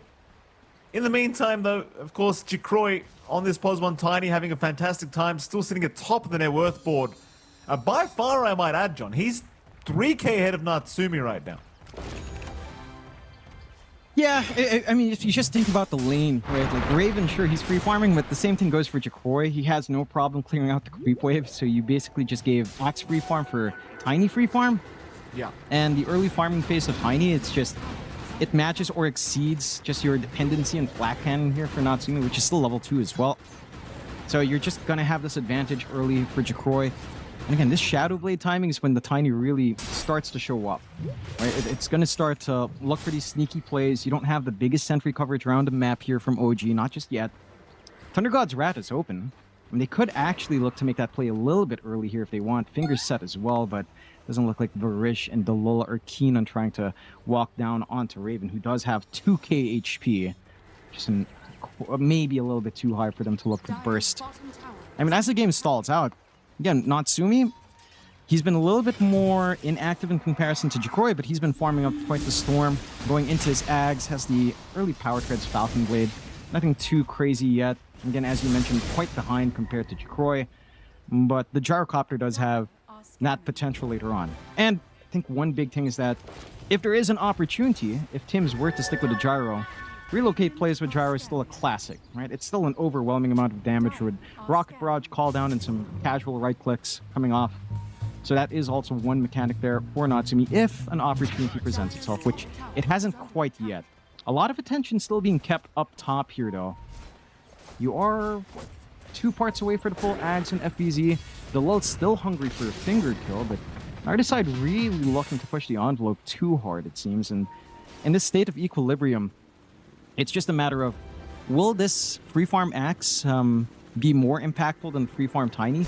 I would argue to a point, yes. Like, once the blink is up, I think this initiation angle from Raven, just in terms of control, setting up for coils, it can get a little bit dangerous. You tie in that call with a call down, the damage can be quite overwhelming. Like, the Tiny does a good chunk as well, but you have to remember, like, the Avalanche Toss has been nerfed pretty hard. And we've seen that at around 20 minutes in, 25 maybe, where it doesn't even really cleanly kill off supports. So you're relying a little bit more on your right click, which has been tapered off a little bit because your shard no longer gives you unlimited tree grab. The Ags was nerfed down just a tad bit as well. So I'd say, again, this free farm trade is equal, but the blink timing of Raven is just bigger. Arguably a little bit bigger than the Shadow Blade that's on Jacroy right now. It still scares me a little bit. I mean, that BKB coming up on Jacroy, it's going to allow him to feel a lot more confident to join these fights. But and as Seb was saying just the other day that he was quite satisfied and I think pretty happy with how Raven's been performing on this axe. So maybe you've got a point, John. Maybe Raven just that confident right now in his ability to just have the impact he needs to have on this hero. And I mean, in fairness, Axe is one of those heroes. It can really just carry the game for you in the right hand. So we'll have to wait and see if it pays off here for OG. But now at least Jacroy is a pretty happy boy. I mean, I guess of all people, I shouldn't be talking, John, because it's Cosmo and Tiny, and you know how I feel about it. You know? You know how I feel about this hero on the Cosmo. Can you imagine? Mikey, it's been a year since we gave that rant, and here we are again. TI Qualifiers, Tiny again. Yeah. Nothing's changed. Isn't that great? The only thing I like about Tiny is just tree ball. It's the only thing I like. It's the hope I have every game is that they pick up an axe. Yeah. But again, they nerfed that. You know, peak Tiny was with Morphling when you had 2 tree volleys. That was amazing. You don't get that nowadays, Mike. It's not the same. Natsumi. He's going to get himself a nice little gift. Rish getting caught with his pants down in the jungle. There's going to be FB's a little bit of help coming out from the Conker, but not really anything to write home about. It's just kind of daunting to see how big of a difference there is between net worths and carries right now. Like Natsumi, like props to him, he's almost at the Aghanim Scepter at this point. But like I said, Jacroy's almost got a full BKB up now. Already got the Shadowblade Echo Saber. You know, it's just... Again, it's a little bit concerning here for Natsumi. You know, just considering how far behind he is at the moment. But I suppose it isn't his fault. This was a choice. Yeah. And... Again, like, this BKB from Jacroy is... a step up. I'm curious to see what's next. Will he commit for like a Silver Edge to break Raven? Will he try to go for the Ags build up? Maybe even a blink if he feels it's necessary. A bit of a smoke out. Raven. I think he might be around Raven. He's a big boy. He's the highest net worth hero on OG right now. You'd rather not him die. Raven. Good positioning. We'll break the smoke and we'll see Varish. Very nice patience there from Raven. He senses something was wrong. Does avoid a very important gank, I'd say, for the side of Reckonix, though they are coming back. But no, I think it's all too late, Reckonix. They've missed the opportunity. Yeah. Just a little bit of time being wasted away. I mean, you're happy enough on OG for that to happen, right? Like, that movement's not where Natsumi's at. Maybe a lot more of a vulnerable target. The lull. Gonna catch him. Nice blink in from Raven. Has caught himself a nice little cheeky line kill and gets the dunk as well for his trouble. Happy days. Meanwhile, top lane, lines have been drawn out and it seems like OG want to investigate and see if anyone's hanging around. They are going to run into Varish. Skem looking to retreat a little bit, but his teammates are slowly coming in. They're not quick enough for them to start this fight. But I say that, Raven, he's here now. Call is out onto FBZ. He'll drop everything on the Conker, and FBZ, he's just not taking through it. Raven, 3-0-0 now. The impact has begun. And it has, and it's like what we were talking about, right? Like, yes, your Tiny's farmed up a Storm. He's right up there still at number 1, but Raven's just doing a lot more early. Look at this relocate play onto Jacroy. Uh-oh, Jacroy. He's just got it now. He's just got the BKB now. Radiant's middle tower. And he knew that Raven was farming the mid lane, so there was no way for a cancel to come in. Top though, Varish, whoops. Bit of a chase down. They relocated back together, and Varish maybe not anticipating it. There's a lot of TPs coming out, maybe Natsumi not anticipating this. FBZ will go in with a ghost ship. They're healing him up though. Natsumi, he's not dying. The sustain from Tibbs in the tree line. You've got to kill the IO. Oh boy, there goes the lull. FBZ still trying, but I think they're out of gas here, Jonathan. FBZ, no, here comes Jacroy. He's a lot more gassy. Raven Raven is gonna die. Scam also being chased down. Scam's also dead. Natsumi trying to clean up here, though he is lacking a bit of damage for Jacroy. Jacroy between a rock and a hard place, so he's gonna fight back a little bit, but it's not enough. FBZ, he can't do it either. He can't do it either. Natsumi survives all of it. Oh, that was on the edge. Like, this buyback from Scam actually has impact. That Sprout saves them just a bit, provides that spacing they need to not get an extra right click in. And it just all works out. It's such a, I have to say, it's such a sad game for Delala, right? Like, he hits a decent blink timing. He's been sitting on Finger, and he just hasn't gotten any charges. He pops it on Natsumi. Tim's positioning is just way too good, all the way at the far back. And this is the problem when you have something like that Zeus, right? Like, who is going to jump that backline for you? It has to be, it almost has to just be Jacroy. He has to go hunting for the IO, but he can't really gap close that far either because he's got Shadow Blade. He doesn't have a blink. You know, he can't just easily hunt for these softer targets. And so now you rely on OG making missteps, but they just have not shown that. They're playing really clean right now. And they managed to kite that moment with Jacroy, just so close to damage, just on the edge. But the spacing, look at that. The Sprout at the last minute from the buyback from Scam saves the day. Here we go, Tormentor. It'll be too challenging. Got to sustain here with Tims. And lesson learned from that last team fight, I think, for Reckonix, they've got to blow up this IO first. Just underestimating a little bit just how much regen Tims was able to provide, and at least get rid of him before you try for Natsumi. Dire's top tower is under attack. Yopaj. Dire We'll see Varish. Doesn't do anything about it though, just leaves him be. I'll tell you what, with the way things are going, John, Reckonix not looking quite as strong anymore.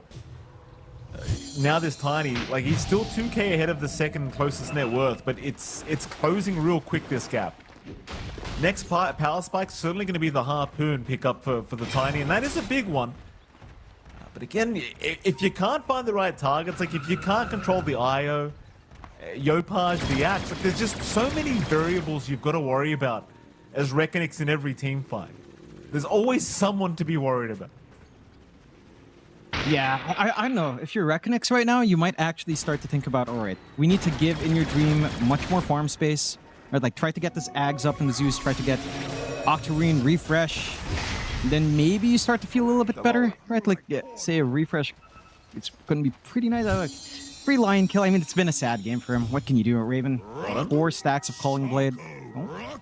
Scam was having a look. Looks like they barely miss out on Jacroy. Thing is, I mean, they're grouping up here, OG. They know they want to start pressuring these bottom tier 2s and look towards the Roshan play. Roshan, of course, still available. Top lane, though. Jump is there. Raven, he found Barik. Ghost Ship is going to fly in with the TP play out, though. No, the Dream Coil. Yopaj making it just in the nick of time. Will not allow Brish to get out. Now they return back to the bottom lane. It seems like they want to try and force a fight here with Jacroy. They'll jump the IO this time. However, they've also jumped a LOL. A 1-for-1. Tim's being down to Bert. They're on to Raven now, and without Tim's, there is no saving Raven. I'm kind of shocked Natsumi didn't opt to come back as well. I guess he was just too low and just wasn't confident to survive himself. Yeah, it ends up being the right call. I don't think they have enough in the tank for him to survive through that, with all of them focusing in onto Tims. Really good read out from the side of Reckonix. Just kind of being at the right spot where the relocate's in. And it makes all the difference, right? You kill off Tims, you can win these fights. You get the massive streak on Raven. Right, handed right over onto FBZ. Now that's a shot in the arm here for your Kunkka to hit this blade mail, this BKB timing. Jacroy kind of alone here. It certainly is. He does have BKB. It should be alright. They will hit him with the dust. Chase is on. TP's coming in from Scam. They'd love to force a BKB, but it's just not happening. It's just not happening. No. That'll be alright. Mid. Group up from OG once again. They did just have tabs on FBZ there for a moment, but it's going to be about that 24-minute power rune, which is picked up by Inyo. A nice little regen bottled up for the Zeus. Of course, In Your Dream now attempting to work towards the refresher orb. And I'm sure after that we'll probably start seeing some Divine Rapiers coming out. If the game does last long enough. That's when the fun really starts to begin. Boy. Oh boy, please don't. I mean, Roy. in this kind of game state, you probably would. Ooh, Love this Tims. kind of target. Tims does get caught and does get blown up. Maybe a little bit close for comfort there for Jacroy, considering the mech was on cooldown. In fact, now Jacroy, he's been jumped by Raven. Raven, is he a little bit too early though? They do force the BKB out of Jacroy. Natsumi? That's a needs bit to be crazy. really careful. There's no IO here. He's still going to go for the man fight on the high ground. The ghost ship flying in from FBZ to try and help out, but Jacroy gets dunked by Raven. Meanwhile, Natsumi, the what? finger. Natsumi, he's all right. Natsumi's going to make it. He even voice lines them, Jonathan. Oh, Raven, double kill Natsumi. Ow. He goes down. Thunder God's Wrath will connect from In Your Dream. Scam Oh, gonna try wait, and punish them. IYD? In Your Dream. Trying to run, but Yopaj gonna be there to follow him up, and Yopaj able to secure the kill. Reckonix. I mean, it looked like a decent enough fight to start, but I mean, Jacroy, he just hasn't got enough in the tank, John. no. And you have to ask yourself, when will the Tiny have enough in the tank, though? Right? This is Silver Edge, Harpoon, Tiny. Like, this is already a lot of damage. The AC is being queued up next, but yeah, that's going to provide a little bit more attack speed. You already have all the armor you need. You have to be able to find it in the burst window. I'd argue a bigger difference maker now would be a Daedalus. Because I don't think durability is the issue here for Jacroy. The issue is just raw damage. And you have to remember, Tree Grab, you only have 10 attacks with it. I don't think adding more attack speed to whittle down to Tree Grab is really the way. And I don't think armor is an issue, for the Tiny specifically. He has enough. It's not like it's a high amount of fizz just yet on Natsumi. So I'd argue maybe the Daedalus would be a stronger pickup here. We'll see if this AC being queued up for Jacroy pays off anyhow. Perhaps it does. I think the one thing as well, I have to say for Natsumi, that was a crazy, insane play for him to do. He was running into all these melee heroes. He could have easily just hung back. I think he was worried about missing on low ground. So he had to chase up and put himself in the firing line. Very close call. Had to be cleaned up by Thunder Gods, but still, that's a little bit of an insane play. But that's how Natsumi is sometimes. Just a little bit of a crazy little guy there. He certainly is. Roshan's still up, mind you. Like, we still have not seen a big Roshan attempt from either side yet. Still first one of the game. Here's your smoke up now from OG. Maybe this is the attempt. Go for a quick pick-off and then into the Roshan pit. Are scanning. The wraparound through their own triangle down towards the bottom jungle. There's your Prasma as well for Yopaj now. So as I always like to point out, John, his damage is now escalating quite a bit Radiant are on this scanning. puck. It's a lot of damage, in fact. Still looking in this Radiant jungle for the fight. Jacroy might actually run into them. Raven's right nearby on the high ground. They don't see him yet. The smoke's about to wear off. And so FBZ? the Radiant might actually see them first. FBZ has been caught mid lane. He'll BKB up, he'll throw the ghost ship out, but he needs some help ASAP. It's coming, but it might not be quick enough. Jacroy's just waiting for the right target, but it's just not there. Like, he thought about the IO, but I think seeing that the IO was already relocating, you weren't going to be able to get the kill in time. Oh, And now to make matters worse, an amp damage into a Roshan. Jacroy, he's sticking around for the fight. He'll try for Skem, blow one up. They've at least got Skem down. That might dissuade OG from trying any longer. But they've got to at least stick around and watch the pit, I think. I would say it's actually not too bad for them to look to force it in a bit. I mean, Thunder God's down, Nimbus down for a little bit longer. Those are really the big tools for you to look for these burst plays and get the info out. Yopaj still has his fresh Aeon disc. Well, it's been decharged already one time, but it is active and ready to go.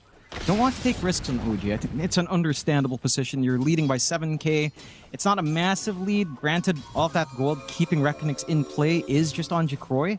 They have certainly sacked IYD and FBZ to reach this point of the game. Although I will say again, there are some crazy things that can start to happen. Refresh for In Your Dream isn't too far off. Octarine afterwards. And God help us if the game goes long enough, that's going to be the divine timing. So that's where things can get Pretty scary. I have a suggestion for OG, and I'm sure Manager Lane has experienced this as well from some of the sad games we've played together. 5-man blade mail.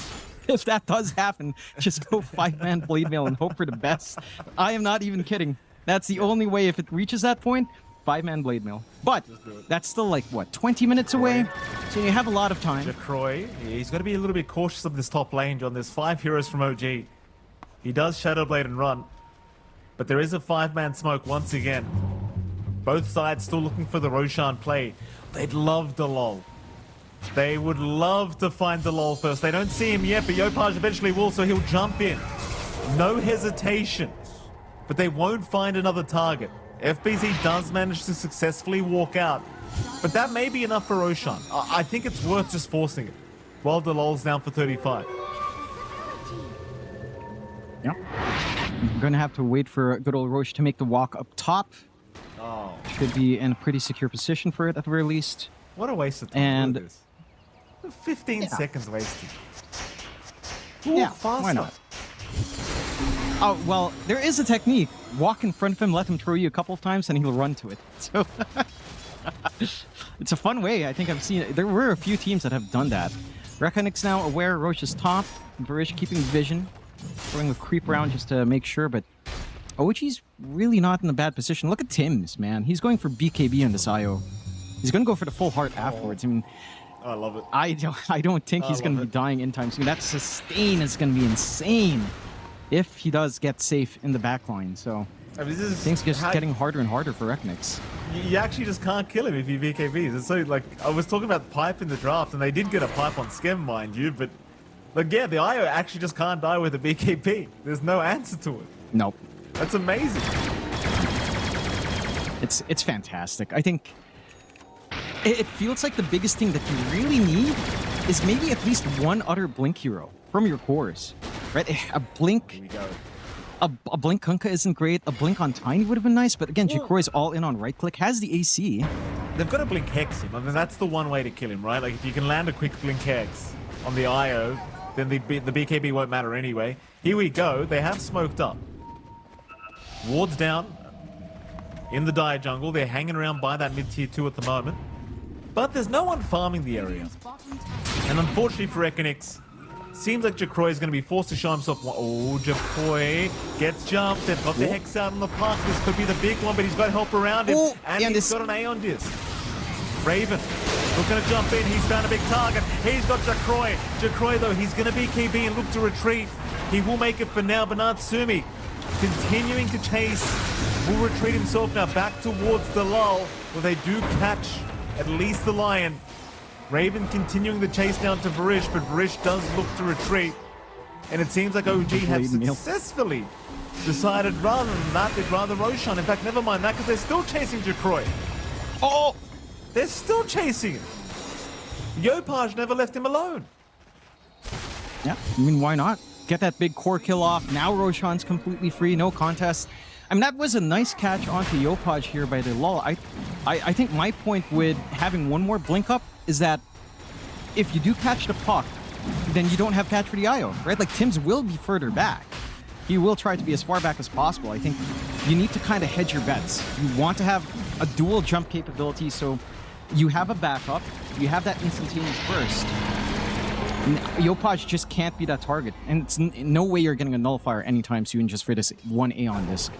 So secondary life up for Natsumi. Our Gyrocopter having a very smooth game so far. All this net worth in Jacroy, I mean, he still maintains a 2k lead, but when you're talking about 22k versus 20k, that's what, half a big item? It's not really significant. It doesn't feel like it's worth. Like, it doesn't, like, it really is just not making any difference. It's net worth that the Tiny's achieved, unfortunately. No. It really, and then maybe OG just knew that. Maybe that's why Raven just ignored him completely. It's like, he's not going to make the difference anyway on this hero. Just leave him. Let him soak the gold, it's alright.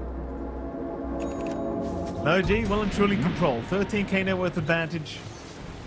Roshan still in their hands. 4 minutes on the Aegis here for Natsumi. And this has been a whole game where Natsumi has been playing without lifesteal. Like, yes, you have the Aya, but now he's going to just farm towards the Satan. Yopaj? Yopaj? Caught, but he's got help around him, John. He's just not dying. Aeon is going to protect him. He orbs and jaunts away, and they just can't kill him.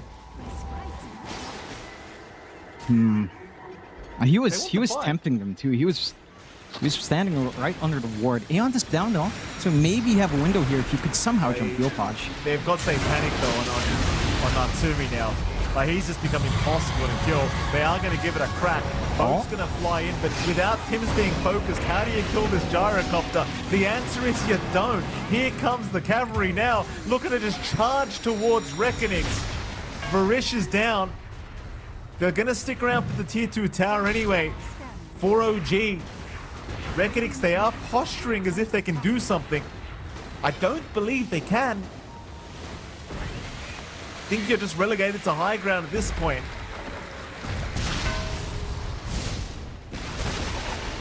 They will lose their mid tier 2.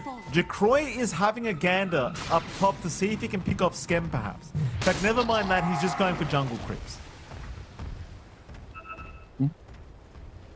I'm a bit surprised again. He's just going all in on the right click, but I don't think even his own sustains problem. Okay, the Satanic will help a little bit more in comparison to this AC pickup. But your key issue is still that you have to jump 2 heroes in the back. You have to take care of the IO, and you have to always watch out for Yopaj. The Lul can't handle both of these heroes by himself. He's gone. Okay, Jonathan. that's a lot better. There we go. Tree volley. That's a lot more fun, but I'd say it's mildly underwhelming without Daedalus. So again, I get the AC. Like, yes, the added armor, the added attack speed is important, but if you had, say, Daedalus at this point, plus going into the Ags, I think that's a bigger sell, right? Like, because you get a tree volley, you get 2 random crits, you kill maybe these 2 supports, or you burst down Raven if he's standing with Paul and you're not caught, as I say.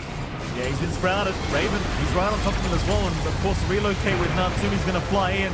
FBZ, though, with the BKB, looks to just run away, but he is going to get stunned up as the BKB wears off. Right as it wears off, he gets stunned by Natsumi. That'll be 2 of them down, Varish and FBZ. And hell, maybe even Jacroy. Skem. He's been taunted by Raven. Skem, he did get tossed in pretty deep though. So Jacroy is okay, Skem is not. They buy back on Varish as well, and Yopaj was an Octarine call. Well, that's a problem. That's a full Octarine call. Yeah, at the same time, I don't think it's actually that necessary for Yopaj. He could take this next fight, and he does have his Aeon disc back up. G3 tower's gone. Troy jumps in, gets the break on Natsumi, tosses it back They away break the from tether. IO, and they've got him at least the first time. That's 1 life. Can you do it again though? Tims? It won't be easy. Tim's narrowly surviving. Varish, he's hitting like a truck now this edge. Dragonlance secured. They'll find Skem a second time. Skem dies back. So openings are being created here by Reckoning. And I'll tell you what, John, one thing we haven't talked about. I mean, you can go late game as this Eng. Varish is hitting like a truck, even with just the Dragonlance. He's building the Hurricane Pike. Don't underestimate Eng carry if necessary. No, you certainly can't. Those kinds of wins for Reckonix are really important to find, right? Because they only lose a tier 3 tower. There's still a 15k lead for OG, sure, but this is where the real challenge begins, going for high ground. Now, going for high ground now without Aegis, you're going to be waiting the next 3 minutes for Roche respawn. I love that In Your Dream is hanging onto his gold. What are the chances that In Your Dream just bypasses that Octarine Sange and just actually picks up his first Divine? Because I really think it's a game changer. Again, you don't have Bobble yet, you don't have the Spell Amp, sure. There's an argument that it's not as impressive without, say, all of that debuff and spell enchantment, but maybe he gets lucky. He is queuing the Divine, but he is going for the insta-buy on the Octarine first, and he does buy out. So Octarine, Sange, and then the first Divine. This is, again, Mike, if this stalls for 15 minutes, and In Your Dream, you know, is just playing his game, they hold on to, say, at least 1 or 2 lanes of racks, this game can get really silly. I mean, the one blessing for OG is that you have relocate, right? So theoretically, you spot the Zeus right outside of position anywhere, you can punish. It's just, how do you spot him? So, we could be in for a very fun game here, Mike. Oh, these are the kind of games I love, Jonathan. These are the kind of games I cast for. Satanic up on Jacroy now. And he is farming the Daedalus. Of course, he didn't go back for the Ags, John, I might add. So going to go for the Daedalus first. Still sticks with the right-click build. Probably goes for the Ags plus Ags Blessing as a last item. Which is fair enough. It's fair enough. Yeah. It makes enough sense. I think the Ags without Daedalus is just not enough damage. So you really want to pick that up first. IYD just scouting out, ensuring no shenanigans coming in from OG. For OG's part, I'm wondering what more is there to farm. Like Natsumi could maybe go for Ags Blessing and perhaps a Scotty. Wouldn't be too bad here. Let's see, down the line. Doesn't have the most gold yet. I love that Tims is still all in on this Smoke hard. broken, Jacroy. Oh. He's going to see Tims, but he wants to escape. They catch him though. Raven, he's in with the taunt. They need help ASAP for Jacroy. He'll BKB and run. That's all they wanted, it seems. OG, happy for now. Chase though, Yopaj gets the coil, locks down Jacroy again. They'll focus Varish instead of Varish, who'll get tossed out by Jacroy. Everyone survives. You really can't afford to lose this tiny Johnny. He's got no buyback gold. Far from it, in fact. No. Keep in mind, he just bought that Satanic. Went all in. And that was nice of him to break the smoke, happily. So that's less time for OG to kind of try to sneak around the map here, try to find these pickoffs. These pendulums again, John. Oh, yeah. Isn't that great? How many do we have? We have one on Yo. Okay, on Yopaj. Amazing. Well, do we get the bobble? Anything Does else? the Zeus get bobble?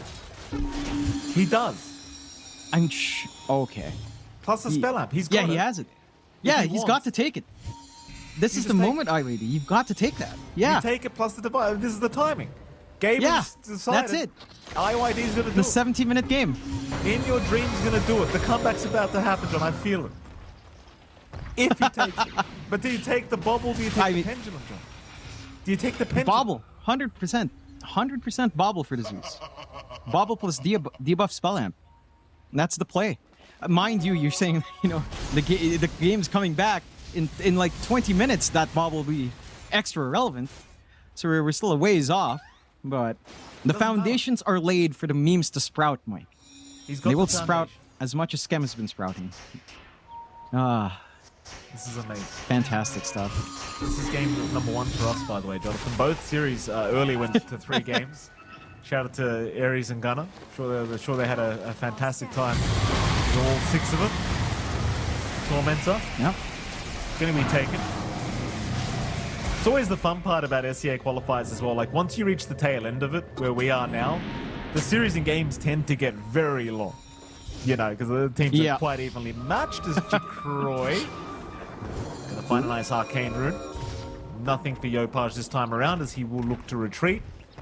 Roshan available, by the way. A nice early spawn.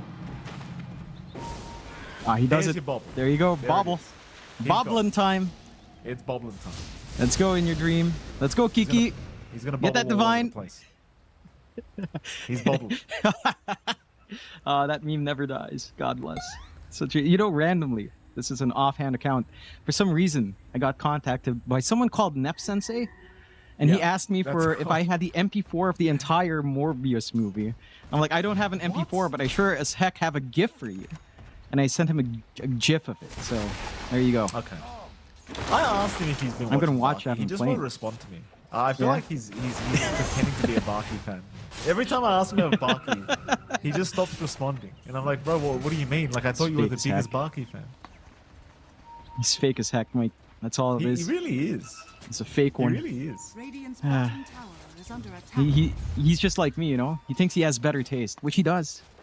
You gotta deal with it, Mikey. Smoke, they've got to deal with this as well in OG if they actually find an angle. It's a bit challenging for Reckonix right now. Don't expect too much there. Come on, Yopaj is shying in the mid lane, but it is a puck you're trying to catch. And of course, Yopaj still has the A on disc. So it's not going to make life too easy here for the people trying to catch puck. But they are going to run Ooh. up north instead. You've got the IO Heart, Mikey. Unlimited healing works. Wonderful. Here we go mid lane. Smoke wearing off pretty soon for Reckonix. Yopaj baiting the board. In fact, he jumps in. Barish, no, they want call. Jacroy, of course. The call is there. Jacroy, he still gets the BKB in the ghost ship. It's going to buy the time to back off as Natsumi. He's being jumped. He's got plenty of ways to survive, though. He's not afraid of much right now. He's got BKB and Satanic. BKB at least now gone. Yopaj, hexed up, but I don't think they have the damage nor control. Instead, they'll jump FBZ with Raven. Raven, more than happy to set up here to FBZ, but FBZ, with the BKB TP, does make it out. But you've got to be wary of Roshan. I don't think you can stick in base. You've got to get back to the pit. Yeah, you cannot afford to give this one for free. You're still a ways off until In Your Dream again becomes a menace. You still have damage. You know that they've wasted maybe a couple of spells out from OG. Doesn't feel like it's the biggest deal in the world. I just don't see how a steal happens. You know, again, no blink on Tiny, no brave plays Jacroy can do. Rosha's going to be given away. That is Aegis plus banner. At least it's moving. So, man, they'll still find it. Okay, they get the kill gold on Reckonix. That's something, considering they can't stop it, sure. That's one way to get some compensation. Now the question is, with In Your Dream about 200 gold from the Divine, does he just bypass buyback? Because I think you have to.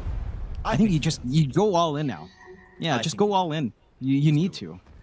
But he hasn't got the initial Thunder God's Wrath or the Refresher Orb for 70 seconds, John. So he probably won't for at least 70.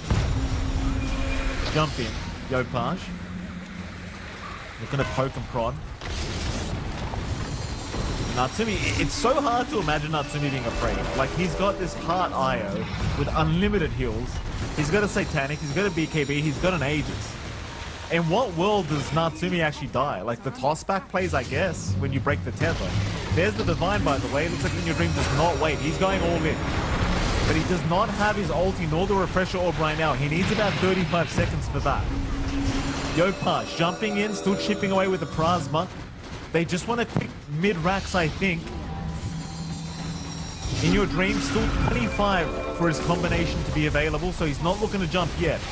And OG, they're playing it safe for now, but they're still going to hit bottom. So we are going to have a chance to see if In Your Dream can blow some people up here in this fight. Maybe, if OG want to continue.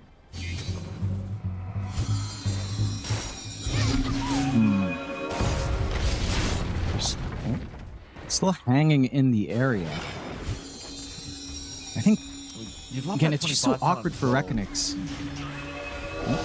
Jacroy is okay. BKB in 37 seconds for Jacroy, so he's going to be ultra cautious. They do look to jump into the tossback's not there, and Raven, he got the call on Jacroy. They're trying to keep the Tiny alive, though. He is for now, but he can't really sustain himself. He needs to walk back, and will do so. Here come the ultis. Not doing too much. He's got the refresh. So it's going to be a slow siege from OG. It should allow the BKB to be back up for Jacroy so they can take a serious fight. In fact, it's up in 8 seconds. He just needs a little bit of time. Natsumi, still 2.5 minutes on the Aegis timing. You also do have enough gold if he wants to buy out the Daedalus on this Tiny, but it won't leave him with buyback gold, so he's holding out on that. For the secondary life, as Jacroy does move in now. Toss back onto Natsumi, but you've got the IO right behind him. Tim's not allowing him to be left alone. Just look at the heals as well. Nobody's doing any damage to him. Natsumi just completely reset over and over the toss back again? The toss it again. Maybe that'll do it. They've got the first life, in fact the tether and the relocate. It's been wasted. It's been wasted. Maybe they can do it. Natsumi? Natsumi. Oh, the call. He'll be The tossed call. back with the coral. Raven not allowing the follow-up. Still Natsumi being chased again. But still, no, they get him. This time, the tail end of the relocate gonna allow him away. As Yopaj is able to jaunt out as well. Somehow, nobody dying from OG. They'll even stick around for this bottom racks. That it's only the range racks. The melee barracks not so important, it seems. The Yopaj still caught out by the Hex. The finger, they've got Yopaj down. That's a big target. The puck is gone, but Jacroy, how do you survive the rest of them? Oh, In Your The Dream, answer is the you don't, Divine. and In Your Dream's gone with the Divine. GG's called, Natsumi's picked it up anyway. That'll be game one. Going to the way of OG. Reckonix unfortunately unable to make the comeback happen in this game one. Yeah, it was a a very entertaining game, but I think the one issue for Reckonix is that, again, the lanes coming out here for the side of OG were just all really darn good. I think they managed to get the start they wanted. Sure, the first blood bonus coming out there for Rectonix was quite cheeky up top. It just felt like they didn't align on when these timings came out, right? Like Lion hit 6, it took a full minute or 2 minutes afterwards for them to find finger kills. We never saw the mid rotations out with, say, the enchant creep plus a Lion to try to bully out Yopaj. And we talk about the importance of like finding Yopaj early on, slowing down his game. He had a relatively free game.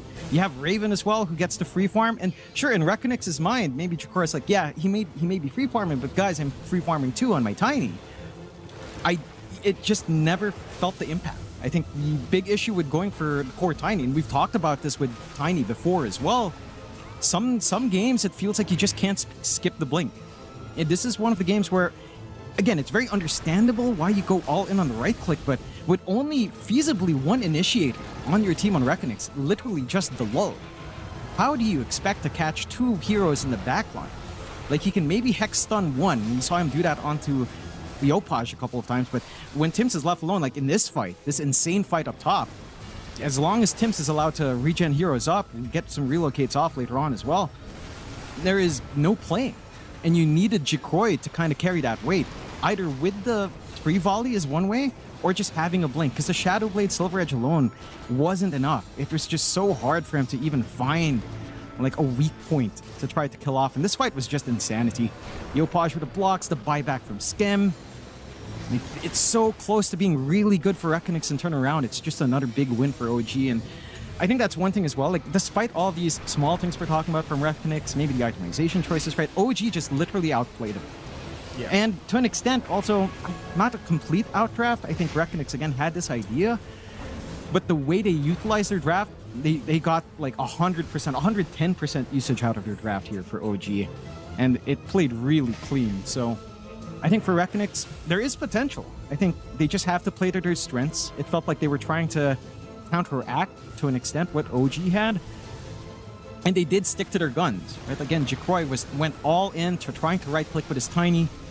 I feel like you just got to give him a better win condition. That Tiny as a flex pick, because they saw the puck first, then they picked the Tiny. So there was an idea of maybe we just force this Tiny mid up against the puck matchup, get a bigger win condition. Instead, they shifted. They tried to get a winning lane against the puck, and you don't even find that. So I think you've got to think twice about that. Maybe even just consider a first phase puck ban from Yopaj. I think it's just does way too much work. MVP for this game or standout player, it's hard to say between Raven and Tims.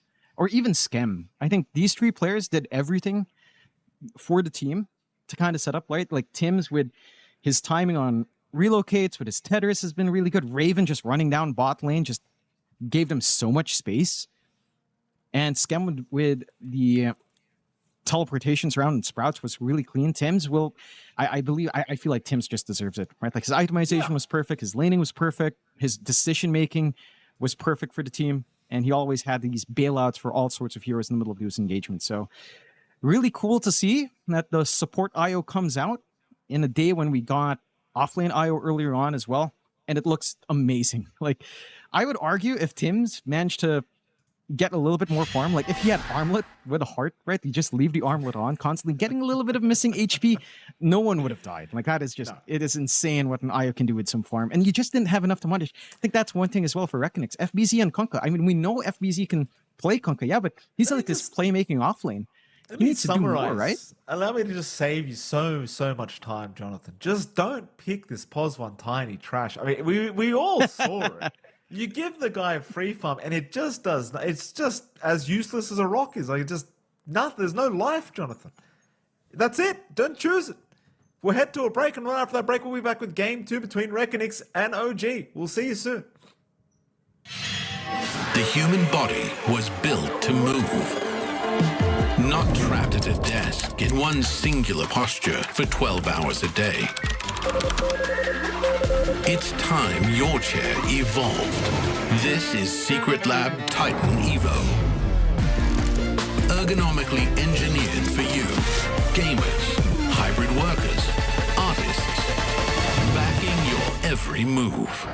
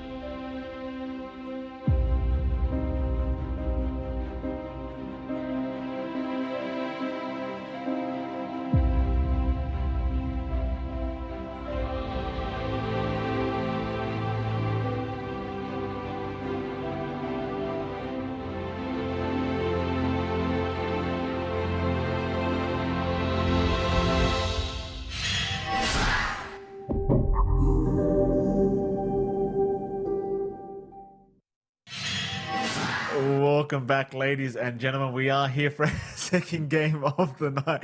It is MLP Dota and John Expire. MLP, thanks for joining us once again. We're into our second draft of the night. MLP, what are you thinking? I think, John, they shouldn't pick Tiny. Just stop picking this trash hero, okay? It's a bad hero. Oh, and Yopaj gets puck again. Oh, it's over. It's over. Is that what Yeah, I but sound you like? know, it's not over. Is that- I don't really do good impressions, Mikey. You know, I'm not too good at them. You know, that's you when you're trying to be when you're spicy. You know, the puck pick, I think it's pretty cool to see. I'm surprised. OG, why would you ban Tiny? Let them pick it. Let them pick it, because why not? Especially when you don't manage to really snowball hard. I think just let them have it. They do go into the void spread, 0% win rate in Southeast Asia, and I believe both times have been up against Puck. I think that's still a really fine lane for Puck. I mean, sure, Void Spirit is an answer for Puck once you get your Ags. Maybe the Orchid before that as well. Like, this hero can be fine with a Remnant. 100% win rate for Yopaj and these qualifiers on Puck, which is nice to see. I just don't dig the Void Spirit. I think I was watching the games where it came out. It's really a sad hero, because if you're behind, this hero does not catch up. If you're ahead, you stay ahead for the most part. But the moment you slip behind just a bit, you miss an item timing by a minute or two. You're not able to snowball off of that.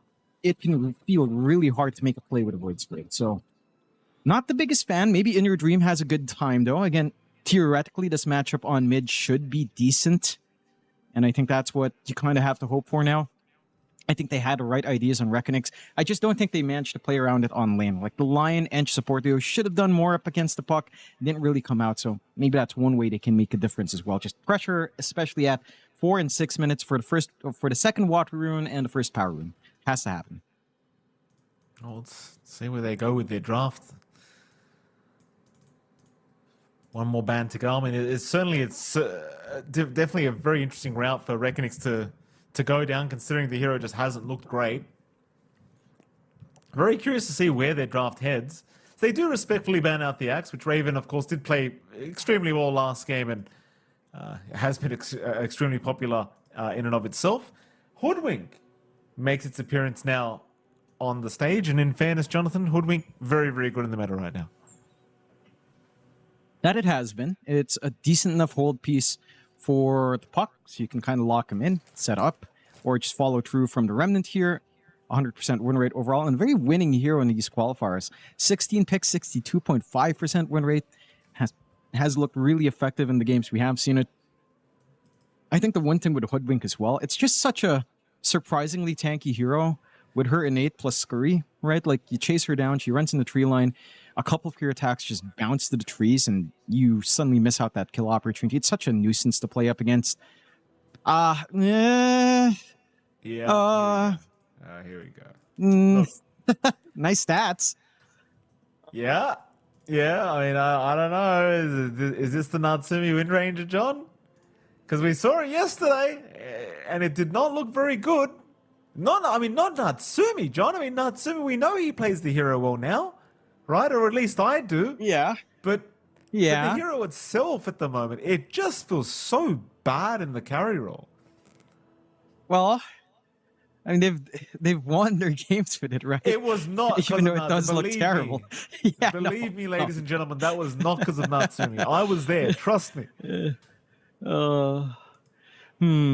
I'd want it more in Tim's. Then you end up in this awkward situation, though.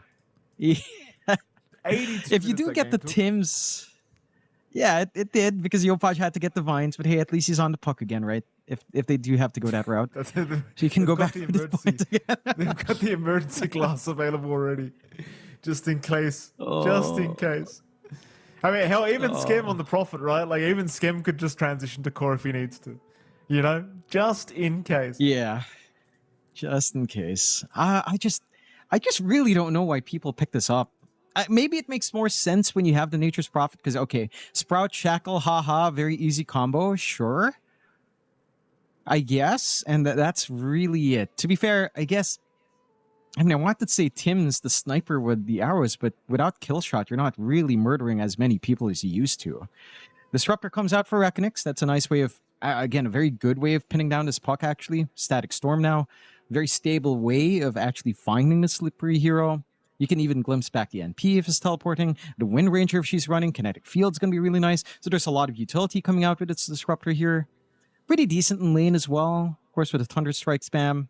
So I don't mind this for Reckonix. We have seen a few Disruptor games. It has felt so-so, but it does have its place. And I think the Shard with Kinetic Wall is quite nice. Kinetic Fence can be quite nice. So quite a lot to do. The Primal is okay. I don't think it's a bad offlane. It's just you don't really see your safe lane matchup. So now you have to ban Drow TB for sure. Maybe lower priority in TB, much higher so in banning Drow. Because Primal Beast does not enjoy going against a Drow. The slows are there, the silence. You just get stopped from your onslaught with the gusts. Like, it can be really awkward. So you kind of have to ban Drow. Maybe they're expecting Moon Ranger 1, and they're like, all right. Which is fair, because Primal's pretty hard to kill for Wind Ranger. Once level 3, level 4 is up, you have the value point in your Roar. So there's some armor to play up against. Can be quite annoying, I suppose. So maybe that's the idea. And I guess the other idea is you're going to be breaking the tree line. Right, so there's no shackle opportunities. You can even break the Sprout later on. So this here does provide something. And I suppose if you can just pulverize the puck, then you're kind of in happy days, especially with BKB. There is a lack of BKB Pierce here on OG to stop a Primal Beast. OG. Fourth pick for them. Curious in particular for Reckonix as to where they're going with their carry, was we are going to see an Undying pickup now for OG. There you go, 0% win rate as well. So keeping in theme, very, very good. Oh, I'm curious. Is this just a Raven offlane Undying? Laning wise, like if you're against like offlane Primal, it's pretty good. You know, if you're running support Undying, it probably isn't support Undying though, is it, John? I'm trying to think what's less atrocious. Wind Ranger 1 Undying support with NP support. NP 1 with Wind Ranger Undying supports. Undying offlane NP Wind Ranger supports. None of them sound convincing to me. So I'm not sure what I'd want out of that pile of confusing setups. The most interesting one would be if Natsumi goes Pause 1 Undying with Echo Saber Harpoon, but that build died in like 2022, so probably not. Probably not that kind of game. Although, to be fair, like your point, playing into the Primal Beast is going to be fun. It's just Wind Ranger 1 with Undying. I mean, it could work, but then you have a Wind Ranger 1, which, you know, you might as well have picked Tiny, I guess. That would have had a lot more impact. It's what it feels like to me right now. I kind of regret talking about the Tiny earlier. Just, I don't know. And, you know, Natsumi did this last night. I told him not to pick Wind Ranger, and all he did was pick it afterwards. You know, he got, you know, he just wanted to prove me wrong, I guess, John. Maybe he heard me. No, but, you know, but he, you know, Wind Ranger was a hero then because you had like the shackle shot right click, right? Now you have nothing. That's what I'm saying. There's no justification for it. Yeah. Now it just doesn't make any sense at all. We'll see what the idea is. You know, maybe they just want to outpace them. Like, it's a pretty fast style of lineup on OG. It's just Wind Ranger makes it feel so much slower because it's like, how many items do you need before the hero feels impactful? Yeah. I don't know. I want to see a good win condition coming out, and I think the best case scenario is just run Wind Ranger support with NP support. Go for a pause 1 here. Drow is in the pool somehow.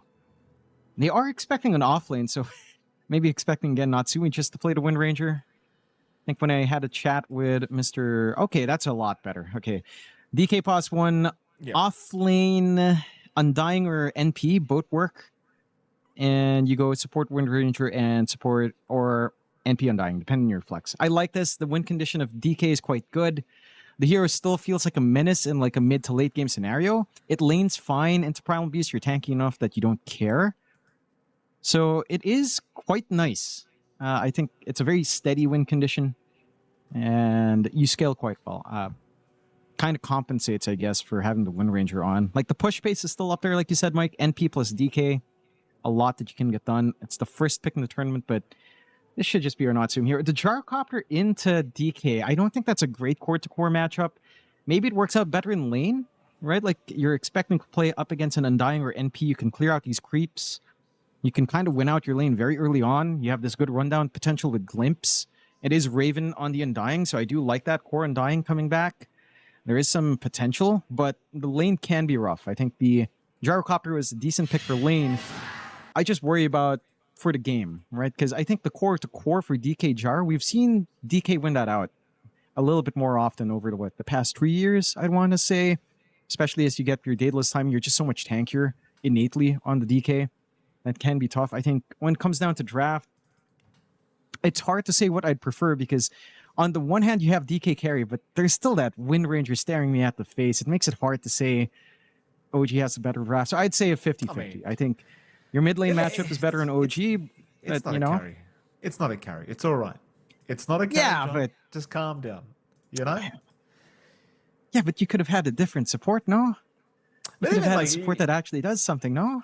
Even like on the other hand, like Jacro on this gyrocopter, like what does it do well without something like the Io? Because it really felt like Natsumi on the gyro, he wouldn't have had anywhere near as good of a game if it wasn't for Tim's on that Io. There was plenty of time. I mean, there was fights where he should have died 5 times, and Tim's just kept him alive over and over again. Is that going to be the case here for Jacroy, Jonathan? I wonder.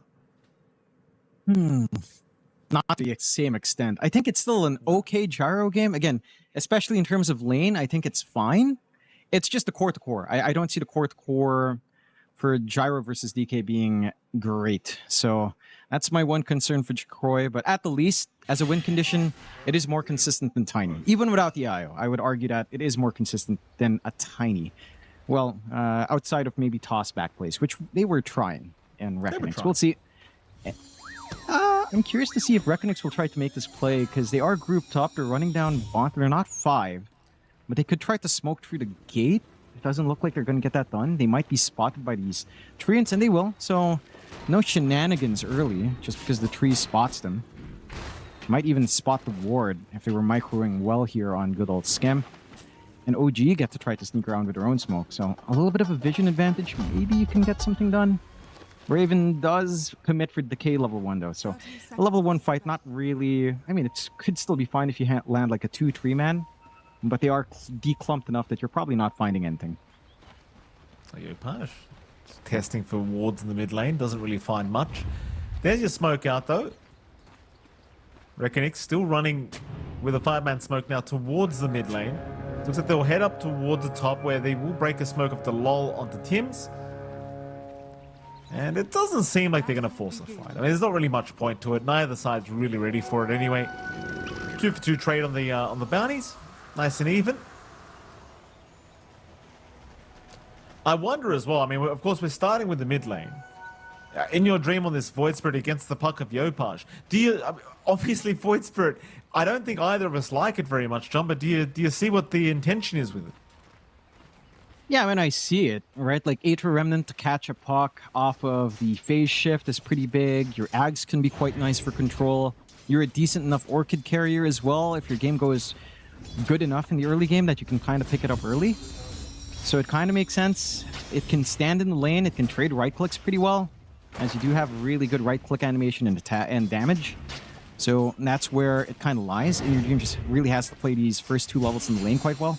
Because once Yopaj hits like level 3, level 2 Illusory Orb, the hero is just a menace. It's going to stand further back. You're going to get slowly chipped away. And the puck really doesn't care. So that is the one thing. I feel like you've done decent damage here in your dream in the first wave or 2. Maybe a little bit more. But yeah, level 2 for Yopaj. He's got phase shift. He can kind of slowly regen back up.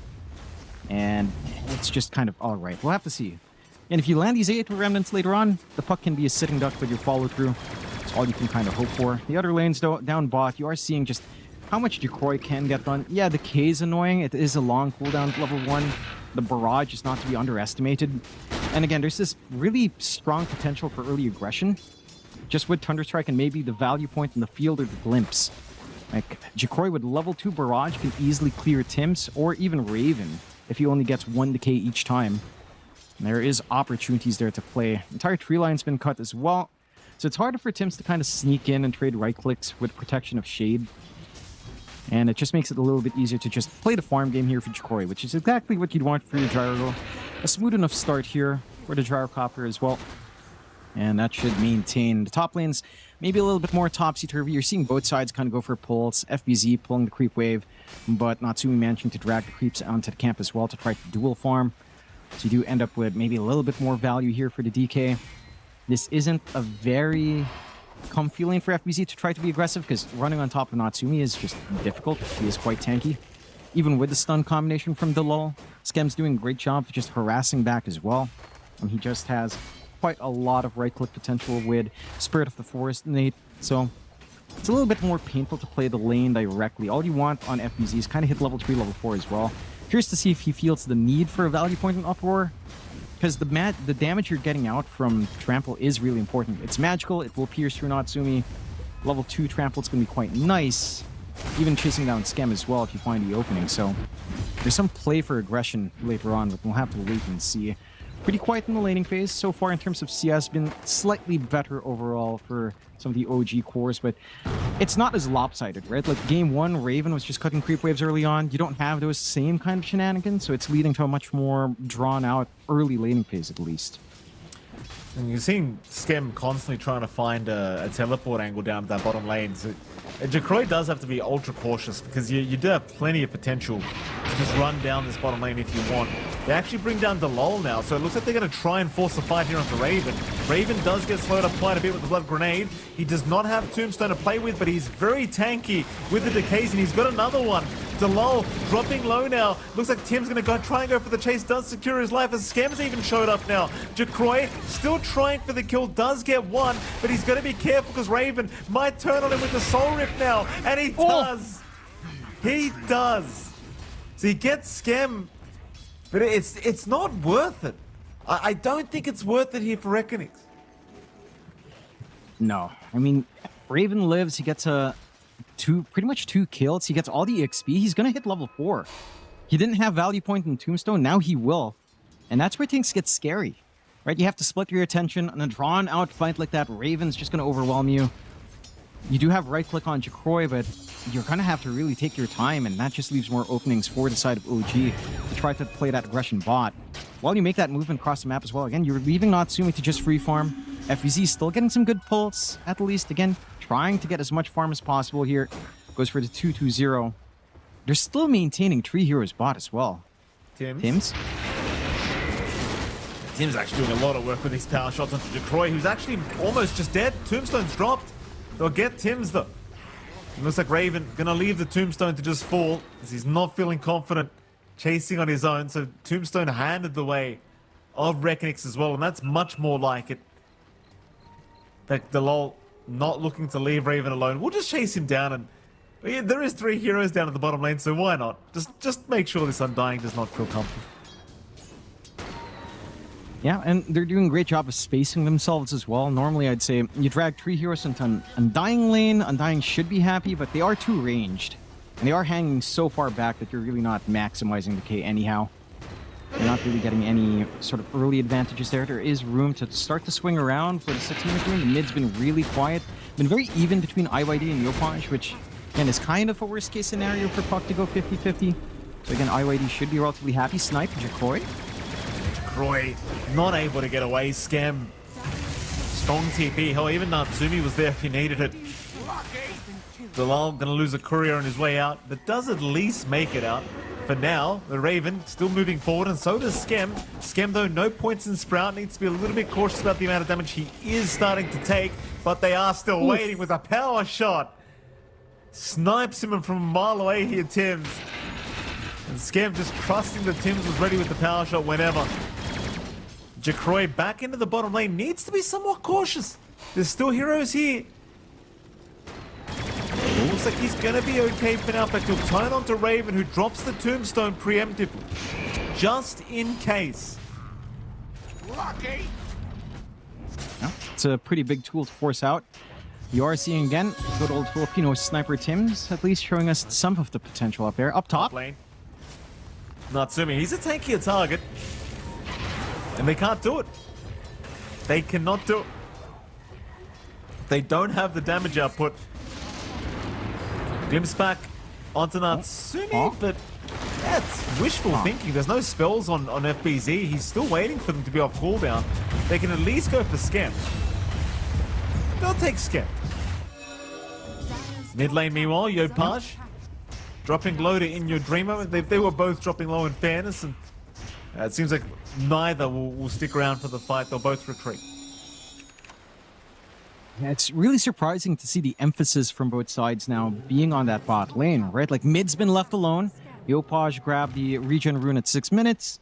Maybe you can start to think about the 8-minute rune. I do feel like, again, the puck kind of drawing with In Your Dream is a best case scenario for In Your Dream. He is slightly behind in terms of net worth overall, though.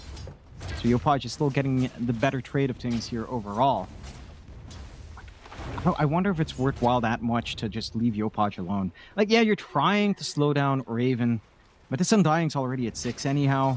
Soul Ring alone, it's pretty decent timing for Undying to just self-sustain in lane. Haven't really found a kill. It's FBZ top. Got onslaught. No, they cancel the onslaught immediately after he uses it. Nice kill for Natsumi. Mid lane though, Yopaj does get caught. That's a great trade for Reckonings. Very nice pushback on the tail end of that from Dalal to ensure there was no shenanigans here from Yopaj. That's a real hero that you want to see Reckonings to shut down, right? Like, again, Yopaj was left alone for so long. You want to kill him off to get great usage out of the shield rune here for In Your Dream. And now, not the quickest push, but they could at least shove just a tad bit. I don't see the damage coming in to kill these two supports, though. So we'll have to just kind of back off. Yopaj gonna be set back just a tad bit. He's still in a decent spot, but In Your Dream does get a 200 gold advantage over him. He is going Mage Slayer on the Void Spirit. We've seen this a couple of times. I don't mind it at all. I think it's decent enough into puck. It makes a lot of sense to just get some magic damage reduction onto the puck. Very reliant on that early on. Heck, even touching the supports is going to be quite nice with that. Yeah, you ping Tims with it. The power shot's not going to be as much of a threat. And you can just kind of indefinitely hold the front line. So once you have that item up, it can be quite smooth. If In Your Dream just doesn't face any sort of bumps here. He's got the all around him constantly. Like, the all's been very good at sticking around. Gets a nice D-ward off while he's in the mid lane. Just ensures the rotations won't be so simple onto In Your Dream. So 5-5, not too much more action occurring on the map at the moment. I'll tell you, both carries having a fantastic time though. Jacroy top of the net worth board right now on the gyrocopter. Natsumi right behind him on the DK, and naturally you do anticipate that Natsumi's going to be, behind for most of the game against the gyros. Mid lane, jump in onto Yopaj, they've got him. The setup perfect, and Dalal able to finish off the job. Zvarish going to get caught in a nice shackle from Tims. But it only ends up in Varish's life.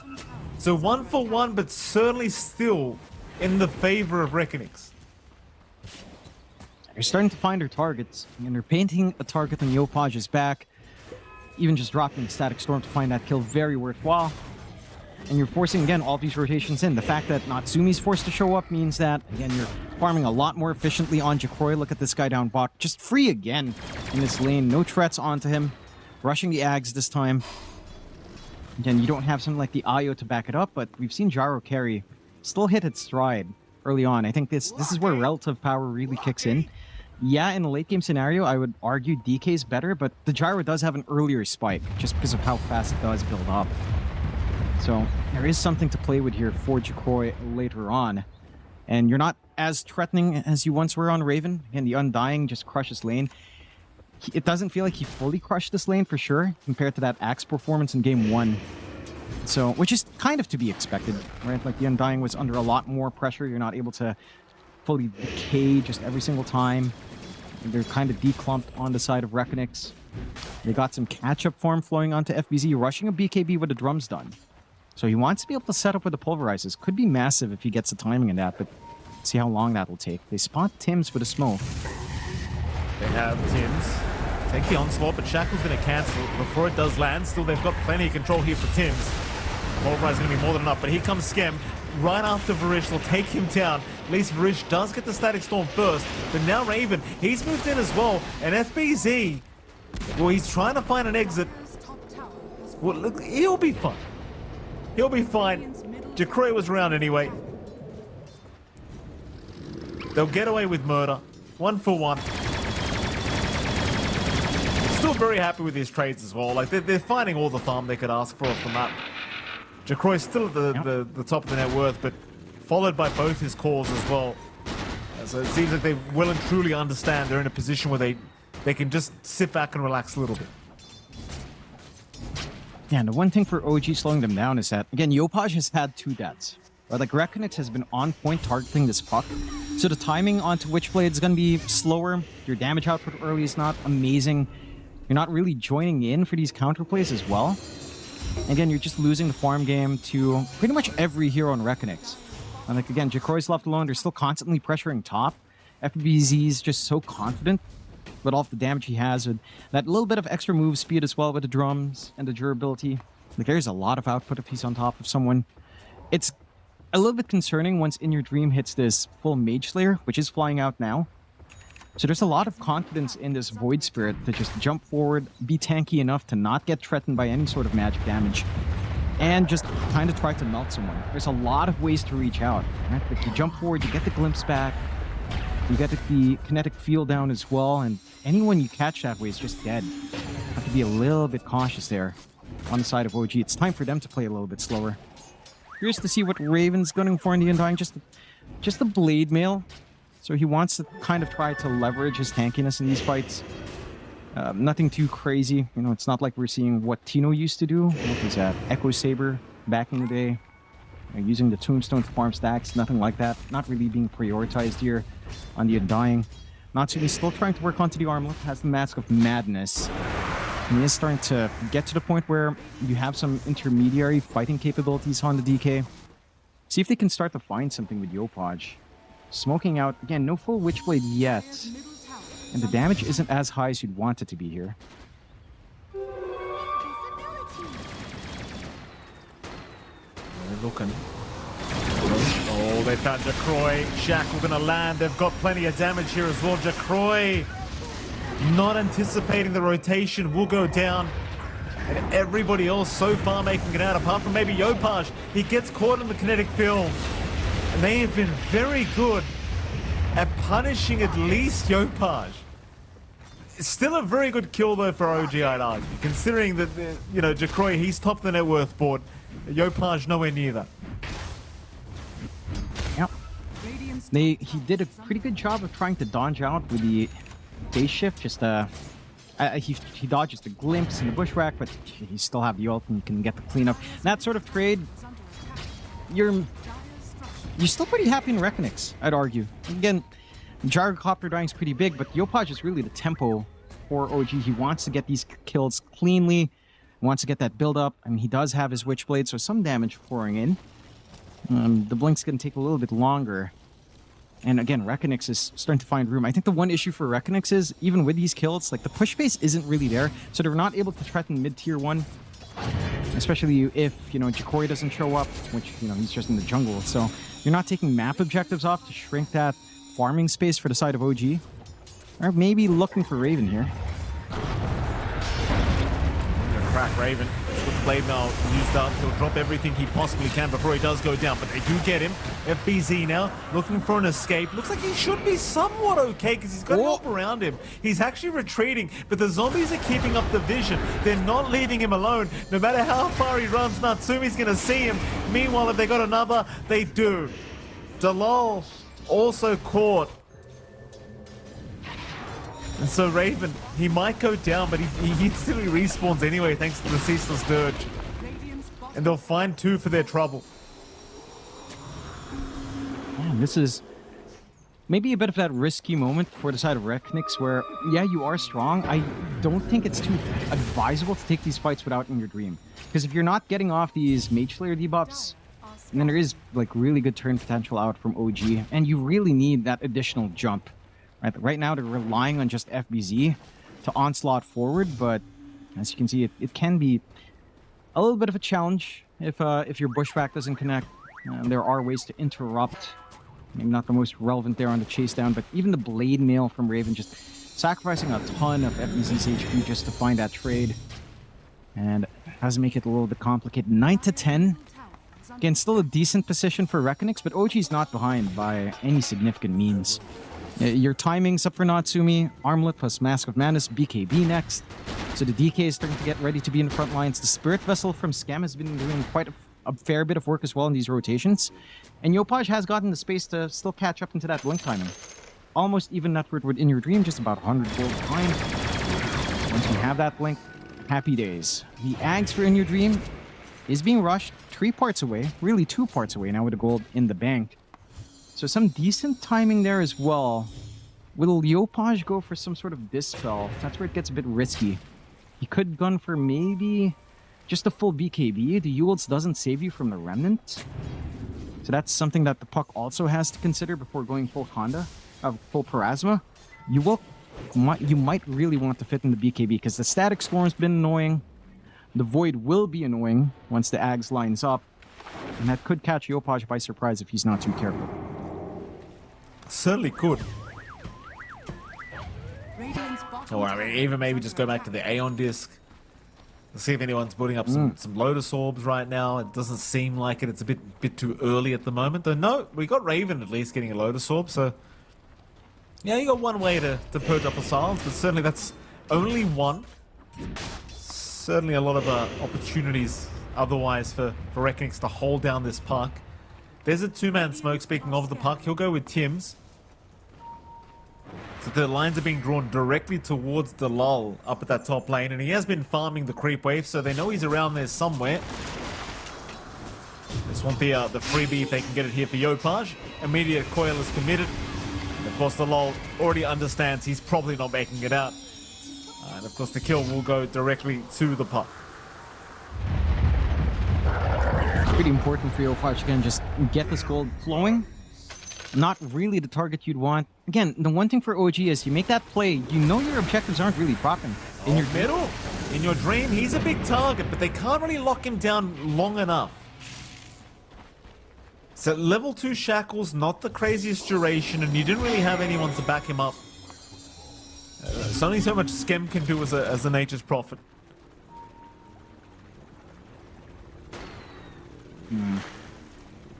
But yeah, it just goes back to that as well, right? Like, while that kill happens top, they try on mid, they still don't find that tier 1. They don't really have a way of trading a support for map pressure on the side of Reckonix until Jacori joins in. Which he might do soon. I mean, BKB's lining up next into the Daedalus. So he's also starting to hit critical mass. Still a good, 1k, 2k above the farm on Natsumi. Not the biggest, but it's going to be at least one early mid-game item here. It's going to be online just a tad bit quicker. Natsumi, for his part, just about 250 gold away from full BKB. So again, that's where you start to expect both of these cores to join in. BKB for Natsumi, the BKB for Jacori should lead to some engagements coming in. And I think the ace in the hole here for the side of Reckonix has to be the fact that you have BKB pierced with FBZ. Right? Like, if Natsumi's not too careful, if the rest of his team blows their control and FBZ is still hanging outside, he gets a pulverized. There's opportunity to turn. There's opportunity to burn off a little bit of that debuff immunity and maybe start to look for some angles in. Maybe start to look for the follow-up with, say, Static Storm, which is where it gets dangerous. And maybe start to look for, say, the secondary silence on IWD's Ags. Tim's? Looking for a quick one onto Tim's, but he has help. They'll drop the Static Storm. Sorip is ready from Raven if he wants to commit it here to save Tim's, though Tim's still dropping, does actually just go down. Skem's in the TP in, finding Jacroy with the Sprout. Now the BKB forced out from Jacroy. The Tombstone also being committed by Raven. Jacroy's trying to burst it down, but he's got no time with the BKB. He needs to look to retreat, but Puck is right behind with the coil. They're going to try an onslaught to try and save him, but Yopaj is going to avoid. Meanwhile, Jacroy still trying to run, but Raven's got him. Raven's got him. They just drag it out long enough. Skem will even buy back here, though it doesn't really feel as though this buyback's going to be worth too much. But if the fight does continue, Already he has might his just axe. TP in. In fact, maybe he does. In your dream, getting caught. Ooh. God. Underestimating the damage output of Natsumi, and well, that's a huge loss now for Reckonix. That is not the fight they wanted. No, and that was IYD's axe reveal. I'm surprised he just walks up. Right? He walks up, Resonant Pulses, never got an Astral Step off, never got to use Dissimulate, just instantly stunned. And that was a ranged Dragon Tail still at that point as well. Like, he just didn't have time to get into the position where he could threaten. And he was a little bit late to that fight, right? Like, the fight basically ended already at that point. He wanted to try to look for cleanup. Good punishment out from OG. And now, man, that Axe is not going to catch anyone by surprise. That was very clear with a silence being applied onto Raven. Much better game state now for the side of OG. I mean, yeah, Jacroy's still finding good form. Looks like the Daedalus might be skipped in favor of a full Satanic first, which is fair. You have to have some way of sustaining yourself in these engagements. I just feel like you're bleeding out maybe a bit too much. We've got to see. You're still in the point where the Void Spirit's kind of still in his sweet spot, right? Like, he's still pretty strong with damage. He does need the BKB to actually take these engagements now. So that's just a little bit more form you have to find. You really wanted that Axe reveal to lead to maybe a puck kill. But you don't even find that, so just a little bit off in the timing. If that fight was like 2 minutes later, or even a minute later, I think In Your Dream would have had that full Axe. Just OG managing to push the envelope right at the nick of time, in the right moment. BKB now for Natsumi. And he can just jump, find these targets. Again, that consistent threat into someone like In Your Dream is ever present now from the DK. Just have to be so careful with how you take these fights. And the tools are there. BKB Pulverize set to go on FBZ if they can find the right targets, but OG's happy enough to play the farm game. I mean, they can always take control of the creep waves. They're shoving out with Schem. You know, they've smoked Hero G. They're back in their jungle. Having a gander, Schem. Gonna TP right in, trying to bait them forward, but they are not taking said bait. Plenty of D wards out. Chase on for FBZ now on the Primal Beast, but he has retreated at the right time. Though they are still looping around through the river now, OG. Right around that top Roshan pit. They'll check the pit and see nobody's in there. Meanwhile, Reckonix showing In Your Dream, but In Your Dream just going to dissimulate right back out. Delol, Bushwhack going to land on one. They'll get the glimpse back onto Natsumi into the Aether Remnant, but he's still perfectly fine with his BKB ready whenever. They'll jump FBZ. FBZ's pretty deep, but he gets his BKB off as well. Going on to Raven, but Raven's just so darn tanky. But no, he's not. They just burst him down with everything they've got. As Natsumi is low. Natsumi, he doesn't get the BKB off. Now he does. He's got it. But he does need to retreat. Raven's back in the fight with that Ceaseless Dirge again. Dream Coil. Gonna lock down In Your Dream and Jacroy. But there's no follow-up to it. And they'll just be okay knowing they got Natsumi out of there safely. Yeah. It's not the worst trade in the world coming out. Now, a couple of BKBs being wasted, sure. I have to say, though, this impact from In Your Dream, yeah, the poke is really annoying. The remnants are landing every time.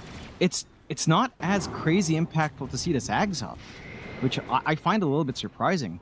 I mean, In Your Dream is playing a lot more cautiously without the BKB, but that style has to be amped up once the BKB is up. Right? Like, he has to be willing to dive the backline with one step, BKB, have the confidence the rest of his team will back him up, FBZ. FBZ, still okay.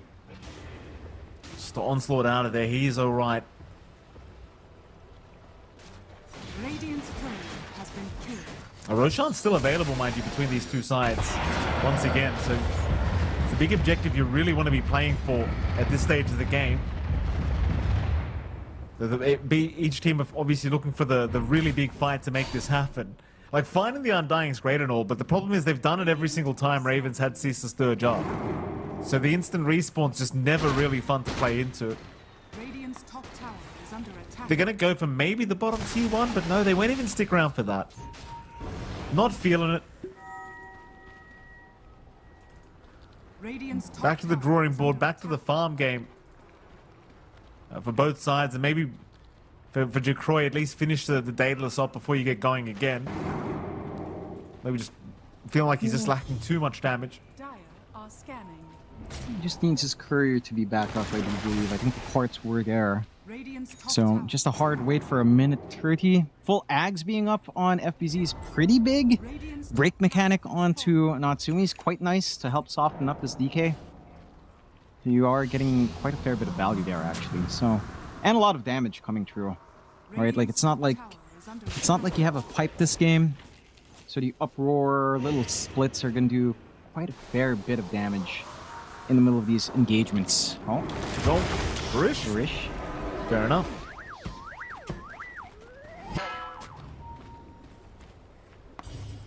Nice easy one here for Natsumi. Keep in mind he did use the dragon form, so either they go for another fight or they go for Roche. Looks like they are trying for another pickoff and they could run right into Jacroy. Natsumi's going right into him as well. Do they have vision? With Tim's, he's closing the gap. Natsumi's wrapping around from the long way. Jacroy shackled. They've got the main target, but no, Delol's actually being targeted here by Natsumi. So Delol does go down. Jacroy now will be targeted, but his BKB TP away. Can he make it? He can. They do not have the damage through the BKB. Not yet, anyway. No one's just a Chrysalis. Maybe the Daedalus required here for Natsumi before that. Radiant's middle Yeah, tower for sure. is under attack. A little bit unfortunate. Natsumi changed course when they make that move on Tim. So he was originally running straight to bot. He turned left towards the ramp. That means you only find the supports. Would have been nicer to get that core kill. Respawns are short enough as well that it's not safe to go Roshan right after. You know Static Storm's still there. You don't want to have to risk taking that kind of engagement with support tools on hand. And OG will just play it safe. And they're starting to reach critical mass on the side of Reckonix with Daedalus now up for Jacroy. Satanic, maybe just about like 2,000-ish gold away. Or yeah, 2,000-ish gold away. So once you've got that, this Drycopter can be that menace up front. The bigger thing is really in your dreams BKB. I mean, you've already got the puck BKB on Yopaj. So catching him out with some of these silences, it's not going to do enough now. Like, you actually do have to commit that pulverize onto Yopaj if you want the puck gone.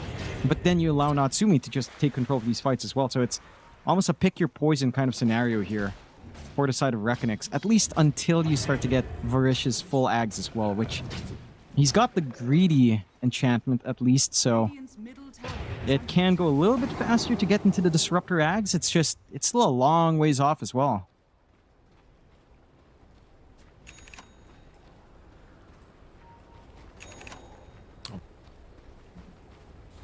Blink coming out for FBZ. Definitely feels as though at this point he might need that blink just to catch Yopaj every single time with that pulverize. Yopaj, of course, having the full BKB at the 9-second charge available now, and at least does go for it before the Plasma. So it does take the safer route here on the puck. It certainly has been a more challenging game than game 1 was for him. Daedalus also now available on Natsumi, and it feels like they've got all the keys here to try for Roshan. middle tower Or at least start setting up for a fight into Roshan. middle tower has fallen. Yep. It does shift to top, so this is an area where, I mean, both areas do have some decent vision control out from Reckonix, I have to say. Like the ramp behind Roshan here being warded up. They had a ramp right by Roshan warded up as well. So maybe better for them to have, or better for Reckonix if it was forced down bot, because their vision is much more direct. But OGE are happy enough to play it safe. A little bit of a support smoke out here, maybe just to set up vision around Roche, maybe scouting out for that potential play.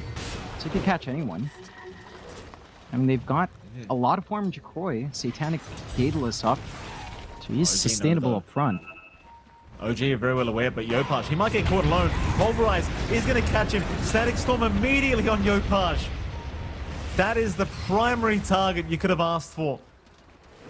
And that should be an immediate rush into Roshan pit, surely.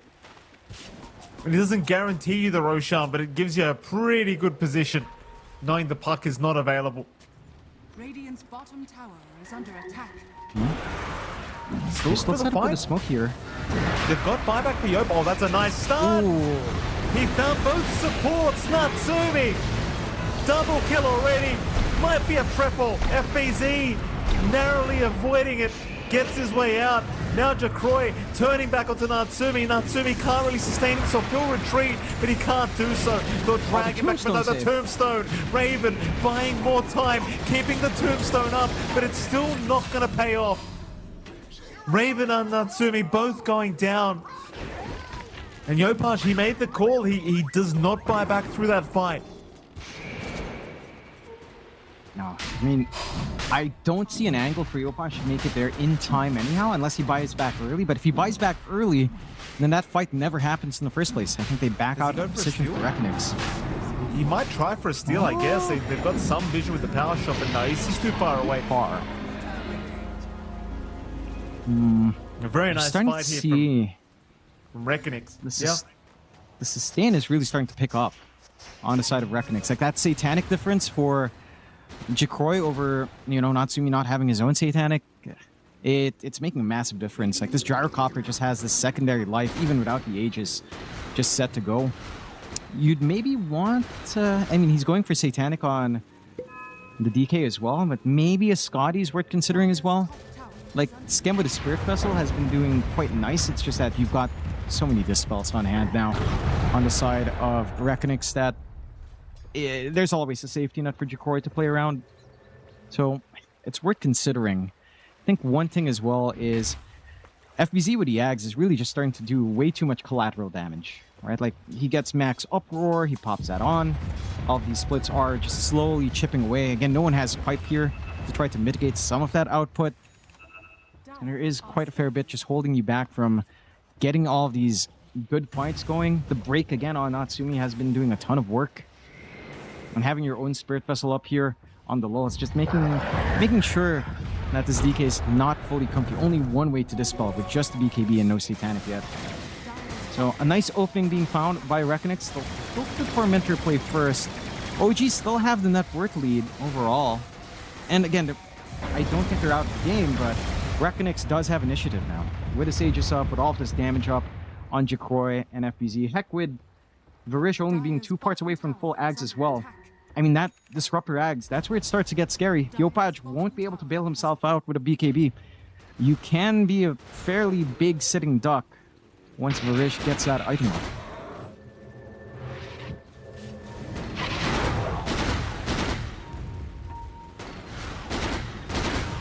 So much how much time they can buy without going into a fight up against Jacroy with that Aegis. Jacroy's just going to wait for the butterfly anyway. But maybe they can buy enough time where they won't have to fight Jacroy in this position. Satanic almost available now for Natsumi. Coil committed but completely whiffed. It doesn't really feel like they're going to force the fight anyway. Coil pretty low cooldown. Again, I think they are still just casually waiting for this full butterfly to be completed on Jacroy before they do go for another big fight. No real great ways of evading, piecing that evasion either right now for OG. This is not just a swift link Radiant's for... bottom tower is under attack. Oh, it is. Never mind. My apologies. Yeah, I like the Swift Blink. I think just having that extra attack speed's pretty good. Anyhow, I think the evasion, it's nice, but I think just being more offensive here for Jacroy in terms of stats is just a tad bit better. I think he's confident enough to have his team backing him up as well. I think the one thing, again, that maybe concerns you from OG is some of these Tombstone saves. They have looked pretty good. It's just that there's no follow-up sustain that makes it great. So having the Satanic being done on Natsumi soon, that's where it really changes things. And he should be close to that gold. 700 away, can disassemble and sell off that broadsword. Are fortified. So he should be able to find a gold relatively soon. Again, it's Reckonix with the initiative though. There's that full Swift Blink. So much output here on Jacroy. And I know. I just get a little bit concerned for OG as the game goes late. Radiant's Just, bottom again, tower is under attack. Ags up in Varij is going to be scary. This Void Spirit's starting to do some damage now as well. We talked about the timings in this hero. If it maintains his snowball, and it is, it's still 2k above Yopaj. He hits the Scotty timing, and this hero gets really tanky up front and really devastating in damage. That intrinsic edge does do a lot more as the game goes on when you get more stat items up. Go again, smoke on smoke. 35 seconds left on the Aegis of Jacroy. Smoke not neither side really running into each other. They narrowly avoid each other, in fact.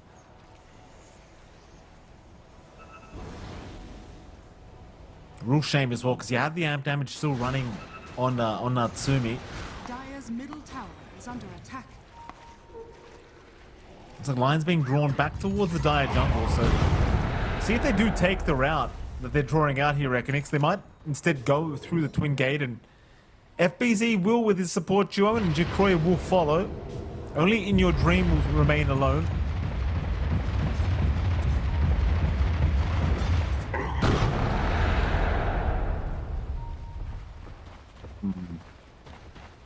I was looking at Jacroy's item build. A while ago, he had the Disperser queued up. He's queuing up that Butterfly instead. I'm trying to think which would have been better. I feel like the Disperser might have been a bit nicer. Having triple Dispel, okay, maybe that's excessive. But even just, say, Mana Burn in the middle of these fights, Mana Burn onto Raven's gonna be annoying. You take away, say, these constant Blue Fire Dragon Tail it's out from Natsumi as well. You make it really awkward for Yopaj come in. I think maybe there's some value in the Disperser over it, but the Butterfly is also just, again, doubling down on a lot of right-click. You're not going to be unhappy either way. Top tier 2 just false.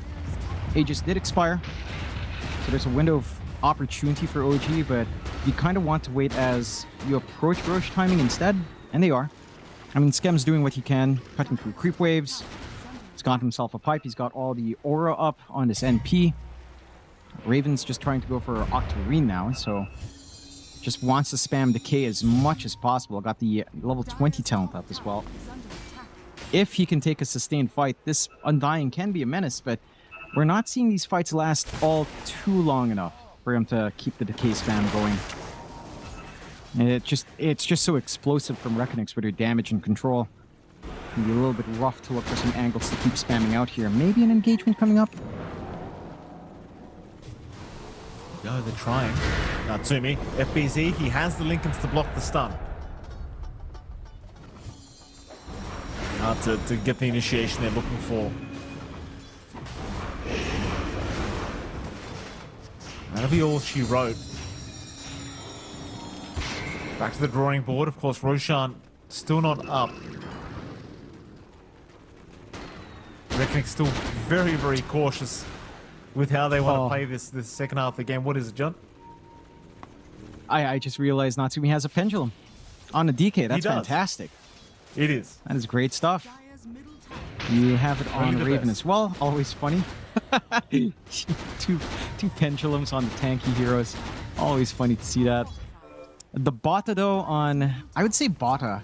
So on tier 4, I think Bota and the Pendulum are probably the two best. And it's arguable which is better for who. But the Bota is just so good. Free tricky attack speed, 15% base damage on someone with 218. Quite a good amount of damage when you pop it on. It resets every time you find a kill, which theoretically for the Gyro should be every time. Now you hit Ag's timing on Varish from this stall.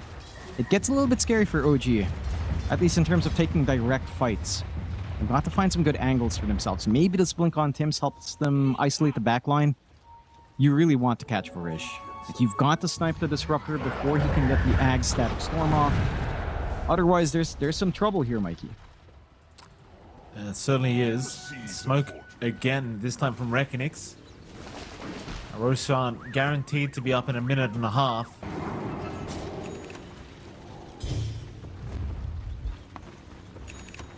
So they smoked up as 5. Lions being drawn towards the bottom lane, but they decide better of it and they run north instead. Up towards the top lane is where they'll go. In fact, they're pinging out Natsumi. They've got vision on him. They see the DK farming underneath a very cheeky observer ward, and they immediately back off as Tims will notice it.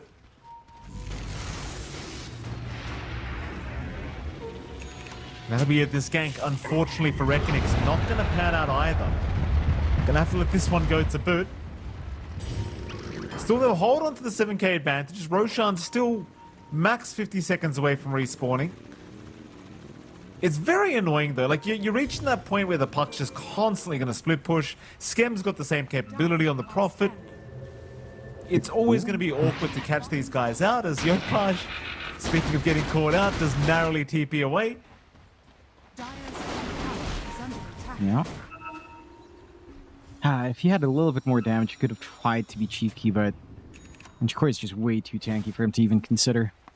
There's that Octarine up for good old Raven. I believe Yopaj has his flying out as well. There's no buyback. But having all that utility on hand is going to be quite nice. Roshan 10 seconds away, and Reckonix is set up right around the top pit. So they could go for it if they want to. Maybe no forward vision into that top jungle, but they do have the Watcher at least to buy some time. So there's some potential here. OG, I'm trying to think what else they can itemize, because it's starting to feel like it's down to Natsumi and Yopaj. Is there any tools on Raven that can kind of make this better? Maybe getting some Aeon Discs up. I feel like Raven with an Aeon Disc could be quite good in the front. Aeon Disc up, try to stall the Tombstone onto someone, come out, spam some Decay. You can be quite deceptively tanky. Smoke out though. The Roar was out, so they know. They're trying. Power Shot's going to be able to give them the vision of the Roshan. It's already less than half than HP though, so you don't really have too much time to decide whether you want to go. Reckonix, they're going to hold that Radiant Triangle high ground.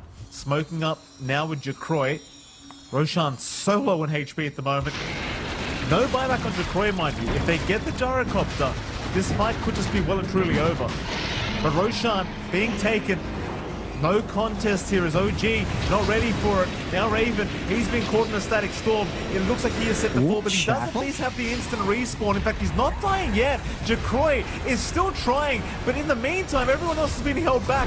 He finally gets Raven the first time, but an instant respawn with the Ceaseless Dirge. Meanwhile, Natsumi trying to get the supports, takes down Delol. Delol is gone. Back onto the Gyrocopter. It's Jakoi versus the world, and it seems that Jakoi is currently just unstoppable. Meanwhile, Natsumi's still trying, but just nothing. The shackles are great, but the damage just is not there against this Gyrocopter. No. I mean, he just has way too much sustain, and he was held back from that fight as well. Like, he makes a choice to go for Raven on the Tombstone instead. He's not helping on the side, and they still can't kill off more than just the supports on the side of OG, while losing Natsumi way up front.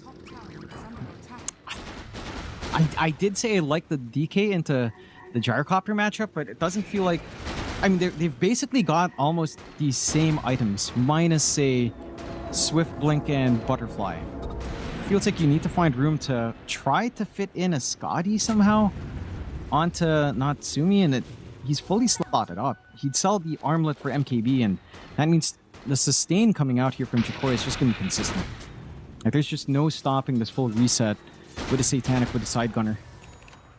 And what angles can you take? Because honestly, I think that was an ideal fight for OG, even though their initiation on to it wasn't great, but Static Storm was used onto basically one hero.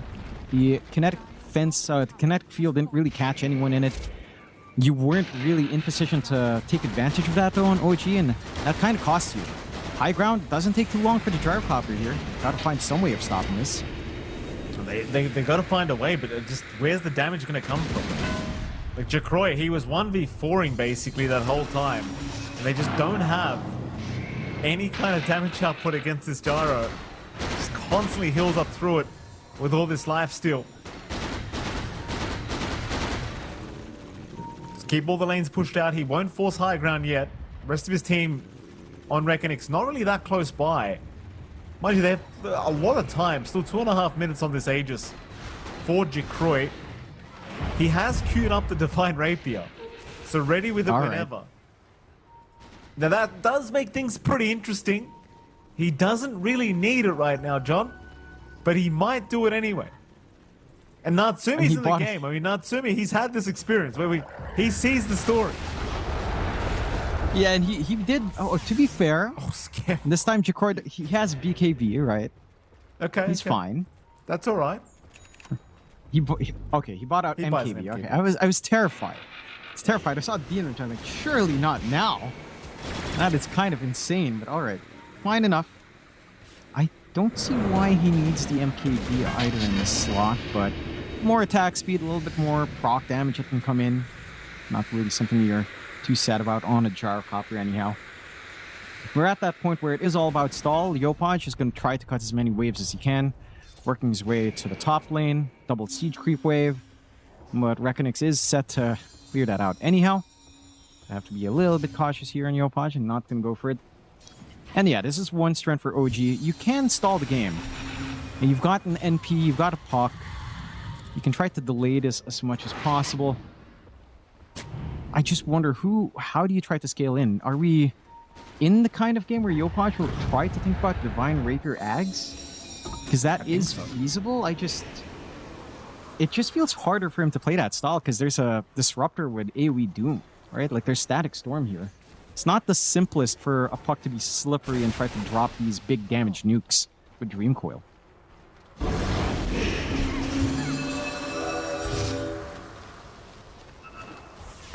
Bottom.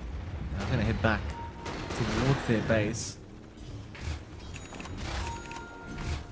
It seems like Reckonix still holding on to this jungle area.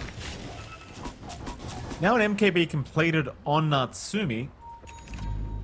That butterfly not quite as scary as it once was on Jacroy. See if that's the difference maker. Smoke up again. It seems as though they want to give it a crack with this MKB now available. Keep in mind, there's no buyback gold here for this Dragon Knight.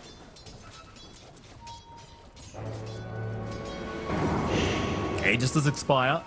Regeneration just left at the top root spot as Natsumi jumps in, trying for the gyrocopter, not getting much damage off yet. They'll pulverize Natsumi. He's still a sitting duck here just in the middle of everything with the tombstone. It's going to buy a bit of time here for Natsumi to try and survive. They'll soul rip up the tombstone as well, but he's just completely surrounded. There's just no fighting it.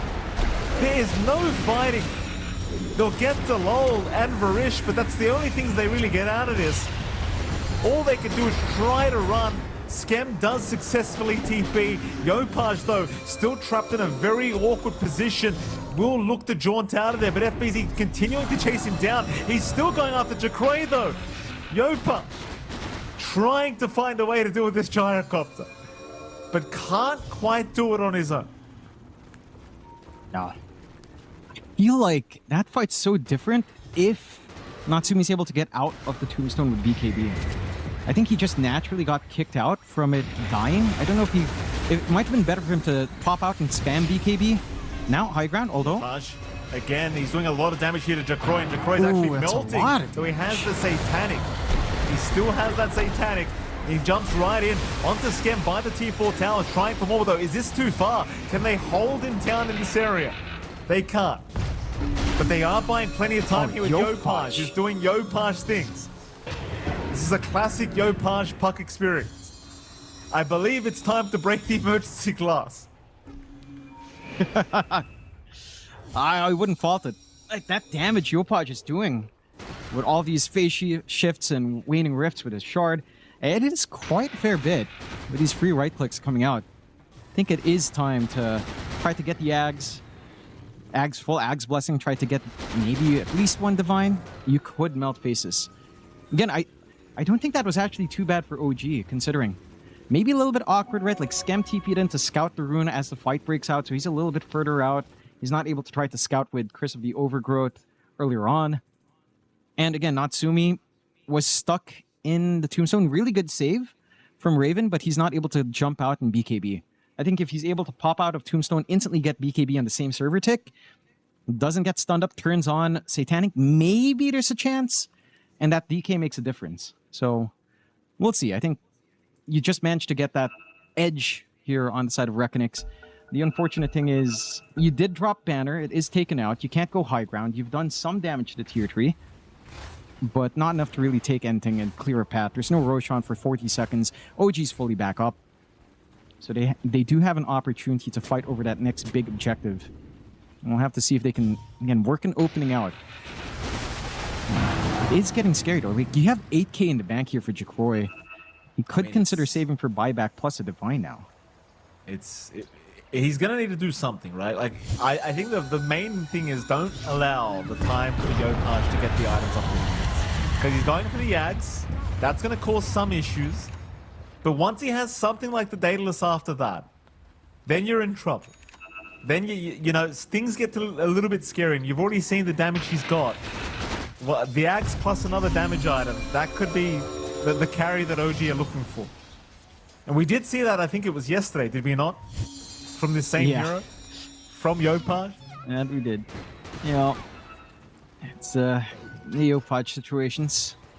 The last time we casted him, I believe, yes. That was also with Wind Ranger, mind you. But that was on Wind Ranger 1. So, you know, not Natsumi's fault. It's a support. It's fine. He's also doing damage on this DK. Just look at the difference all right. in gold, though. Like, the net worth on Jacroy is so stupid. Like, yeah, but it's almost 50k. It's like our discussions with Alchemist games, Medusa games, and even the last game with the Tiny having that net worth. Like, at some point, this gold does not matter. No. Like, he has 6k extra. He has 1.2k over buyback. All right. What does he clear in his inventory? Maybe you toss the butterfly for a divine? Is that it? Is that the play? It's just funny, though, that he's 20k ahead of the nearest person, which is Yopaj, in second place. Like, he's 20k ahead on his own. Yeah. And it does nothing. It can't Well, close the you game. know what? You've got a point. Like, it doesn't really mean much at the moment. Don't miss out on skill. No. Torment is available. Seems as though OG are going to try and go ahead and sneak this one away. Wouldn't mind a quick Gale Force for Tims. Certainly a bit of utility never hurts in a game like this. Gets a nice Prophet's Pendulum as well. There's your shards. Gale Force now available for our Wind Ranger. Roshan, You remember when it's Gale guaranteed to be Force up in a first minute. came out? Oh yeah, I mean, I must admit, I thought that was Global. just the dumbest ability. Like, it's so strong. It's so cool that it's global. That's what hilarious. I didn't get. Like, why is it global though? Why is that necessary? Because it was. You know, I mean, it's the wind, Mike. Does wind have range? We're all affected by the wind. I guess so. I guess. Well, it does now though. It does have range now. It's no longer Yeah, global. it's sad. Sad. It's more like a gentle breeze rather than a gale force, I think, John.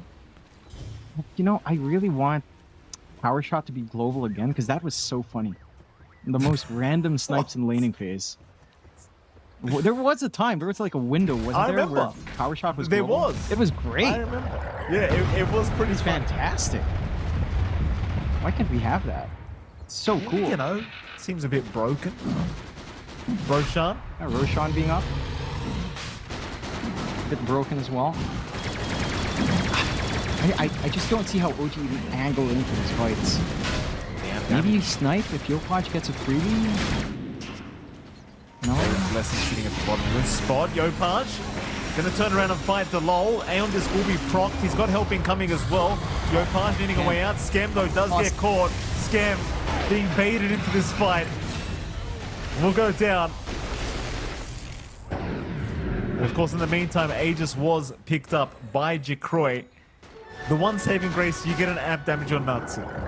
That's the one piece of good news for OG. But Reckonix, they got everything else they could have wanted. Here, Natsumi's really playing on edge with his items. Like, he bought out... Okay, he buys out the full Lincolns. So you can't get pulverized down. At least. But no buyback. It's a risk. It looks like they want to make this risk pay off. Only half duration and amp damage, though. Here we Not go. too long left. Who do they get first? I mean, they don't want FBZ. They love In Your Dream. If they could burst him down In Your Dream, he's going to jump in himself. He gets Dragon Form forced out, and it doesn't seem like OG were quite ready for it, so they do look to retreat, and everyone will successfully do so, but they should have seen Dragon Form was committed. And I think they have, because they're grouping up in the mid lane. What they haven't seen, though, is that Aghanim Scepter on this puck. That could be a little bit surprising. And concerning, for that matter. Oh, yeah. See, I mean, they still have Static Storm for this high ground this time. Big difference. They didn't quite have that tool as, you know, last Roach, they dropped it onto Raven. their last Roche attempt. So this should be smoother going. Have to find some way to apply pressure onto Jacroy here. Jump in, Jacroy. Jacroy! It's a lot of damage here on the gyrocopter. They've got him the first time. They've got one life. Can they get him a second? Natsumi is really melting the damage with the tombstone. It's going to buy time. Jacroy, half HP already. There's your Dream Core being put down. With the BKB, it's not going to be enough. Jacroy! Jacroy is down. Oh boy, I mean, I'm telling you, John, this Ags puck, man, it's a lot of damage. I'm telling you, it gets scary. Really is getting quite scary, and I will say, he's just constantly getting controlled up. With the Octarine, Look at the damage. the timing of you waning Rift, yeah, it's just so much output coming out there from Yopaj, just with that coil. But even outside with coil, just getting all these waning Rifts off, like, I looked at the death summary, Jacroy was just completely controlled. He was stunned, silence. He was stunned and silenced both times, just instantly. And they just stacked this control out from the side of OG. He was quite forward on Jacroy as well. And they also didn't catch the most heroes in Static Storm. I think that is something that has to be used to perfection. You have to catch more than just, I don't know, Raven or even Natsumi. Natsumi's not your concern with Static Storm. It's got to be either catching out Raven, preventing him from getting these decay, soul rep spams with tombstone saves, plus catching Yopaj. Like, these are the two heroes that have to disappear in these fights for Reckonix. They still have the 15k lead, but let me tell you, it doesn't feel like they're in control. OG, they held off on the high ground. They still have their racks. They only lose a tier 3, and they fought against Aegis. It gets worse, though. I mean, I'm telling you, like, the Daedalus isn't even up yet. That's the thing. Oh, yeah. This hero is just so powerful in the late game. This puck hero. It's just so dumb when it comes to this stage of the game, in the right player's hands. And well, I don't know. I mean, I'm not. It's Reckonix still well and truly in the lead of this game. I mean, you've got the full Divine sitting there for Jacroy now. He's just got to put it together, and it'll be ready. I don't know if that's going to be the difference maker, though. Like you said, he was locked down completely in that last engagement. Even with the Satanic popped, it just didn't matter because they had enough. That was with the Aegis, mind you, as well. I honestly want to see some of these supports, like the Lull and Varish, grab a couple of either Wind Wakers or Lotus Orbs. Like, if Jacroy gets caught out, you buy him a window where you dispel the layered silences and control, or you just bail him out, keep him up in the air, and hope that Jacroy is holding on to Satanic, and kind of turn from there. You need some saves on these supports. Like, you look what Raven does. He bails out Natsumi. He's always got a way to kind of reset for a few seconds, get back out, and just kind of stall for time and time again. You don't have the same kind of tools here on Reckonix. I mean, Pulverize kind of stalled, sure, but it's not quite enough. You need some saving tools on the supports. Right now, Varish is gunning for a refresh, which is, it's fair enough, right? Like, maybe the double Static Storm starts to make a difference. You've got a Aether Lens for the lull to reach out better on the Bushwhacks, try to grab the backline a little bit more consistently later on. Oh, this game's being so annoying, John. Even the bottom tier 3 tower's almost gone here for Reckonix. Just the constant train spam, getting very, very, getting up there, to say the least. You're so tanky. By the way, don't forget, like, level 30 talent for this part, you're going to have Dream Call on cooldown at 26.3 second cooldown, John, once that level 30 talent's up. That's at least 2 in a fight, I would say, in these fights anyway. I think it's a little bit more, but yeah, it's around maybe 30 seconds. It's still insane. Like, these fights have been lasting for a full minute, it feels like. So you're going to get 2 Dream Call uses in the middle of an engagement, you pretty much win. There's that Daedalus you've been rambling on about, so Yopaj is going to be smashing faces in. Even the Ags up for Raven. 60-minute mark, though. Tier 5. It's time to see if we get the investment in the baubles from our bauble carriers. Here we go. Can Reckonix do it this time, John? I mean, they've got the Divine for Jacroy. If he wants to put it together in the fight, he can. I don't know what he's going to swap out, though, in fairness. Maybe BKB and after that. Just BKB and then just put it together if you need it. Some neutral items. We've already got 1 bobble.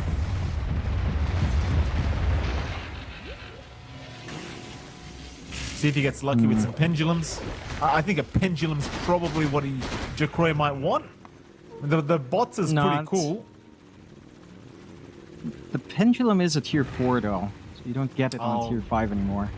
Sadly. Oh, we are at tier 5. I didn't even realize we're at tier 5, John. Yeah. That's how much fun 60 we've been minutes. having. My apologies. Yeah. It's been a minute, but they are getting the space to farm it up now. What do we end up with? Spider legs? For Jacroy? I'd argue Botta's a really good thing to keep. Yeah, over Botta, base attack damage, attack speed, maybe be a... Okay, we're approaching attack speed cap. Fair enough. Remember when it was a tier 3? Prize Verish. Yeah. It was, that so was a great. good. Those were great times. Oh, Yeah, so it was insane. Prize Verish actually keeps a ball because. Okay, switch to the cooldown reduction. There's a And divine. He's that. combined it. He All has right. combined What's it, in Jonathan. the empty in the backpack? I mean, that used to be the way because this used to give true strike, but I mean, there's no butterfly on Natsumi anyhow, so maybe it's fine. It's just, Are you concerned about? It's Yopaj you got to kill though. Like I really don't think Natsumi's the problem anymore. Yeah. What do you get this divine regalia for Natsumi? He's thinking about it. I mean, I don't think the damage makes that much of a difference now, does it? Like, wouldn't you rather just... No, he gets the spider legs. Oh, so, I think that's spider fine. legs. Yeah, I think that's fine. I feel like a pendulum at this point in the game is just insane though. If you just keep it, right? Like it's basically 30% damage reduction spread over 5 seconds. It's still kind of crazy. But maybe just repositioning is bigger. I think that's also a fine argument to make here. What else do we have? Yopaj Regalia, that's pretty funny. So who needs the Divine Rapier when you have that anyhow? You've got 2 Book of the Deads, BZ and Oh, amazing. and Delol. I mean, in fairness to them, like Skem's been such a nuisance. Like that bottom lane's just constantly forced in by Treants. So you might get to a point where you're just like, yeah, okay, let's at least have something we can throw at these Treants while we're fighting. Or maybe they just, do the classical, let's just throw them in and push slowly but surely as in your dream mid lane, being watched, but not quite the target they want to jump. Still has that BKB ready. 63.5 minutes in. Both sides very, very cautious about the way they initiate this next fight. Of course, Roshan available in a guaranteed 1 minute. Very, very important, this next Roshan, I want to say. Man, this game is getting really, really scary.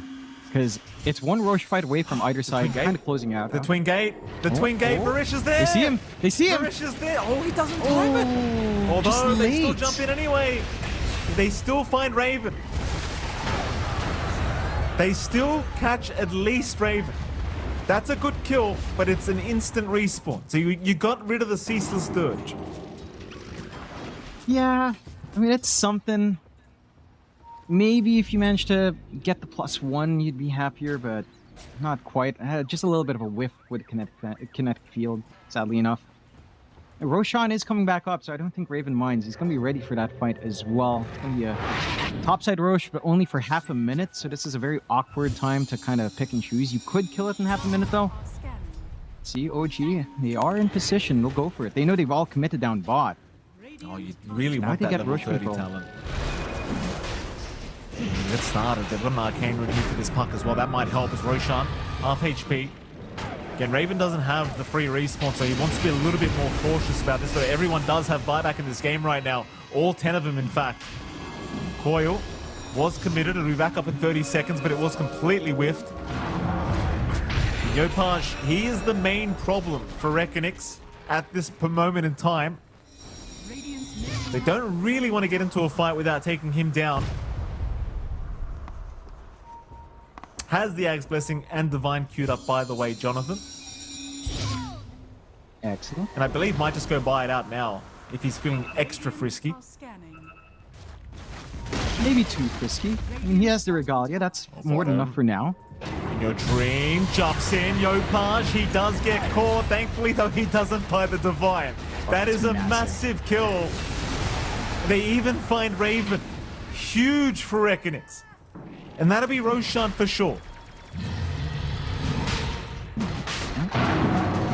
Scam trying to be cheeky. He has creeps by the bot racks. It's just there's no creep wave. So no one's going to be responding. Yeah, I mean, he's trying. Aegis up again on Jacroy. They've done a good job at least managing creep wave, but at least Yopaj still has buyback.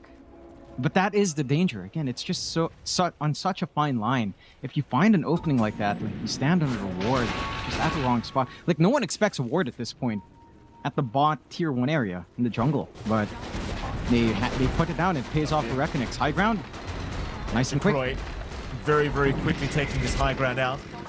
One lane of barracks now down, looking for the mid.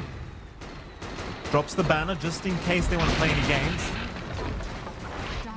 Meanwhile, top lane, they're hunting down somebody. It looks like it was probably Skem, but Skem's TP'd out. So Skem at least ensuring they won't commit for the third lane of barracks, but the lines have been drawn. They want to come back for it. Jacroy does blink in. There's Natsumi with a stun, though it doesn't really seem to land. Creep. It was on the creep. That's unfortunate.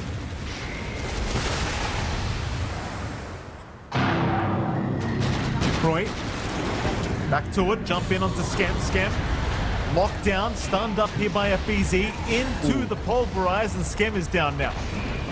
No, well there is buyback. Yopaj, he's respawned the Divine Rapier. The puck has got a Divine, here we go. See who he catches out. Jacroy, he's dropping low. That's one life. There's a Divine with a coil up here, John. Is that going to be enough for this gyrocopter? No, they don't catch him. He blinks out. He's made it for now. I don't think they've seen it yet, though. Reckonix, I'm not sure they're aware of it. Jump in again from In Your Dream, trying for the Megas.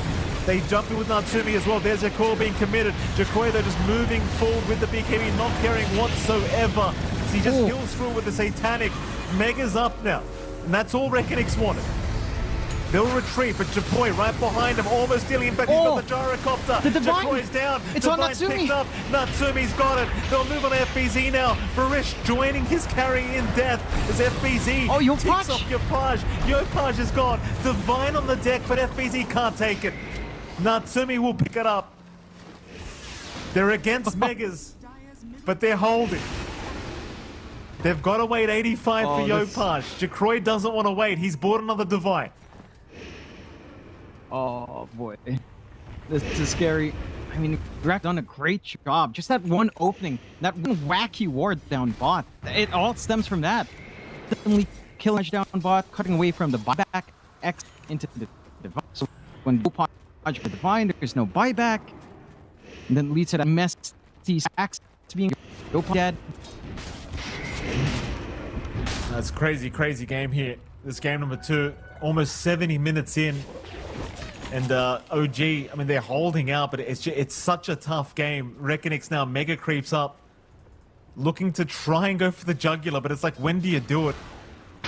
They didn't realize Yopaj, he's got the disgraced regalia now as well, by the way, John. Very disgraceful. Very disgraceful indeed. Quite sad. I don't think he's going to have the time to farm the next set. I mean, 70 minutes coming up, but there's no time with your creep wave shoving in like this. Reckonix. Again, this is do or die as well. You bought back on Jacroy. You want to make it work, but you need to find an opening. I don't know if you can find it. You need Varish up as well. They played this game so well, Reckonix. So much discipline. Thing is, you don't have buyback on Jacroy. Like, they don't want to take this risk. He's got no buyback for 6.5 minutes. As open as this game seems, you know it's OG. You don't want to risk it. They've got that magic behind them, Jonathan. You never know when they bring it out. OG. Well, 70 minutes in now. Looks like we are going to farm a new regalia, John. Yeah. Get some recovery for Yopaj. Get back the Divine Regalia. That would be quite nice. Let's see. I mean, you have... I mean, Natsumi has a Divine. That's pretty damn scary on a DK. I'm surprised he hasn't had the excess gold for, like, Ag's Blessing at this point, but maybe down the line if it stretches for 5-10 more minutes with buyback excess. See if the smoke lands, because if it connects, that's the end gyro, game. If they find Gyro, there's no buyback. That'll I be agree. it. In your dream, that's caught. Hex is out. FBZ going to try and save it in your dream. Oh, He's already Jacroy? down. He'll buy back. Now Jacroy jumping Jacroy? in, trying to man find Natsumi. Natsumi standing his ground. They'll move onto the gyrocopter. He's out of life still. Now Jacroy still fighting though with Natsumi? Natsumi. He's been left behind. Oh, no He'll buyback. lose the Divine. Nobody stuck around to help him. They left the building. Tim's also left. Gonna go down. There's two without buyback here for OG, and Reckonix, they should see the opening. That should be the end. Yopaj alone has to do all of this work now. He still hasn't been able to farm. He needs 20 tokens to try to get back a Divine Regalia. There's no space. Everything's shoved out. Double Static Divines Storm still up as for- well. Jacroy's got 1,000 damage per right click right now. He's not going to take too long with these tier 4 towers. They'll jump Raven. They've got a refresh orb, but at least on Yopaj are trying to abuse. There's your first Dream Core being committed, but it's not really doing anything anymore. The Ancient is completely exposed to being taken down. It's Puck versus the world, and it seems that the world's got him. Jacroy's wasted no time. He's got the Ancient down. That'll be a 1-to-1, and that'll mean we get a third game for this best of 3 upper bracket final between these two sides. Yeah, and that's what you're hoping for, right? You're in the upper bracket finals. You want to get the best from both teams, and we are getting the best from both teams. Very well played out from Reckonix, and for a while it felt like, you know, they were kind of losing that momentum, right? Like all of this gold and Jacroy wasn't really leading to new items, but they had that utility in the end. I think OG maybe gets a little bit hasty. I really want to say it boiled down to that fight where Yopaj was just right behind that Roche pit near the tier 1, right? That jungle area near tier 1. And why is there a war there at like 50, 60 minutes in? Like, you don't expect that. Like, it's so random, and he just gets caught out, and that kind of spells the beginning of the end, because he dies back. I mean, he doesn't die back, but he dies. He's not able to save for buyback plus Divine. He respawns, buys out the Divine. They tried to take that high ground defense to save their last set of racks, and then he just loses out. You know, no buyback, no safety nets. Natsumi's forced to buy back as well. And you have to appreciate, again, just the tempo Reckonix brought out in this game. Again, big difference. Raven wasn't running down bot. You had the lane for Jacroy to play with. He has a hero that scales pretty well. I expected Natsumi to scale better because we've seen this matchup from him before. He never really reached that tempo you'd want on the DK. It feels he didn't have the room, the excess farm, to try to go for, say, busting hit a tempo on that DK. And it just came down to the fact that in these fights, you had so much utility here on Reckonix. Yeah, you have Dream Coil, Outpock, but you're against Pulverizing, up against Ags, Static Storm. This is the one fight where they just completely went all in on Natsumi. The Tombstone was nice, and it was being healed up nicely by Raven as well, almost full efficiency. But when he pops, he's just stunned up. He's not able to BKB, and Natsumi's just gone. And all the tools you had in Reckonix made it so hard to play back and forth towards the end there. Very challenging game, but Reckonix, again, props to these boys. They've been playing fantastic. Very disciplined Dota here in this game number 2, not overextending at any moment to hand the advantage back the way of OG. And OG, they tried their absolute hardest to make this comeback happen, and it almost looked like it could have happened, but just falling a little bit short in the end. But thankfully, again, for us, that means a game number 3 for this upper bracket final of the SCA Regionals. And again, this last game, it does allow you to proceed straight through to the grand final of this qualifier, which is on tomorrow. So a lot of stakes for this final game between OG and Reckonix. And I can only imagine where this next draft is going to go, John. Now, with 2 games of Gyro, maybe it's time we just ban this hero. Maybe it's time for Gyrocopter to be removed. Yeah, mayhaps. I think also we're considering for OG again. I'm not faulting nice little hits onto In Your Dream, but I'm not faulting Tim's. But I feel like the Wind Ranger just really doesn't achieve much, so it's worth considering maybe something else there for OG. Reckonix, so it's hard to say who is the standout player because everyone stood out here. The Low was landing good bushwhacks. Varij was getting some good, you know, pretty decent static storms. Jacroy itemized really well. In Your Dream laned pretty nicely up against Yopaj's Pock, all things considered, and FBZ was just finding the right target every single time for the Pulverize. It's hard for me to call. Who would you give it to, Mike? Let me swing it back to you. Oh, it is a hard one. I mean, let's say In Your Dream. Let's give it an In Your Dream. Why not, John? All right. We'll give it to the Void Spirit. Why not? I'm tired of your shenanigans, Jonathan. We'll give it straight to In Your Dream. This man hasn't gotten an MVP in a long time. Here, there it is. He's got it. What a fantastic performance from him. It was a team effort, John. There's no one you can point out. It was a very, very hard game here from the side of Reckonix. And again, props to the boys. They're very disciplined Dota, allowing them to get to this third game now against OG. And for OG, I wonder how they're going to be feeling going into this third game, because they must feel like, man, that game shouldn't have been that hard. And well, game 3, we'll see what draft they're going to bring out. We're going to head to a break, and right after that break, we'll be back with Reckonix versus OG game number 3. The human body was built to move, not trapped at a desk in one singular posture for 12 hours a day. It's time your chair evolved. This is Secret Lab Titan Evo. Ergonomically engineered for you, gamers, hybrid workers, artists, backing your every move.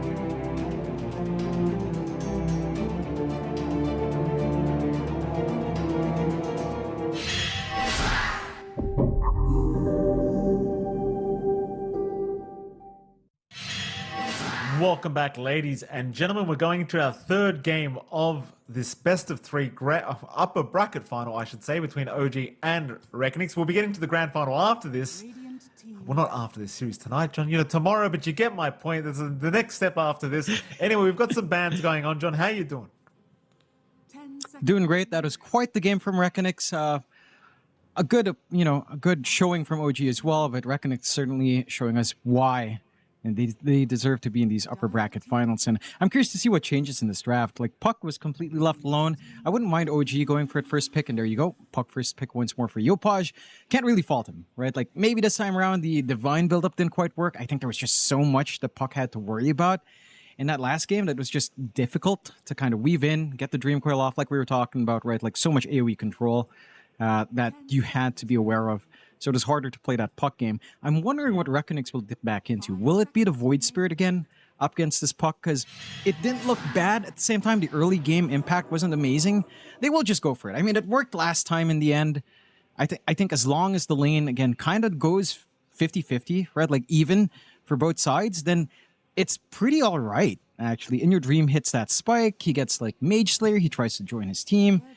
And the late game buildup, if you don't fall behind, is pretty decent for the Void Spirit. So I don't mind it. I think it does work out well. I will want to say, though, that for OG, stop it with the Wind Ranger, you know? And again, I'm surprised they even banned Tiny. Like, you could leave that Tiny. Like, if they take Tiny, then you just outscale. Like, I'm surprised they ban it, but just don't take Wind Ranger. I think that's the one thing. Hopefully not. Again, it made the game harder because you have one hero that, you know, it's not like Tim's was playing bad. He was getting decent shackles and all, but you want a hero that can do more than that, right? Because you weren't really looking for big Wind Ranger focus fires anyway, right? And all your control is really just shackle and maybe that nuke from Power Shot. Yeah, it's nice. I mean, I feel like if you had more control there, that might have been a different game. Could have been. I certainly agree. I mean, the shackles were great, but yeah, it's another hero probably advised at this point. These teams in their damn Wind Ranger. Hopefully not this time. Final. I mean, I wonder as well if that Wind Ranger pick for Tim's was basically because they couldn't find the angle to run it for Natsumi. Maybe that's what it was. Yeah. You know? Maybe that's what it is. He just got kind of stuck with it. So you're blaming Natsumi. I mean, that's fair. I think I was having a discussion with certain people. I was asking, so why do you do the Ranger 1 anyway? I liked it. I was like, all right. Yeah. So, you know, Natsumi, calm down. Calm down. Don't say Wind Ranger again or Adam will send you upstairs. You know, let's take no a more. Think of No more. here, you know, is good. That's it. Don't let Tim's play. I mean, he was sniping. It was quite nice that one snipe Tim's got, but it's just Oh, there's your hoodwink coming out once again, Reckonix. Been seeing a lot of good things with this hoodwink pickup. Does pretty well against the Puck as well. We have been noticing just with these bushwhack setups. Gyrocopter is where OG go back to, however. So a third game of Gyrocopter into the Disruptor as well. Very nice combat, rather counters towards the Void Spirit now. But the Gyro, Jonathan, just not falling out of favor for either team. no. And I loved Varish's reaction seeing the two heroes they ran last game just get picked up. He's like, "Oh, they're doing what we did. Look at that." And I like it. It's still good.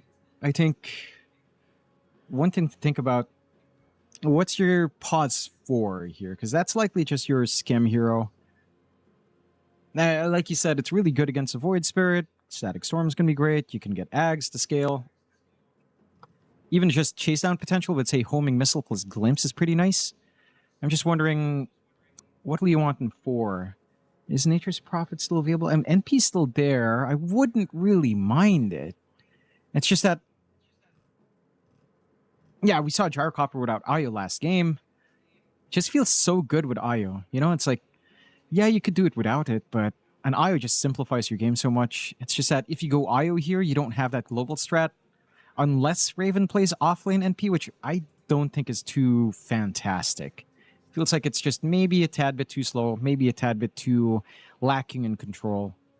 You could argue that Disruptor and Puck kind of provide you enough, maybe. So there could be room, but I just feel like it's a little bit too left field to try to go for that. And we'll see. Reckonix still have a lot of time. Viper pickup. Yeah, that says enough. 2 picks, 6 bans, 0% win rate. I'm not a big believer of Viper right now, Mikey. I think the loss of facets really hurt Viper. Right? He doesn't have that old farming playstyle. You max your Nether Toxin, go to jungle, don't die, get a lot of gold. It's not really there. And if this hero doesn't win lane, then it's just really dead weight. So it has to crush a lane. You're laning against potentially Gyrocopter. I'm expecting off lane Viper up against Gyro and Disruptor. That does not sound pleasant. Gyro can stand back, play with flak, slowly chip you away. How often you can walk up and just spit at the Gyrocopter? Probably not too often. If you do walk up, then level 2 Disruptor should be able to glimpse back or at least block you off with Kinetic Field. Yeah, I'm not seeing the full value. Maybe the threat of Hoodwink plus Viper is nice, to be fair. I don't know if it's nice enough. This is a quirky pickup as well. The Lich coming out, I think we've seen this a couple of times from Reckonix. It can be quite good. I will say, like, everything about the Lich feels really nice. Yeah, it has been Varish. The Sinister Gaze with Ags is just insane control. The burst potential with, say, Ice Spire plus your ultimate. Like, a blink timing this year is great. This is one way to counteract that, though. Lycan coming out for Raven. It has not had a win in the one game we've seen, but it's been banned quite a fair bit. I think what I like about this is that the backline is really easy to kill. Maybe the Lich less so, but the Hoodwink certainly something that you can try to rip apart. And there's the funny combination of biting your Gyrocopter later on. So that's always a little bit of fun. 10 seconds remaining. It is certainly always a little bit of fun. You love to see that coming out. 5 seconds remaining. Final bans to be made here by Reckonix and OG. Reckonix, I've got to say this draft, I mean, I know you've already been kind of questioning it as we've been going on, but it is a bit all over the place, you know? It's Void Spirit Viper, there's Lich showing up as well. I'm trying to piece it together, like what's the position 1 now for Reckonix that they're looking for to make this draft look really good? OG, they do ban out the Naga Siren. Remaining. Radiant team banned. So you have popular options like the Luna, for example, that we've been seeing quite a lot of. I hate to say that Tiny was actually banned out, so you don't have that. I'm just, what's the carry here that puts this draft in a position where it feels a bit stronger? I wonder. Maybe even Drow. Yeah, there's a cheeky pick they could close out here on Reckonix. I think if you wanted to go all in on this high tempo that you've kind of drafted, Necrophos, but I think it lanes fine into the Lycan matchup against Gyrocopter. Obviously not fantastic, but the Gyrocopter into Necrophos as well. You have enough magic damage. It's not really that clean, so maybe not the Necro. Drow is the most like okay pick, very middle of the road. Lane's fine into Lycan. Matchup against Gyrocopter is all right as well. So Drow wouldn't be too bad. A melee matchup is just a little bit rougher into Lycan. I mean, normally with a summon hero, you could try to argue PA. It's just Howl really hurts that hero and its damage. So I don't know if you really want to. It can be difficult kind of jumping in and out as well. Even with BKB, like down the line, again, in a longer term duration game where an Ags is a reality for Disruptor. PA is not going to enjoy that. I think Drow is your safest bet here for Reckonix. We'll have to see. OG, can they do something cheeky? That is, I guess, something cheeky, but not the biggest fan. Tim's was doing fine, though, all things considered, so it's all right. But I really just... Why couldn't you pick something that could do a little bit more? That's my question.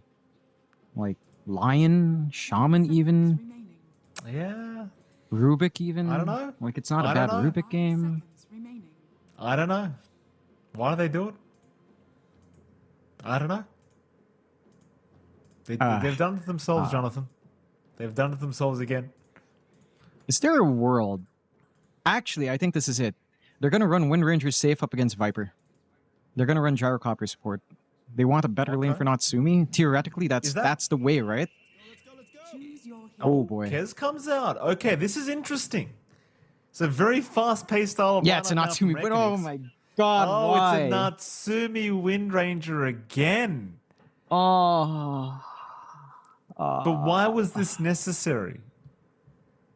Okay. Maybe we shouldn't. Hear me out. Maybe we should. Go on. What is? Hear me out.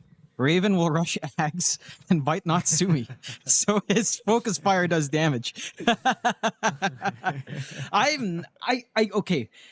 I literally just said why they do this. I don't think it's a good idea. I really don't think it's great.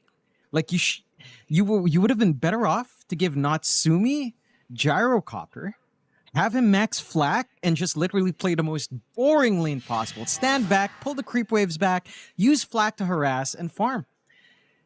I don't know, man. Like the Wind Ranger one, it's not a win condition. It's really not. Like the hero just, maybe Natsumi proves us wrong, but from what I've seen, I'm not a believer, Mikey. I don't know what to say. And then you have to deal with this Kez as well, like Jacroy. The lane against Lycan's pretty all right. Sure, again, Howl is annoying for a physical core like Kez, but he does have way too much utility, right? Like he's going to be a massive nuisance in the middle of these fights. You have decent enough hold. Okay, it's not amazing hold for Yopaj this time because you don't have the disruptor in your side, but you can kind of try to catch out with a cheeky bushwhack and go from there. Like I just don't know. Like Wind Ranger. Yeah, the only reason I can see, Mike, is Wolf Bite, Focus Fire. That's pretty cool. That's it. Well, let's see it happen, Jonathan. OG versus Reckonix. I mean, Reckonix, 1 game away. OG 1 game away to get to that grand finals. If there's a way to lose that position, it would be with the Wind Ranger Pulse one, I guess. You know, that's one way to do it. Let's see if OG can make it happen. Can Reckonix make it happen? We've got game 3 underway now. And here I was doubting Reckonix in their draft, John. But now I feel more confident with what they've got. That Kez last pick, I was like, yeah, this is it. Yeah. This is good. Yeah. Yeah, I'm with you. Like, it looks like such a clean Kez game. You have some good supports to rip apart. You can go swing, swing, swing in the middle. You know, nothing to really care about once you have BKB. I don't know, man. Like, I see this Wind Ranger, I'm just like, why? Why do pros go for this? And remember, we were casting Wallahi emotes and we still saw some pros going for it, and they pick up Ags? Like, what on earth do you want Tailwind for? Like, it's just move speed. It's not even evasion.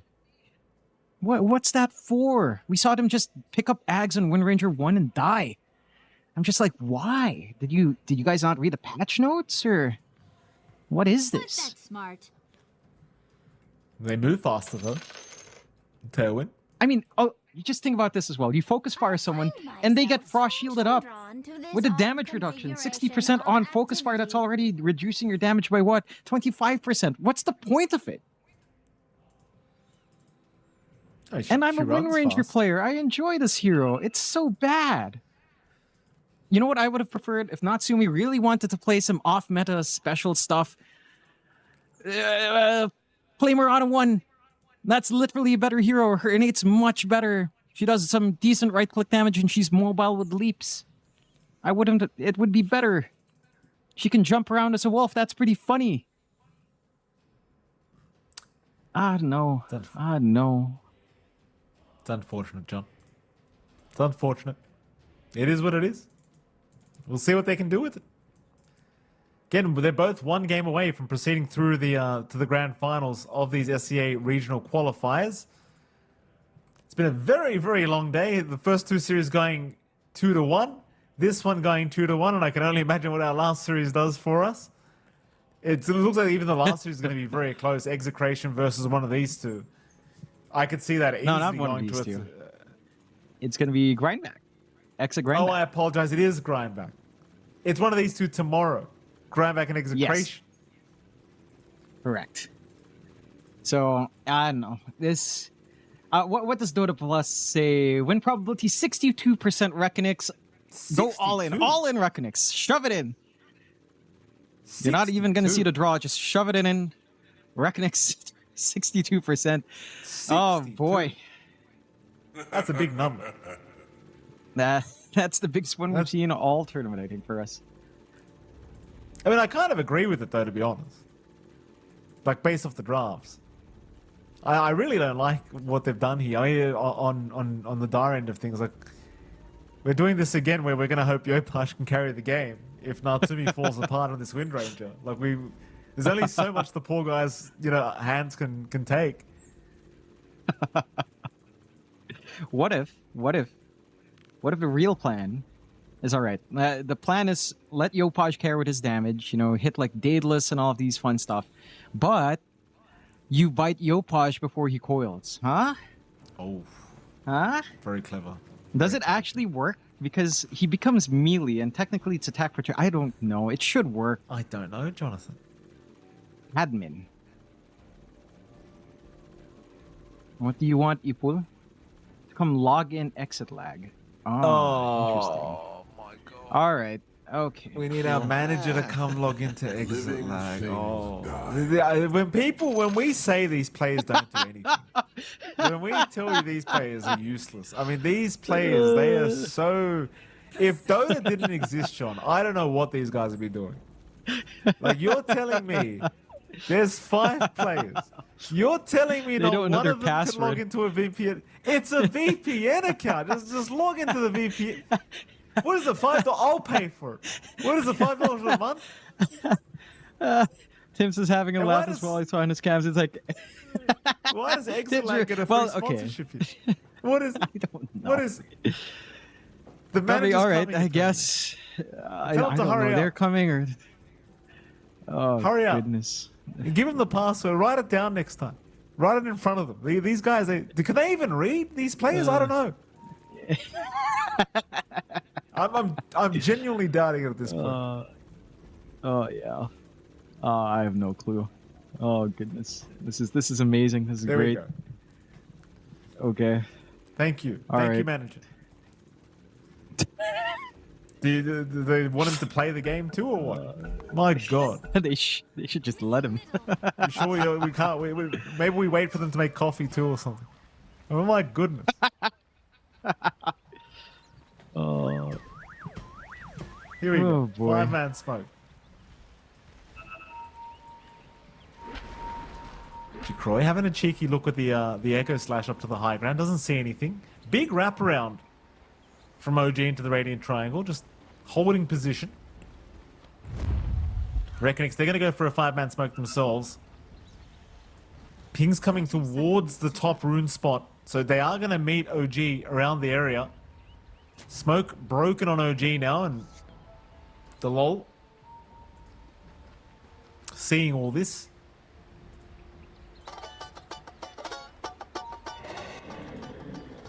And then we'll just rotate down to the bottom lane. Doesn't really feel as though there's going to be a big fight to break out now anyway. So another 2-for-2 trade on the bounties, unless FBZ wants to be a little bit cheeky, but I highly doubt it. Yeah. And so we have another mid lane of Puck versus Void Spirit. Last time around, it was a pretty good affair for both sides. I don't really think there's too much to talk about here, but do you have anything to say about this matchup, John? I'd say that the potential at 4 minutes is a little bit less exciting for both sides. Like Disruptor glimpse back and Fence could be nice, or Field could be nice. So Wind Ranger maybe gets a Shackle. I'd say it's kind of meh. 4 minute mark, I wouldn't be surprised if they just run up, deny a rune each. Net, you're kind of fine. I don't expect anyone to move at 2 minutes. It hasn't seemed like these teams, at least today, have been too interested in completely shutting down the mid. So let's see. I'd expect this still stays relatively 50-50 for IYD and Yopaj. And again, for IYD, that's a pretty happy game state. Just drawing against a Puck, I hear that really just crushes the lane. If he can get some extra right clicks before level 2-3, that's where things can feel pretty good for IYD, and he is. And some decent damage. The other lanes are where really the big changes are. Right, like top bot lane, you've got that Io Kez lane, or sorry, Lich Kez lane coming out for Jikori and Varij. Tim's on the support Gyro with Raven. It's not really the most aggressive lane, and Tim's actually starts with level 1 Flak Cannon as well, just to spread some damage out, but rather interesting that your support Gyrocopter does not have Rocket Barrage level 1. So you're not really able to look for a rundown opportunity, and that means by the time you get Rocket Barrage level 1, you're going to be playing up against Frost Shield. You know, the damage reductions there, it's not going to be that good, and you're really looking for the kill. Going to be a lot more passive bot. Maybe the aggression could be there for Reckonix, level 3, level 4. Even a value point in Sinister Gaze can kind of set up for destroy here. Skem top lane, FBZ dropping low, but Skem is going to go down. Natsumi able to trade, now going for the fight against Delol, but can't do it, and is also set to die as Delol sticks around for both kills. Certainly, that was in the favor of Reckoning. Yeah, I mean, you got the first kill, you're getting EXP on this Viper, you pick this Wind Ranger to have a good lane against the Viper. I'd say you're happy enough here on the side of Reckonix that your Viper still has a lane anyhow, regardless. So, all things going fine for Reckonix. Again, bot lane's a little bit more passive. Top, the Wind Ranger matchup does get annoying by level 3. Like having level 2 Wind Run kind of helps even it out just a tad bit, but the Viper still has his nuisances to kind of pump out.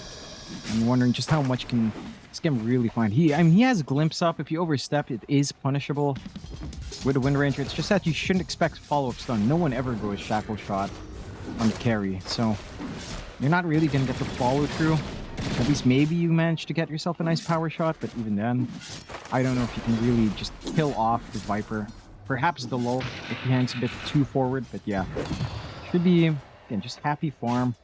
We're farming well enough for Natsumi anyhow. FBZ, despite the kills, slightly behind, so yeah, you take the silver linings where you can find them. But I'm wondering if you have enough room to move into the 4-minute water rings. It doesn't look like it. 3.5 minutes in, no one's making a move on to mid. And Yopaj is starting to get away with a little bit more in terms of CS, which should mean that, you know, if they draw evenly on water runes again, Yopaj should be pretty happy. No real concerns. Perhaps he even finds himself the ward with that sentry play, so happy days for Yopaj. And no supports leaving, but the lanes are pretty tied in to just trading, as we do have another Southeast Asian pause. Get the manager back in. Get him back in. Did we accidentally log out or something? I don't know, how does how do these VPNs even help? Like, I've never had a VPN help me in lowering my lag. I really never, not one time. And I've tried, believe me. Well, the issue with trying in Australia is that no matter which way you try to port forward or reroute your internet, it's always going across a lot of water, right? So it's all about routing.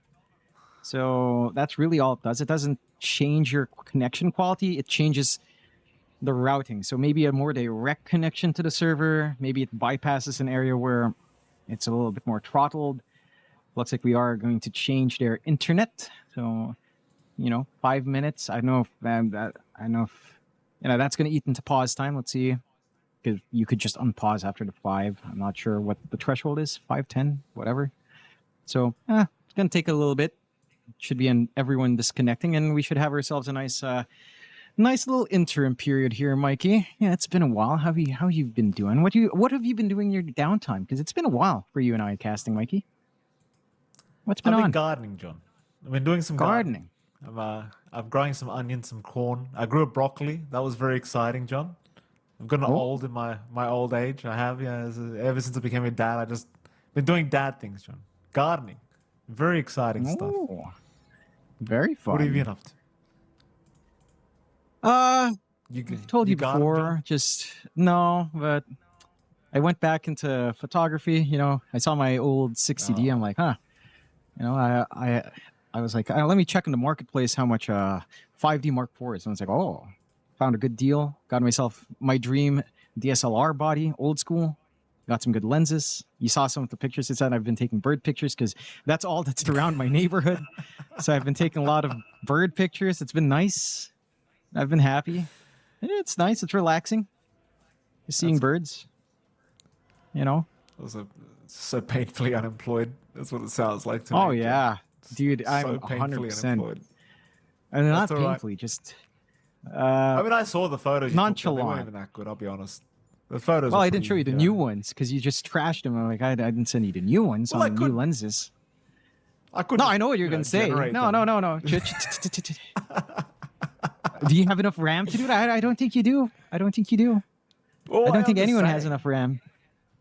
I'm just saying, why would you take a photo of a bird when you can just generate one via AI? Oh, why would you go gardening much when you time? can just 3D print some veggies, Mikey? What's wrong with you? Well, you can't, Have some John. You can't microplastics. You can't 3D boo print hoo vegetables, hoo. John. Oh, boo hoo hoo. You know, that's what I say to that. You use can't AI. eat microplastics? Just use AI. Why even bother playing the game? Just get open AI on Dota again. We had them in Dota first, didn't we? Yeah, why bother with the don't remind teams? me. We had the chance to stop him too. We had the chance, John. We could have done it. Someone could have done it. It's too late now. No, It's too late now. He's gone. It is what it is. gone. We can generate bird photos though, at least, John. That's the big positive here. We can generate bird photos. We don't need to take photos Nah, anymore. I mean, with the advent of AI, I feel like since you can't buy your memory anyway, you might as well enjoy it. So you just make your memes, make the most ridiculous things with it, and do it for free. Use that server capacity, make it hurt. That's the way to go, right? So go onto whatever AI platform you like, have it generate the most ridiculous memes. I'm sure if AI had feelings, it'd be like, what the heck are half the people asking for? Because you go to r/brainrot, it's insane. It's like truly the human mind has devolved to the point where it is debatable whether or not we are still intelligent, Mike. I feel like we are at that point. I think it Sometimes. was debatable a long time ago, John. It was debatable a long time ago. But I think it's debatable that we're intelligent in the first place. I mean, you'd probably have to debate that point. Who's Yeah, intelligent? it's like- What makes you feel like we have intelligence anymore? True, that is true. Like, what is the demarcation line that makes humans quote unquote conscious and animals quote unquote not conscious, right? Like, what is the marker? Because we can't feasibly go in and measure how the neuron responses are in each animal. So, No. yeah, it's very interesting that we're going this deep on a theoretical 5-minute pause. But what is 5 minutes? What is a measurement of time, Mikey? Well, It's we all wouldn't relative, even is it need to not? go this deep. If we just asked AI would probably have the answer to these questions we've been asking, John. In fairness, so we don't have to go this deep, you and I. We could literally just ask AI and save us a lot of time.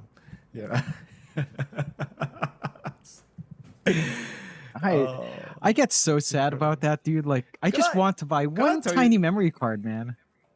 I had what a is it, weird Mikey? experience with AI, John. I'm not going to name which AI it was. I mean, but I asked for a particular car part. I was buying glow plugs for my car, Jonathan. I know you don't know what glow plugs are. Neither did I, but I changed the glow plugs. Gave me the wrong glow plugs, John. It recommended the wrong glow plugs. Like an idiot, I went and bought them and installed them, by the way, till I found out that they were the wrong ones. And then when I actually went back and confronted said AI. I went back and said, you gave me the wrong recommendation, and it just told me that it can be wrong. It literally just said AI can be wrong. And that's it. It stopped talking to me. And I was like, well, you can't do that. What is it, John? Why would you take what it's I just Because you are what it you're was complaining there. about, Michael Phoenix. You are what you are complaining about. You have Google search. Yeah, there are search results right there all over the screen. You say, "Oh, this is it." You just don't follow the first thing Google pops out with that AI summary. It's not accurate. You can You know ask what it it some is? random crap and it's going to say some random stuff. What? Do you remember the website Ask Jeeves, the search engine Yes, back in the day? sure. Ask Jeeves. Remember I remember in primary school and high school, the teachers used to tell us to jump between browsers and Ask Jeeves instead of Google, as if it was any different. And I feel like that's what AI is doing. It's the ability to ask the question, right, and still have something respond in a way where it's answered your question directly. That's all it is, John. It's just Yeah. personalized Google. Yeah, no, it's basically just taking a bunch of data points, figures out what it thinks it might be right, like finds the mean, and throws it there. So if there's not a lot of data points, you have to find it yourself. Mikey, just PSA for everyone. Just when you search on Google, read the other sources. It's the same thing. It's like Wikipedia. Mikey, on Wikipedia, you didn't just believe that stuff, right? You look for the sources below on the annotation. Surely, right? Like, check your sources, people, man. And this is where our RAM is going. I don't understand, man. Like, I just want to buy a tiny micro SD card, not an SD card for my camera. 2 years ago, 256 GB was 3,000 pesos. 3,000 pesos. I bought them at 5,000, and I look again, and they're 12,000 pesos, man. Like what? 12,000. For all that stuff, it's like for John's lagging. killed John's me. lagging. You need some RAM, John. Go buy some RAM. Go spend some money, John. Stop being such a tight ass. Go spend some money. You know what, John? Ask AI how to make money. Go ask AI. AI will give you some tips on how to make some more money so you can afford the RAM. You know? Look at him lagging. Look, the AI would. You know what? I could probably literally get. In fact, we've got an unpause. Don't worry about it. We've got an unpause. I don't have to ask AI to replace you right now on the spot. We're going. Are you there, John?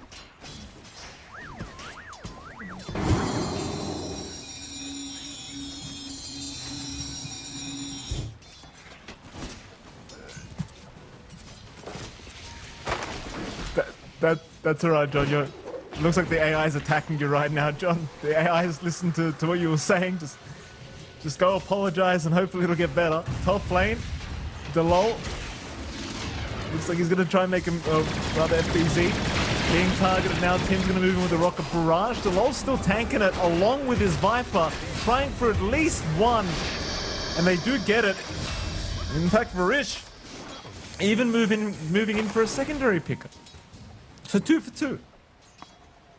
Yeah, supports for at least one core. You're happier off here on the side of OG. Radiant's top tower This is the one funny thing, right? After like a 4-minute pause like that or 5-minute pause, when they unpause, they instantly go aggressive. It's like they also forget what's going on. They're like, all right, we can fight, and then just fight. Nice little clip onto Yopaj, but not really going to lead too much with your support position right now. And a little bit early for the 6-minute mark as well. We're a minute away, so maybe a bit of wasted time here from Delal. Still, game state right now, I'd still argue it's kind of all right for Reckonix, right? Like this Kez is farming pretty nicely. Granted, Natsumi's actually getting some good pacing up top, but all that aggression here, they get a good glimpse back. Here goes Delal. Nice and easy, and they'll continue the tri lane. Of course, Raven can just free farm on his own on that Lycan off lane, so they'll just continue the tri lane versus tri lane situation up top. Vrish has not gone back either to help out Jacroy, because Jacroy just doesn't need it. They're just going to trade farm here down at the bottom. Jacroy currently top of the CS board anyway. Meanwhile, though, mid, Yopaj has been caught another time. We saw this last game, the support rotations to ensure that Yopaj has himself a tough lane. And this is the 6-minute power rune timing, and they get a regen on top. That's just revolting for Yopaj. Yeah, I'm again a little bit surprised that OG hasn't been on point in securing mid. Feels like that's, what, 2 games in a row where their priorities are these side lanes? And yeah, maybe it's helping out top a little bit more. They're shoving in that tier 1 with the siege creep, doing some good chip damage onto it, but Yopaj is going to be behind. Look at this. Skim, to look if anyone... I'm not really going to be finding anyone, of course. Just ensuring that Yopaj can just walk back up, also holding on to that TP. Level 6 of Yopaj at least, so there is a coil to play with. This is the question I have for OG now. What's your launching point for like the 10-minute mark? Who are you playing around? Because trying to tie in with Disruptor and Gyro, it's not forcing these fights. You know, a Lycan perhaps would dominate her Overlord. You know, that timing could be good. You shapeshift, you chase down one of these softer targets. Can look quite nice. Have to see if they can start to find out. Oh, a bit of a cheeky snipe onto Jacroy's courier hanging around the secret shop. Maybe trying to pick up that extra Void Stone. He did manage to get his Ring of Health at the very least, so not too much loss there.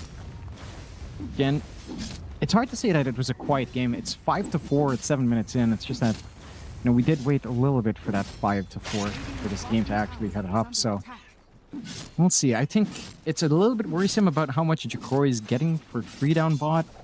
But yeah, Natsumi, again, he's finding his own farm, but the Kez timings just feel more threatening. You know, as levels go up, you get all these stupid skills leveled up, you get your ultimate up, you got Mage Slayer for some durability up, and this here can really just survive a lot longer than you'd expect. 8-minute rune, OG. Jumping on Skem. Skem's got help though. In fact, he's got plenty of help around. And oh, nice shackle as well from Natsumi. Very, very nice. In your dream to go down. Delol will lose his life as well. Already, I mean, you know, all things being said and done, it's been a pretty nice start for Natsumi. He's 4-1-2 on this Wind Ranger. There should be no excuses for him when it comes to carrying the game. Yeah. I mean, I guess is the one strong point for the Wind Ranger, right? Like, you can show up early to these fights, power shot nuke, 470 damage, never to be underestimated at any point in the game. So, at the least, I see OG using this Wind Ranger a lot better than the last time we saw it. Just a high-tempo hero, joining in much more frequently. And they get the rune control off of it. Illusion rune not the most important, so just a top-up for Yopaj. While all of this happens, Raven's still getting some decent farming pace. Not too far off from the full Dominator coming in. And then Jacroy not really being stopped from the farm is slowly clawing his way right next to Natsumi's farm. There's just no aggression from Nikez yet, not at least until maybe a few more levels here. Top tier 1 still being sieged away at. And this is now also the concern for Reknix. Has FBZ done enough to win out his lane? It doesn't feel like it. And now the Viper is just kind of in struggle town, right? He's going for Blade Mail. So you're not getting anything like the Dragonlance. He's just trying to be a nuisance up front. Maybe drag Focus Fire to himself. Probably a best case kind of scenario now. A little bit of a clump up bot as Jacroy is trying to shove in as well.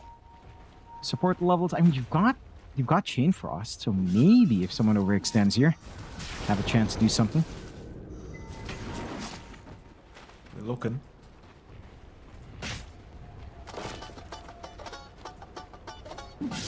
No opportunities as of yet. I'm gonna head back into the mid lane here, the support duo of Reknix. 10 minutes. Power rune coming up. Just a second. And it is going to spawn bottom. Haste rune is picked up by In Your Dream.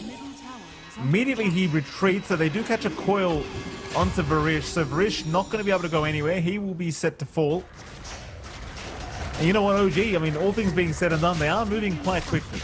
Even Raven joining in here with the helm of the Dominator to start this tier 1 mid tower push.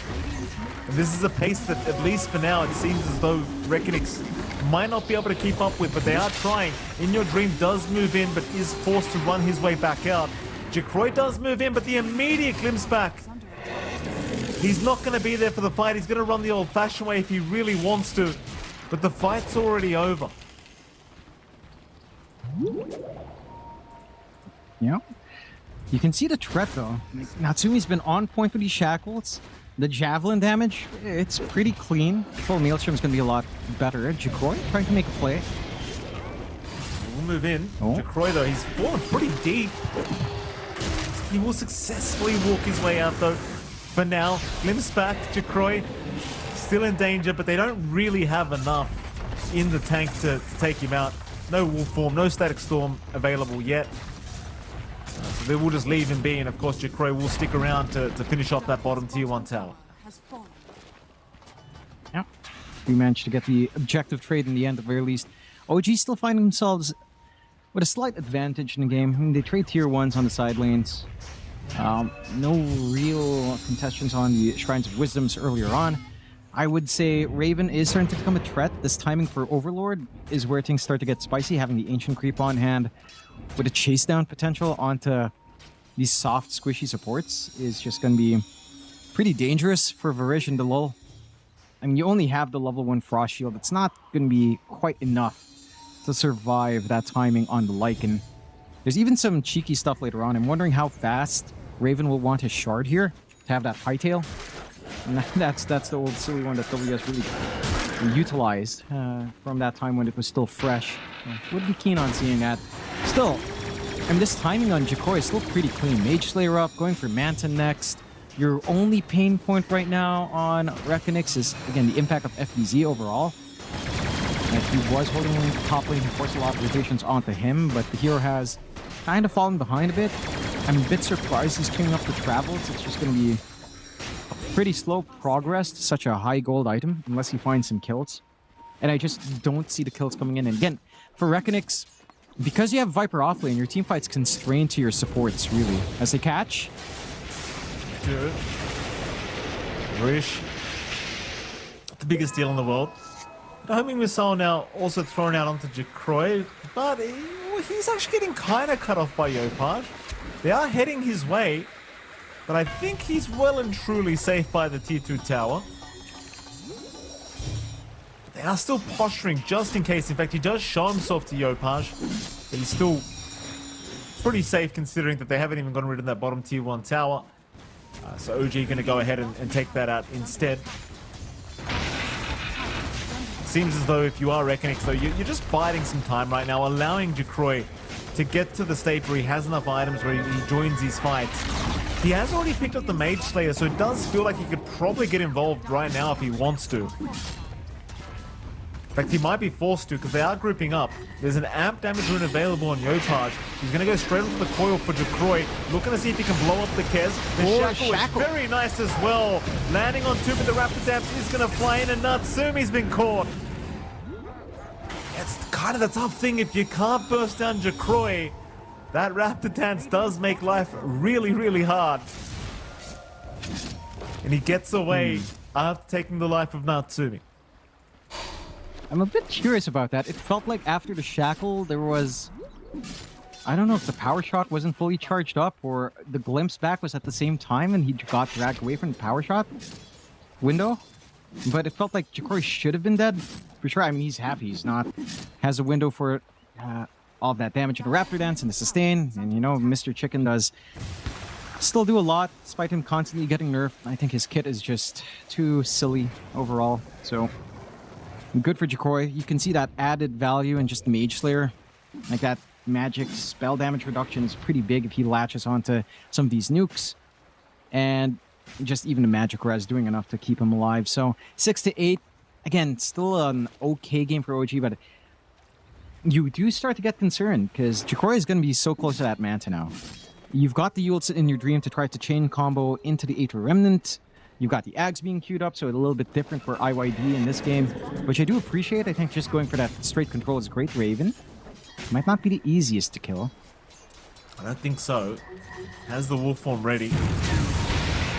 Oh, bottom. Static Storm was dropped. They're trying to find this Kez again, but Jacroy's right by the T2 tower. They haven't got the control nor the damage to finish off the kill.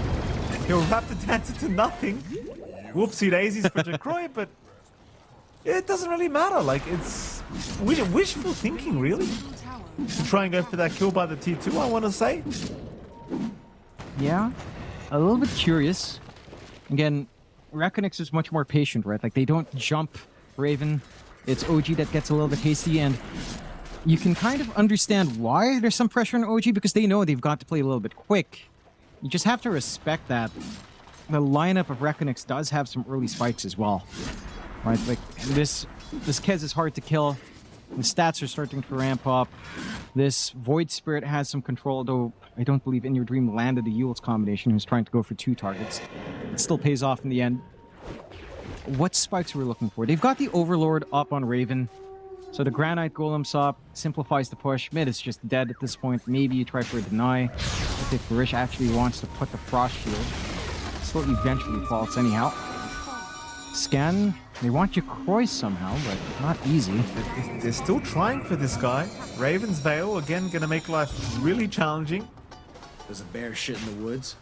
He would if he saw me coming. What kind of voice line is that?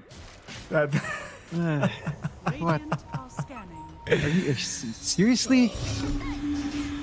it's a nice one. I hadn't heard that before. Oh, the fact that Jacroy is also like Grandmaster level, that's just Yeah, kind of it's disgusting, sad. kind of revolting. It's sad. It's sad.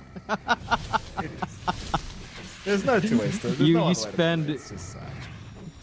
You know, you spend at least 200 hours or 300 hours on a hero to get that level, and it's out of all heroes a Kez. You're right. It's kind of sad. It is. Sorry, It is. Jacroy. I'm just a Kez hater. We're Kez haters in this house. It is a I good don't know, hero. I'm- That's why it's just I sad. hate it. I hate it. Well, it says someone with what hero? Earth Spirit, I believe. How's that like? Sad. Very sad. Bottom lane, they're trying again, John. We've seen this story before. No, never mind. Jacroy leaves, they won't try again. They'll leave the Colonel Whoa. alone. Dire's Tim's? Mid lane. found some leftover Madstone bundles on the floor. That's nice. Hell yeah. Oh, FBZ. Does get spotted. Static Storm's going to be dropped as well, and FBZ is set to fall and does go down. No real contest there, FBZ. Couldn't do much about it. But that's really it. I mean, nothing else is really happening. 7-9, 18 minutes in. I'll tell you, I feel like the pause was more entertaining, John. You know, there just hasn't been much action happening. You want to go back to talking about memory cards? Now, a lot of words about memory cards and SSDs, Mikey. But we do have the memory to mine this game. You know, what? Once they've worked out AGI, John. Once they've gotten. Oh. Once they've. Oh, yeah, in this lifetime. Oh. Be careful, John. Oh, It'll come after oh, us. if that It'll day remember. comes, I hope I die early. Oh, yeah, I hope it does. Come for me. I don't care. You know me, Mikey. If it comes down to it, yeah, why not? Do it. Take my Jensen memory. right in front of you. Jensen's gonna just mog you with his leather jacket. There's not gonna enough mock you. cows in the world to provide the leather for that man's jacket supply, Mikey. Not enough. So what? We're gonna have a cow supply issue next to memory issues? It could happen. Watch it. Watch yourself, Mikey. Be careful. You better invest in leather goods. It's the next bull market. Leather. Oh. Trading tips with Mike and John. What a terrible show. Not financial advice. Jacroy, Nice glimpse. gives away. Barish, obviously gonna die. A very slow and painful death. Kind of like my portfolio at the moment. Skem will pick up that kill. Through the twin gates will go.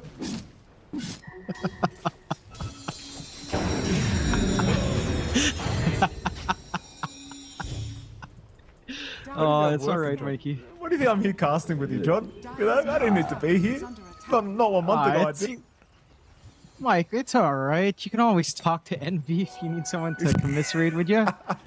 You know, it's right there on Twitter. Just send him a DM. I'm sure he'll be happy to ignore you again. Like he's ignored us in our entire cast. Every time we tried to say hi to the guy.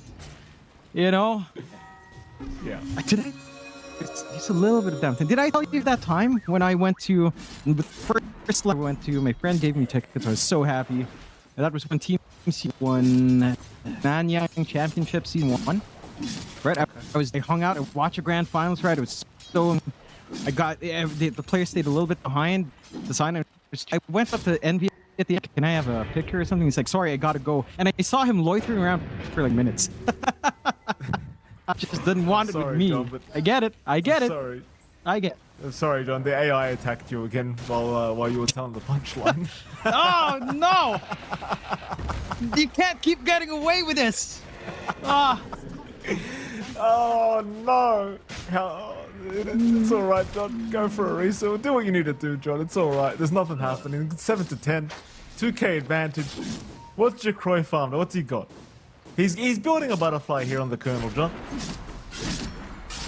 The bird will be a butterfly soon. Both sides seemingly very happy to just sit back and farm. I'd argue that's again a lot better for Reckonex because your tags timing, your dream. You've got that butterfly you mentioned for Jacroy. I would say this is all right for OG if they had a better win condition. Natsumi's going for a BKB, so at least he can stand and fight. Is this the game for Raven to go Ags? Because you end up with a melee Wind Ranger. I just don't know if that's good. That's my one issue. It's like, yeah, it's kind of funny, focus fire, but Wind Ranger will be melee, so how much use that is, I'm not too sure. Smoke out. It's See amazing. if they can find anything here. Kez would be nice. Jacroy, if they can get him. No, they can't. The Ravens failed. Oh, Oh, glimpse. oh, Oh, they got him. They've held him down. Jacroy, he can't get out. He's been fenced off. oh, the X review from IWD. Chain Frost as well being thrown out onto Tim's. Tim's is going to be perfectly fine to just wait it out. Yopaj will happily jump back in. Varish will be going down. Skim now on a mega kill streak apparently on this Disruptor. And they will just go for Roshan. Yeah, I mean, it's a pretty quick Roche for them. They are going to expand the focus fire out.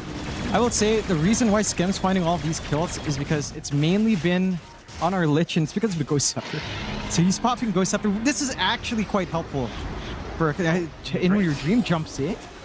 He does jump in. He got Dream called up as well, so he's in a bit of an awkward position here. In your Dream Huh? will go down. Not anticipating the Dream call, I think, and FBZ feeling very charitable. Donations being provided to OG. Yeah, I'm a little bit surprised you go for that, right? Like, you just lost your Kez up top. You know they did pop Static Storm, so maybe you feel safe, but... And I guess no focus fire, but you weren't really grouped up as a team there. I think if Reckonix wanted to make that play, they had to have all 5 heroes on the same page. And it felt like they weren't. So OG, they get away with it. They've got Aegis for a good time. They're hitting some good timings here on Natsumi. He's actually scaling as a Wind Ranger in this game, which is what you want to see if you're an OG fan. I think for Reckonix, this isn't too bad yet. 6k disadvantage at 24 is rough. And yeah, FBZ's kind of starting to taper off a bit here on your Viper, going for the BKB next. His own power spikes for later on are really late, right? Like maybe you get some utility out with your Ags. The Shard could be quite nice as well for pushing, but whether or not you can reach those key objectives later on, anyhow, it's going to be quite a while. I think some cheeky stuff as well is if they get Tormentor at some point and get a free Shard up for Varish, and he gets his Blink, I think that is one very strong way of just finding pickoffs. So you actually do want some farm on this Lich somehow. Varish is just holding out hope for the Blink and holding out hope that they can get Torm at some point on the next spawn. See if that's something that aligns for themselves here. Still bot push here from OG. Forward onto Varish. Varish going to be okay with the Ghost Scepter for now. Gets the Chain Frost off, but it's not really doing anything. Yopaj, he does end up going down, but they've picked off FBZ as well.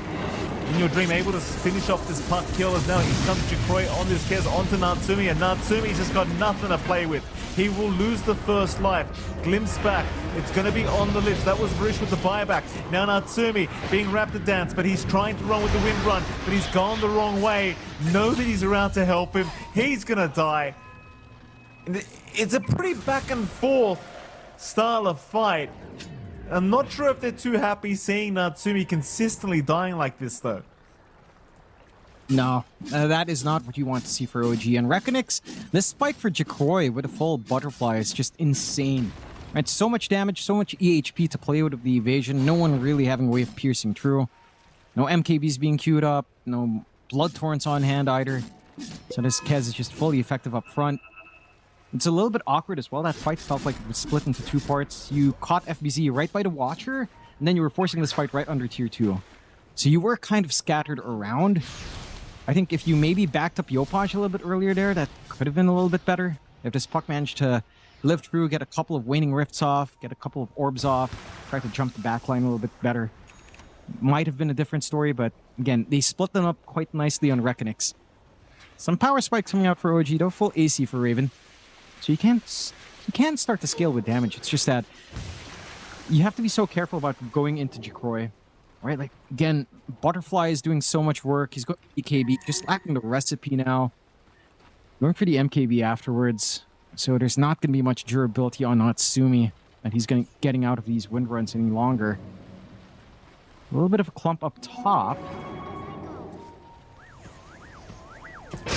Dream. Coil gonna lock him down. Not gonna do yet, but he's got the Yule Scepter though. Static Storm, however, gonna make life infinitely more challenging for this Void Spirit. No way out of that one. You've almost, I say almost, you're 2k away from the Ags on Skem. So it's gonna be even more detrimental. That's why I keep going back to the being surprised about this Wind Ranger pickup, you know, because it feels like this hero is the only thing making it hard for this team. Jacroy is being watched by Raven and his Wolves. The Wolves will get to work. And immediately he just forced the TP away. Wolf forms pop though. They've got at least a little bit back, but they've got even Jacroy the shackle's gonna land. And here I was saying he was making it hard, Jonathan. Well, I mean, in fairness, Natsumi that was just all making Raven. us Let's eat be our fair. words. Let's be fair. Yeah. It was all Under right. attack. we can providing hype up vision. Natsumi as much as we want. I mean, hey, the shackles have been good. You know, you got to give him credit. Shackles have been good. They've been good. They've been good. I agree. I feel like if you're Reckonix, the moment you see wolves under wards, or the moment you get attacked by them, either you fully commit as a team for the potential rundown of OG, or you just sack that one support that gets jumped. Like you just let them have that one kill, or you fully commit for a fight. Because there is just a lot of mobility. Scam with a blink is just such a menace. Getting all of the distance in, getting these glimpses off, getting some really good aggressive wards as well. Watching between the tier 2, tier 3 on mid and bot. Under attack. To keep push. Maybe just getting a lot of work done with the ancient Thunder Hunt. Are fortified. Already forced. Oh, bottom lane. And They are committing. Tower is under attack. No, they're not. They're fine. But the tier 2 tower's gone. So these wolves proving to be very, very annoying here from Raven. Radiant's bottom tower has fallen. And, as for Reckonix, still seeming like they're in a pretty tough game. Like, you've got so much farm on Jacroy, but it's just not amounting to enough. He's gonna go for a Satanic up next. Still has a 9-second BKB charge, but Radiant's middle tower. it just feels like if they can like hit the initial stun to just chain stun him after that, it's just he's just as good as dead. he is just be. He has to be moves up this BKB. Still at 9 seconds. Won't smoke up with his fresh BKB though. They can catch something big at the. Would be pretty important to start to open the game up just a little bit more. 11k for OG now. 9 to 20. It's just slowing down so much for Reckonix after a decent enough laning phase. Do we have any other tools? Varish is still saving up for his own blink. Maybe you could start to consider Tormentor in a few seconds here. And again, hope that Varish gets that free shard. So you get the blink, Sinister Gaze, Ice Spire as well. And then you can kind of hope for a quick pick-off. I mean, you're starting to reach critical mass now on the side of OG, right? Like, Raven's going for a BKB, only really one part off. You've got a Crystallis up on Natsumi, hopefully going into the Daedalus soon. Yopaj has that full Parasma up, going for the Ocarine. Like, they're all their scaling options are up. And yeah, your tools are here for Reckonix. IYD still needs a BKB. FBZ. I think FBZ, you know, when you're complaining about Natsumi on that Wind Ranger, they do take the Tormentor again. Not an objective Reckonix can secure. But I think the same thing's happening with FBZ, except his impact's way lower than Natsumi's, right? Like, this Viper really hasn't had much to do in this game. It didn't crush the lane hard enough. And again, if you don't get that done, the hero, it takes a long time to hit the points where the hero can really be a menace again, right? Like, it's like shard onto high ground push, maybe your Ags up as well for some team fight utility, and none of that farm comes easy for a Viper. So, I don't know, I feel like that's one pain point here for Reckonix. And it does go back to Natsumi getting the Wind Ranger. I doubted it just to win the lane, but you beat out the Viper lane that hard, and then the Viper's not hero. So you're what? It's like a 4 versus 4.5 kind of situation, right? The Wind Ranger counts as half. But the Viper's nothing. No. Well, he's a 4-man smoke. Lion's being drawn through the mid-river, out into the Radiant Triangle. Of course, there is a side of Reckonix hanging around there right now. They don't see anyone yet. Tim's, though, still moving up. We'll get the homing missile out onto Varish, and they'll get the glimpse back. It's all they need. The vision into the glimpse. More than enough. Roshan still a minute 50 for a guaranteed respawn. Top lane. Looks like the LoL was also being chased here by Natsumi. And in fact, the chase does continue.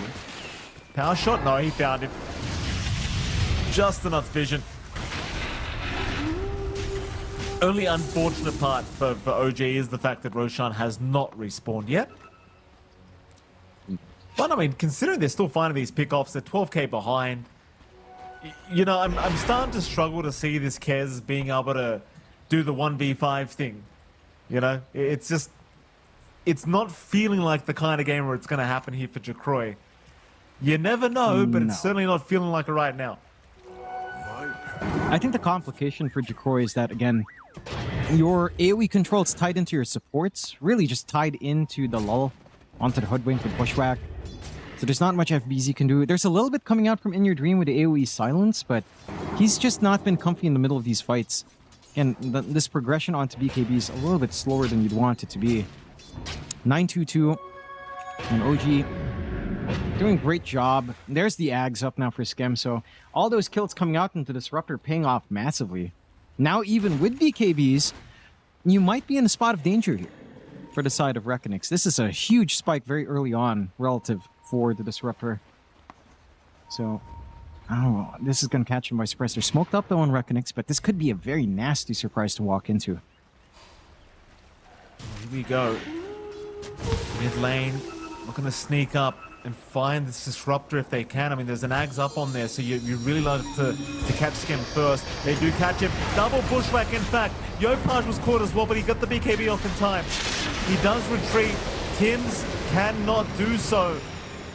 Tims should just be dead, and he will be. Everybody else will leave. All three cores do get up for OG, but both supports do get caught. And Roshan's available. So naturally, Reckonix rushing for the Roshan pit. Do OG even try to contest? Like, do you try to keep up the vision here? See if you can go for a puck still, maybe? No BKB on Yopaj makes this really risky. He is keeping an eye out. And you shapeshifted. You're committing here. They're committing. Shapeshift has been popped. Roshan's still going down. There's a buyback. Natsumi's jumped in, but Jacroy, he's too quick on the hands. Jacroy's got the Aegis. Natsumi to fall. The Aegis still does not pan out for OG. They might even lose Raven. His BKB and Wolf Form gonna last long enough for now to allow him out of there.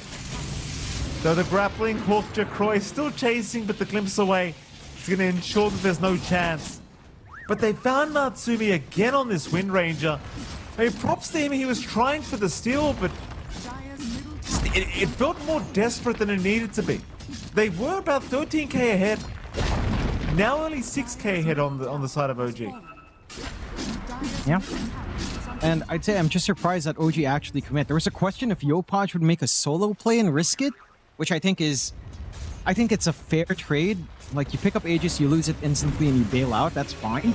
But to commit Shapeshift, a little bit rough. They catch out Jacroy. They have Jacroy.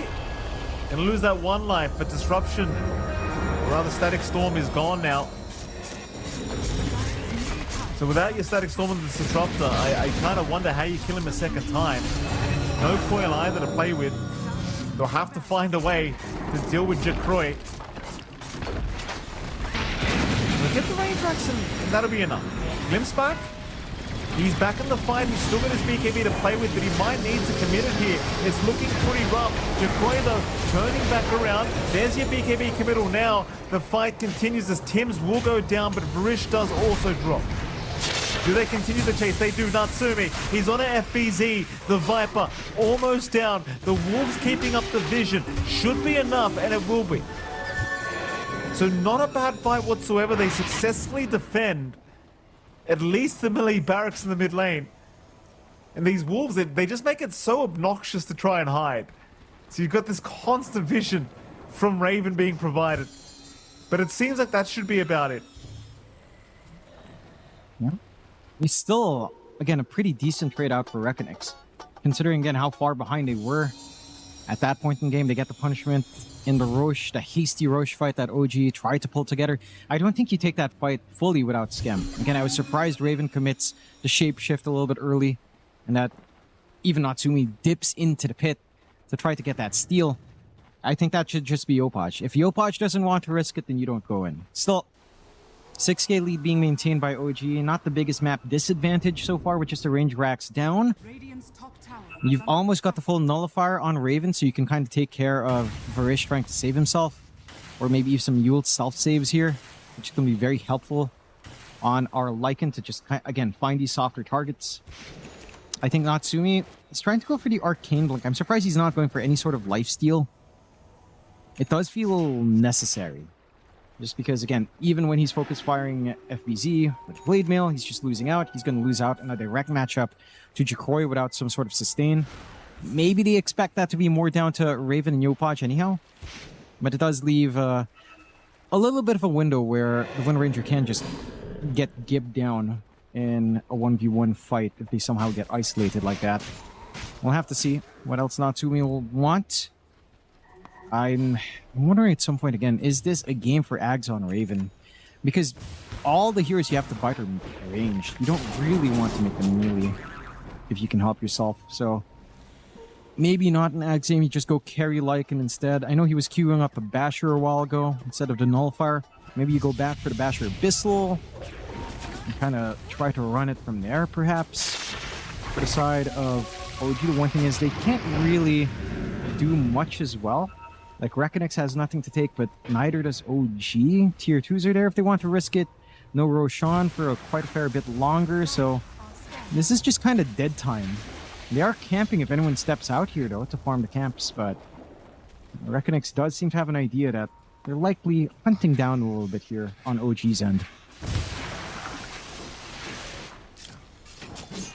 Both sides once again happy to sit back and relax for a little bit as OG is certainly still having a gander. Whether they want to commit for this bottom push or not, I don't really feel like they will, because you're still looking for the Roshan before you go again. On both sides, that is, of course. Pings are coming out towards the top lane. They know that the side of the Radiant, they are hanging about this top area of the map, but it seems as though they're going to smoke and leave. There's a counter smoke now by OG on the other side. They're by the bottom Roshan pit. Keep in mind, Jacroy did just pick up his MKB. So a nice little power spike now for the Kez. OG wrapping around looking for that illusion rune. Jump is there. Natsumi, he finds a shackle, but the BKB was out onto In Your Dream. Meanwhile, Natsumi forced to retreat. And it seems though so will Reckonix, but Yopaj, he's jumped in. He's found himself a hoodwink. Delul is going to get taken down by the Wolves, and here we go. The chase will start, but can they actually hold anyone down? Jacroy? He BKB? He was glimpsed. Oh, he was glimpsed. He was glimpsed up. Okay, that's all right. Well, the fight's well and truly over anyway. They need to retreat.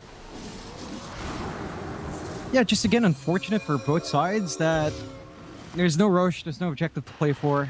You commit the BKB and Jacroy, he's not wanting to re-engage anytime soon.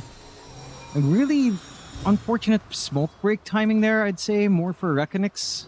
They were held across the river, but Yopaj makes this ballsy play to jump in and try to punish, and it pays off. And that's one big difference. I think we were also seeing In Your Dream went in for a Remnant combo. It didn't actually clip Natsumi. So that was also one pain point. If you clip that Wind Ranger on that Astral Step Yules, maybe that fight's different, but not what happened.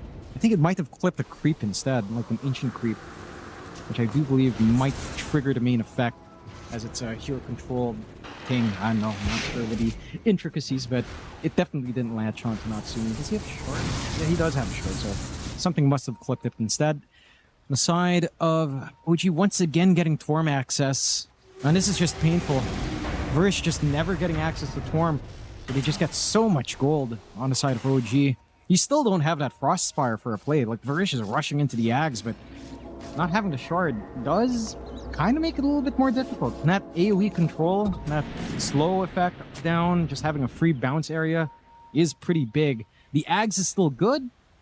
I don't know how much Verish can really do up front there. Like, if he can really get a good Sinister Gaze going off in these fights. It's just such a difficult game for it. Just so many ways for him to die. There's enough silences and pieces of control here to stop it anyhow. So it's easier said than done for the Lich to kind of set up for your team. Could be another long game 3, I'll tell you what. It's looking like it. It's a pretty even affair between these two sides. Yeah, even though the plus sitting at 44 to 56% right now in the favor of OG. It was actually higher at the 0-minute mark, believe it or not. So remember, it was 62% before we even started the game in favor of Reckonix. So the game, very back and forth, but anyone's game is the call from Dota Plus. FBZ Dire are scanning. Dire doesn't are reveal scanning. himself yet, but he did use the nether toxin, so they know he's probably hiding around somewhere. He'll rejoin his team here, FBZ. Wrap around though, OG. They're going to go through the Radiant jungle. Back towards the mid lane. They'll see FBZ on the Viper. He's got his whole team behind him on the high ground though. This could be a dangerous initiation for OG. They certainly, I don't think they want to start on the Viper at all either, because he's got his BKB ready. Probably not the best idea. Previous fights have been, of course, focusing on Varish, focusing on our Hoodwink Dalal. Top tower is under That's the way you want to do it. But neither Dalal or Varish, neither of them are really showing here. And now we have a counter smoke committed. Reckonix gonna look to move in against OG. Keep in mind, the winner of this fight, it will have Roshan. tower is under Roshan about a minute 10 away from respawning.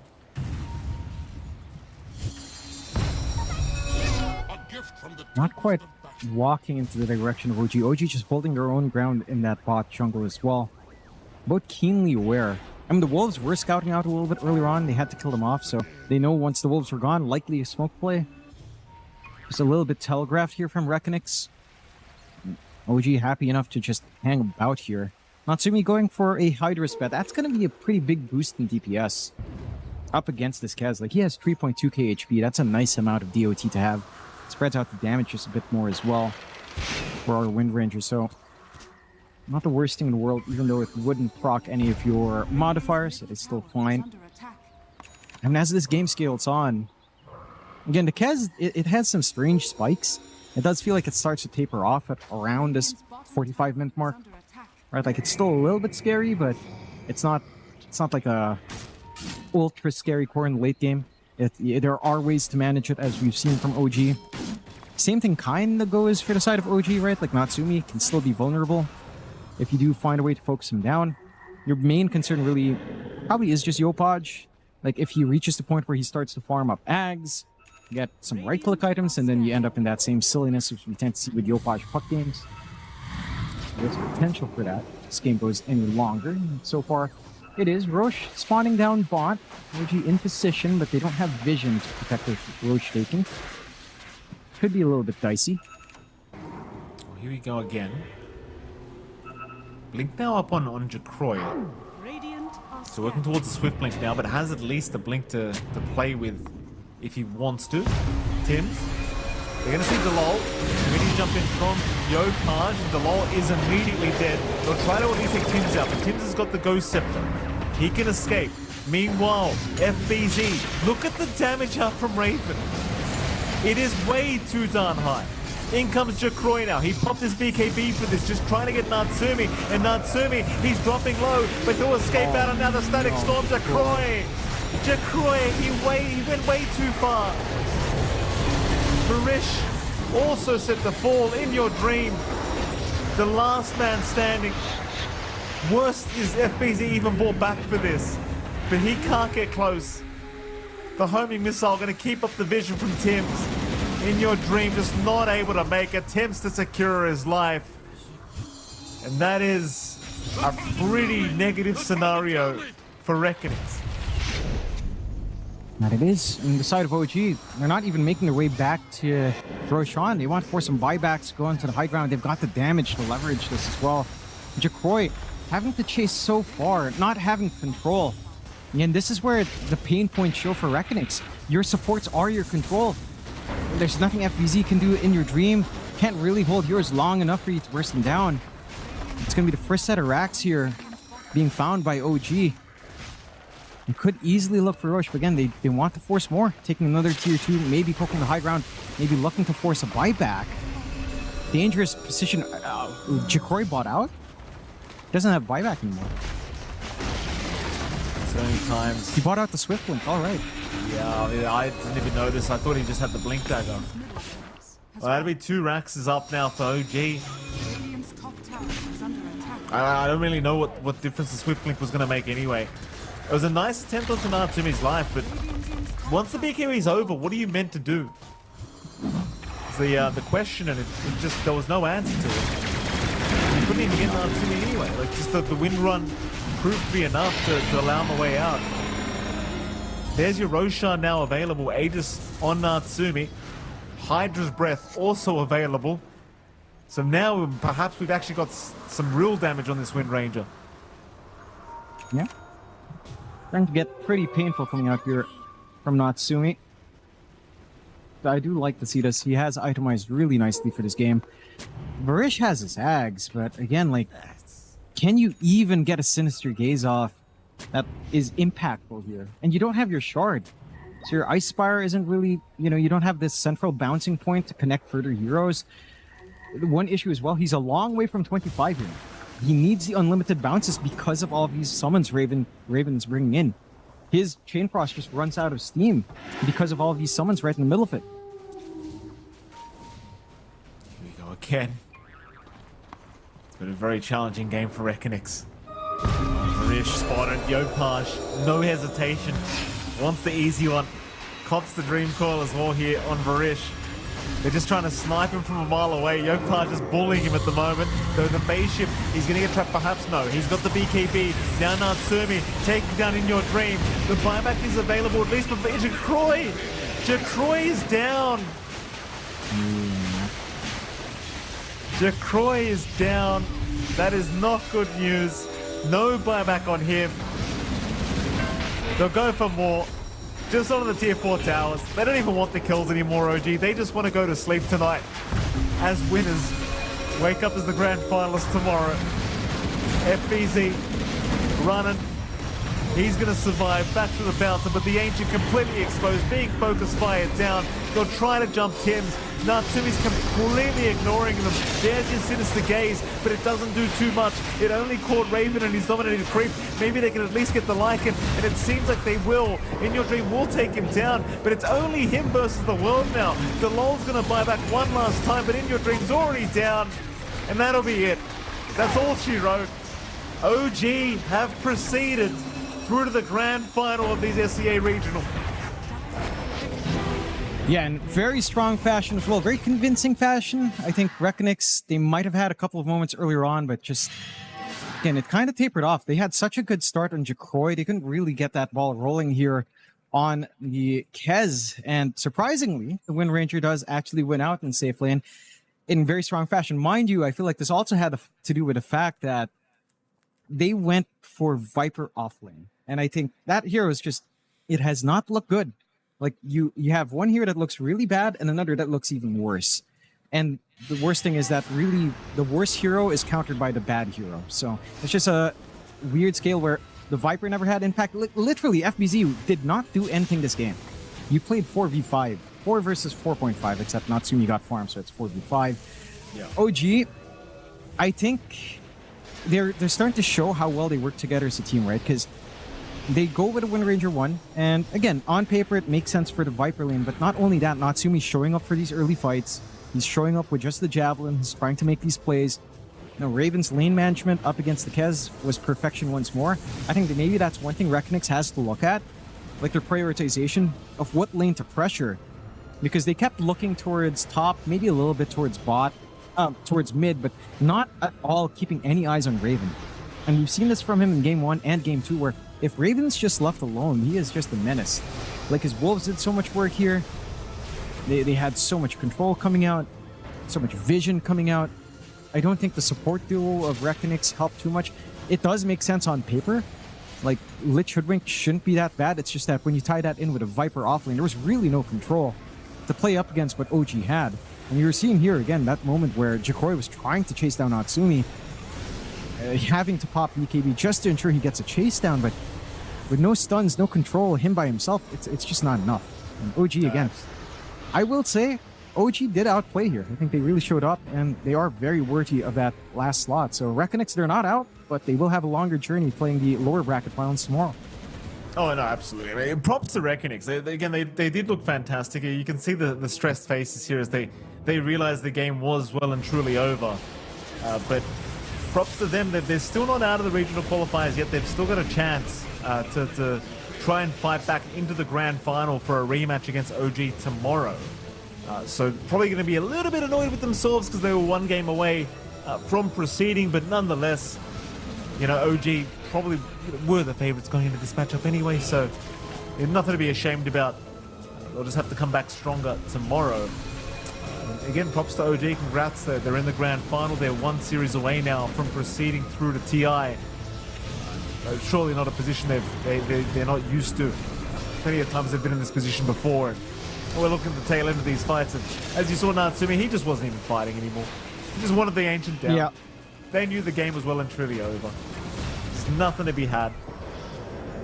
Props to him. He, like you said, he made the possible win Ranger work.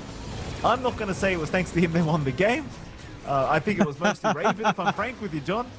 I think Raven made the game pretty impossible for the side of Reckonix. Because it was just constant, the Wolves, man. Just the amount of vision he gave. It got to the point where everyone was just buying Ghost Scepters because you just can't survive it. Like this poor Lich. He just couldn't make it out. No. Is that the standout, John? Yeah, Raven should be the standout. I'd say arguably standout of the series. His Axe Game 1, his Lycan Game 3 really shined in the series. And I think, like you were saying, right, like Seb was praising Raven a lot. He is looking to be on point. And I think there were a lot of question marks coming into these qualifiers about how Raven would be. Because, we've seen him on some time in Nemesis beforehand and some of the stacks he was playing in qualifiers. It always looked a little bit shaky for this veteran to come back in. But it looks like he's got that form back and, again, adjusted fully into the offlane. It's been looking pretty sharp for Raven. So, good for him. And again, he's making all the right choices every single time. Just so much impact out the vision game. And even the fact that a lot of teams are underestimating him. Again, they just let him solo farm. Like, yeah, your safe lane's farming too, but you're not stopping that off lane from becoming a carry. And it will just carry. We've talked about this with off lane just literally being a second carry role. If you let it free farm, well, it becomes a problem. So Raven is that big problem here for Reckonix today. So I'm curious to see what OG does tomorrow. I'm curious to see what Reckonix does tomorrow in their lower bracket final and who their opponent will be, because that's what we're going to be looking at next year, right? Like, we've got those two teams that already played lower bracket quarterfinals. My goodness, those guys, they started playing at 10 a.m. Singapore time. Right now, it's 9:30, 8 p.m. Jeez. So for like Glyph and Grindback, or for Grindback, they've been waiting almost probably 9 hours for this match. Execration maybe a little bit less than that rest time, but they've got another 3 more games, Mikey, up until midnight today. It's going to be fun. Hell yeah. We've got Grindback against Execration. We're going to head to a break, and right after that break, we'll be back with our final series of the night. We'll see you then. Human body was built to move. Not trapped at a desk in one singular posture for 12 hours a day. It's time your chair evolved. This is Secret Lab Titan Evo. Ergonomically engineered for you. Gamers, hybrid workers, artists. Backing your every move.